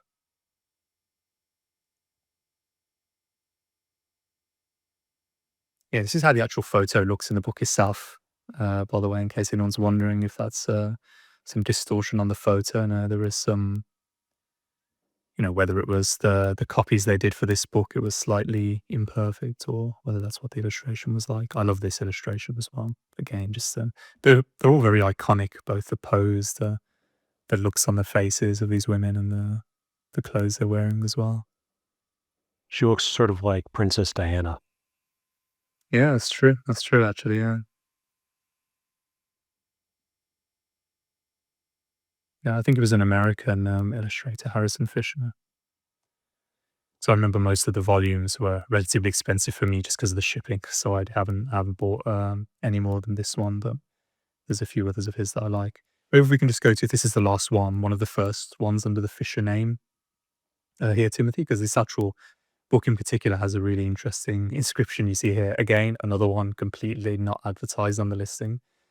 But we see here, so San Francisco, California, August 8th, 1913. And then the inscription says here, presented to Mr. David, possibly, David C. Slattery, in consideration of his long and continued devotion to the gentle sex, in quotation marks, from his many admirers. So I think that's definitely one of the more interesting inscriptions that's written in a book that I happen to own. And again, you can start to look into this. I haven't yet. There's clearly a really interesting story behind this and the people involved. Mr. Slattery, from his many admirers. Very interesting inscription. And a nice surprise you find when buying older books like this. So that's this volume. Maybe if we go back to number 4, just to complete, in case anyone's wondering for the wide shot, what the other books are on my coffee table. So these are 2 art books published by Taschen, who is a publisher that specializes in art books. So the one beneath the Fisher volume on the left is a book called Egyptian Art, I think it's just called, by Prisse. So that's Prisse. Just a volume of really interestingly illustrated Egyptian antiquities and art. You can see there the publisher Taschen. And then the one on the right is a famous work published in the 1600s, the late 1600s, I believe, called Atlas Major or Atlas Major by, I believe his name's John Blow or Blaeu.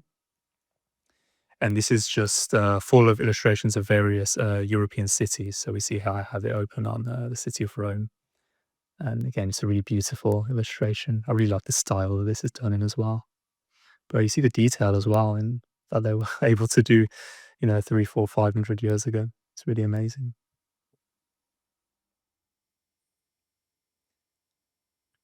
But yeah, it's my coffee table. So let's jump back into the couple of other courtship related books we have. If we go back to the 49. the close up on the shot, yes. So we talked about most of the ones in the middle: Business of Life, Five Talents of Woman by Hardy, Way to Woman, Win a Wife, Love Letters of Worldly Woman by Clifford, How Men Propose, How to Be Happy Though Married. Then that small volume there is a letter to a young lady on the occasion of her approaching marriage. Again, just another little work on courtship and matrimonial related topics. And then if we skip Fanny Hill for a second, the 2 volumes on the right, we have a volume called The 15 Joys of Marriage, I believe it's called. So this is, I believe it's a kind of famous, a relatively famous work, actually. So it was written in the 14th or 15th century, and it's a French satire on marriage. So I haven't got to that one yet, but one which I'm looking forward to reading. And then we have to the right of that, Balzac's Physiology of Marriage.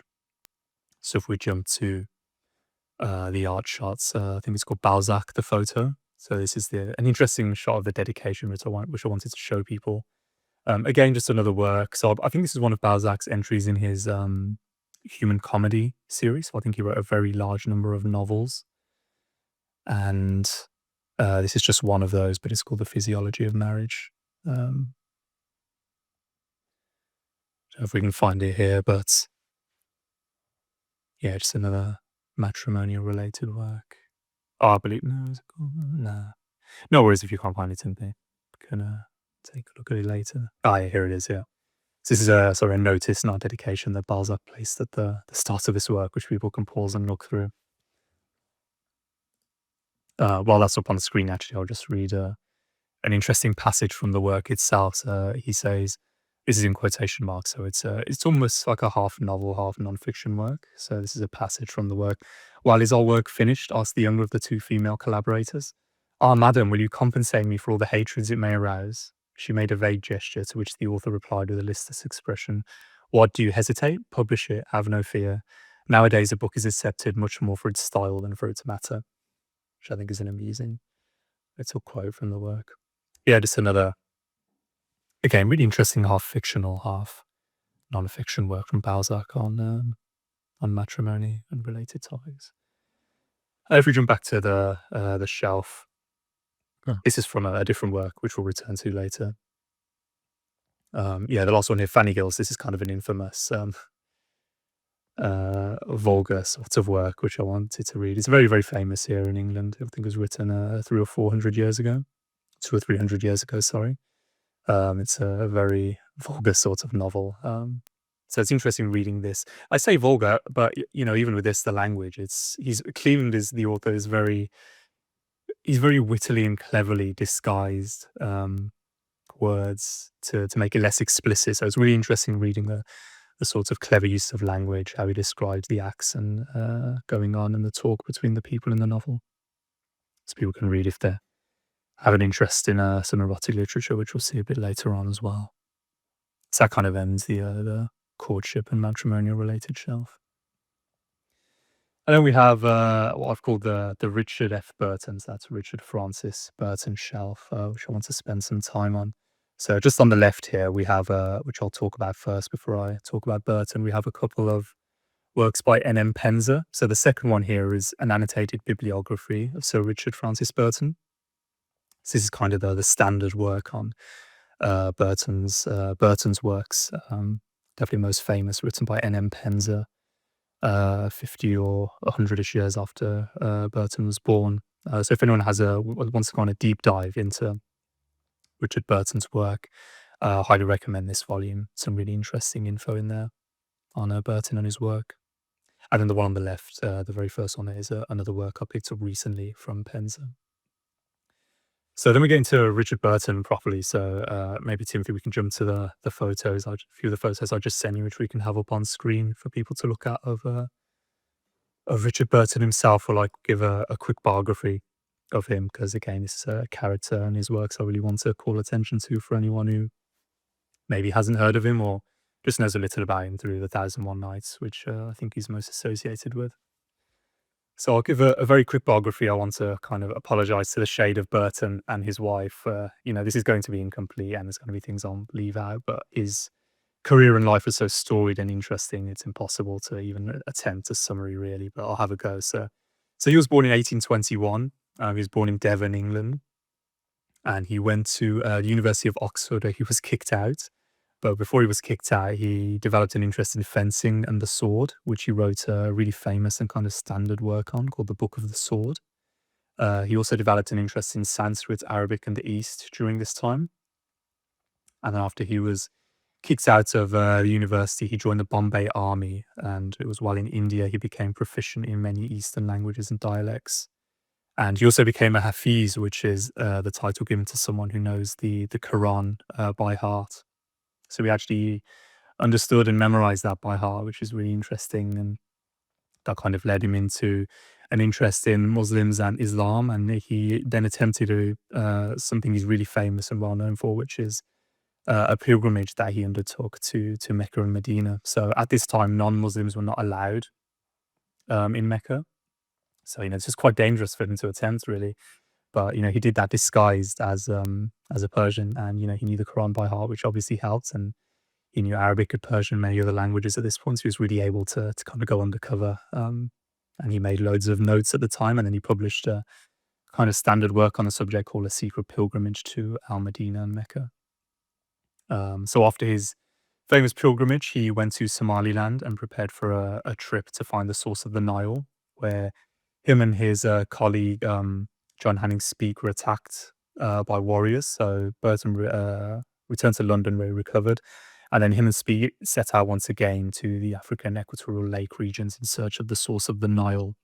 And he was actually the first European to see Lake Tanganyika, which is, I think, very interesting. So during this trip, both him and Speke fell ill, and then Speke recovered, and then Speke kind of went back to London. He was kind of valorized and given lots of praise and resources for further expeditions by the Royal Society, and he kind of stole Burton's limelight. So he kind of took full credit for discovering Lake Tanganyika. So Burton was still ill, but he returned later on. And then there's kind of a quarrel that these two guys, Burton and Speke, had throughout their life, which people can look into. It's kind of finishing up and continuing. He married who would be his wife later, Lady Isabel Arundel, later Isabel Burton. And they lived a really long and beautiful married life together, which you can read in the books we'll mention shortly. So after this, he went to Fernando Po in Central Africa. Then he went to Brazil, and he then became the consul of Damascus. And he had the kind of private aim of becoming the consul of Morocco in the end. However, while in Damascus, there were some controversies that happened, and he was recalled from that post. And then, really through the efforts of his wife, he landed the consulship of Trieste, which is located in Austria-Hungary. And it was while he was in Trieste, where he finished his life, that he wrote all the famous travel works that he's known for. And it was during this time and period and location where he translated the 1001 Nights and a Portuguese poet called Camões, many of his works who people can look into. So finishing up, he was awarded a KCMG, that's a Knight Commander title from the Queen, and he also founded the Kamashastra Society with his colleague F.F. Arbuthnot. This was a kind of semi-fictional society that he used to publish some of the more racy works that he wanted to translate. So works like the Kama Sutra, the Ananga Ranga, which are two Indian erotic works, and it was through this society that other works were published as well, like Sadi's Gulistan, the Biharistan or Society of Manners by Jami, and the Nigaristan. The Nigaristan actually wasn't published, but it was left uncompleted, but there's actually a very recent, or it's going to be published, I think in the next couple of months or year, which I found out. So to completely finish up Burton's biography, he died of a heart attack while in Trieste, and he was buried in Mortlake, England, in that Bedouin Arab-looking tent, which you may have scrolled over in the photos, Timothy, which is really interesting. So that tent is actually his resting place. So you can see it's very different. It's not a normal gravestone. You have normal looking gravestones in the cemetery, and then you have this really large, iconic looking Bedouin tent right in the middle of it. So Burton and his wife are both buried here, which I think is a really nice little resting place for them. So that's a very quick biography. Just a couple of other things I want to touch on. So one is, Burton, I just mentioned just there, he founded this society, the Kamashastra Society, with his colleague Arbuthnot to publish some of the more erotic and racy works, especially at the time. This is in the Victorian period, where it was kind of dangerous to publish some more racy stuff. But Burton provided a defense of his own at the start of, if we jump to a couple of the previous photos. So if we jump to the next one first, actually here. So this is a page that's printed at the start of all 16 or 17, depending on the edition, volume of 1001 Nights that he published. And this is kind of his defense to anyone reading why he published this work and other erotic works like it. So you see here, the top in Arabic is the original Arabic of the below English translation of an Arab proverb, to the pure, all things are pure, or in Latin, puris omnia pura. I actually found a parallel from the book of Titus from the Bible, which goes, to the pure, all things are pure, but to the defiled and unbelieving, nothing is pure. So that's Titus 1:15. That kind of takes us to the next quote we see below, which is from the conclusion of Boccaccio's Decameron. So the English of that quote is, "No corrupt mind ever understood words in a healthy way," which I think is a quote on the same lines and very much captures his thoughts on this. The next one is a quote from Martial, 11:16. So it says, "Lucrezia blushed and put down my book, but Brutus was close by. Go away, Brutus, and she will read it." So that's, clearly saying that women may feign shyness at reading these sorts of subjects, at least back in Burton's time. But, if there's no one around, they'll be more than happy to read it themselves. And then the final one on the sort of line is from Rabelais, which the English is, "It's better to write with laughter than with tears, because laughter is characteristic of man." So he's taking that from Aristotle, actually, who says man is the only creature to laugh.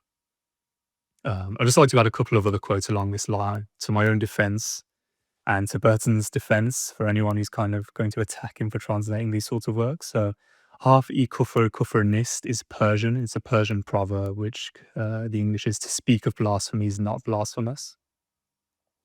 And then a final one.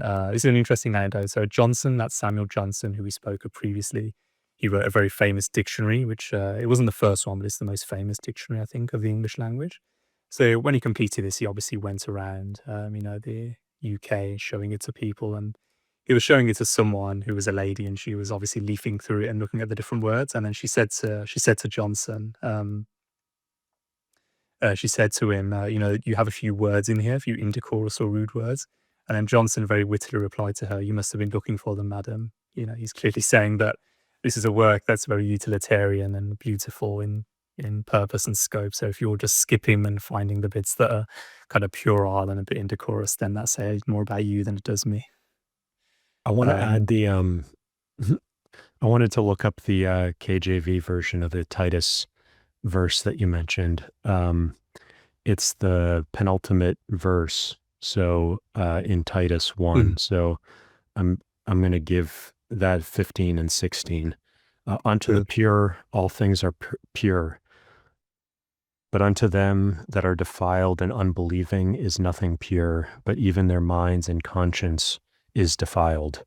They profess that they know God, but in works they deny him, being abominable and disobedient, and unto every good work reprobate. It's beautiful. Yeah. And just to cap this off, Burton's defense in his own words. So again, before he translated the Nights, people were kind of cautioning him against, because again, there are some very vulgar and explicit language in the Nights, but the tone is exceptionally high and pure of the work, to use Burton's own words. So he's kind of been cautioned to not even attempt the translation, but what he said, so I'm reading Burton's own words here: "I don't care a button about being prosecuted, and if the matter comes to a fight, I'll walk into court with my Bible, my Shakespeare, and my Rabelais under my arm and prove to them that before they condemn me, they must cut half of them out and not allow them to be circulated to the public. So I think that will really put a full stop to anyone accusing Burton of translating scurrilous passages or myself of owning some of these works. And I this wanted to is ask you really actually, iconic. is it known when he was at, like, when did he start to, and how did he develop an interest in the East? Was it at Oxford? Was it before? Was it all throughout childhood? Yeah, I believe it was all throughout childhood, but he especially became heavily interested in it and really started to learn the languages during his time at Oxford, I believe. But he had this interest from a really an early age, as did his wife, actually. She was really interested in the East and Eastern languages and things. They were made a really good couple. This is just the facing page to that page of quotes we were looking at, again, including all of his translations. I'll let people have a guess as to what they think it is before I reveal it, but I was really interested and intrigued by what this was, because there's no explanation offered here, right? If you open this or see it, you may think it's some sort of checkerboard. I thought it might have been a board of the Chinese game Go, or maybe that's a Japanese game, excuse me. But I was wondering what this is, but I later found out. So what it is it's the Arabic of the title of the work, Alf Layla wa Layla. So that's the 1,000 Nights and a Night, but it's written in this Cufic script, and it's the same passage written 4 times, but it's rotated 90 degrees each time, forming this square pattern. So Burton got in touch with a calligrapher, an Arab calligrapher, to make this. And it's kind of just a nice, interesting visual device that's included at the start of all the volumes of the Nights. Yeah, and this shows up in the tile on mosques and other buildings. So it's an important design element. Yes, it does. I was also going to say it looks sort of like a crossword puzzle. Yeah. That's what I thought it was. Either I thought it was some sort of puzzle or chessboard, something like this is what I thought before I found out. When I first started studying Arabic, I was wondering, like, is there a print version? Because Arabic is sort of inherently cursive, and it was part of what made it sort of difficult for me to learn, because there's multiple versions, and it's sort of like learning to read cursive first of English. It's it's a more complex shapes. And so I came across this alternative orthography or typography as sort of an interesting example of what would Arabic look like if it was more in a print form, although it's still connected. And this is sort of like taking that to the next level. Yeah. Yes, that script, if people want to look it up, it's Cufic. That's Kufic. So people can look up some examples of that. Yeah, really interesting. Yeah, that is the tool device that he put there. Oh, yes, and this. Were you flicking through this as you went through the photos, Timothy, or this one here that we're looking at? Yeah, this is Burton 3. So we looked at Burton 2 and then Burton 1, and then this is Burton 3. Yeah, so if this one wasn't shown before, people can pause here, but this is a really beautiful. So I mentioned Burton wrote, many books on travel, which I really look forward to reading. And I'd ordinarily have no interest in kind of reading travel literature, really, but this is a passage, as you can see here from the appendix in one of the later volumes of the Supplemental Nights. But if people pause on the overall shot, you can read just this beautiful. This is one of the most beautiful passages I've ever read, where he's describing the landscape of Somaliland, which he visited, as I mentioned in his biography. And people can read. It's really just amazing, really beautiful language, and he just captures the essence of being there, and the sunlight and the trees and the landscaping. So it's really beautiful. And while I was in Somaliland and elsewhere, well, an anecdote, Burton used to he had some of the nights memorized, and he used to tell the people he was surrounding with various stories to make them laugh and things. It just, I think, gives a really nice snapshot of, what it was like. I'll read a few sentences of it just for people, because I know some people listen to this while they're doing chores or cooking or on a walk. Sure. Mise en scene for the nights, then the landscape of Somaliland, a prospect so adapted to their subject matter that it lent credibility even to details that the least credible. And we were starting sort of mid-sentence there. Yeah, the start of the sentence is, there's no better mise en scene for the nights, is what it actually says at the start. Yeah. Barren and grisly for the most part, without any of the charms gladdening and beautifying the normal prospects of earth. Grassy hill and wooded dale, park-like plain and placid lake, and the snaking of silvery stream. It displays ever and anon beauties made all its own by borrowing from the heavens, in an atmosphere of passing transparency, reflections of magical splendors, and of weird shadows proper to tropical skies.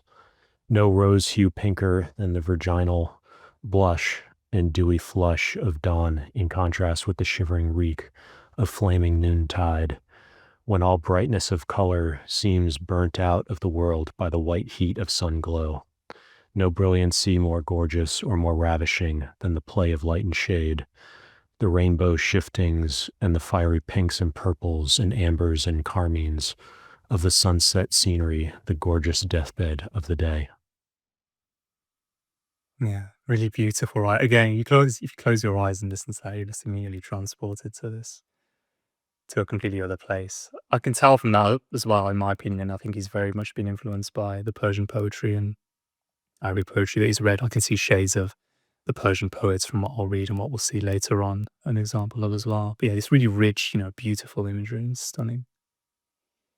So yeah, hopefully that will incite an interest in some of the travel books that Burton's written to people. And so jumping back to image 50 here. Yeah. So yeah, that was a biography of Burton because I don't actually have too much to say about these books, but I'm slowly starting a collection of his works, as you can see here.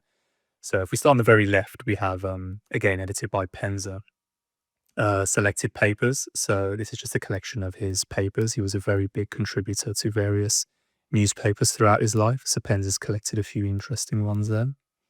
And then this is a really interesting work called Wit and Wisdom from West Africa, which is a really large collection of African proverbs from various tribes. The Oji tribe is one. Of course, on the spot now, I'm forgetting the rest, but I'm currently reading that work. So some really interesting proverbs in there, which have a very different tone to Western proverbs. So yeah, really interesting work if you can get a reprint of it. And then we have here The Life of Sir Richard Burton. I believe the full title is The Life of Sir, let me get this right, Captain Sir Richard Burton is the order of his titles. So you can see here it's written by his wife, Isabel Burton, in 2 volumes. I finished this and the next volume, which is an autobiographical work, kind of unfinished and picked up by the editor Wilkins, who you see there on the spine of the volumes on the right. So the first one's a biography of Burton by his wife, and this second one here is half autobiography, half biography, where she finished off before she died. Really interesting to read those. And you can really see the tender, and this kind of goes along with the courtship. Actually, if you want as kind of extension to the courtship literature we discussed in the previous shelf, I'd highly recommend reading if you want a really good example of married life from people 100, 200 years ago. You read both of those books, The Life of Richard Burton and The Romance of Isabel Lady Burton. You really see how they were so exquisitely, perfectly matched for each other, how they went about their lives. They had their ups and downs, obviously, but you really see some intimate details that Isabel speaks about. Do you know It's mainly what her voice and Richard as well. the background of the parents of both of them were, in terms of occupationally and otherwise? I can't recall the occupations, but I do know they were both Lady Isabel, especially, she came from an aristocratic family. The Arundels, that's Arundells, I believe. I think Richard Burton, I believe he had, again, I don't know the occupations, but I believe he came from a similar sort of background, but his family was less wealthy for sure, I believe, than Isabel's. Yeah, again, you see some really beautiful examples of the courtship as well. She really goes in detail on when they first met and things like this, so I highly recommend that. We have a volume here at the top. So I mentioned there was some controversy with Burton's post at Damascus. So this is a volume called The Case of Captain Burton, which this is actually collected by his wife, Isabel. So she put together this thin volume of evidence to kind of support that he acted in good faith and acted correctly while he was in Damascus. So it's really, if anyone's interested in his time at Damascus, I'd highly recommend that volume. Do you remember how they met? Yes, they were so Burton was in England. So, I mentioned Ben, you would have seen Burton traveled quite widely. and even while they were together, they traveled. So he was back in England, and they met, I believe, while they were walking, or they were either at a party or after the party, they were walking together in a garden. And actually, Isabel's friend said that, sorry, Isabel, when she first saw him, she said, "That's the man who's going to marry me," which Wow. I think is really beautiful. Yeah, and Isabel actually had an astrology, what's it called, where you have a reading taken. She had a reading taken by someone, and the reading included very Tarot specific card? details. No, it wasn't a tarot. It was like an astrological reading, something like Okay. this. And the reading went into specific details on the initials, I believe, or the name of her future husband, and it matched Richard's there. So yeah, you see some really beautiful, intimate details of their courtship and marriage in these two Reminds me of biographies. Oscar Wilde's The Importance of Being Earnest. I haven't read that, so that's interesting of you to It's a say. pretty funny one. Mm. It's I think it's probably my favorite, and it's just funny, kind of. Mm. I think she sort of knows that her husband's name is going to be Ernest, and so like that's Oh, part of okay, I what see. she immediately falls for him, and Uh, it's just yeah, it's a good mm, one. mm. And there's a good Yeah, movie so again, adaptation of it. I forget which one it is, but I think it's just the mm, most popular one. So it's a good one if you want to get in okay. with a novel, get in with a movie Mm, first. It's a good one. mm. Um, yeah, so I think that no, that's not. I want to end this shaft talking about Burton with a passage. Well, some of his own words about religion, because there's some kind of controversy about his religious beliefs. So obviously, I mentioned he traveled to Africa and the East, and he even did a secret pilgrimage. So, people accuse him of being a Muslim, and then his wife kind of defends him as being a Catholic. But I really want to have the final word be his own. So this is what he had to say. So I'm quoting his wife, who then quotes Burton. So she says here, "I can distinctly remember a speech which he made in London. I believe it was in 1865, I think at the Anthropological Society, in which he said," so we're hearing Burton's own words here now, "My religious opinions are of no importance to anybody but myself. No one knows what my religious views are. I object to confessions and I will not confess. My standpoint is, and I hope ever will be, the truth as far as it is in me, but known only to myself."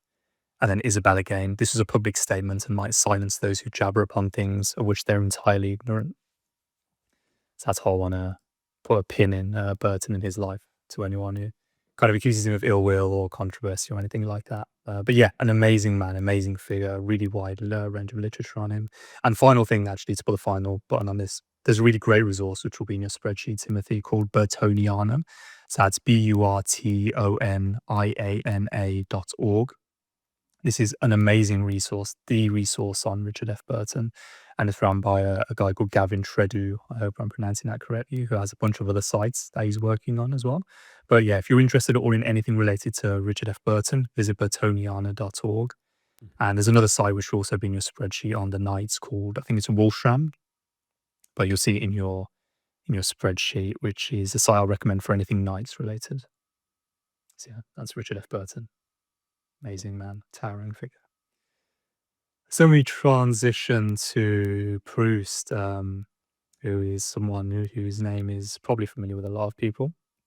So he was a novelist writing in the early 1900s, I believe. So the one on the left, which may not be as well known by people, is kind of a novel. I think it's unfinished. I believe it was unfinished, but it's called Jean Santuil. I think I'm going to butcher that pronunciation. So that's JeanSantuil by Proust. So this is kind of a proto In Search of Lost Time, really. This was written before that, before his masterwork. It's kind of it's along the same lines, not really got much of a plot, but these beautiful romantic and sentimental passages. Yeah, this was kind of his prequel to or prototype of In Search of Lost Time. So here we have that work. So you see the name. So that goes by two titles. Obviously, À la recherche de temps perdus is the original French, but you see it. This is the English title of the first translation and the most famous translation by C.K. Scott Moncrieff. Remembrance of Things Past, which is of course a passage from Shakespeare, I believe. It's a beautiful, beautiful work, an amazing novel. It's one of my favorites as well.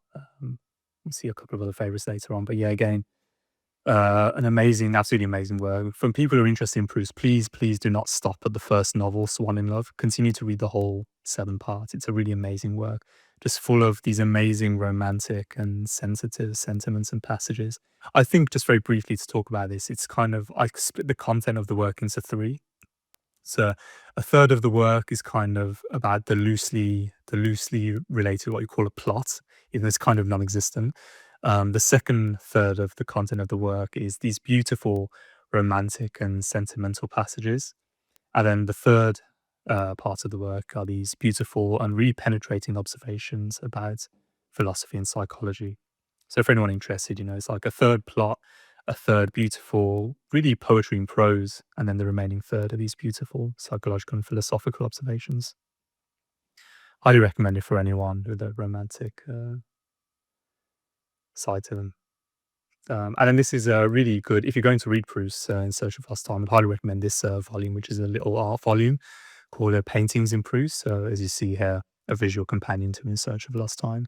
So Proust mentions an extensive number of paintings throughout his work, and this little volume collects almost all of them and reproduces them in full color. So as you're going along and reading the novel, if you have this open or closed by your side, when Proust mentions a painting, you can have a look in here and you'll see what he's talking about.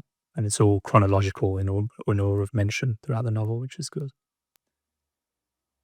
So we have Ulysses by James Joyce, who I think really needs no introduction. I think anyone watching this video will be familiar with him, but James Joyce is a famous kind of postmodern writer, I believe, writing around the same time as Proust. And Ulysses is, I guess I will call his masterwork. Maybe some people would say Finnegan's Wake is actually his masterwork. But yeah, really beautiful novel. Again, one of the few works of fiction I really enjoy. For anyone who doesn't know or isn't aware, Ulysses is kind of, he's taking inspiration. This is kind of an Irish version of Homer's Odyssey, right? So it's centered around this figure, Leopold Bloom, and it's Joyce's take, a modern take on Homer's Odyssey. So the plot just revolves around this figure, kind of everyman figure called Leopold Bloom, and each chapter is written in a really original and amazingly unique style. So you have one chapter is written in the style of a play. The final chapter is written from Leopold's wife's point of view, Molly, which is infamous for being just one incredibly long sentence with no punctuation at all. So really playful. He's a master with words choice, and this is it's a beautiful novel. For anyone intimidated by it, because before I read this, I'd heard he mentions loads of classical works. So I actually wanted to read Homer and all the ancient Greeks and Romans before I read this, but I have an old friend who this is his favorite novel and Joyce's favorite author. He told me, and he suggests people just read it as a love story, which I think is a beautiful way to read it. So you don't need to know any of the references or anything. You can just read it as a simple love story. And yeah, this particular edition is a facsimile of the very first edition. This is published by a publisher called Orchises Press, as you saw there. So it imitates the format and color of the very first binding of the book. And there's a really great resource on this to finish this discussion called Joyce Project, I believe, which will be in your resources, which I need to send you. For anyone who does want to delve deep on Ulysses, if you have a look and open that website, it's contributed to by various people, and you can click on a word and it will open up a passage, diving deep into the passage or word or quote if you really want to understand all the references that Joyce makes. And the final work here is called Saturn and Melancholy. So I believe this was originally written, you see there the authors Klibanski, Panofsky, and Saxor. I believe it's just kind of a facsimile reprint of that original work, which is, as the title suggests, touching on, it's kind of related to Burton's anatomy slightly. But yeah, if you read Burton or have an interest in kind of astrological influences on melancholy, especially like the title suggests, I'd recommend picking this volume up. Yeah, I think it's a somewhat famous and standard work written, I think, 100-ish years ago. So then we have here a series I kind of abandoned. I started to collect all these, but I stopped halfway through. So this is a Myths and Legends series. I believe the Folio Society took some of these as an inspiration for making their famous Myths and Legends series. We see here, these are the volumes which most interested me at the beginning. So we have one on Egyptian Myth and Legend by Donald A. Mackenzie.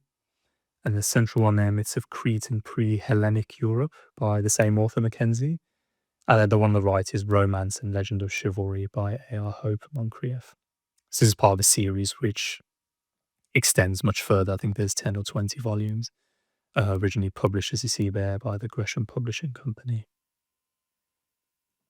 And we have a small volume of an anthology of Shakespeare called Beauties of Shakespeare, which I bought before I bought Shakespeare's works in their entirety.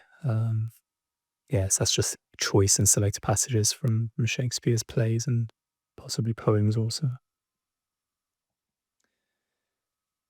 That's the Oxford Book of Verse, which we went through at the beginning. So yeah, jumping to, I believe we're now on the final row of shelves in the main bookcases. So we have at the start here, I mentioned John Payne earlier, and we saw I have a biography of him. So these first 5 volumes, bound in vellum, kind of worn, are all by John Payne. So the first 2 volumes 1 and 9 of his translation of The Thousand Nights and One Night is how he Englished it. And I bought those 2. I have no idea why there's just 2. There was a collection of 3, but the price, someone just listed these on eBay as a random collection of 3 out of the original 9 volumes of Payne's translation of the Nights. I'm glad I bought them because in the first volume there's an interesting introduction, and you can just compare the translation, which is what I plan to do later on, of his words versus Burton's.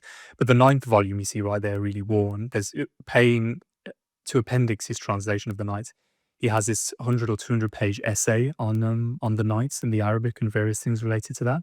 So if you have an interest in the Nights, I'd highly recommend picking up or looking at the final volume 9 of Payne's translation of the Nights there. Really interesting essay to read contained in that.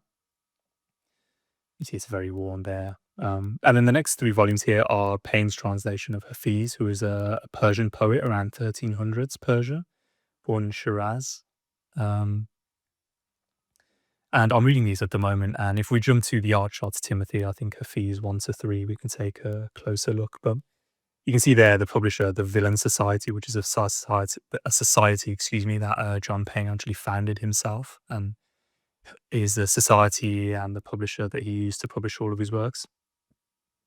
You see here this really beautiful cover. So John Payne chose the cover illustrations for all of his volumes, and for anyone looking up more of Payne's works, you see they're all similarly bound in this cream vellum, and now these gold titles. But all of these illustrations he hand chose or either commissioned someone to do himself. But if we scroll down a little, it's these really beautiful kind of cloud-like and solar illustrations. I think it's just a really beautiful cover design that he chose for his volumes of Hafiz. His translation of Omar Khayyam, who we mentioned last time, a while ago, has a similar illustration. I think the outline of the clouds are in red as opposed to blue here. And then the next photo is the reverse. And if we pause here for a second, if we zoom in, this is just talk about the layout before we zoom in. You can see the really generous margins in Payne's translation of Hafiz. That's what we're looking at here. You see the amount of white space given, which is really pleasant, in my opinion, when you're reading. And you can see, if you look at the center in the top left, you can see a little of the watermarked paper here. And then if we zoom in now on the bottom right a little, so I was going to read this couplet out as an example to people of what I believe is a really quintessentially and characteristic Persian poem, Persian couplet, example of Persian poetry. So couplet 3 here from this ode of Hafiz says, or how Payne chose to translate it anyway. In the curve of thy ringlet knowest thou what yonder swarthy mole is? An ink spot that into the round of a J like a musky grain hath fallen. So he's got a footnote there, superscript 5, if we look at the bottom of the page there. So the note that Payne ascribed to this says, the Arabic letter jim is much like an old-fashioned quart hand symbol with a dot in the center of the curve, which distinguishes it from the letter ha. The tress here of the woman being talked to, that is likened to the curve of the jim, and the mole to the diacritical point. The epithet musky refers to the blackness as well as the scent of musk and also of Indian ink, which is scented with it. So, he's talking here about this woman, and he's likening the woman's tress, so her hair, a ring of her hair, to the shape of the Arabic letter jim. See, for anyone looking at the video, they can see it's this kind of curve. And then the epithet musk is referring to the color and the scent of musk and Indian ink. So, this, yeah, you see there, that's the shape of the ringlet of hair that Hafiz is kind of likening to here. And then even the point about the mole, so he's taking this woman's face and hair, he's describing the hair to that shape, and then he's saying the mole on the lady's face is like the diacritical dot, which is in the Arabic letter Jim. So the Arabic letter Jim looks like that symbol you zoomed in on, but with a dot in the center. And So, for people listening, it's basically an upside down number 2. So if you just flip it's a it good way of noticing it. along the horizontal axis at the and just flip it, that's basically what it looks like. And I guess backwards too. So it's maybe flipped both. Yeah. On both axes, but yeah. Yeah, really kind of rich imagery and metaphor that is painted in a lot of these Persian poets that I've started to read. So hopefully that will give people a flavor of Eastern poetry and Persian poetry in particular, because there's nothing like it. And it's really characteristic. If you read The 1001 Nights, which is suffused with poems, you'll see many examples of a similar sentiment in that. So yeah, that's the 3-volume translation that John Pave made of the Persian poet Hafiz, his complete works. So should we go back to 53? Yeah, let's jump back to the shelves, 53. So on the right here, we have the Oxford Book of English Verse and the prize binding, which we've looked at, and which a lucky viewer will receive. And then to the right, we have another copy. So the previous copy of Penz's Bibliography of Burton was a facsimile, but I later found an original copy for a really cheap price to pass up, which is why I bought this one here. So that's the same work, but this is an original copy. And then to the right, we have a really beautifully bound, if we go to the Archons Timothy, Herbert 1 through 5 or 6 that we have. This is a copy of George Herbert's poems, specifically a specific collection called The Temple. Sorry, what is the file name? It's Herbert 1. Oh, Herbert, okay. Etc., I think, yeah. Yes, this volume is published by the Nonsuch Press, we've mentioned before, and this is one of the nicest bindings I own, and what a really beautiful binding. If we'll see here in just a second, it's really beautiful. Yeah, here red. So it's like a cloth, and I don't know if it's woven or not, but you can see here the texture, and especially on the left there where it's caught the light. The rare sunny days we have very in, especially this time of the year. You see here, look at the detail on that and the texture. It's this cloth material, beautifully rich red and kind of cream color that this, not illustration, this design of the binding is done in. So there's just a little castle design on the front cover and a little king and queen, which are kind of used for the logo of the Nonsuch Press and on their title pages. But just got the richness and the texture of that binding. I haven't seen many, other works bound in a cloth like this. Really beautiful to look at and handle as well. It's basically like a rug. Yeah, it's true. Kind of giving Persian rug vibes, yeah.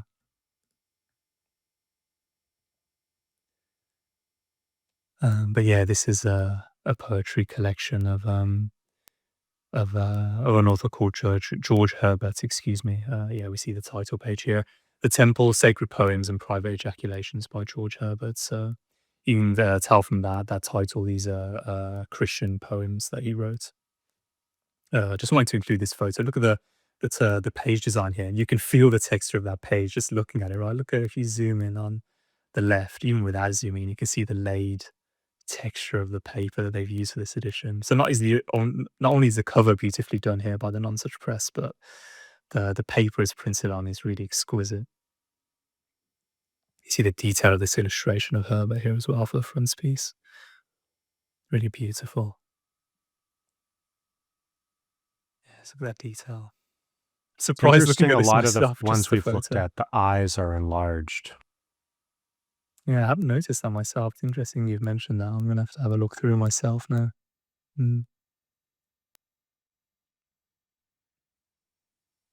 Yes, this was originally, I think Herbert was born around the 1600s, so this is from, 400 years ago. This illustration would have originally been included. just the detail they achieved back then, as we saw before in the maps. It's really beautiful.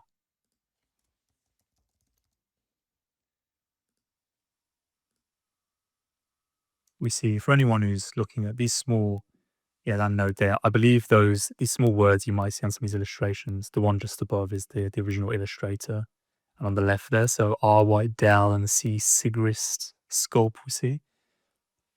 At the top, I think those are the people who made the illustration.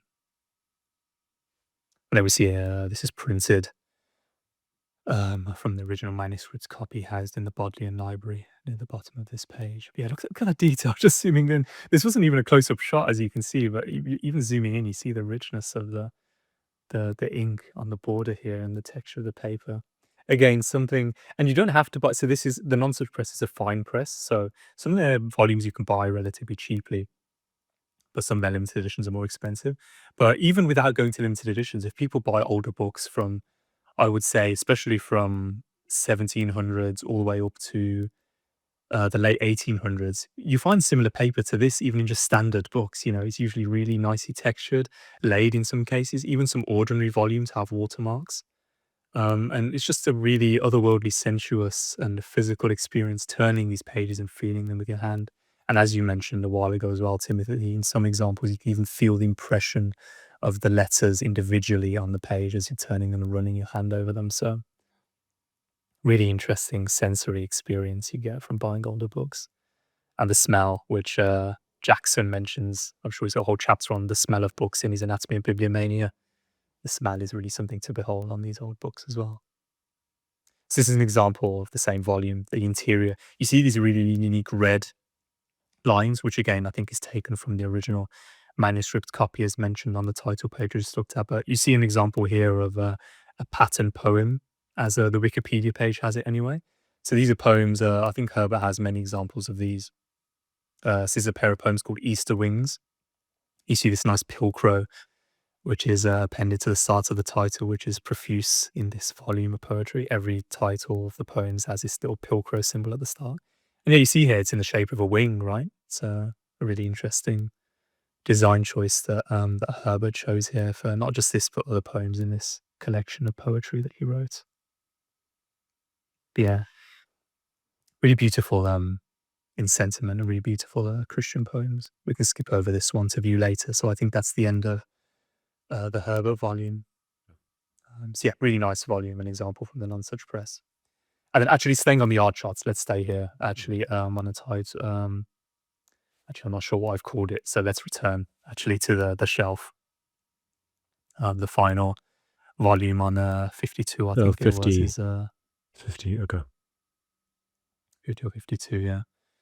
The final volume to round off the shelf is another volume from the Non-Such Press called De Mortu Cordis by William Harvey.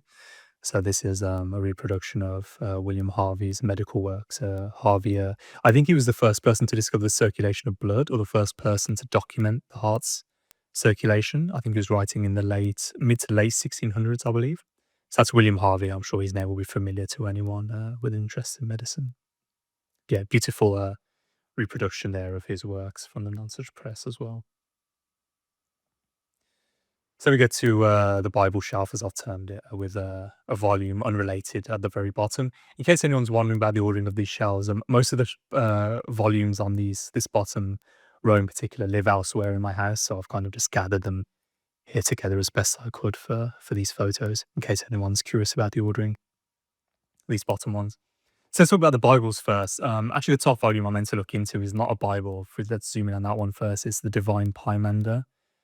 So this is, that's right, a Hermetic work, or translation of various Hermetic works, translated by, we see that John D. Chambers, the Divine Pymander of Hermes Trismegistus. So yeah, that's going into a non-religious or semi-religious area of study called Hermeticism, for anyone interested.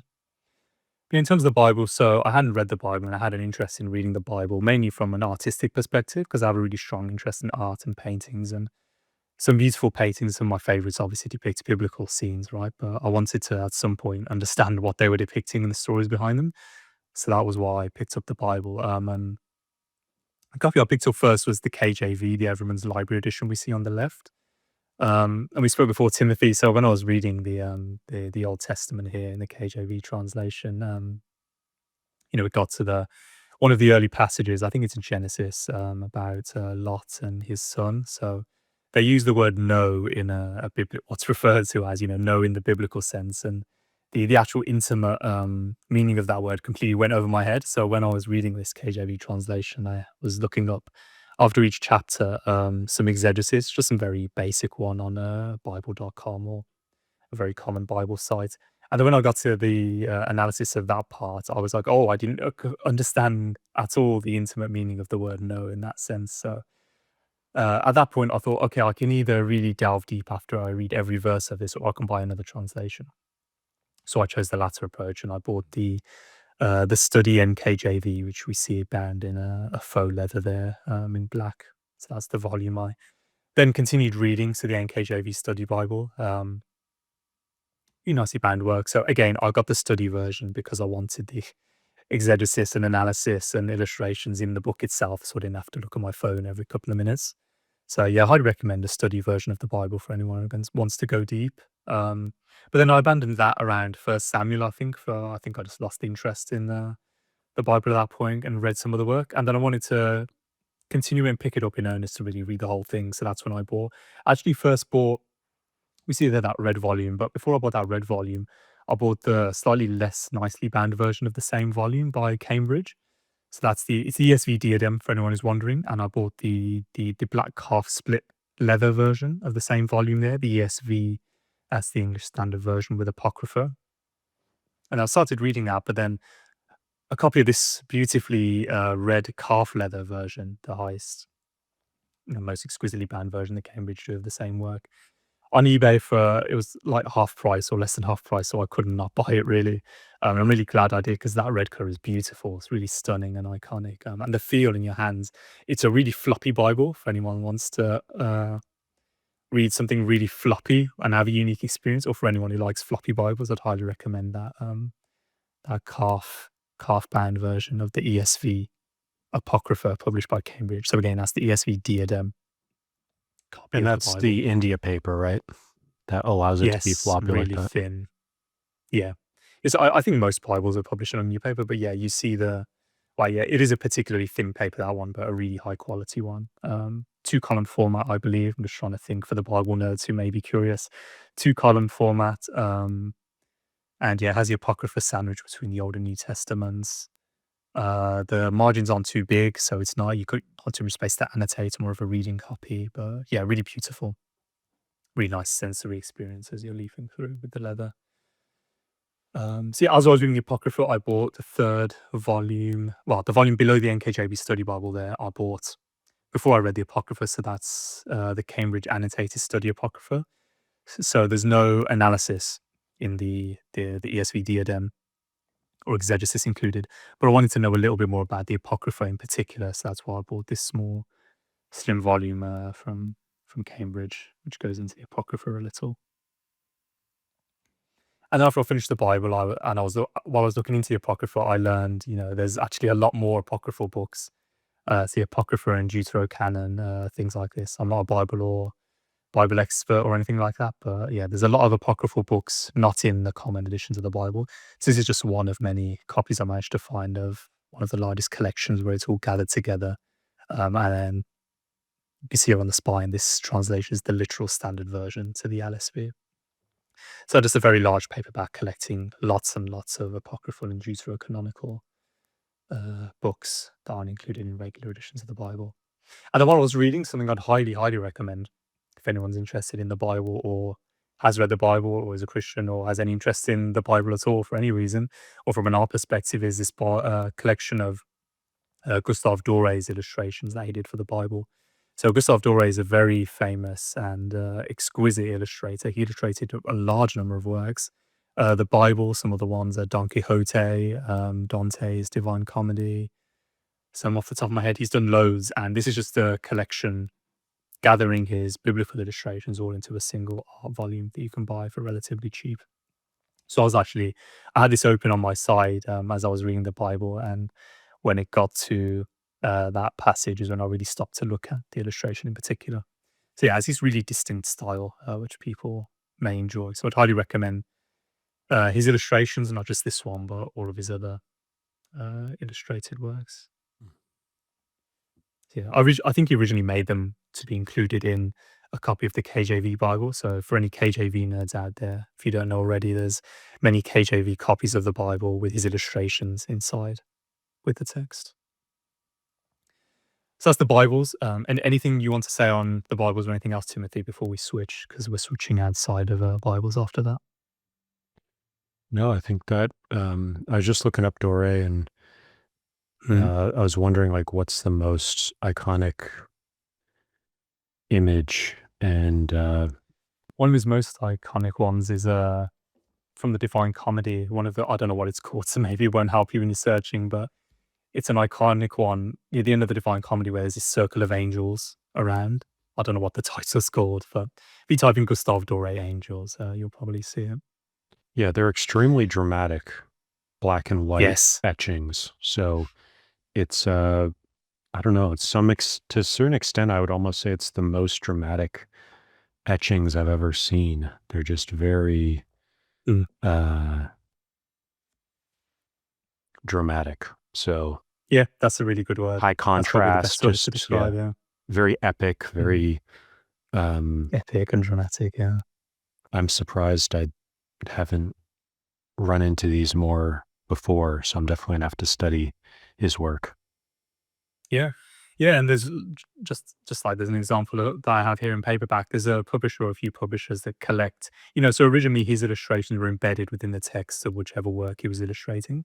However, some really great work has been done by modern publishers where they've taken all those illustrations and just bound them in a single art volume. So for anyone interested in his style, yeah, look him up and you can buy many works just containing his illustrations, which, you don't need to read the books, just have a look at them from an artistic perspective. Really beautiful to have on your coffee table or to leaf through. I guess Yeah. the other thing I'd say about the Bible is just, Mm. I think any work that goes back to ancient times, you really need to understand a fair amount about the geography and just what day-to-day life was like at that time, because so much of that is taken for granted when you're reading the Mm. work itself. So I think a fair amount of the Bible is actually impenetrable without doing a pretty Mm. extensive study of the context. And yeah, and I spent quite a bit of time discussing those kind of books with Jason Johnston in our bookshelf tour that we just published the first part of Mm. last week. So I would highly recommend that bookshelf tour for understanding the kind of additional structure you need um, to really make sense of a lot of it. Mm. Yeah. What about this book on the left? Yeah. So this is called, it's attributed to this guy, Francesco Colonna, but the title we see there is The Hypnerotomachia Polyphily, which is a very interesting sounding title, right? So it's a semi-fictional work. If we jump to the art shots, Timothy, we can talk a bit more about this one. Um, So it's after the Herbert volumes under H. I think it's Hypnerotomachia 1 through whatever number it is. So yeah, this is called in English Polyphilo's Strife of Love in a Dream, or the Dream of Polyphilus. So Polyphilo or Polyphilo is the kind of protagonist of the work. And this was written well, it was published, excuse me, in 1499 by Aldus Manutius, so that famous early Venetian printer that we'd mentioned previously. So this is the title page we see here. If we go to the next photo, which I think is so this is the contents page of this translation. So I don't think there's a contents page like this originally, but this helps to people want to pause here. They can take a look at some of the content. So I mentioned it's kind of a fictionalized narrative where we see there the first section takes us from the real world where Polyphilo falls asleep into the dream world where he finds himself in a wood. So to me, that's obviously recalling Dante's, midway through life's journey, I woke to find myself alone in an empty wood. It's definitely recalling that line from Dante, how he begins his epic poem. Yeah, you can see here it's, as opposed to Dante's kind of very epic, almost dramatic and very high-handed, serious tone, this is more very light and light-hearted in nature. There's still very, dramatic and beautiful passages, but I wouldn't call it an epic poem. Well, it's not a poem, first of all, it's in prose, but that's kind of the setting for it. So this guy, Polyphilo, he's fell asleep and he's in a dream world where he's in a wood. And again, if people pause here, if anyone's wondering what these numbers are in pencil, so I've marked the different sections here because I wanted some sort of reference. There's no numbering of the chapters, so I've just handed those myself, if anyone's wondering on those. And then book 2, we see Polyphilo's love interest is a lady called Polia. So book 2 then takes up the narrative from her perspective. And then I think that's how the work finishes. But yeah, he wakes in his garden and is describing, it's a really early example of literature relatively from 1499. You can see some of these it's really beautiful imagery of this garden, which is what most of the text is occupied with.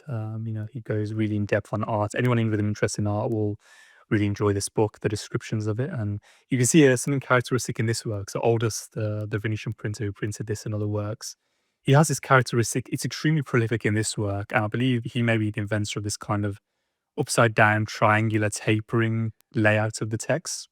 This work has the most examples of that in it. There's examples of Aldus doing this in some of his ancient Greek and Roman works, but this one, if we keep cycling through the images here, you see lots of examples. So this is an example of the printing and the illustrations. You see here that taper, that triangular taper on the left. Obviously, the original, I think this was written in Latin, but this is the English text that they've tried to replicate. And again, you see, 500-year-old illustrations here. It's one of the earliest. I think this may have been the earliest printed illustrated book in the West. You see these beautiful woodcuts here. And Greek type, you see there's examples of type from various different languages in this. Again, you got Latin, so English letters. Then you have Greek there. I think that there's even some Arabic printing in here as well. It may even be the earliest example of the Arabic type in a Western book, I believe. I think that's something else this book is famous for. Yeah, we see the Arabic script here on the illustration on the right. Together with Greek and Latin and even Hebrew, actually. Yeah, we see there. It's a really interesting illustrative example of text, right? Look at that. We've got 4 languages all together in 3 different instances, Arabic and then Hebrew and then Greek and then Latin or English letters.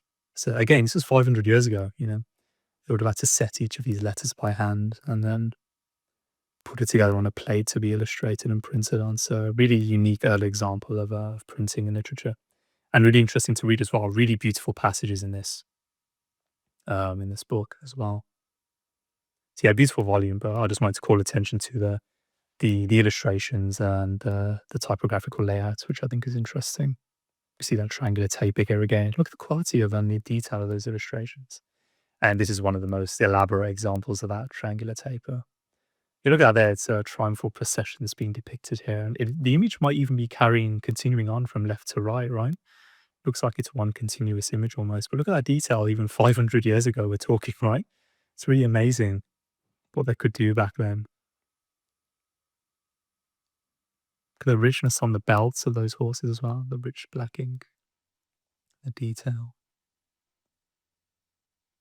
Yeah, again, when you're reading these really early works, just think about as you're reading the story, not just the physical story, think about what you're looking at. This is printed 500 years ago. This is a lone, well, not alone, but a printer with a small team in Venice. Probably this noisy and busy workshop that is, where there's all these printing paraphernalia and equipment going on, spilled ink, aprons, messy hair, late nights. You can really immerse yourself in just the story of the binding and making of these older books. And yeah, the next photo is that we went over, the most elaborate triangular example. So that's the Hypnotomachia Polyphili is the Latin title. Yeah, highly recommended to anyone with interest in art, early book making and printing, early book binding, or if you just want to read a really beautiful story in prose. And for the old Iambic Manutian connection as well. So yeah, that rounds out the shelf.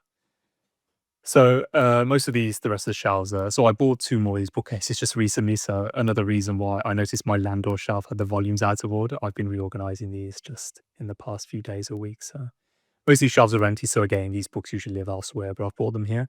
So we have here.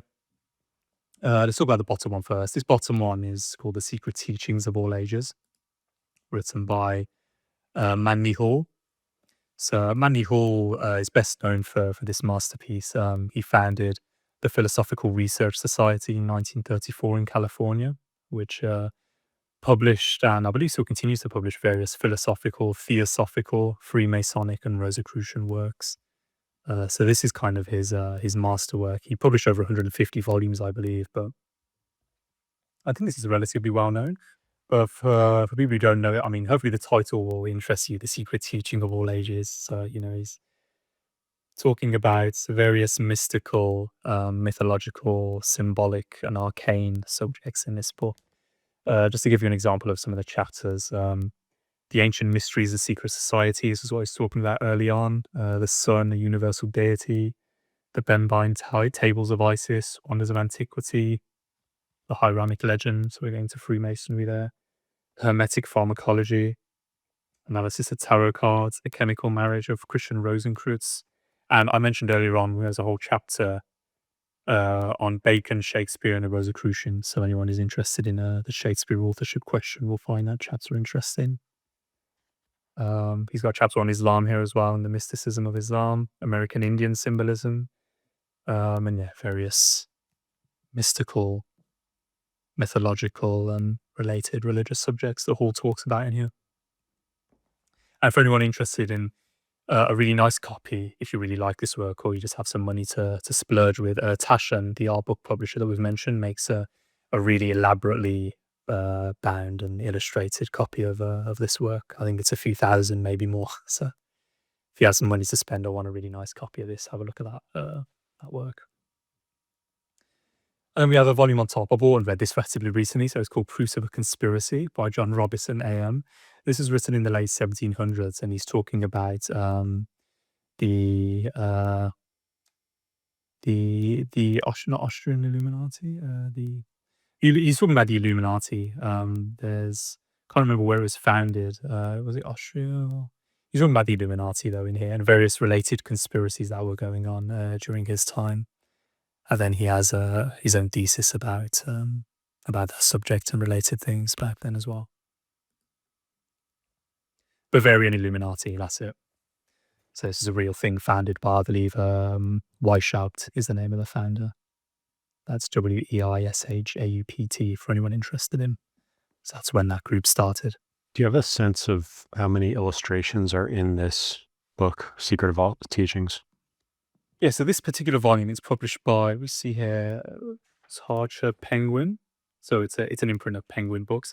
So this is what's called the reader's copy. The original volume it was a really large volume, and it was published in like a double column format, and it had probably over 100, possibly over 200 illustrations.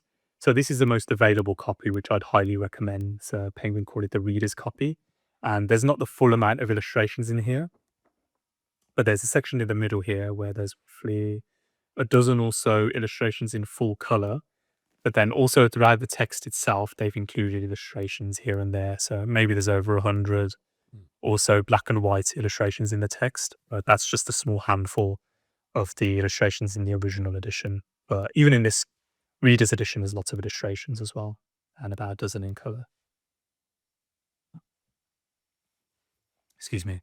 Here we have the top 2 books, a couple of books that were given to me by a dear friend. So these are just small poetry anthologies on love and related themes, but these were gifted for me and to me by a friend. So that's why they're separate and you live elsewhere. But I think they're completely random collections she bought in a bookshop for me.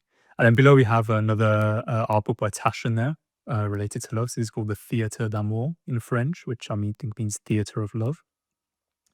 So this is a collection of emblem books. I believe it's of one emblem book in particular, actually, and a specific person's copy of an emblem book. Emblem books were an example of these kind of small illustrations, very symbolic in nature. And this collection is emblems related to love and similar love themes. So it's a copy they've published in full color, and there's hundreds, 200, 300 pages. I think it has illustrations of lots of these emblems, again very symbolic in nature, all centered around love. So highly recommend that one. So you can see from the bookmark I'm around halfway through, or something like that. And then we have, let's see, one of the final shelves. So again, these are completely randomly organized. There's no ordering to this whatsoever.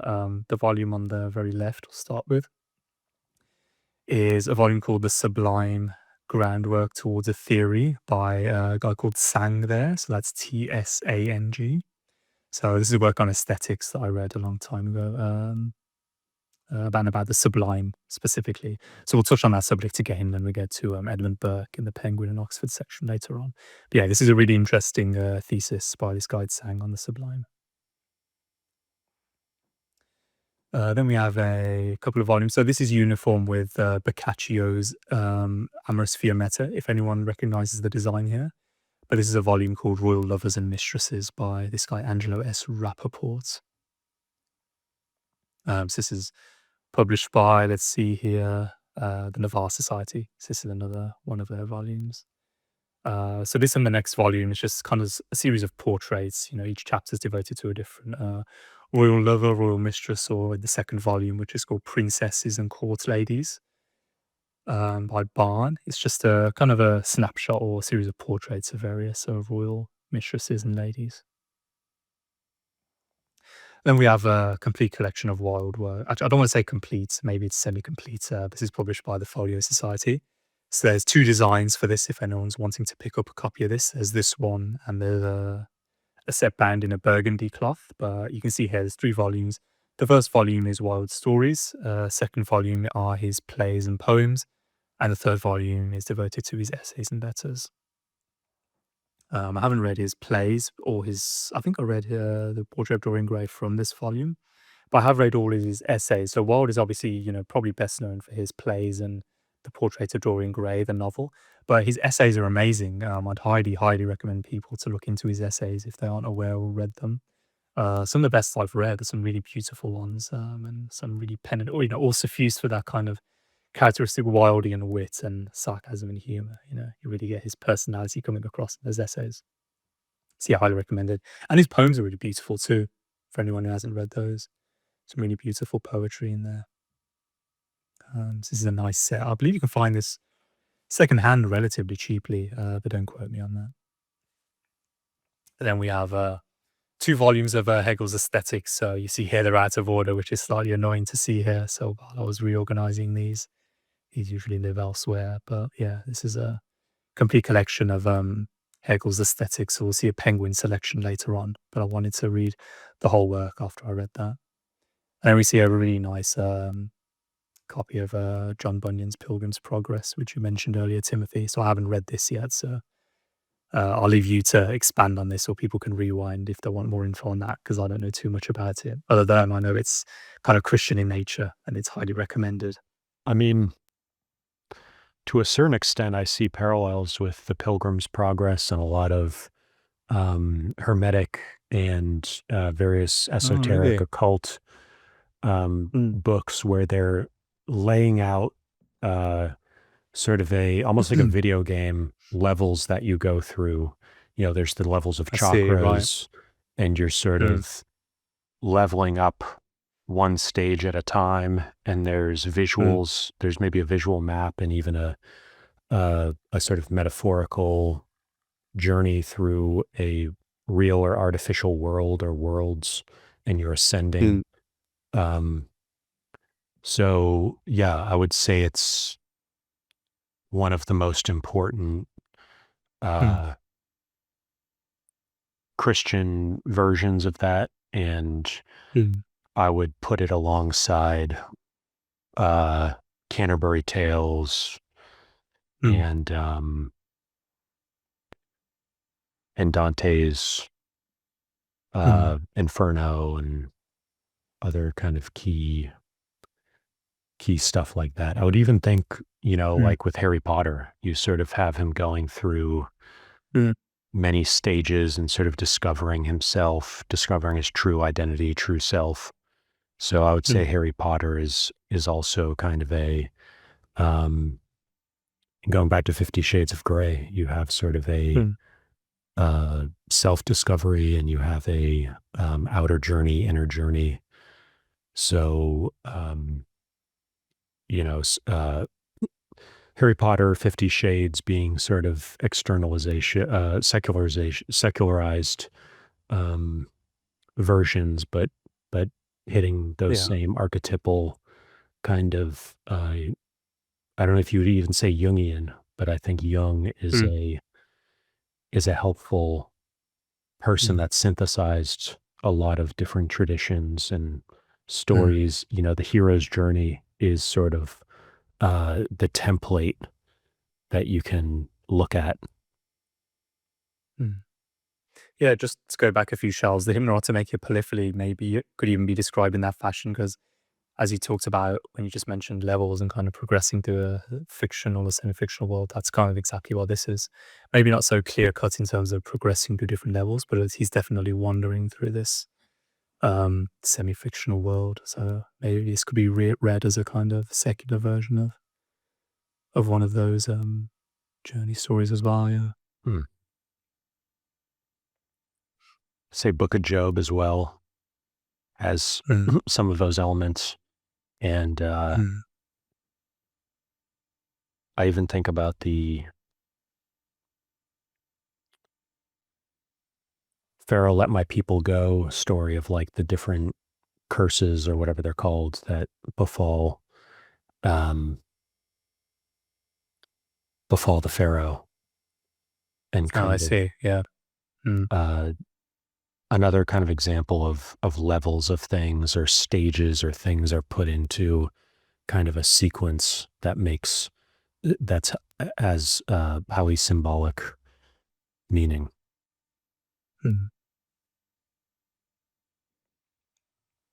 Yes, that's that shelf. And then I think this is the last shelf, I believe, in the main bookcase. So again, completely random ordering, but if we start on the left, so we have a Folio Society edition of Edward Gibbon's memoirs.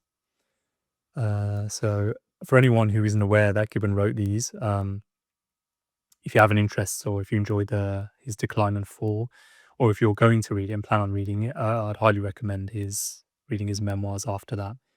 I think it's actually in here that he describes the moment he finished writing the last words in The Decline and Fall.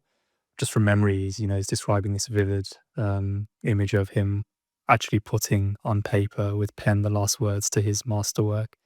And then I believe he takes a deep breath and a short break, and he goes out to his garden to have a walk around. It's a really vivid snapshot that's lingered in my mind. Yeah, I definitely... I feel a similar urge to, like, when I finish something, I need to go outside and I need to like move around and sometimes just take a long walk. And I don't know if it's necessarily clear my mind. It's just, it's kind of like what we were talking about before we started recording. I was looking at all your new videos from last night, and there's an element of just allowing your brain to process things at an unconscious level and sort of consolidate. Even sleep. I mean, that's a big thing with memory, is your brain consolidates when you're asleep. Your brain sort of consolidates thing when it's not consciously doing anything. So that's where shower thoughts come from. That's where you're on a run, or you're, when you sort of... Most people never intentionally allow themselves to sort of clear their conscious mind while they're awake. It's only when they're in the shower or when they're driving or when they're on a walk or a run or a bike ride where they sort of unintentionally fall into that, especially if they're not playing music. I mean, if you have music playing, it kills a lot of that. But I don't know, something not totally related because it is more productivity coded. But there's a famous story of Bill Gates ripping the radio out of his phone, his car when he was early days Microsoft. Oh, really? He said the reason why was so he realized he was wasting a lot of time each day not thinking about Microsoft and just listening to the radio. So he pulled out the radio so he could sort of allow his mind to wander or think or whatever. So Yeah, we'll touch on walking specifically later on, actually, with the work by Rousseau when we get to the penguin sections. But yeah, I completely agree. Silence is something, and I'll touch on this more later on because it's a related subject. Yeah, silence especially is a real, and dampening of noise is And a I real think, need that I have.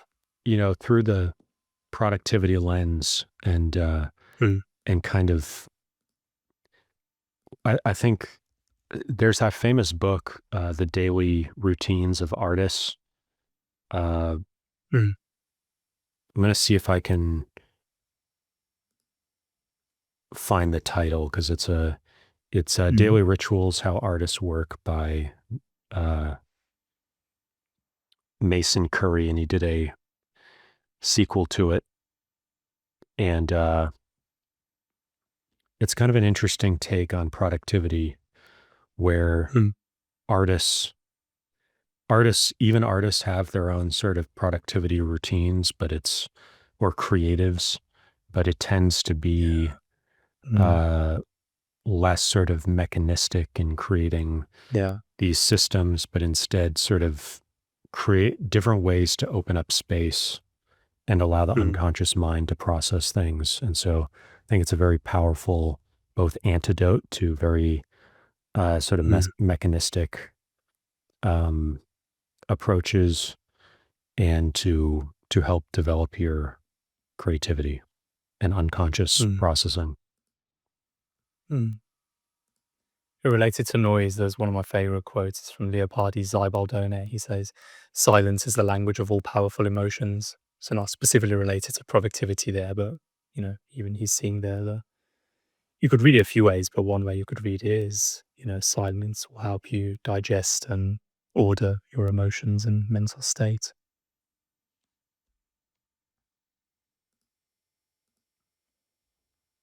But yeah, should we continue with the books here? Yeah, so the next one is a really slim volume called The Adventures of Ulysses. I can't remember the editor's name off the top of my head who edited this, but this is taking various episodes and stories from Homer's Odyssey and collecting them into a more popular, easy to read form.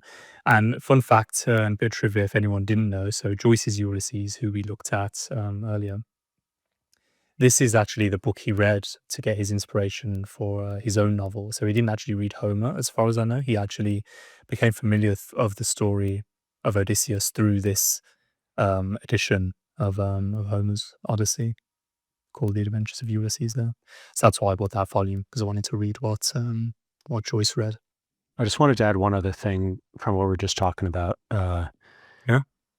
In psychoanalysis and Freudian thought, there's this term called primary processing, and Mm. and you have Freud right here. Yeah. I was going to say, perfect segue.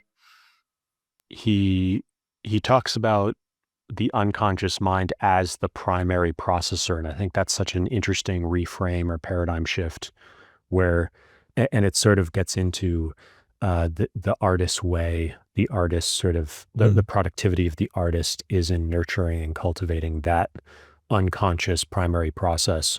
And so instead of thinking of Mm. your conscious mind and sort of step by step thinking through things and making that primary, which I would associate with a lot of traditional productivity thought, but instead the switching it so that that's the secondary, that's the surface level, and Mm. the and even sort of the superego, and the primary is that unconscious activity, Mm. those unconscious forces.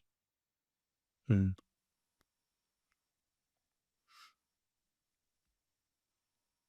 Yes, the volume we missed there is kind of randomly placed Literary Eccentrics by John Fivey. So, as the title suggests, it's a kind of series of portraits, each chapter devoted to a different literary eccentric. And those are kind of cool to show you,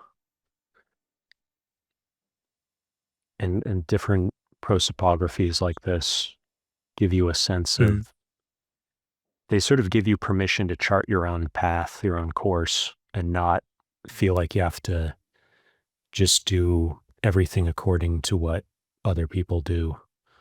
I think your library is a great example of that. And big reason why I wanted to talk to you is just you've really charted your own course. There aren't a lot of people or really anybody doing things the way you're doing them and building this kind of library.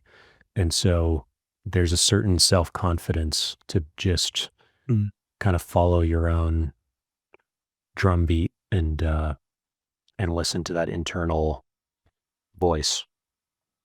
Yeah. Just related to that very quickly. Yeah, I mean, what I would suggest for people is read as widely as you can the classics, so ancient Greece and Rome, I would start with, if you're interested in that sort of thing. And if you read or have an interest in fiction, start with the classical fiction. But then once you've had a, kind of representative sampling or as wide a sampling as you can, then that will allow you to really narrow in on things, right? So that's what I've done. I tried to read as really widely as possible at the start. I started with ancient Greece and Rome. Then particular things stood out to me. So, I mentioned Seneca. That was kind of my inroad to ethics and philosophy. And I quickly realized I didn't want to go down a rabbit hole with history. I wanted the basic background, but I didn't want to read loads of secondary works on history. So, but yeah, as you just said, you'll go down rabbit holes your own. Particular things will interest just you and you only. And yeah, just follow. If you have a voice or something calling out to you, just follow it, listen to it. You might find things you would never dream that you'd stumble upon otherwise. So continuing here, yeah, we mentioned Freud, so we'll touch on Freud later on, but this is a really nice Folio Society edition of his dream interpretation.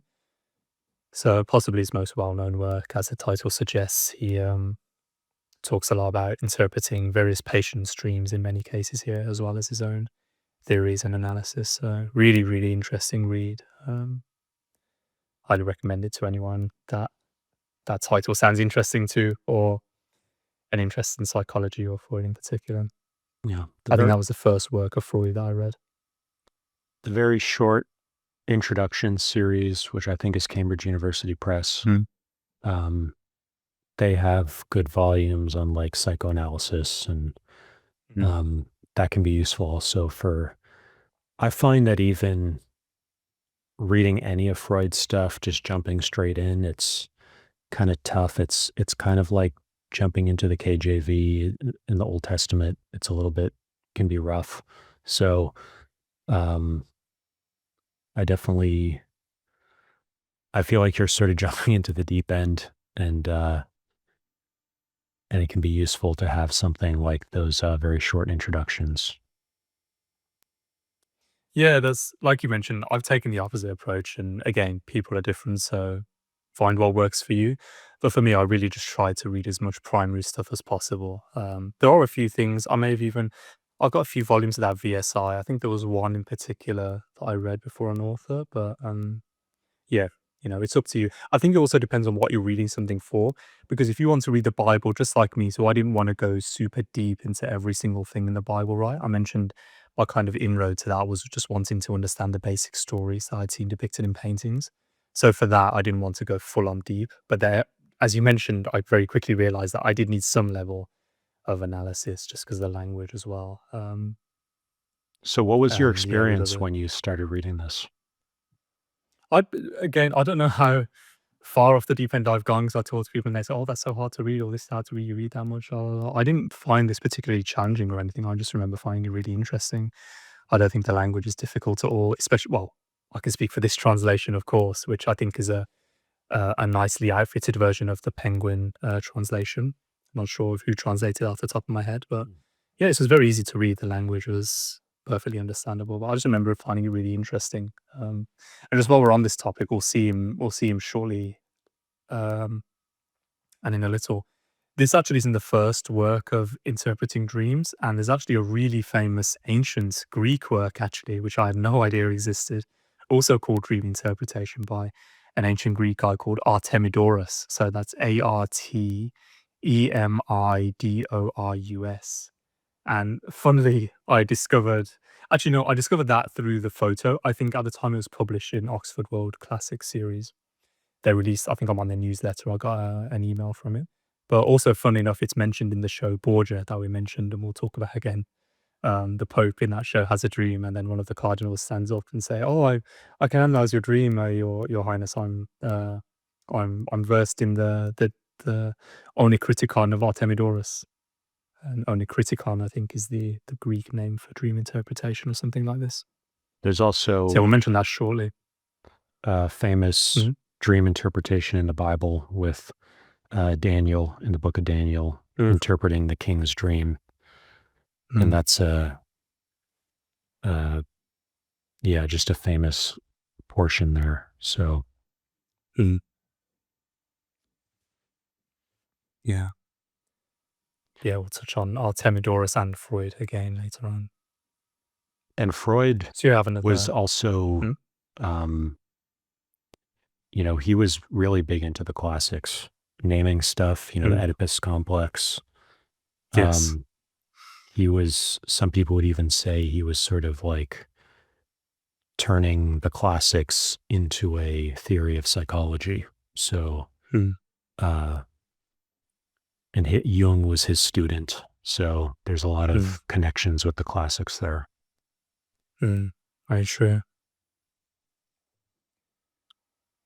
Yeah, so the next volume along is just kind of another odd volume, which I have a few of, called The Reveries of a Bachelor.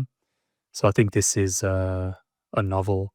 I don't know too much more about it than that. The title sounded interesting to me. So this is one of many older books that I've bought purely because of the title sounding interesting.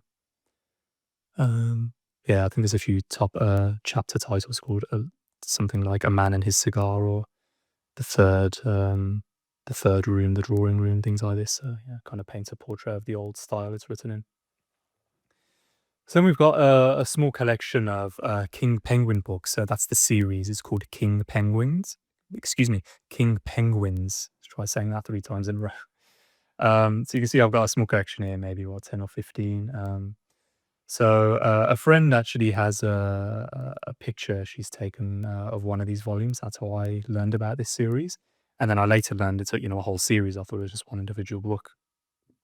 So in the resources, if you take a look at the Timothy spreadsheet, there's a site which lists all of these, but you can see the ones that I've been particularly interested in are mainly, there's a whole series of books on flowers and floral related subjects. So you see here Tulipomania, which is that's actually the title of a very famous work, but this relatively thin volume here is just an excerpting of that work. And there's other flowers of meadows, flowers on the woods, you see here, wild flowers. And then I've got a few other odd volumes. You see one there on Greek terracottas, one on fashion. And then you see there's 2 there by Ackerman, one on Oxford and Cambridge. So those are also 2 famous works. They're relatively expensive, but these 2 volumes are excerpts from that main work of Ackerman. So Ackerman wrote 2 very famous works on the universities of Oxford and Cambridge, and they're very well known for the illustrations inside. There's a relatively cheap copy currently listed on eBay right now, which doesn't have the illustrations in it. So when I came across that, I was about to buy it very quickly, and then I thought, no, hold on, why is it so cheap? And I looked at the listing, and he says in big letters, the guy, please be aware the listings are not, the illustrations are not in these volume, they've been removed. But yeah, so this series of books, just very quickly, it's on all manner of subjects like you see here. It's giving like a brief overview of the subjects, kind of in a similar vein to the VSI series, but not so explanatory, more just talking about the subject. What's interesting about this series is every volume in the series has, at the very end, a series of a dozen or so full color plates of illustrations at the end. So in the Greek terracotta volume, there's some really nice illustrations of Greek antiquities, and then in all the floral volumes, there's really beautiful illustrations of some wild flowers and floral-related illustrations. So yeah, if people want to take a look at those, you can either buy a few individual volumes, or if you're a kind of a collector, you can have a go at collecting all the volumes in this series. But yeah, really nicely produced little volumes. They all do come with a dust jacket as well. But what I found when I was looking into these was copies with dust jackets are comparatively rare now, as opposed to ones without, because I think these were originally published around 100 or something years ago. So these are hardcovers? Yeah, so they're all kind of small, thin hardcover volumes. Yeah, each one comes with a dust jacket. Yeah.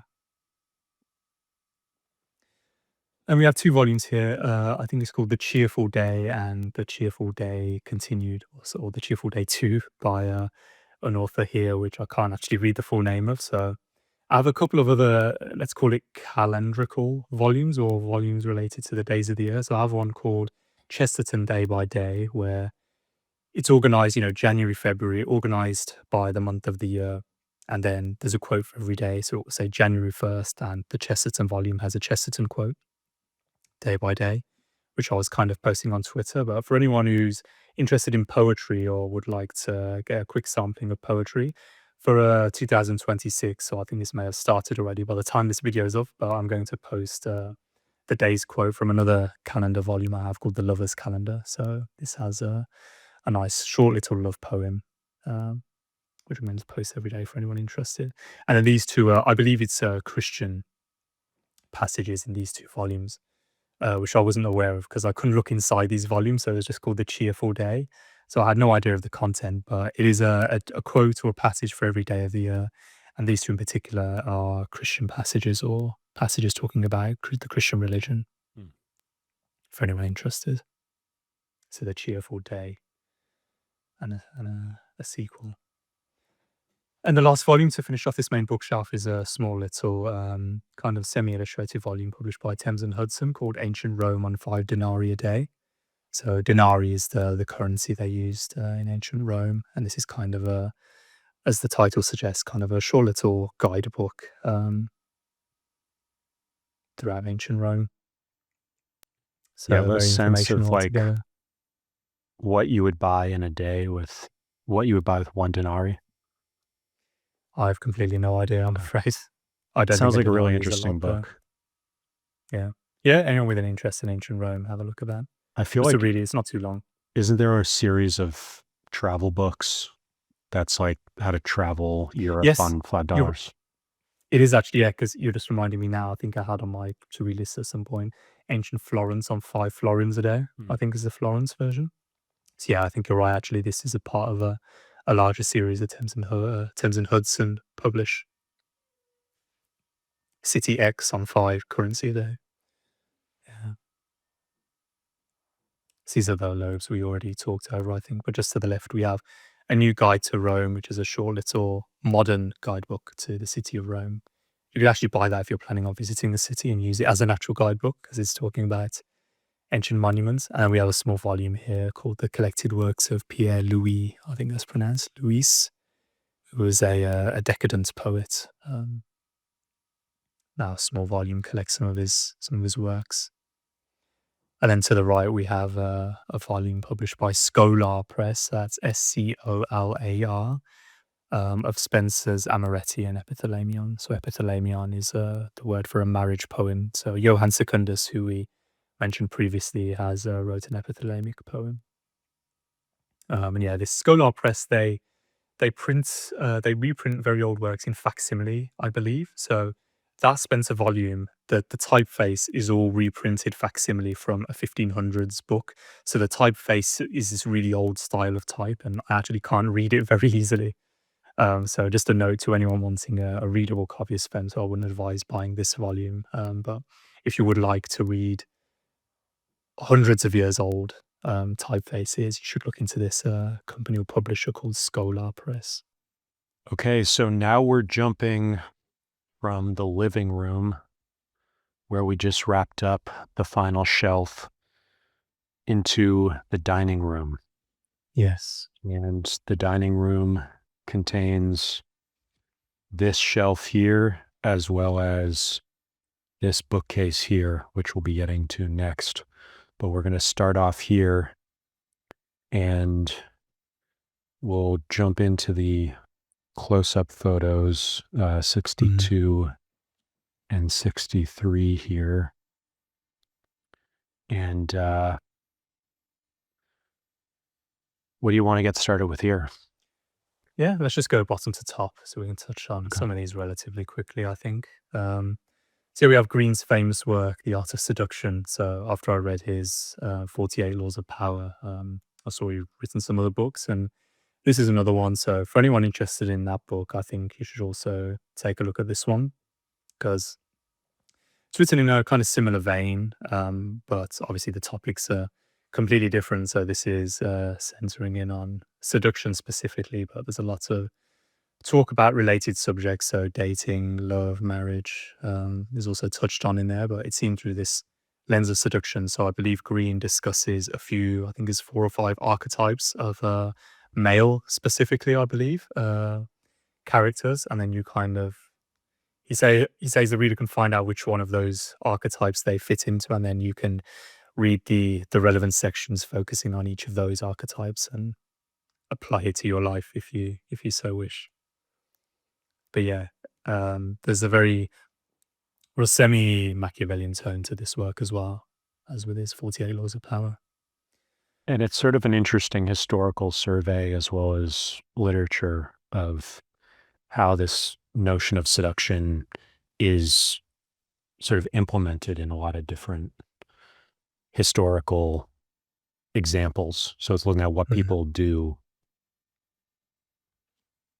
And I mean,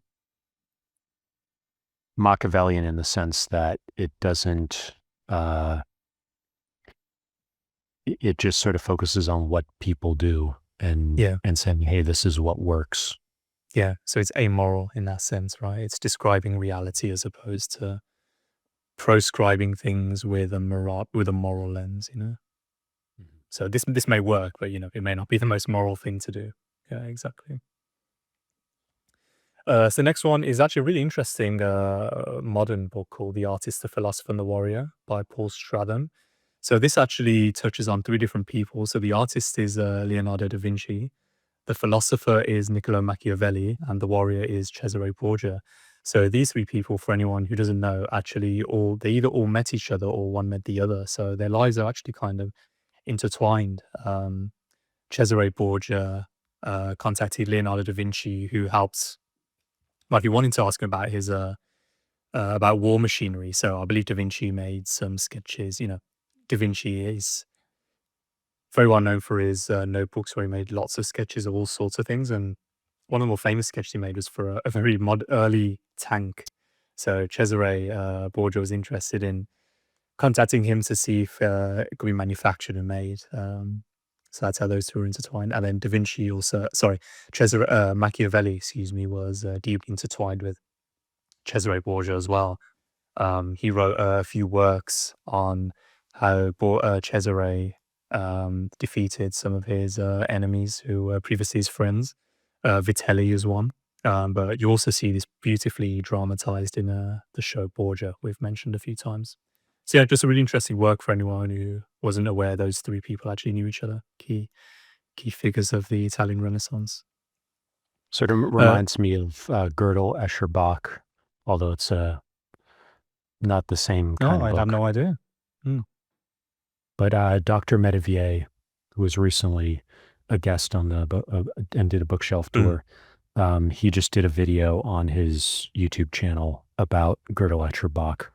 Right. And it's pretty interesting. So yeah, I'll have to check that out. So the next one is kind of a companion or very similar volume to a previous book we saw on a very early shelf called Saints and Sinners. So both that work by Duffy and this one here, Absolute Monarchs, by John Julius Norwich, who people recognize from that same shelf and his work Byzantium, the 3-volume history. Norwich wrote that also. So Absolute Monarchs is similar to Saints and Sinners, a series of portraits and biographies of different popes throughout the papacy. So we have The Closing of the American Mind. I think this is a very well-known work, at least in America, by Alan Bloom. I wrote this a while ago, really interesting to see how education has changed, and was changing in Bloom's time when he was writing, but especially compared to today. You really see how the quality has degraded and the different subjects which are taught, and just the overall method and style of teaching and various education-related topics and subjects. But really, really recommend this book to anyone with an interest in education and classical education specifically, and seeing how education has changed through time. And we have a couple of works by Graham Hancock, who I think is relatively well known. So I think he had a series of 3 works. That bottom one is the first, Fingerprints of the Gods. The second one there is Magicians of the Gods, and he has a third one which I actually have somewhere but couldn't find. So he's kind of providing an alternative perspective on the traditional historical and archaeological narrative and record. which are interesting to read at the very least. I kind of got bored after or midway in the second one. I found the first one really interesting, so I'd highly recommend that. Then we have the third copy of the Anatomy of Melancholy by Burton I own. So not too much to say on this, but if we switch to those photos of contents 1 to 3, Timothy, just want to give people a view of what the 3 various editions I own look like. So I have an example here of the first page of Burton's preface called Democritus Junior to the Reader. It's nothing they're called contents 1 to 3. Oh, first page is a first page. No, so they're called oh, sorry. Yes, my mistake. First page 1 to 3. Sorry, that's my mistake. Yes, right here. So we have some examples here. People can pause on these if they want to take a look. But this is the Penguin, recently published Penguin edition, which I highly recommend, either hardback or paperback. So here you can see, you can see Burton's interspersed Latin quotations. And then sometimes Burton himself translates the Latin into English right after, as we see here. But we see an example near the bottom there, after praxitilem suo. We see in square brackets, this is the English translation that the editor has done. So this has all of Burton's original Latin that he's used for quotations in the text, translations of every single Latin quotation, which is missed in the other editions, and as well as that, complete Burton's footnotes at the very bottom, and then explanatory notes at the end of the work. So it's kind of the most complete single volume edition of his works you can get. This is the all-English edition published, or edited, by Dell and Jordan Smith. So here you can see it's complete English, so there's 0 Latin that we see here. And if you're really struggling with the Latin, well, I mean, every edition will have translations, but if you just don't like looking at the Latin, then you can find a used copy of this work. I wouldn't recommend reading this on a first reading, but this is really interesting to read as a second read for Burton, because you really see what difference his Latin makes, even just seeing it on the page if you don't understand it. And then the last one here is actually the Folio Society copy that we were just looking at. So you see here, it's a bit more stripped down than even the Penguin one. So we have Burton's Latin quotations in the original Latin. And then when we go near the bottom of the page, we can see there's no footnotes of Burton's included in the main body of the text. So anyone who doesn't know Latin, definitely don't buy the folio edition if you want to understand everything. But if you want a really nicely bound and really nice type and laid out version of Burton's text, then you can buy this copy. So yeah, I just wanted a quick view for people of 3 different editions they can buy, and the Penguin is highly, highly recommended. So we have a work by Tallis of Time and Lamentation. I stopped reading this because I thought the title sounded interesting, but it's by a modern philosopher. He may be a relatively famous one. I think his first name is William. So that's William Tallis. Various essays on the topic of time. I think he goes very, very technical. So be aware of that for anyone buys. Then we have 2 works here, and if we jump a little up, we'll see 2 other related works by Anais Nin. So Anais Nin is famously known, I think, for 2 things. One, her works on erotics or erotic works, and she's also famous, I know, for her diaries. You can buy complete editions of these days, I think. So these are 2 small collections of erotic short stories she wrote, Little Birds and Delta of Venus. And then if we jump a little higher from this view, we'll see I have another small volume of essays that Anais Nin wrote. So it's called In Favor of the Sensitive Man and Other Essays.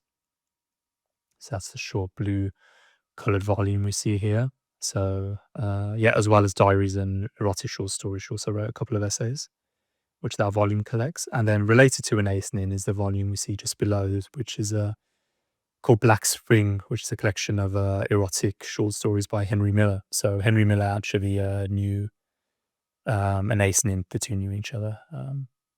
So that's a little trivia there. I believe Henry Miller was a relatively famous American novelist. So what do we have moving along? We have that volume we can skip over. That one was the people remember the oldest classics, the big sea of green volumes. The collection I had, I tried to find 2 more volumes of, and I managed to find one here. I think this is the Heptameron of Margaret Navarre. And then there's the other volume in this similar color on that shelf. Not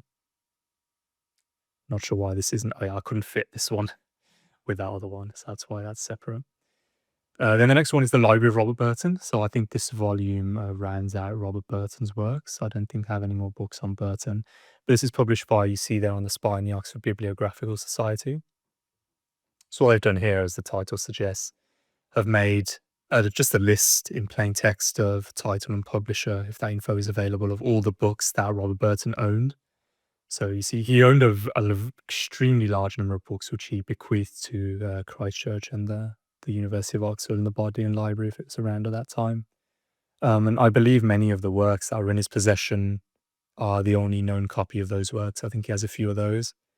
Oh, And yeah, very interesting work, but not one to read cover to cover. Just an interesting bit of Robert Burtoniana there. So I mentioned Edgar Saltus previously on a previous shelf near the essays. There was a small volume I owned called The Wit and Wisdom of Edgar Saltus. So he was a novelist, and in that volume, it collected, as I mentioned, various passages from his novels, and I really liked the sound of those passages. So I then have bought a couple of novels from Saltus. So our first one at the bottom there is called Eden, an episode. A really beautiful little novel. Actually, I think that one especially, I don't know if all the rest of his novels, because I haven't read them yet, but Eden specifically could be grouped in that courtship shelf we have, because it's very much about courtship and marriage. Just a really, really nice little, very easy read. There's some beautiful passage in there, but yeah, very much in the courtly courtship vein. And I believe it's the same with the next two novels as well, though I could be wrong. Purple and Fine Women and The Truth About Tristram Varick. So just two more novels by Saltus. Has a very really interesting characteristic style from reading Eden. It's just a really simple story. Man loves woman, woman loves man. There's a few issues. They're trying to get married, or there's issues if they're already married, and yeah, just beautiful writing, really easygoing topics and language. So we have another copy of Proust, which I own. I read the previous copy we saw first from the Folio Society, which is bound in beautiful red cloth.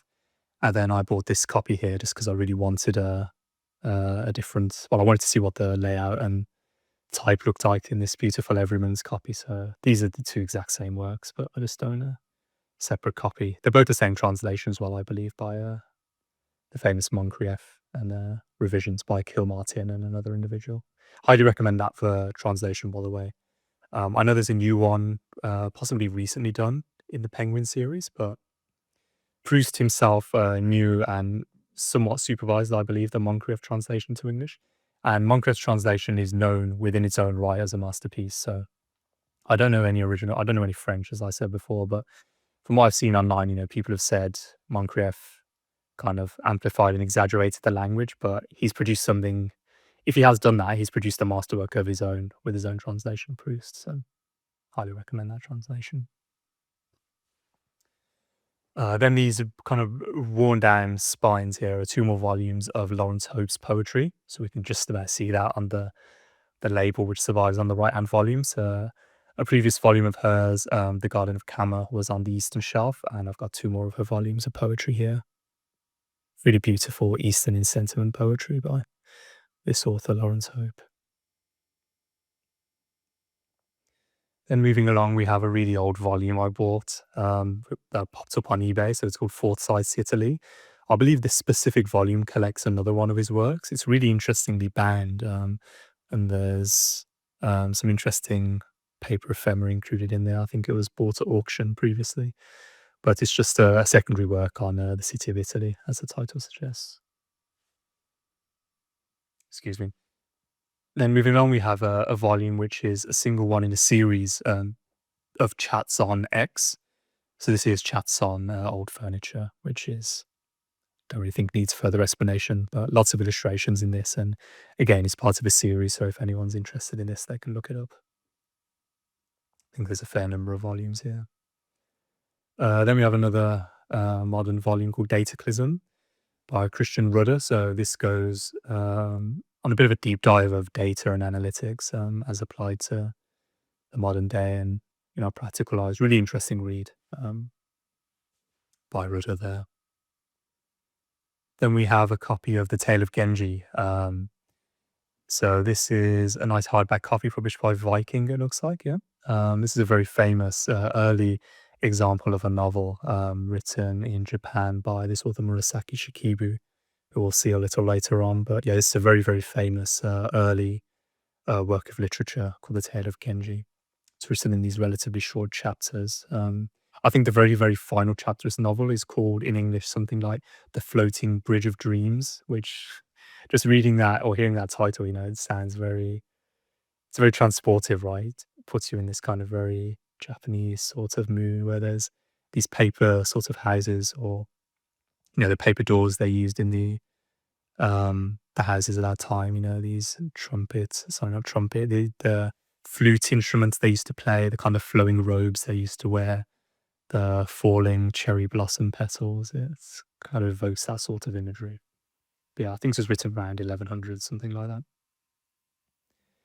Then the one on the right is a novel by Edward Bulwer-Lytton called The Last Days of Pompeii. This is historical fiction set in, as the title suggests, the city of Pompeii around its destruction. This volume's another nice one published by Heritage Press. Nice columns there on the spine as well.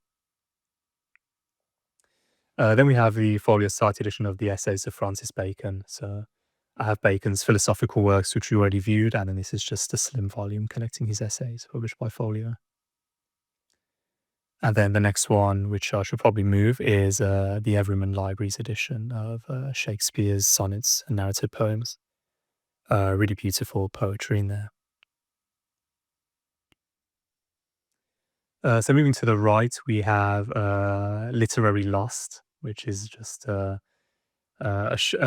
work tied to the TV show Lost. I think it's focusing specifically on the books that are depicted in that show, because there's a lot of books depicted on that show, or there's a lot of classic literature related themes which are touched on. So that's just a book which goes into that a little.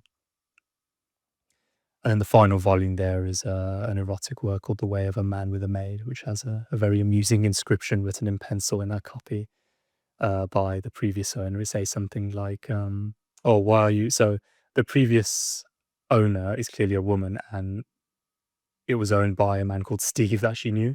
And she's written in pencil something like, oh, why are you reading this filth, Steve? Hey, I see some of the pages are still open. So again, just an amusing surprise I found when I bought this old book. Very amusing description in there. Haven't read that one yet. Written around the same time as Fanny Hill, the more famous English erotic work, I believe. So now we're jumping out. We just finished this shelf here, and we're going to do the second set of books here, this bookcase, also in the dining room. And we'll jump up to the first shelf there, which is number 64. So, yes. Which book do you want to start with here? Yeah, we can start with Schopenhauer, just to say a quick word, because many people will be familiar with Schopenhauer from his essays and the Penguin essay volume we'll see shortly, actually. But if you really like Schopenhauer, I'd highly, highly recommend this work, Paroga Paralipomena. So these are very short essays or essayistic passages from Schopenhauer, and it's the full work that the Penguin selection is taken from. So if you like Schopenhauer, I highly recommend these volumes here. And then we have a lone Cicero volume, and then the rest are selections from Nietzsche, from the Cambridge series of Nietzsche's works. So not too much to say on these, but some really great works by Nietzsche, especially Untimely Meditations, which I think is lesser known. Yeah. So we start with the Penguins. Got Confucius' Analects, an old Chinese or Japanese. Actually, I'm not going to guess. I read this a very long time ago. I believe he's Chinese philosopher. Yeah. We have really Johnson's essays. Really important Chinese classic. Yeah. A selection of Johnson's essays, which we went over. And then we have satirical works, some by Horace, some by Persius. Some works by Diderot, who's a French author, key French Enlightenment figure, I believe. And then we start to get into kind of ancient Greece and Rome with some Japanese stuff. So we have Xenophon's dialogues. We have Epicurus's works, ancient Greek philosopher. Just a quick note on Epicurus. So Seneca mentions him in his letters very frequently, But Epicurus, it's kind of sad that the word epicure is associated with, kind of luxurious indulgence. But Seneca goes into this himself in his letters. Epicurus was not a very sensuous and luxurious philosopher. The most luxurious thing he demanded was a piece of cheese with his water. Um, it's actually another ancient Greek philosophical sect called the Cyrenaics that the more focused on hedonism. So that's Cyreniaics,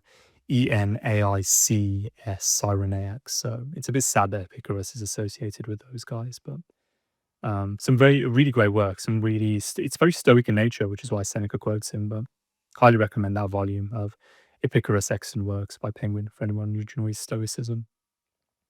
And we have another really great work on love along the courtship and marriage vein by Stendhal called Love. Really beautiful work, beautiful passages on love, as the title suggests. Highly recommend that work. Then another really interesting Japanese work by two authors, Kenko and Chomei, which is various short kind of essays, kind of painting portraits and touching on various themes. Really beautiful to read. Highly recommend that volume too. So we have some of Ovid's poetry, the Herodes, some history here with Sallust on ancient Rome. And we have Spinoza's Ethics, so a very famous philosopher, of course. D.H. Lawrence's poetry, Sei Shonagon. So jumping into a few Japanese works I have next. This is the Pillow Book. This is a very famous work written by Sei Shonagon a very long time ago. So this is written around 966 to 1017. So 1,000 years ago. Really interesting little personal book by her, kind of painting a portrait of a Japanese noble life at the time, over 1,000 years ago.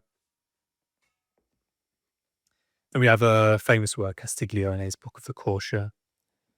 Then the Upanishads. So I bought the Upanishads because of Schopenhauer. So Schopenhauer is, I think, quite well known for mentioning the Upanishads and how they had a very strong influence on him. So that's actually the only reason why I bought these. Really interesting to read, and especially the connection with Schopenhauer and on his thoughts. Then we have the Diary of Lady Murasaki. So this is the diary, as it suggests, of the author of the Tale of Genji we saw previously. Really interesting little slim volume, especially if you're interested in the Tale of Genji. So this is the author's diaries. And an interesting Greek Alexander romance, so a romance in the Romance tradition of writing on Alexander the Great. Then we skip to Persia, I believe, a little. So this is a really famous poem called Layli and Majnun, or Layla and Majnun, by Ganjavi, Nizami Ganjavi. Majnun means a crazy lover, which is an epithet I apply to myself, and there's someone else who I call Layla. So it's a really interesting, really Persian in style and sentiment. These really beautiful, rich, romantic sentiments expressed in this poem. Absolutely full of love and suffused with love. What does crazy mean in that context? So crazy with love. So he's kind of love mad. With he's kind of obsessed with this woman called Layla. And it's a narrative poem in verse, because Layla. But he's kind of love struck with Layla, and then Layla then marries someone else against her wishes by her father, and then later on in the poem that guy dies, and then Majnun hears about this, and he has a kind of beautiful reunion with Layla, and it's a bit tragic as well at the end. I'm just remembering as well. But yeah, beautiful narrative poem, chock full of Persian romantic sentiment.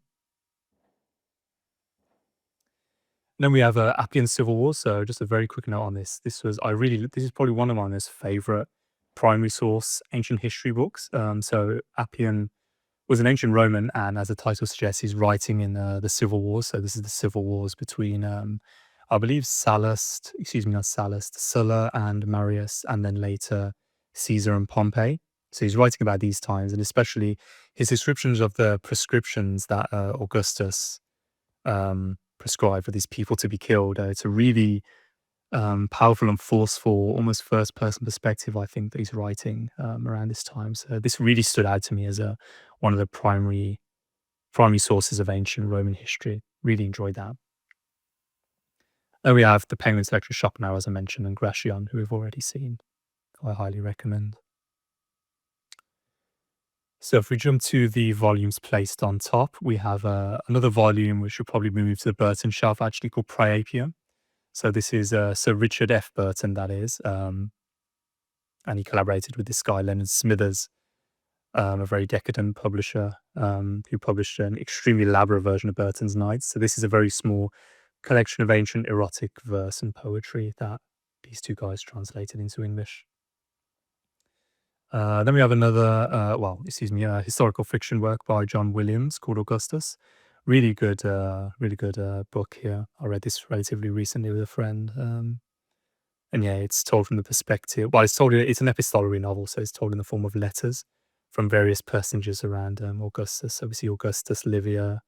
I think Horace is mentioned as well, some poets, and yeah, set in the time of the first famous Roman emperor.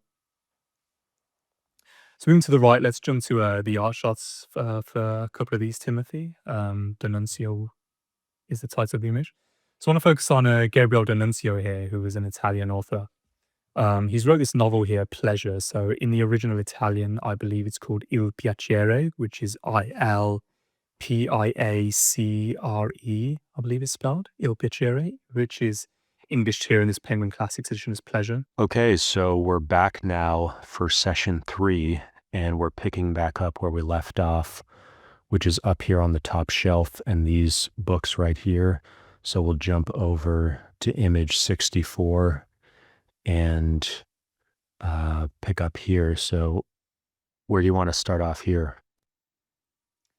Yeah, let's start with Gabriele D'Annunzio's books there. So I have 2 volumes. You can see the top one is Triumph of Death, and then the bottom one is called Pleasure. So if we jump to the art shots, Timothy, D'Annunzio 1 to 3, that Pleasure volume is the first of his novels I bought. So this is an Italian author. And his volume Pleasure there, I was kind of interested because of the cover art, as you can see here. It's very evocative and grabs your attention. So I kind of really bought this because I saw the cover, I read the description, and said it was a kind of erotic novel, but I wouldn't say it's not explicit at all, even though the kind of blurb entices you that way. But this is a really beautiful novel. It's one of my favorites of all time. I believe Joyce highly admired D'Annunzio's novels. And it's just a really beautifully, the language in this, it's pure poetry and prose, this one. It goes beyond Proust, in my opinion.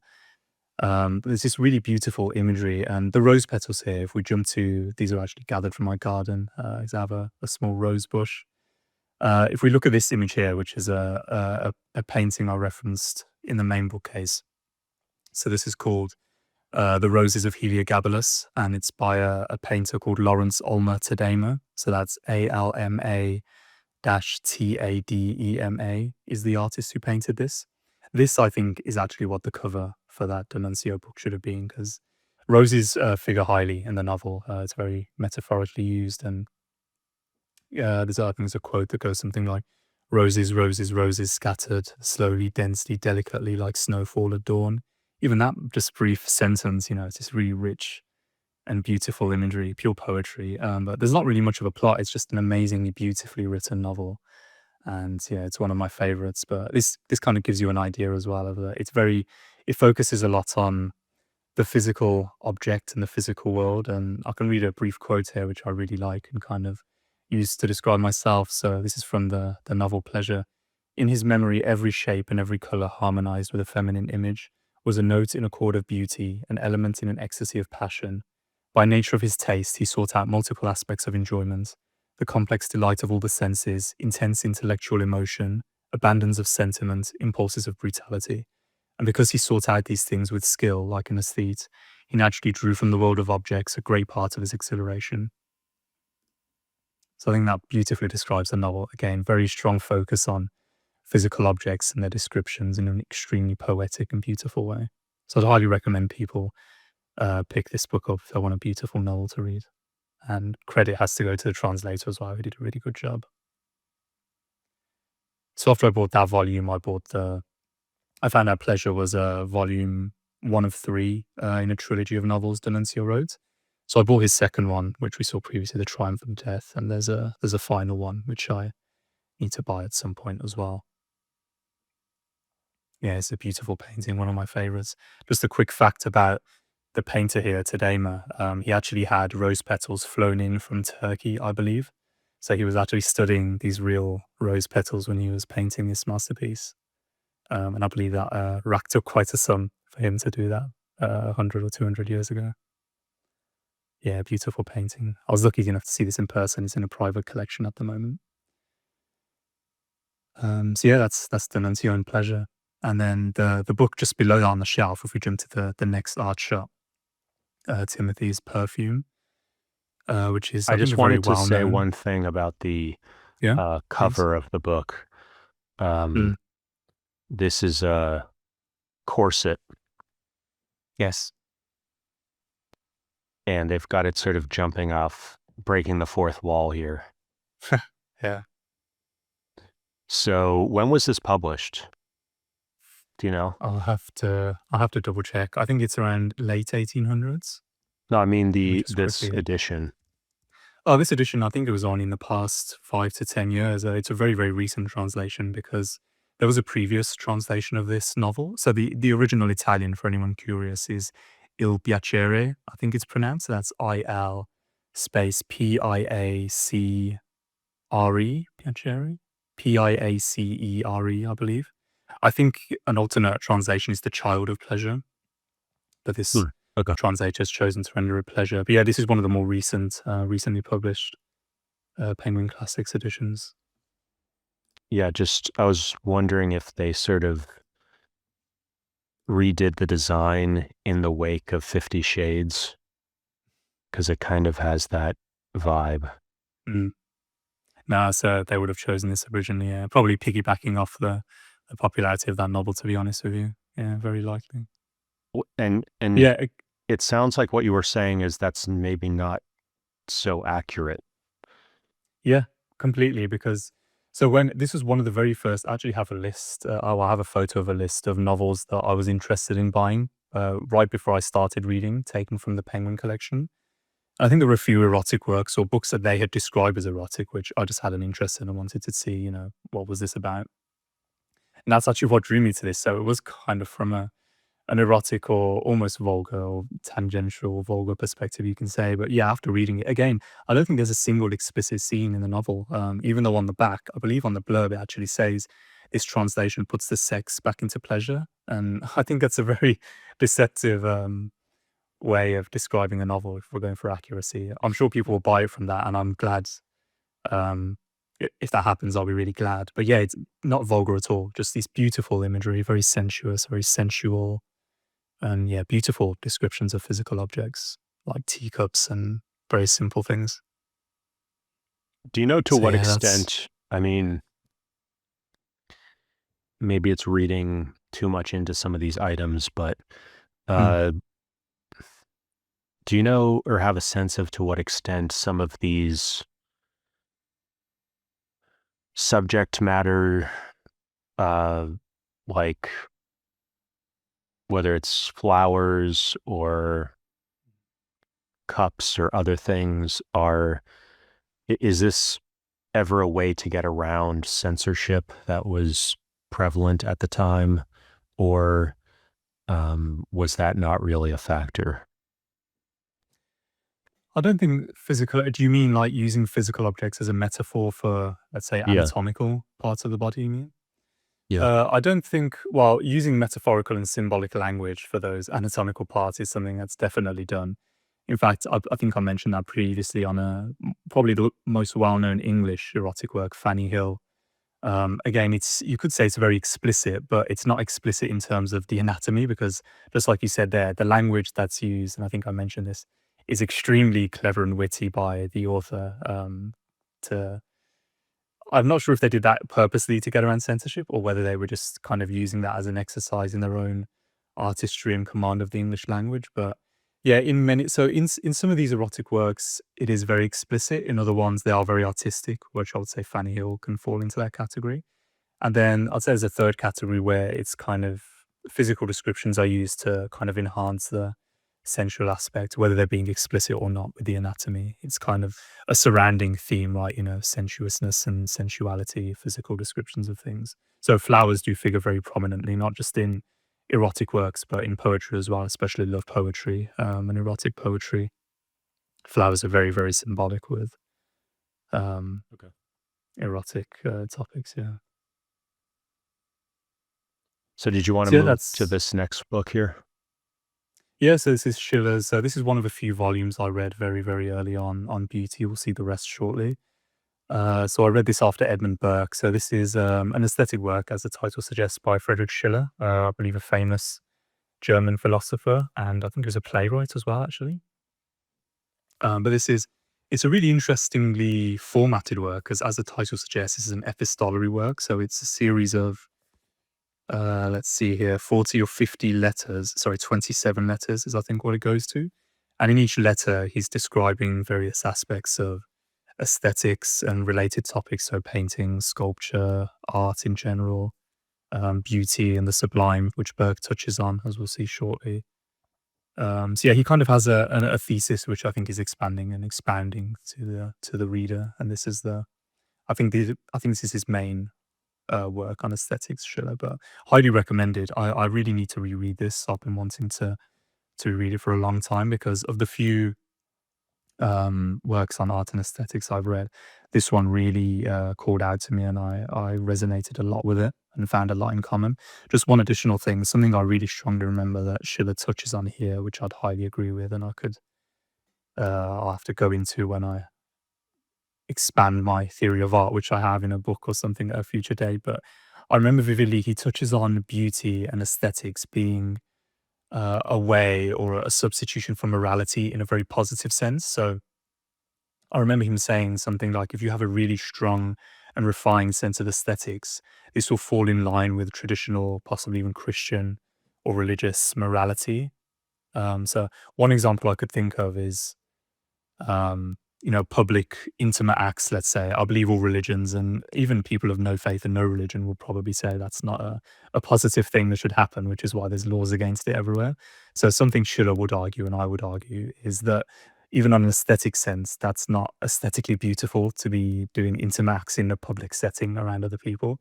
So you see what I mean when he's saying that if you have a very strong aesthetic sense, you will kind of naturally fall in line with morality. Again, I can't remember whether he's talking specifically about religious or Christian morality, but Could you kind of repeat things like that that word, he's using there. internax? I didn't quite catch that. Sorry, You which said word? doing something in public Oh, wouldn't be intimate acts. I mean, intimate so acts. Okay. yes, intimate relations between Okay. two people. Yeah. Okay, that's what I Yeah. thought. No worries, yeah. Yeah, this isn't an example Schiller touches on, but it's I think the plainest example I could think of from the top of my head. But There was yeah, even just I with believe, everyday an things. Anabaptist sect that celebrated, or maybe not celebrated, but nudity and public nudity was part of their No, I see. belief system. So I think I just think of the hippie days. I think there was some of that there Yeah. as well. So Mm. but go ahead. Yeah. Oh, yeah, really, really, really interesting work on aesthetics, and as I mentioned, one I really like to reread. So we have the bottom book here is another novel. So this is by Patrick Susskind, who's a German author. It's called Perfume. I think this is relatively well known, especially online. If we jump to The Art Shots Timothy, Denuncio 3 or 4, I think is the title. Just wanted to show a nice, I think, photo that I took here of fragrances surrounding the actual book, which obviously has a relevance with the title. Yeah, really interesting novel. Kind of, really interesting. So this is set. The main protagonist is kind of this perfumer, and it kind of centers around him and a woman, I believe, or a young girl. I think he's trying to find and kind of stalks. I think, but yeah, very interesting, fantastical description. Sometimes very beautiful, sometimes a bit creepy, but yeah, very interesting work, which I believe has a Christian theme, especially towards the end, which is very interesting. Just remembering it now, I read it a couple of years ago. And we're Yeah, going as to you do can a see here, I have separate sort of section on fragrances, so we'll return to this at a later point. yeah. Just one I could Yeah. one I could touch on here actually is Sure. just the red bottle on the left here, Timothy. Okay. Anyone who has an interest in ancient Rome, so this is called Rudis. It's by a company called Nabil 1942. So Rudis, I believe, is the name, the Latin name of the wooden sword that successful gladiators were awarded with on getting their freedom.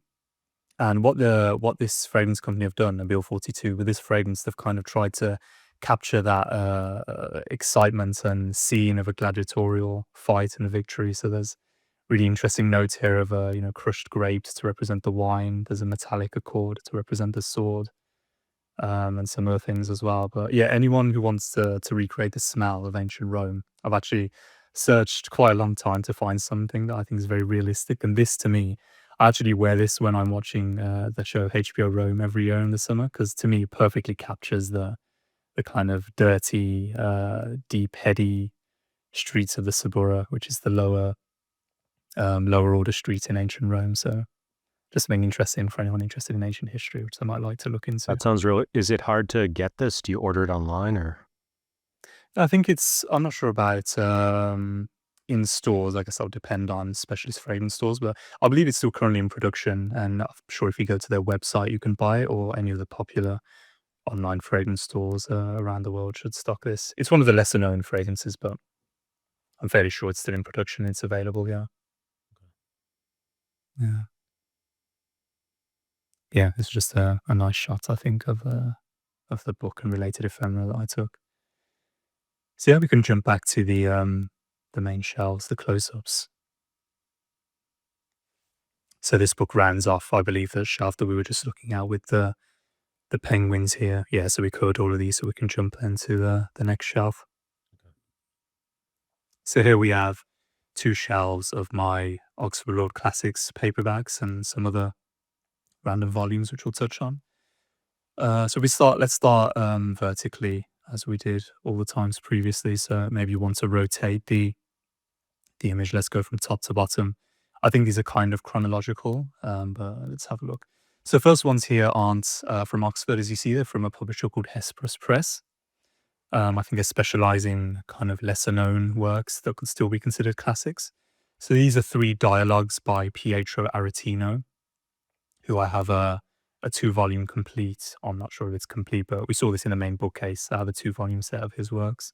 So these are kind of, as the title suggests, they're erotic in nature, and I think he was. I believe they're relatively vulgar and explicit, and I believe Aretino got into some trouble at the time of publishing this. He was around the 1600s Italy. I believe he was friends with Michelangelo, actually, or knew him, and I believe he's friends with the Renaissance painter Titian. So that's Titian. He's painted he's very well known. He's painted I believe, actually, relating to literature, Titian painted a series of paintings to illustrate Ovid's Metamorphosis in various scenes in that. So people can look that up. I think it's called the Metamorphosis cycle. But yeah, these are 3 kind of racy dialogues that Aretino wrote, and I believe landed him in some trouble. Then related to erotic works, we have the classic that I think everyone knows, even in the West, Vatsalyanas Kama Sutra. Richard F. Burton, who we mentioned previously, did a famous translation of this, and I want to read that translation next. This is a really readable translation. I can't remember the name of the translator from the top of my head, but excellent and very clear translation published by Oxford here for anyone interested. Lots of notes as well, so highly recommend this volume. Then this one, actually, I want to touch on briefly. Is a really interesting work. You see there just from the title. So, The Tale of Simui and Other Ancient Egyptian Poems, 1940 to 1640 BC. So we're talking almost 4,000 years ago here.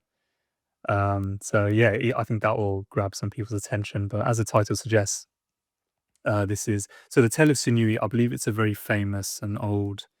I'm not sure if it was an epic poem, but it's a long narrative poem at any rate.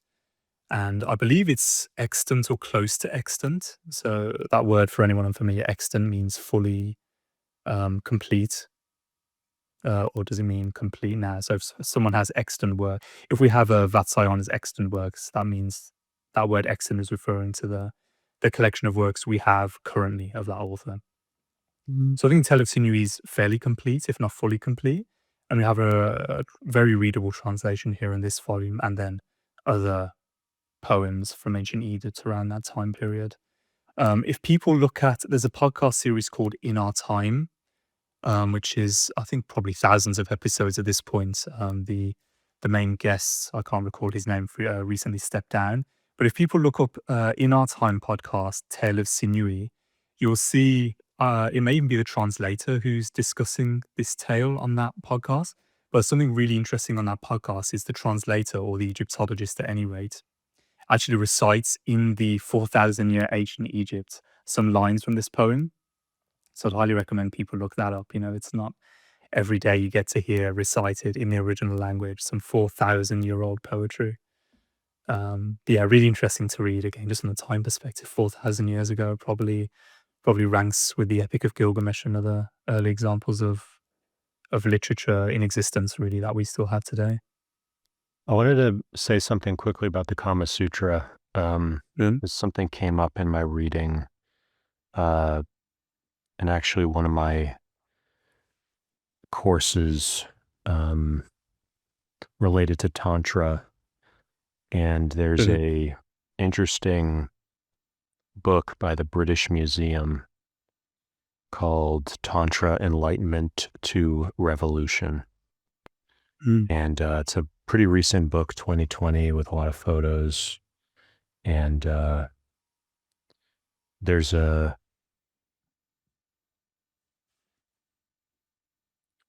some stuff in there about how early translations of the Kama Sutra were sort of biased and didn't fully capture the spiritual element of the intimate act, and how it sort of recapitulates various spiritual or religious kind of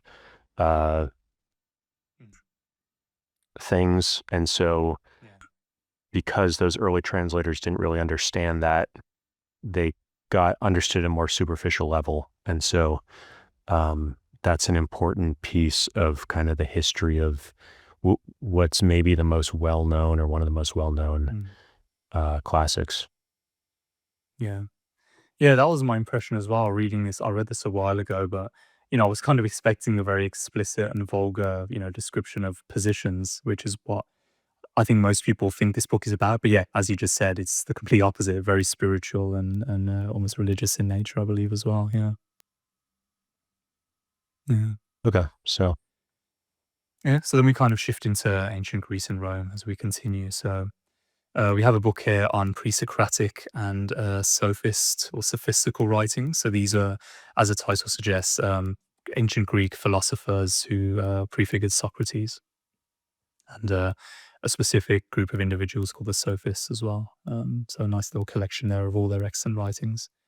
Then we have a volume called Classical Literary Criticism. So I'm just checking the contents here, because this is just a collection of various works which are sort of collected together. So in here you'll find Plato's Ion, Plato's Republic 2-3, Republic 10, Aristotle's Poetics, Horace's A Letter to Augustus, Horace's The Art of Poetry or Ars Poetica, Tacitus' Dialogue on Orators, Longinus on Sublimity, Dio of Prusa's Philoctetes and the Tragedians, Plutarch's On the Study of Poetry. So it's a collection of works, but as the title suggests, all related to kind of literary criticism or related topics from ancient Greek and Roman authors. An interesting passage from Horace's Ars Poetica or Art of Poetry, which Robert Burton quotes in his Anatomy, I think relatively early on. He says, hold back your work for 9 years if you've written anything, because once you've uttered a word, you can't take it back. So some interesting advice to possibly counter the current narrative where people publish things relatively quickly. I definitely take that advice to keep things back and rewrite and re-edit things before publishing in a final form. So we have the other ancient Greek poet, other to Homer, that is Hesiod. So these collects his two well-known works, Theogony and Works and Days. So Hesiod was he an epic writer? I'm not too sure, but he was kind of contemporary or around the same time period as the ancient Greek Homer. The Theogony, I believe, is or one of those two works anyway, collects a whole bunch of Greek mythology. So that's really interesting to read. I think it's a main source as well for many Greek myths and Greek mythological topics. So we have Aesop's Fables, very well known, obviously ancient Greek fable collection. And just many of the classic Greeks here. We see Pindar's Complete Odes, Theocritus' Idylls. This volume by West, Greek Lyric Poetry. If anyone's interested in the Loeb Greek lyric volumes we discussed at the very beginning, but doesn't want to commit to the full, 5-volume set there, this Oxford Or's Classics volume collects a sampling from all of these, or from the whole lyric canon of the ancient Greeks, which is really good. So for anyone who just wants a sampling or doesn't want to spend money to buy the whole set, if you buy this volume, you'll get a really good sampling of the type of poetry that's included in the Greek lyric canon. Then this guy we touched on previously with Freud. So this is the ancient Greek Freud, you could say. Artemidorus, The Interpretation of Dreams. Really interesting work if you have an interest in dreams or just to parallel it with Freud. Yeah, really interesting work, as is the one just above that, Eratosthenes and Hyginus. So this volume, Constellation Myths, collects a whole bunch of constellation myths, as the title suggests, by Eratosthenes, Hyginus, and a work by Aratus called The Phenomena is also included in this volume. And then just above that, we have the Library of Greek Mythology. So this is a good primary source on the Greek myths. So these two will be good for anyone who wants a brief survey of ancient Greek mythology from primary sources. Then we have a collection of 3, I think, here, ancient Greek novels. So Achilles, Tatius, Longus, and Apollonius, some of the earliest examples of fictional writing from ancient Greece and possibly ancient Rome as well.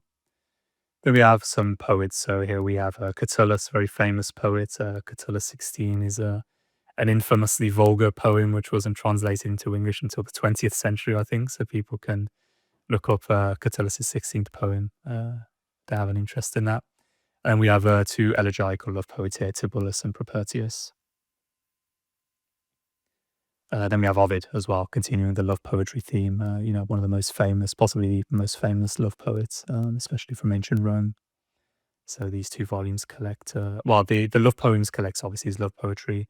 The Fasti is actually an interesting poem, kind of in the form of a Roman calendar. So I believe he's talking about Roman myths in the form of a poem here from January to December. So that's a really interestingly laid out poem.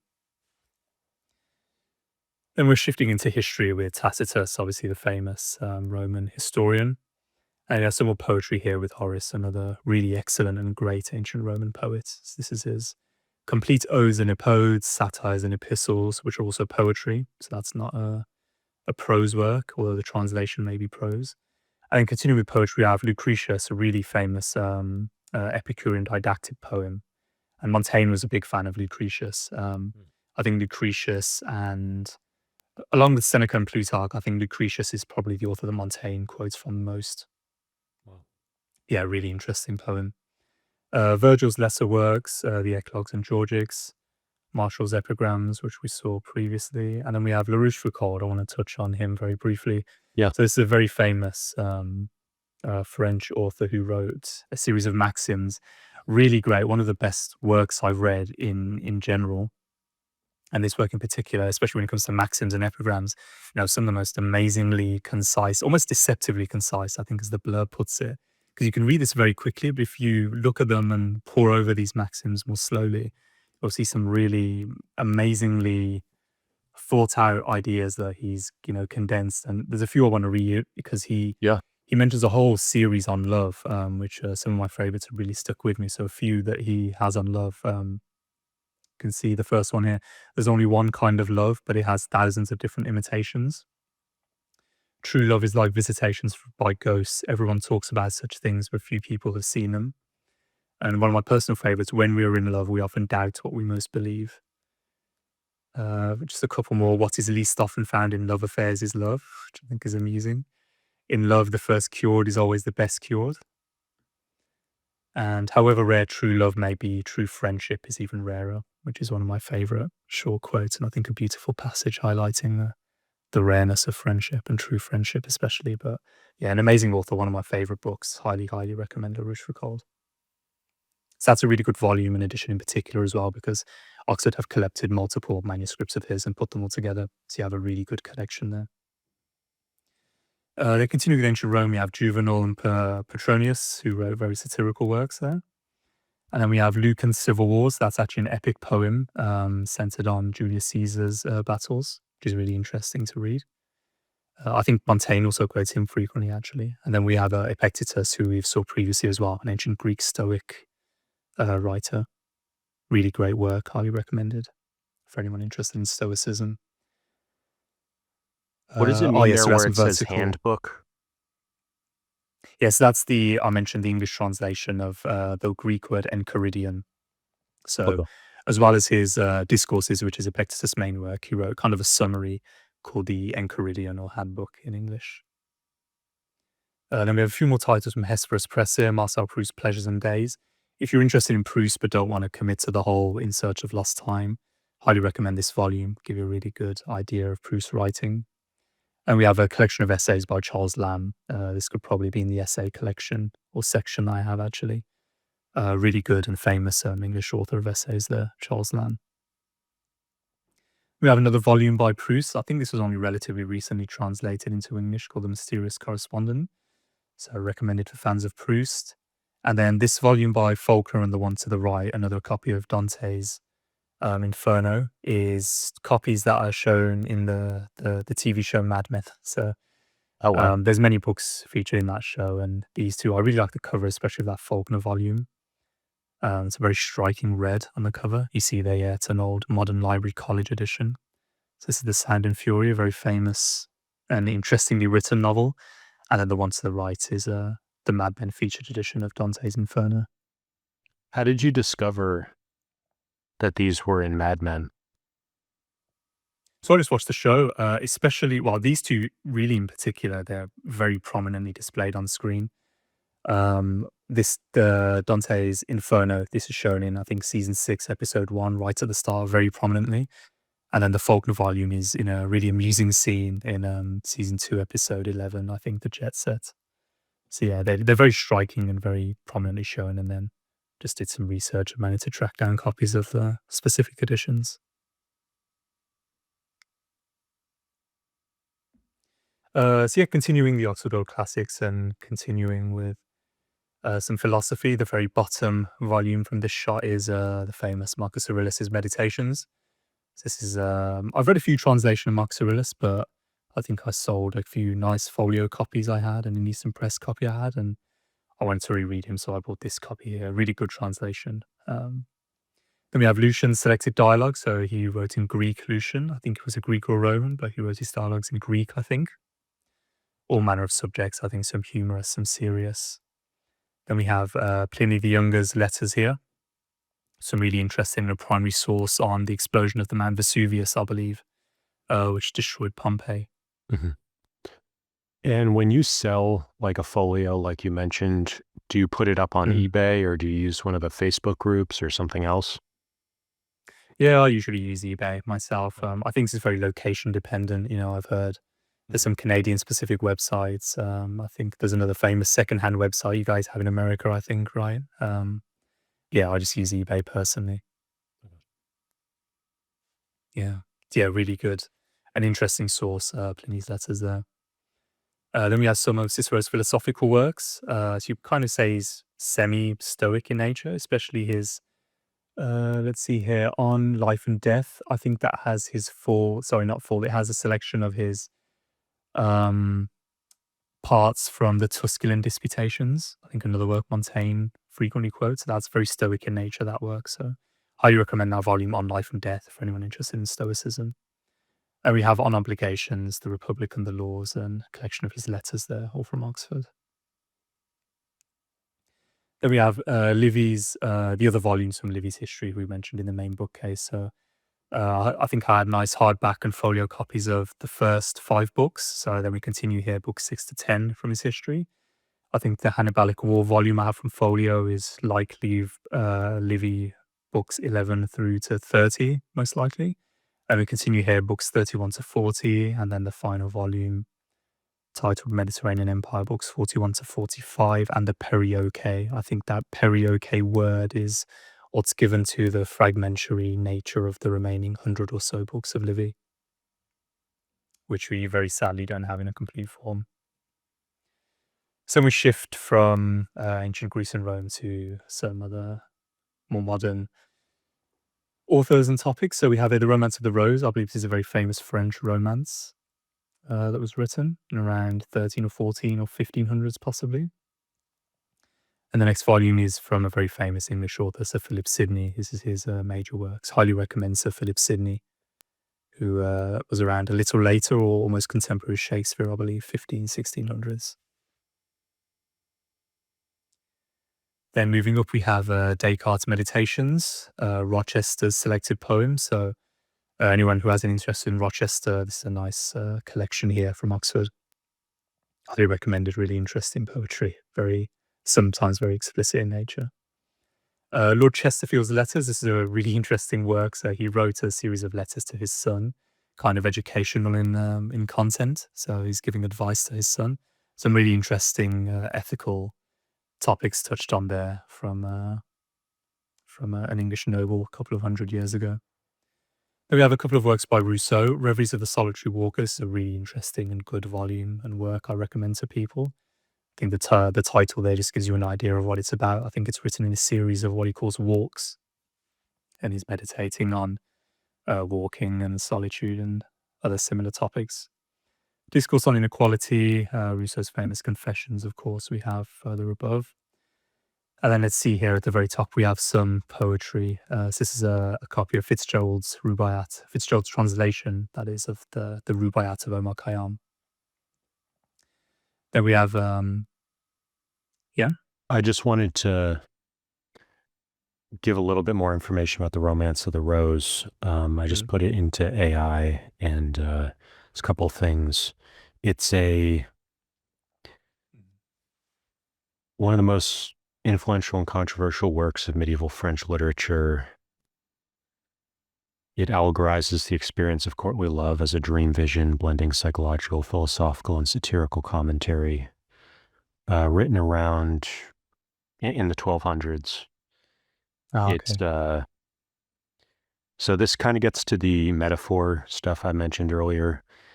There's two parts written by different people, so I'm not going to be able to pronounce these right, but Guillaume de Loris is part one, and then Jean de Moine, M-E-U-N, is the second one. It's so part one is a courtly allegory in which the dreaming narrator enters a walled garden symbolizing the idealized world of courtly love. He sees a rosebud representing the beloved's heart or virginity and seeks to pluck it. And then part two, a sprawling continuation, turning the delicate allegory into a philosophical, anti-clerical, and often misogynistic encyclopedia. So, a rose becomes a symbol of physical love and the act of possession, not only spiritual desire. So that's also a good example of what we're talking about with the Kama Sutra, where sometimes things that originate in a more spiritual metaphor can be vulgarized into a physical and superficial meaning. And then I brought up something previously about nudity, and I had the AI working on that one, and it came back. The label most commonly associated with Anabaptist-linked public nudity is the Adamites. In the Dutch sources for some episodes, Naaktlopers, Naaktlopers, naked walkers. In the 1530s, nudity sometimes functioned as prophetic sign action, a public embodied message rather than merely as a stable, self-contained denomination with a standardized creed and membership roles. And Tufts, where I went for a brief period, actually had a tradition that people can look up if they want to, related to this. So I see. I'll leave that. And that's many colleges and universities have stuff like that. So it's not particularly unique. But yeah, the Adamites. In the narrative of the Munster Uprising, 1534 to 1535, an apocalyptic Anabaptist regime in the city, leaders are reported engaging in ecstatic or symbolic acts, including public running naked, which later writers use as emblematic of fanaticism, in quotes. A concrete Anabaptist adjacent pattern, naked truth performances, documented episodes in the Low Countries describe people connected to early Anabaptist currents who refused clothing publicly, even during arrest, framing it as proclaiming the naked truth. So just, it's sort of a return to Edenic innocence. That's a big part of the Genesis, is that innocence, and that's where the sort of fig leaf, which I think we talked about earlier, kind of comes into play after eating from the tree of knowledge. But anyways, we can, unless you have any thoughts on that stuff, we can jump back. Just to wrap that up, I mean, you mentioned truth and nakedness, or the naked truth. There's a very famous, I believe he's very famous, and one of my favorite paintings by a painter called Jean-Léon Gérôme, who we'll touch on a bit later. It's called Truth Coming Out of Her Well to Whip and Chastise Mankind. So this is an allegorized depiction of truth as a naked woman arriving out of her well to whip and chastise mankind. And there's a quote on one of my Twitter posts I just pulled up here from Xenophanes, which I related to this, which he says, "Plain truth no man has seen or ever will know." So it's an interesting passage. And that metaphor was also, if you read some of the early, came up when I was getting into the study of the history of science, there's similar kind of metaphors as nature, the book of nature and the book of scripture as the sort of the God's two ways of writing, or two books of scripture. And discovering the truth was sort of, truth was also analogized as the naked female form. So the sort of discovery of truth had that sort of sexualized metaphor of discovery as well, that we've talked about in some of these other works as well.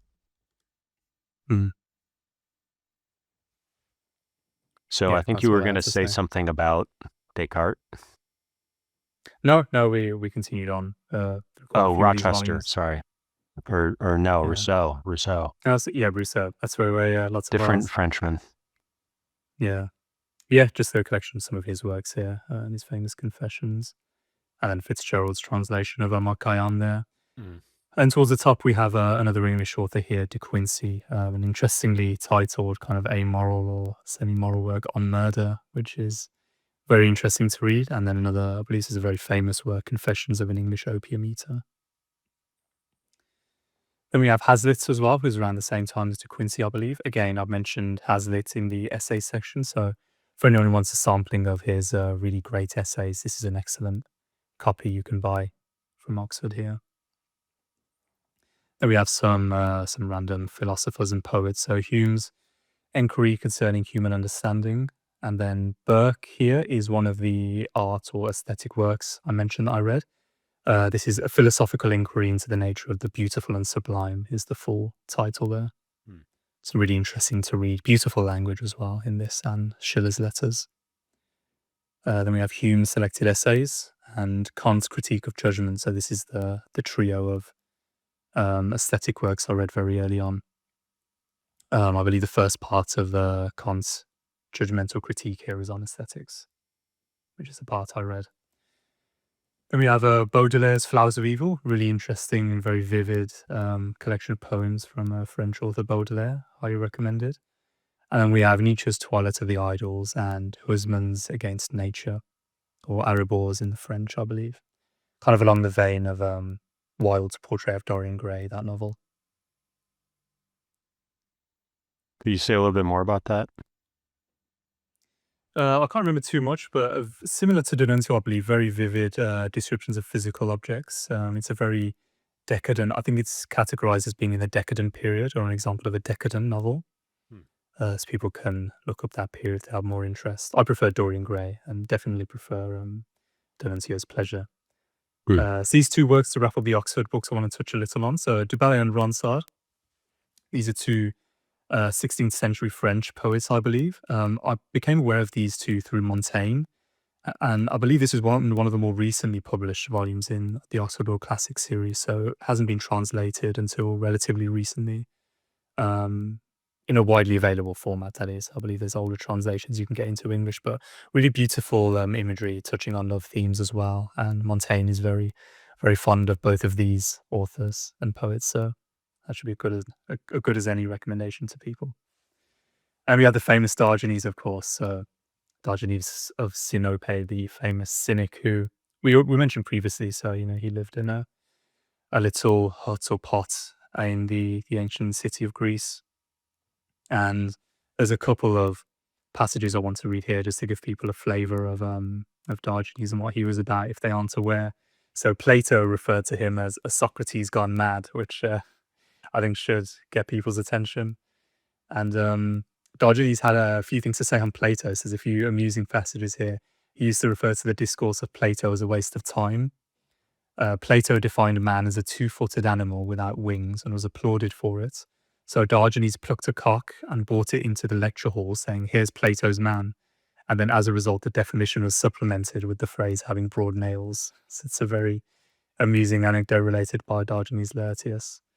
Another one on Plato. Diogenes asked Plato if he was writing a book of laws, and Plato replied, yes. Diogenes then said, "That's odd. Haven't you written a republic?" And Plato replied, "Yes, I have." So then Diogenes said, "Well then, didn't your republic have laws?" Plato said, "Of course it did." And Diogenes finishes, "Then why on earth do you need to be writing laws again?" And then a final one on Plato from Diogenes. Diogenes once asked Plato for 3 figs from his garden. And when Plato sent a whole bushel, Diogenes exclaimed, "The same old story. Ask him for one thing and he'll reply with 1,000. Which I think is a very amusing quote there. Just one or two more as well. Good. On Diogenes, not on Plato. So one of my favorite passages from Diogenes, he says, "That was when I was just as you are now, but what I am now you will never be." Another one, he walked around backwards in the public arcade, and when people laughed at him, Diogenes said, "Aren't you ashamed while you're walking in the wrong direction along life's path? You scoff at me for simply walking backwards." And we have the famous anecdote, of course, of him searching around the markets at daytime with a lamp searching for a man.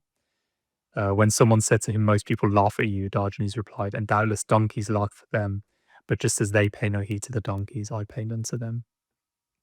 And a final one from Diogenes, which I really like. People pray to the gods for good health, and yet most of them consistently act in such a way as to damage their health. So I think Socrates gone mad is a really interesting description, and yeah, highly recommend Diogenes. You could call him a stoic gone mad as well, I think, because he kind of can take stoicism in an extreme. Yeah, really interesting figure, especially for anyone who hasn't heard of him or read any of his works in person. This collects a whole bunch of anecdotes that are surviving about Diogenes. So that finishes my collection of Oxford World Classics paperbacks. And then the next shelf here, to round out the dining room bookcase, I have just kind of a random collection of hardbacks. So if we just go from left to right, on the very left we have a volume called Chesterton Day by Day, or a Chesterton Calendar. So I read this last year as we speak in the theme 2025. So every day there's just a quote which is dated from Chesterton. So yeah, I hadn't read Chesterton before, but I think this was a good way to get a feel for him, and I'm quite eager to read a few of his works based on the passages I read from here. Then we have Mortimer Adler's famous volume, of course, How to Read a Book. So I'd highly recommend this to people who haven't read at all as a very first volume, and for people who have read as well. So Adler and Doran, as we see here, touch on a lot of themes, especially on how to read deeply and, actively and really engage with the texts you're reading. I remember I did read this very early on myself, and one thing that stood out to me was Adler's talking in here about marking your books and going over the passages. And I kind of thought that was a bit of a waste of time and it would take too much effort and time to do. But I very quickly found myself doing just that, possibly a few books after. So I highly, highly recommend people read with either a pencil or a pen in hand. I'll leave the choice up to you, and just mark any interesting passages, underline them if you like, and it helps you engage with the text and think a bit more about what you're reading, and you will start to notice, similar themes in the same work, similar themes in multiple works you're reading. You can connect them and make connections in your brain that way to, really cement what it is that you're reading and help you think about things in a more deeper analytical way. So moving up, Timothy, I think you wanted to touch on these a bit more, right? We have 2 books here by Keith Houston.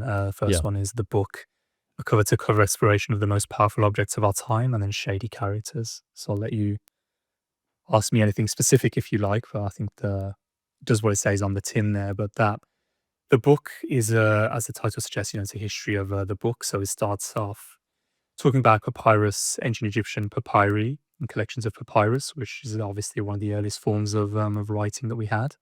And then it moves on into Chinese publishing, Chinese writing.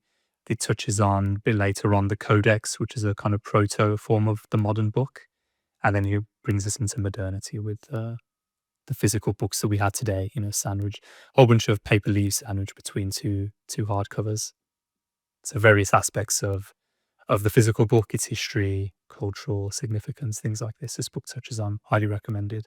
Lots of illustrations here. You see as well, if you zoom in on the spine there, you can see it's kind of anatomizing the book, even on the physical object as well. He says head cap and spine, which are, of course, terminology used especially in the secondhand book market for books. And even on the front cover, I'm looking at it here, it points out the head, the tail, the hinge, foredge, binding, title. On the back, quotes, synopsis, bio, and even throughout the early pages as well, there's examples of various terms used to refer to the physical aspects of books. Then Shady Characters. This is a really interesting book, which, as the title suggests, touches on different typographical characters. So just reading through the contents here, we have chapters on the pilcrow, the interrobang, the octothorpe, ampersand, the at symbol, hyphen dash manicule, which is a little pointing hand symbol. You see that frequently in medieval manuscripts. Quotation marks.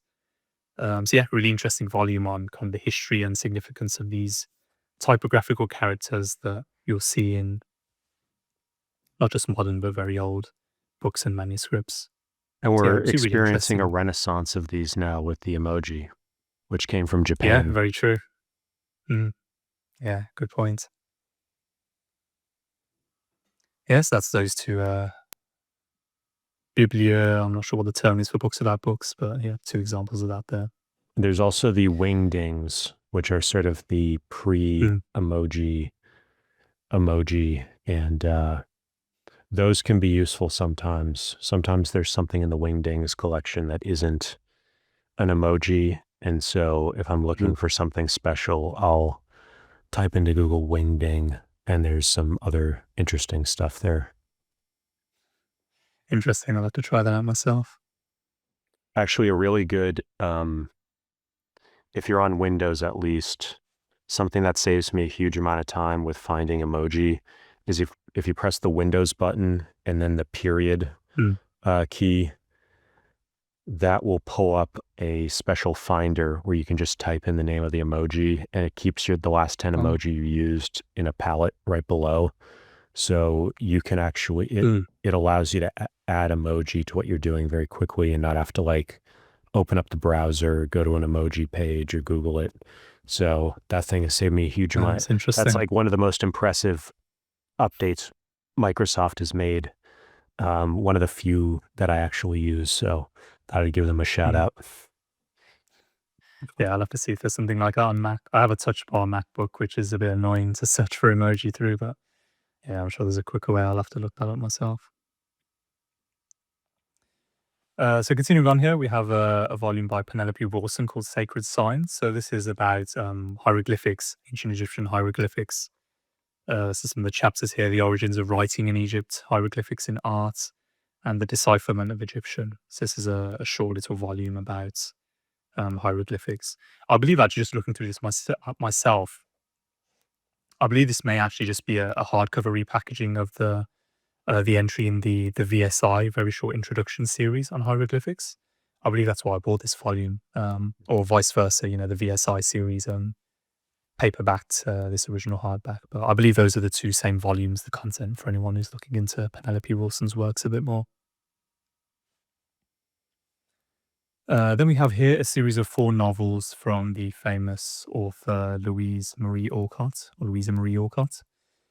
So Little Women is the first volume, and then Good Wives is the sequel, and then we have 2 further sequels she wrote as well.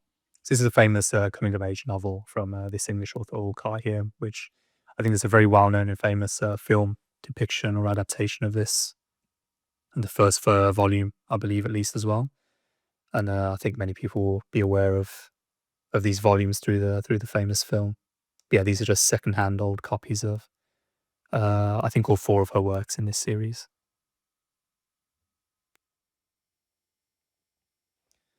So moving along, we have an interesting work by Jeans called The Stars in Their Courses. So this is talking about astronomy and constellations and things like this. Interesting read from, I think, the 1900s. Then we have a copy of a work called Dreams. This is written by a South African author called Olive Schreiner. I believe she's a famous anti-war campaigner from South Africa.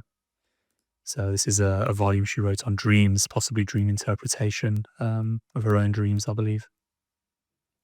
Interesting small volume there. Then we have kind of a random novel I found online called The Locum Tenens by Whitechurch. And then we get into a few books I have on sexuality related to marriage in a marriage or matrimonial context specifically as well. So these could have been placed on that shelf I have in the main bookcase if I had some space. So we can talk about these in a bit more detail because these are really interesting to read and I found them really interesting myself as well. So the first one here, The Torch of Life, which is this blue volume written by Rossiter. So the full title, I'm going to read the full title of most of these works. We'll see some more later on because I think it gives you a good indication of the work. So the full title of this is The Torch of Life, A Key to Sex Harmony.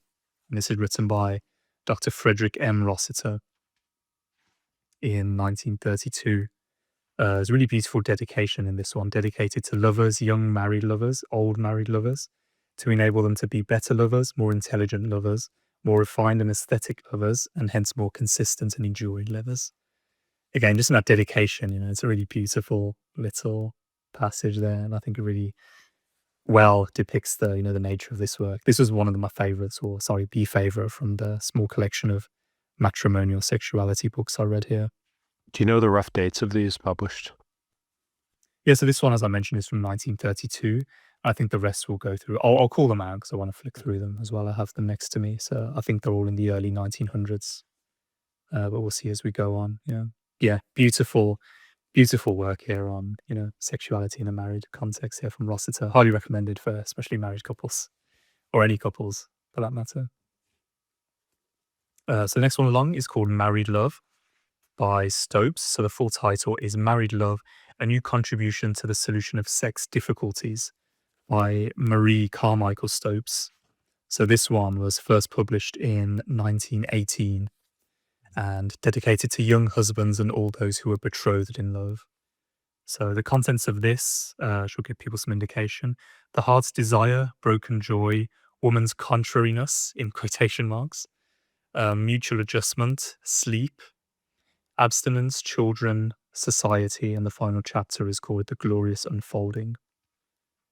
Another very interesting work on married love, as the title suggests. And the next one is called The Sexual Side of Marriage. So this one is called The Sexual Side of Marriage by M.J. Exner, M.D. And this was first published in 1932, so the same year as Rossiter's Torch of Life. This one is dedicated to the memory of Dr. Thomas Walton Galloway, who was a co-writer of Exner's here. And some of the chapter titles in this one, Sex in Life, The Sex Mechanism, Sex Differences, Sex Factors in Maladjustments, Other Factors in Maladjustments, Factors in Ideal Marriage, and the Family. So you see in this one, the previous volume, just in the chapter titles, it's kind of taking a view where there's some problems to solve, let's say, after man and woman are married and some difficulties that can arise in that situation, let's say, various aspects. Really interesting to read. And, I think many of these topics are, talked about by people today, obviously much more openly. But it's interesting from a solution perspective as well. Maybe you or people might have similar problems, but also to contrast it to, the way modern people think and talk about these topics as well in a relationship context. Really interesting to read. Yeah. There's a few more of these books which we'll see in the next bookcase. But finishing this off here, we have a small collection of ornithology books I have. The first one is Rambles with Nature Students by Brightwater, 2 further volumes by Brightwater there, Wild Nature, More Stories from Wild Nature. We have a volume, that red one is called In Birdland with Field Glass and Camera. And then the one on the very right is another ornithological volume, And then kind of sandwiched between there, we have a volume called The Problem of Style by Middleton. I think that's tangentially related to etymology or writing as well, actually, Timothy, if you're interested. It may be a somewhat famous work, that one, Problem of Style, but yeah, interesting literary criticism work or etymological work there. So could you say a little bit more about that? I can't remember too much about it, Oh, but okay. I think so I have a friend, she was studying English literature, and I mentioned I bought this volume, and she said, "Oh yeah, that's a well-known volume." So that's why I say it's possibly well-known. Yeah, he's talking about, writing style, I think specifically around 100 years ago. By So is that Middleton Murray there. procession or progression? The Problem. It's The Problem Oh, the of Style is problem. the title, Okay. yeah. Yeah, The Problem of Style, yeah. By Middleton Murray. And then we have a couple of pamphlets just below on the city of York there, the astronomical clock in the famous cathedral. And another one related to the city of York. So yeah, that finishes this final bookcase I have in my dining room. Okay, so we can zoom out for a sec and show people what we just looked at. Get a little bit of a better view of that pamphlet, actually.